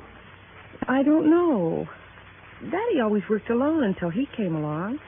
Daddy's such an alert, bright-eyed little busybody in spite of his age. That your father... Like a cute little wound-up spring, hopping about like a... Mrs. Harding. Yes? Mrs. Harding, when I saw your father... You've seen Daddy. Well, then you know what I mean. He was tired. Almost in a daze. He spoke with difficulty. Oh, no. You're mistaken. He chatters away like a jaybird. What is it, Mr. Dollar? Oh, he must have been doped. He looked as though... Hi, honey. Well, I'm just as lousy a fisherman as usual. Not a single... Oh, excuse me. Mr. Harding, just tell me one thing. Well, that depends. Who are you? Mr. Dollar's from the insurance company, darling. Not Johnny Dollar. Yeah, that's right. Well, I've certainly heard of you. Tell me... No, you tell me, Harding. Where have you been? Why, fishing. Where? Over in Jersey. Where in Jersey? Little private lake. Where? Over near Mount Holly. One place I know of where nobody else ever goes, where I can get rid of the cobwebs. It's my job. Hey, wait a minute, Dollar. What is this? Harding, you've been identified as the man who murdered Dr. Walter Merrill. What? I'm sorry, Mrs. Harding. I'm sorry, but it's true. What are you talking about, Dollar? You didn't know about it? Of course not. How could I? Where did it happen? How? At his place in Malaga. Oh. Professor Nash. I'll kill that man. You'll take it easy. You seem to forget that so far you're the only suspect in the case. You're out of your mind. If it was anybody, it was that Nash. Never have trusted that man. And the insurance policy. If anybody killed Dr. Merrill, it was that professor. Now listen to me. Nash was with Dr. Merrill when he was killed there in his laboratory. Of course he was. But Nash was attacked also, beaten, acid thrown at him. He lost the sight of one eye because of it. And I tell you... You're sure? Yes, of course I'm sure. It was I who found him. Nash beating against the inside of the door of that laboratory crying for help. A door that was bolted on the outside. But, Dollar, You're sure of that? I'm sure. Well, I still think... Oh, Terry, I'm sorry, honey. Here, let me... Oh, it's so terrible. Better answer that phone, Howard. Yeah. Hello? Yes? Oh, yes. It's for you, Mr. Dollar. Oh, thanks. Terry, dear, come on. You've got to pull yourself together. $70. Right. John, this is Harry Branson. I just received a call from Mr. Kemper at the Federal Bureau. Yes. He says he must see you immediately. Call him back, Harry. Tell him I'll be there in 15 minutes. Harding, just to keep things straight, I wouldn't leave this house if I were you. Well, now, wait a minute, Just Dollar. sit tight. I think you're in the clear. More red lights got passed up on my way into the Philadelphia offices of the Bureau. So Ray Kemper felt that whatever he'd found was important. If so, it would back up one of my suspicions. But in view of the circumstances, that bolted door in the laboratory, for instance, how could it? Important is putting it mildly, Johnny. The prints you found on the water glass, Ray. 3 sets. 1, yours. Yeah, well, naturally. 2, Dr. Frederick Foote, who is currently practicing medicine. I know, in the town of Malaga, New Jersey. That's where the glass came from. Oh, but the 3rd set of prints? Yes. I had to go into the international file for them. And Johnny... Nash? Theodore Nash? Nash. Nashevsky. What? Theodore Nashevsky, chemist from one of our not-so-friendly countries. Huh? Expert on explosives. One time he was thought to have attempted to enter this country. That was in 1940. Ray, have you got any pictures on him? Plenty. From the time he was a kid. Here. Tell me how you picked up these prints. The beard in this picture. That looks like him, all right. Yeah, this too. With the shaved head. Almost as though he tried to keep changing his appearance. Johnny... Wait a sec. This picture of him as a youngster, this eye patch on his left eye. Our dossier is pretty complete. He was quite an athlete until he injured that eye. But it doesn't show in these other pictures, and he hasn't a glass eye. No, his eye always looked perfectly natural. Now, Johnny, if you have information... Ray, this has done it for me, thanks. Hey, now, just a I'll minute. see you. Hey, Johnny! This is Kemper. Give me a man to tail Johnny Dollar. All the way back to Malaga, New Jersey, I hoped my rental car would hold together. It did, in spite of the fact I pushed it all the way. International intrigue is a bit out of my line, but this time, so help me, I was beginning to feel like an FBI man. I stopped at state police headquarters along the way, and according to them, Nash was off the hook. Not only because of the acid thrown in his face, but even more important, because of my own testimony that I'd found them locked in that laboratory. I stopped again at the lab. Nothing. Then back to Dr. Foote's office. Very well, Mr. Dollar. When they arrive, I'll insist that they wait for you. All right, thanks, Doctor. Well, Professor, you're sitting up. Oh, have they found anything, Mr. Dollar? Have they found the man who attacked us and killed poor Dr. Merrill? Professor, I think I have. Oh? But tell me something. Yes, of course. Your government doesn't pay you very well, does it? Merrill and I were not working for the government, Mr. Dollar. Although, of course, the results of our work... I'm talking about your government, your own real boss. I do not understand. No doubt it's very much interested in anything this country develops in the line of guided missiles, that sort of thing. Mr. Dollar... Now, let me go on. Merrill was doing important work. Stuff that would be of great value to any country in the world. Of course. Your country would have paid you well for the results of his work. But, brother, they'll never get it. I do not know what you are talking Money, about. the loot from Merrill's insurance, sure. Sure, it was enough to get you out of here after you'd gained the knowledge you need of Merrill's work. See here, Dollar. After you'd killed him, before he could give to his country, the United States, what he'd invented. You are a fool. I was beaten. The poor old man put up a pretty stiff fight, didn't he? Do you think I would have done this to myself? You gave yourself away earlier when you reached out for a glass of water I handed you right here in this room. A man who'd lost his sight in one eye would have lost his aim until he got used to it. Funny, though, it didn't come to me until You later. are mad. You haven't seen out of that left eye since you were a kid. I tell you, you are mad. And a little acid burn to make it look like somebody had thrown it at you would be well worth the alibi it gave you. Theodore. Fedor? That's right, Fyodor Nashevsky. Listen to me. You were the one who found us locked in, the door bolted from the outside. You found us. Yeah. Also the cord, the string you used to pull the bolt to. But you looped over the bolt and pulled after you got inside. You couldn't have. I dropped it in a vat of acid. Thanks. I was bluffing. But I made a lucky guess. What? Oh, what a brain. Nashevsky, I'm sure glad you're not working on our side.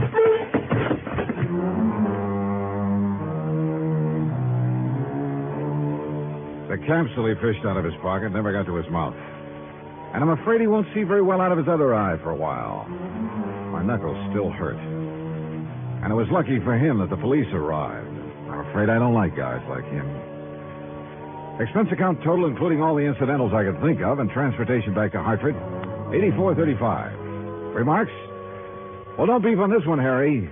The criminal, in spite of being the named beneficiary, doesn't get paid. Yours truly, Johnny Dollar.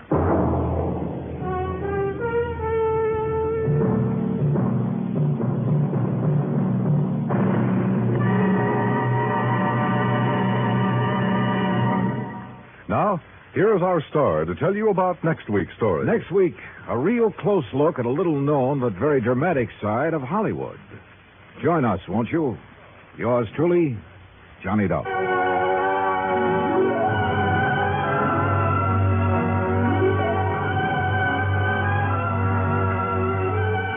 Yours truly, Johnny Dollar, starring Bob Bailey, originates in Hollywood. It is produced and directed by Jack Johnstone, who also wrote tonight's story.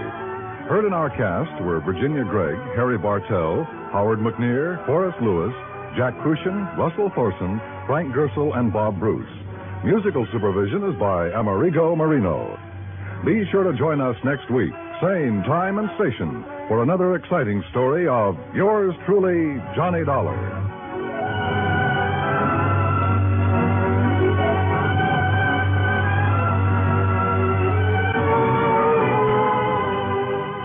Johnny Dollar has come to you through the worldwide facilities of the United States Armed Forces Radio and Television Service.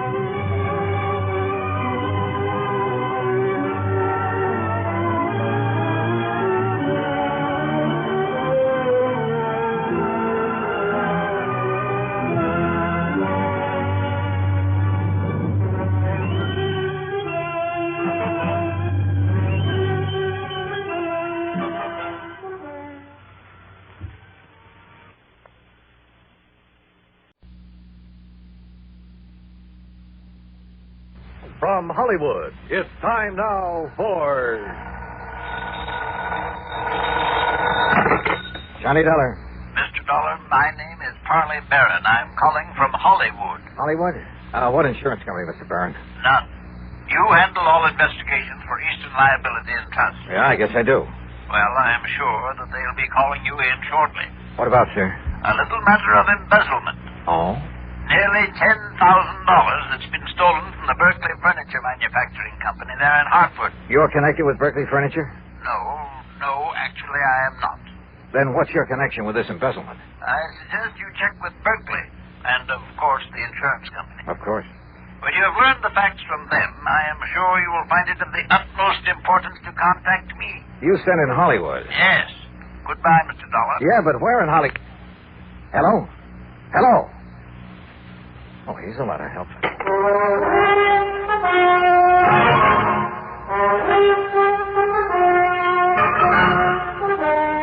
Bob Bailey in the exciting adventures of the man with the action-packed expense account, America's fabulous freelance insurance investigator. Yours truly, Johnny Dollar.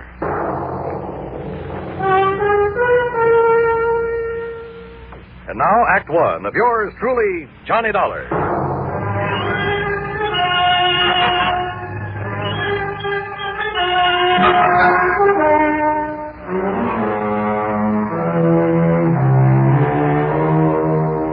Expense account submitted by Special Investigator Johnny Dollar to the Eastern Liability and Trust Company, Home Office, Hartford, Connecticut. Following is an account of expenses incurred during my investigation of the Hollywood Mystery Matter. Expense account item 1, 10 cents for a phone call to Hal Speidel, who's my regular contact at Eastern Liability and Trust. Well, hi, Johnny. Nice to talk to you again. Yeah, nice to talk to you, Hal. Listen, have you received a report of loss from the Berkeley Furniture Manufacturing Company? Well, they're a client of ours, but no. What makes you ask a thing like that? A phone call I just got. They called you direct? Well, somebody did. A man by the name of Polly. Wait a second. Yes, Miss Turner. Who? Hold everything, Johnny. I'm holding. Hey, what did you say? When? Well, find out how much. Johnny. Yeah? You've got an assignment, boy, and it's Berkeley Furniture Manufacturing Company. Embezzlement? Yes. 10,000? But how you found out about it? Listen, they just found out about it themselves, so get on over there and see what goes, will you? Hal, will do.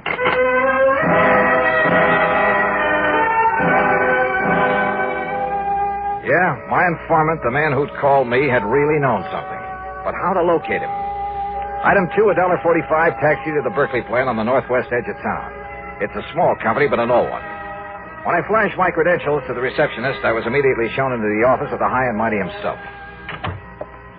Well, I must say, your insurance company acts very promptly, Mr. Dollar. Sit down, sir. Thanks, Mr. Berkeley. I'll get straight to the point, sir. We've suffered a considerable loss. Yeah, so I understand from Hal Speidel at Eastern Liability and Trust, $10,000, wasn't it? Oh, yes, nearly $10,000. But I don't recall mentioning the amount to Mr. Speidel. In any event, Mr. Dollar, what I want is that money back. I don't care what you do with the thief. All right, have you any idea who took it, Mr. Berkeley? I certainly have. The ungrateful... Who, sir? One of our bookkeepers. A gentleman who has been with the company over 30 years. What are you smiling about, Mr. Dollar? Well, he's stolen this money from you, but you still call him a gentleman. Because I always thought he was. Did his job, never complained. That's your measure of a gentleman, huh? Eh? What's that? How much money did he earn, Mr. Berkeley? $65 a week. What difference does it make? Just wondered. An old man living alone was plenty for him. Unless, of course, he was gambling, something like that. Gambling? Him? Of course not. He never had enough money. Trouble at home, maybe? Is he married? No. He'd never be able to support a wife. After 30 years with your company? I paid him as much as I thought he was worth. Yeah? Or as little as you thought you could get away with? That is really no concern of yours. Return of the money is. All right. Where does he live, Mr. Berkeley? In a small apartment on the north side of town. And when did you last see him? Yesterday morning. Said he had to see his doctor in the afternoon. Yes, it's against my usual practice, but I let him off. Mm-hmm. But, of course, you decided to dock his pay. Naturally. I have to keep discipline in a place like this. Oh, sure. And this morning, when I opened the safe, I discovered that the money was missing. $9,984.75. The cash that we had on hand for emergencies. I also discovered that he hadn't come to the office. So I phoned his apartment. And? I learned that our respected gentleman bookkeeper left town yesterday afternoon, bag and baggage. That doesn't necessarily mean that he took the money. I'd like to know why not. Well, was he the only one who had access to the safe? Of course not. All of the bookkeepers have. How many of them? Others, I mean. 3. But you think for 1 minute they'd dare take that money and then come back here and face me? Maybe you got a point there. What? Have you notified the police of this loss? No. I prefer that the whole thing be kept as quiet as possible for the sake of my company's reputation.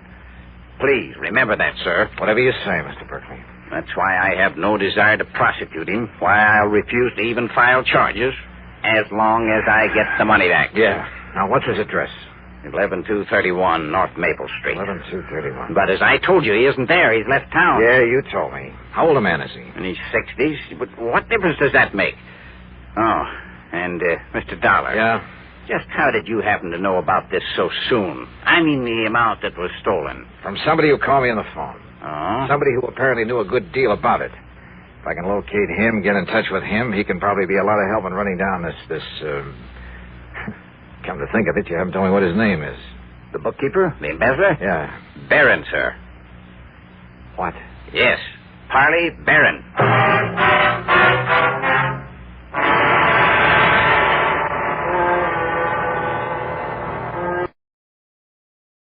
Hollywood, it's time now for Johnny Dollar. Mr. Dollar, my name is Parley Barron. I'm calling from Hollywood. Hollywood? What insurance company, Mr. Barron? None. You handle all investigations for Eastern Liability and Trust. Yeah, I guess I do. Well, I am sure that they'll be calling you in shortly. What about, sir? A little matter of embezzlement. Oh? Nearly $10,000 that's been stolen from the Berkeley Furniture Manufacturing Company there in Hartford. You're connected with Berkeley Furniture? No, actually I am not. Then what's your connection with this embezzlement? I suggest you check with Berkeley and, of course, the insurance company. Of course. When you have learned the facts from them, I am sure you will find it of the utmost importance to contact me. You sent in Hollywood? Yes. Goodbye, Mr. Dollar. Yeah, but where in Hollywood? Hello? Hello? Oh, he's a lot of help.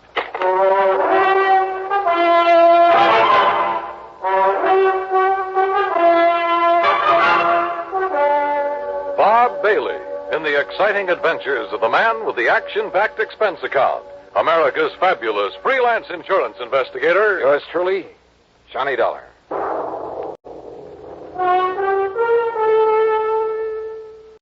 And now, Act One of yours truly, Johnny Dollar.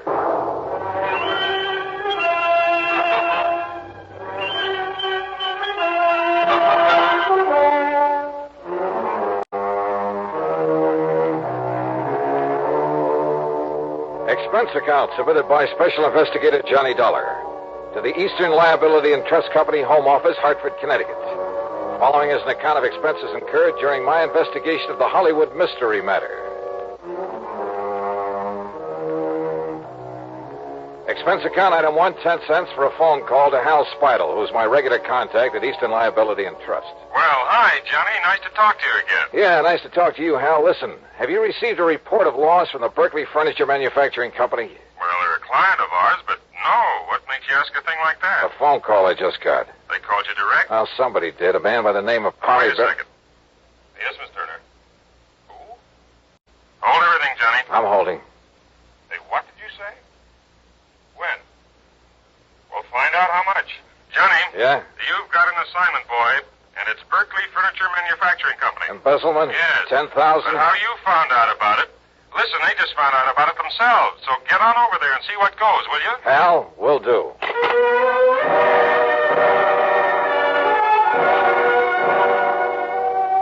Yeah, my informant, the man who'd called me, had really known something.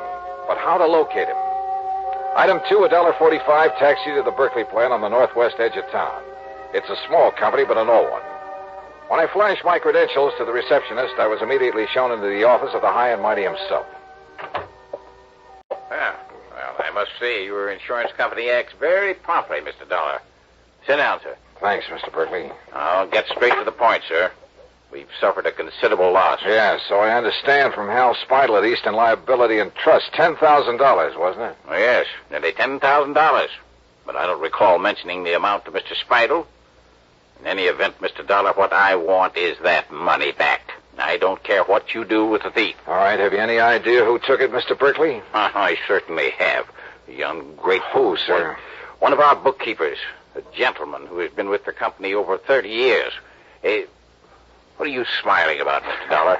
Well, he's stolen this money from you, but you still call him a gentleman. Because I always thought he was. Did his job, never complained. That's your measure of a gentleman, huh? Eh? What's that? How much money did he earn, Mr. Berkeley? $65 a week. What difference does it make? Just wondered. An old man living alone was plenty for him. Unless, of course, he was gambling, something like that. Gambling? Him? Of course not. Never had enough money. Trouble at home, maybe? Is he married? No. He'd never be able to support a wife. After 30 years with your company? I paid him as much as I thought he was worth. Yeah? Or as little as you thought you could get away with? That is really no concern of yours. Return of the money is. All right. Where does he live, Mr. Berkeley? In a small apartment on the north side of town. And when did you last see him? Yesterday morning. Said he had to see his doctor in the afternoon.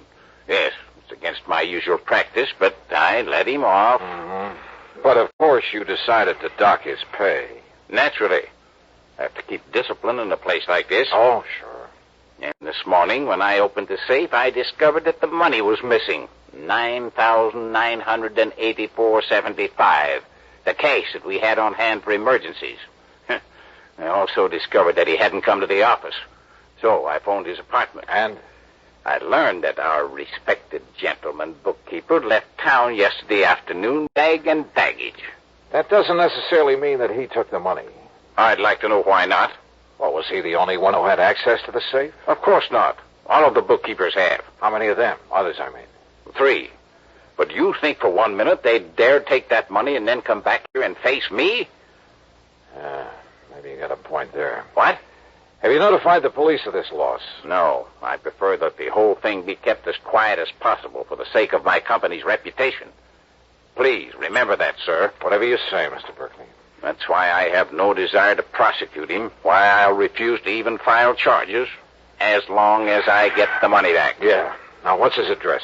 11231 North Maple Street. 11231. But as I told you, he isn't there. He's left town. Yeah, you told me. How old a man is he? In his 60s. But what difference does that make? Oh, and Mr. Dollar. Yeah? Just how did you happen to know about this so soon? I mean the amount that was stolen. From somebody who called me on the phone. Oh? Somebody who apparently knew a good deal about it. If I can locate him, get in touch with him, he can probably be a lot of help in running down this Come to think of it, you haven't told me what his name is. The bookkeeper? The embezzler? Yeah. Barron, sir. What? Yes. Parley Barron.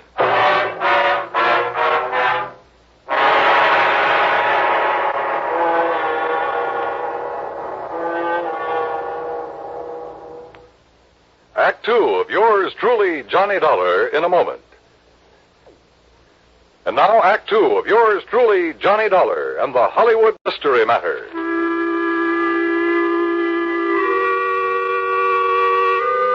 So the embezzler of the $10,000 was Parley Barron, the same man who'd called me on the phone. Apparently called me before the company even knew the money was missing. And he'd had the audacity to inform me that I should contact him. Yeah, somewhere in Hollywood.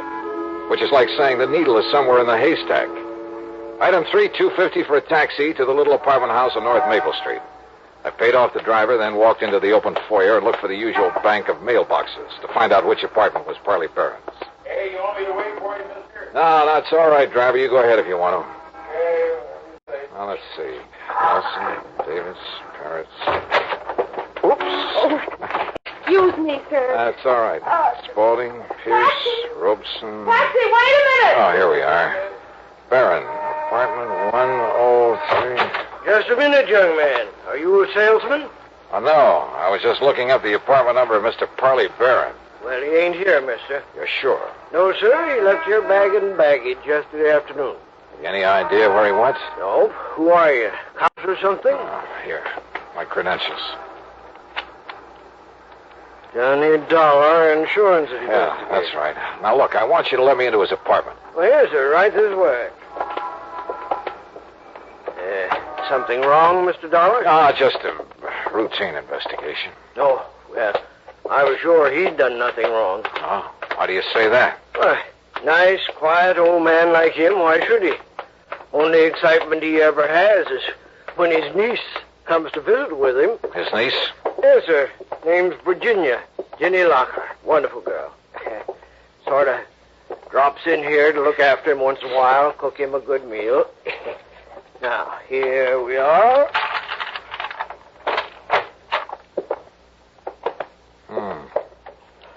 Well, it sure looks like he left in a hurry. Closet's open, doors pulled out. Where can I find this niece you mentioned? Why, didn't you see her when you just came in? That girl who bumped into me down in the lobby, that was Jenny Lockhart? Well, must have been. Guess she dropped in for a visit with her uncle, found him gone, and then lit out again. And I didn't have sense enough to get a good look at her. Well, now, here's a picture of her, mister. Sent it to him from her vacation last winter. Vacation, huh? Blue sky and palm trees. Down in Hollywood, I understand.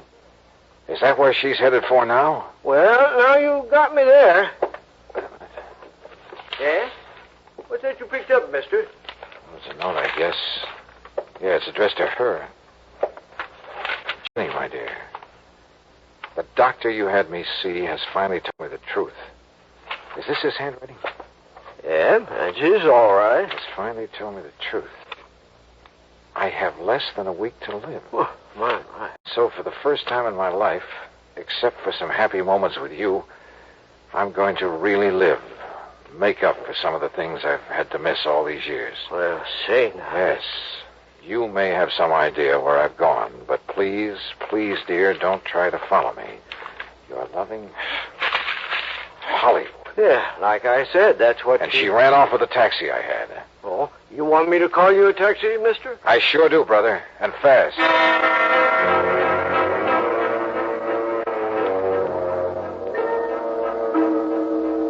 Item 4750 for a trip to the airport that should have got the cabbie locked up for life. We ran every stoplight along the way. So what happened? I got there just in time to see a plane taking off. And the man at the ticket counter politely informed me that Virginia Lockhart was among the passengers headed for New York. And where would she go from there? Hollywood. I'd bet my last nickel on it. Yeah, and she could lead me to the man I was after. I checked the schedules of all the airlines leaving New York. If I took the next plane out of Hartford, I could barely make a flight out of New York to the West Coast. In other words, Hollywood. Item 5-16280 for a through ticket. When we arrived in New York, where I had only seconds to change planes, I was the first one off. And then I saw her. She was boarding a plane from another ramp. By breaking a couple of records for the 100-yard dash and pulling my way through the gate, I managed to climb aboard just as the doors were being closed. A quick flash at my credentials kept the stewardess from throwing me off, and in a couple of minutes we were airborne. Now, I guess we'd better make some arrangement about your ticket, sir. Tickets? Yes, sir. Oh, no, here, I already have it. Hey, Oh, thank you. I'll just... Mr. Dollar? Yeah? I'm sorry, but this ticket is for Los Angeles. Well, sure, that's where I'm going. Well, not on this plane, I'm afraid. This is a non-stop flight to Miami. What? Yes, sir. Miami, Florida. Act 3 of yours truly, Johnny Dollar, in a moment. Now, Act 3 of yours truly, Johnny Dollar, and the Hollywood Mystery Matter. Wait a minute. This plane is headed for Florida? Yes, sir. Non-stop flight to Miami. But I thought this was... Look, I gotta get to Los Angeles, to Hollywood. I'm sorry, Mr. Dollar. Oh, not half as sorry as I am. So what do I do now? Well, I'm afraid there isn't much you can do. So why don't you go up in the cabin where there's one extra seat and... Well, just relax and enjoy it. Okay, miss. Great. I'd been so sure it was Virginia Lockhart I'd seen climb aboard this plane, that she'd lead me to her uncle in Hollywood, to wherever he was in Hollywood. So what happened? I was stuck aboard a plane to Miami. All right, I took the advice of the stewardess and walked forward into the cabin to find a seat. And for once, luck was with me. The one vacant seat in that whole plane was right next to, yeah, you guessed it, to Jenny Lockhart. But why Miami? Could she possibly know that I was on the trail of Parley Barron? Was this a trick to lead me off his trail? I decided there was only one thing to do, play it like I hadn't the least idea in the world who she was, and at the same time, see if I could learn anything from her.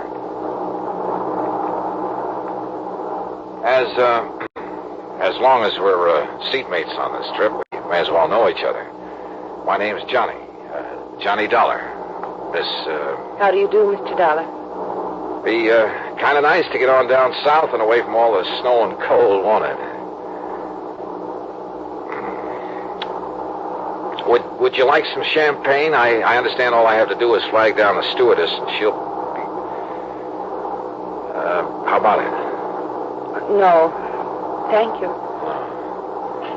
Well, excuse me for saying so, but you look worried about something. I'm sure it wouldn't interest you. No, maybe not. But, sometimes it does a lot of good to cry on somebody's shoulder, and since we'll probably never see each other again after this trip, and, well, I have a good broad shoulder. Thank you, but it's not necessary. Oh, sorry, I didn't mean it.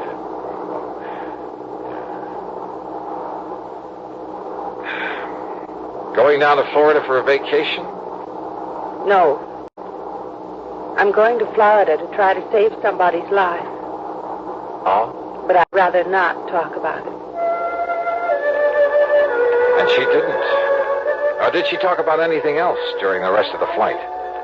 As we came into Miami, I decided the only thing I could do was transfer to a plane for Los Angeles and hope for the best. But she was my only real lead to Parley Barron. And if I left her here and went on to Hollywood. So I changed my mind. I decided to stay with her. Item 6, $9 even for a taxi that followed hers out of Miami Airport, then headed north. And where do we end up? Hollywood. Hollywood, Florida. Hollywood by the sea. And the Diplomat Hotel. I watched her make inquiries at the desk, heard the clerk tell her room 716. I managed to get an elevator before she did. By the time she reached the door of 716 and raised her hand to knock, I was standing right beside her. Mr. Johnny Dollar, what are you doing here? I've been following you, Jenny. Why? To find your uncle, Parley Barron, who stole $10,000 from the company he was working for. He what? Yeah. And unless I'm all wet, this is the door to his suite. You say he stole... I found the note he'd written to you, Jenny, back at his apartment in Hartford. Mr. Dollar, Johnny... Yeah, and it all ties up, including his phone call to me. It was to make me think he was headed for Hollywood, California, to throw me off, give him time. Please listen to me. He said that for once in his life, for the few remaining days of it, he was really going to live it up. So he came here, to the Hollywood that you told him about. Came here for one last desperate, glorious fling. Listen, that's what he thought.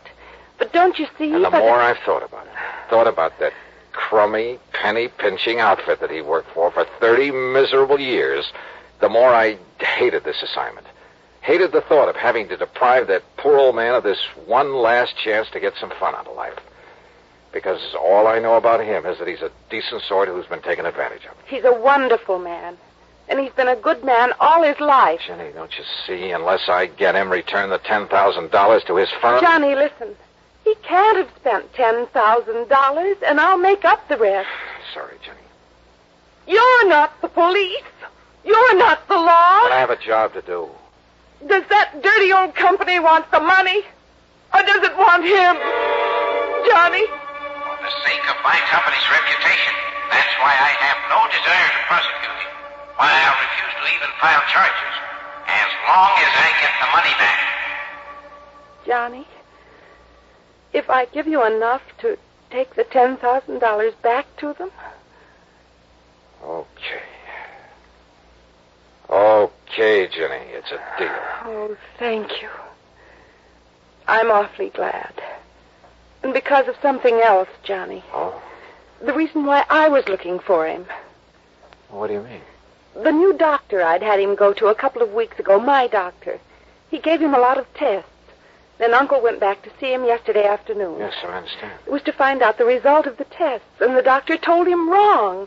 The lab reports had got mixed up. You mean that he isn't going to die? No. And the doctor tried to call him, but couldn't reach him, so he called me. That's why I went to his apartment. But he'd left, so I came down here to try to find him. I tried to tell you, Johnny, because... Well, don't you see he's going to be all right? Well, then, Jenny, I guess that leaves only one more thing to be done. What, Johnny? Tell him the good news.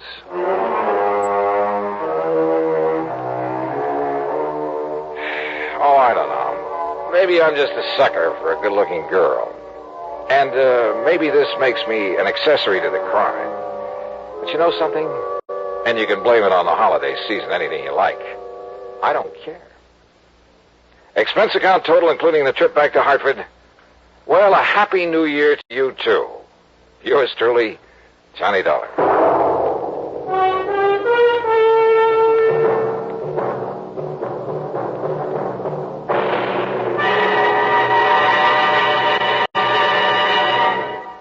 Our star will return in just a moment. Because of another adventure in Hollywood, Florida. But that one you'll have to read about in the February issue of Harper's Bazaar. It's just out, so grab a copy, will you? Yours truly, Johnny Dollar.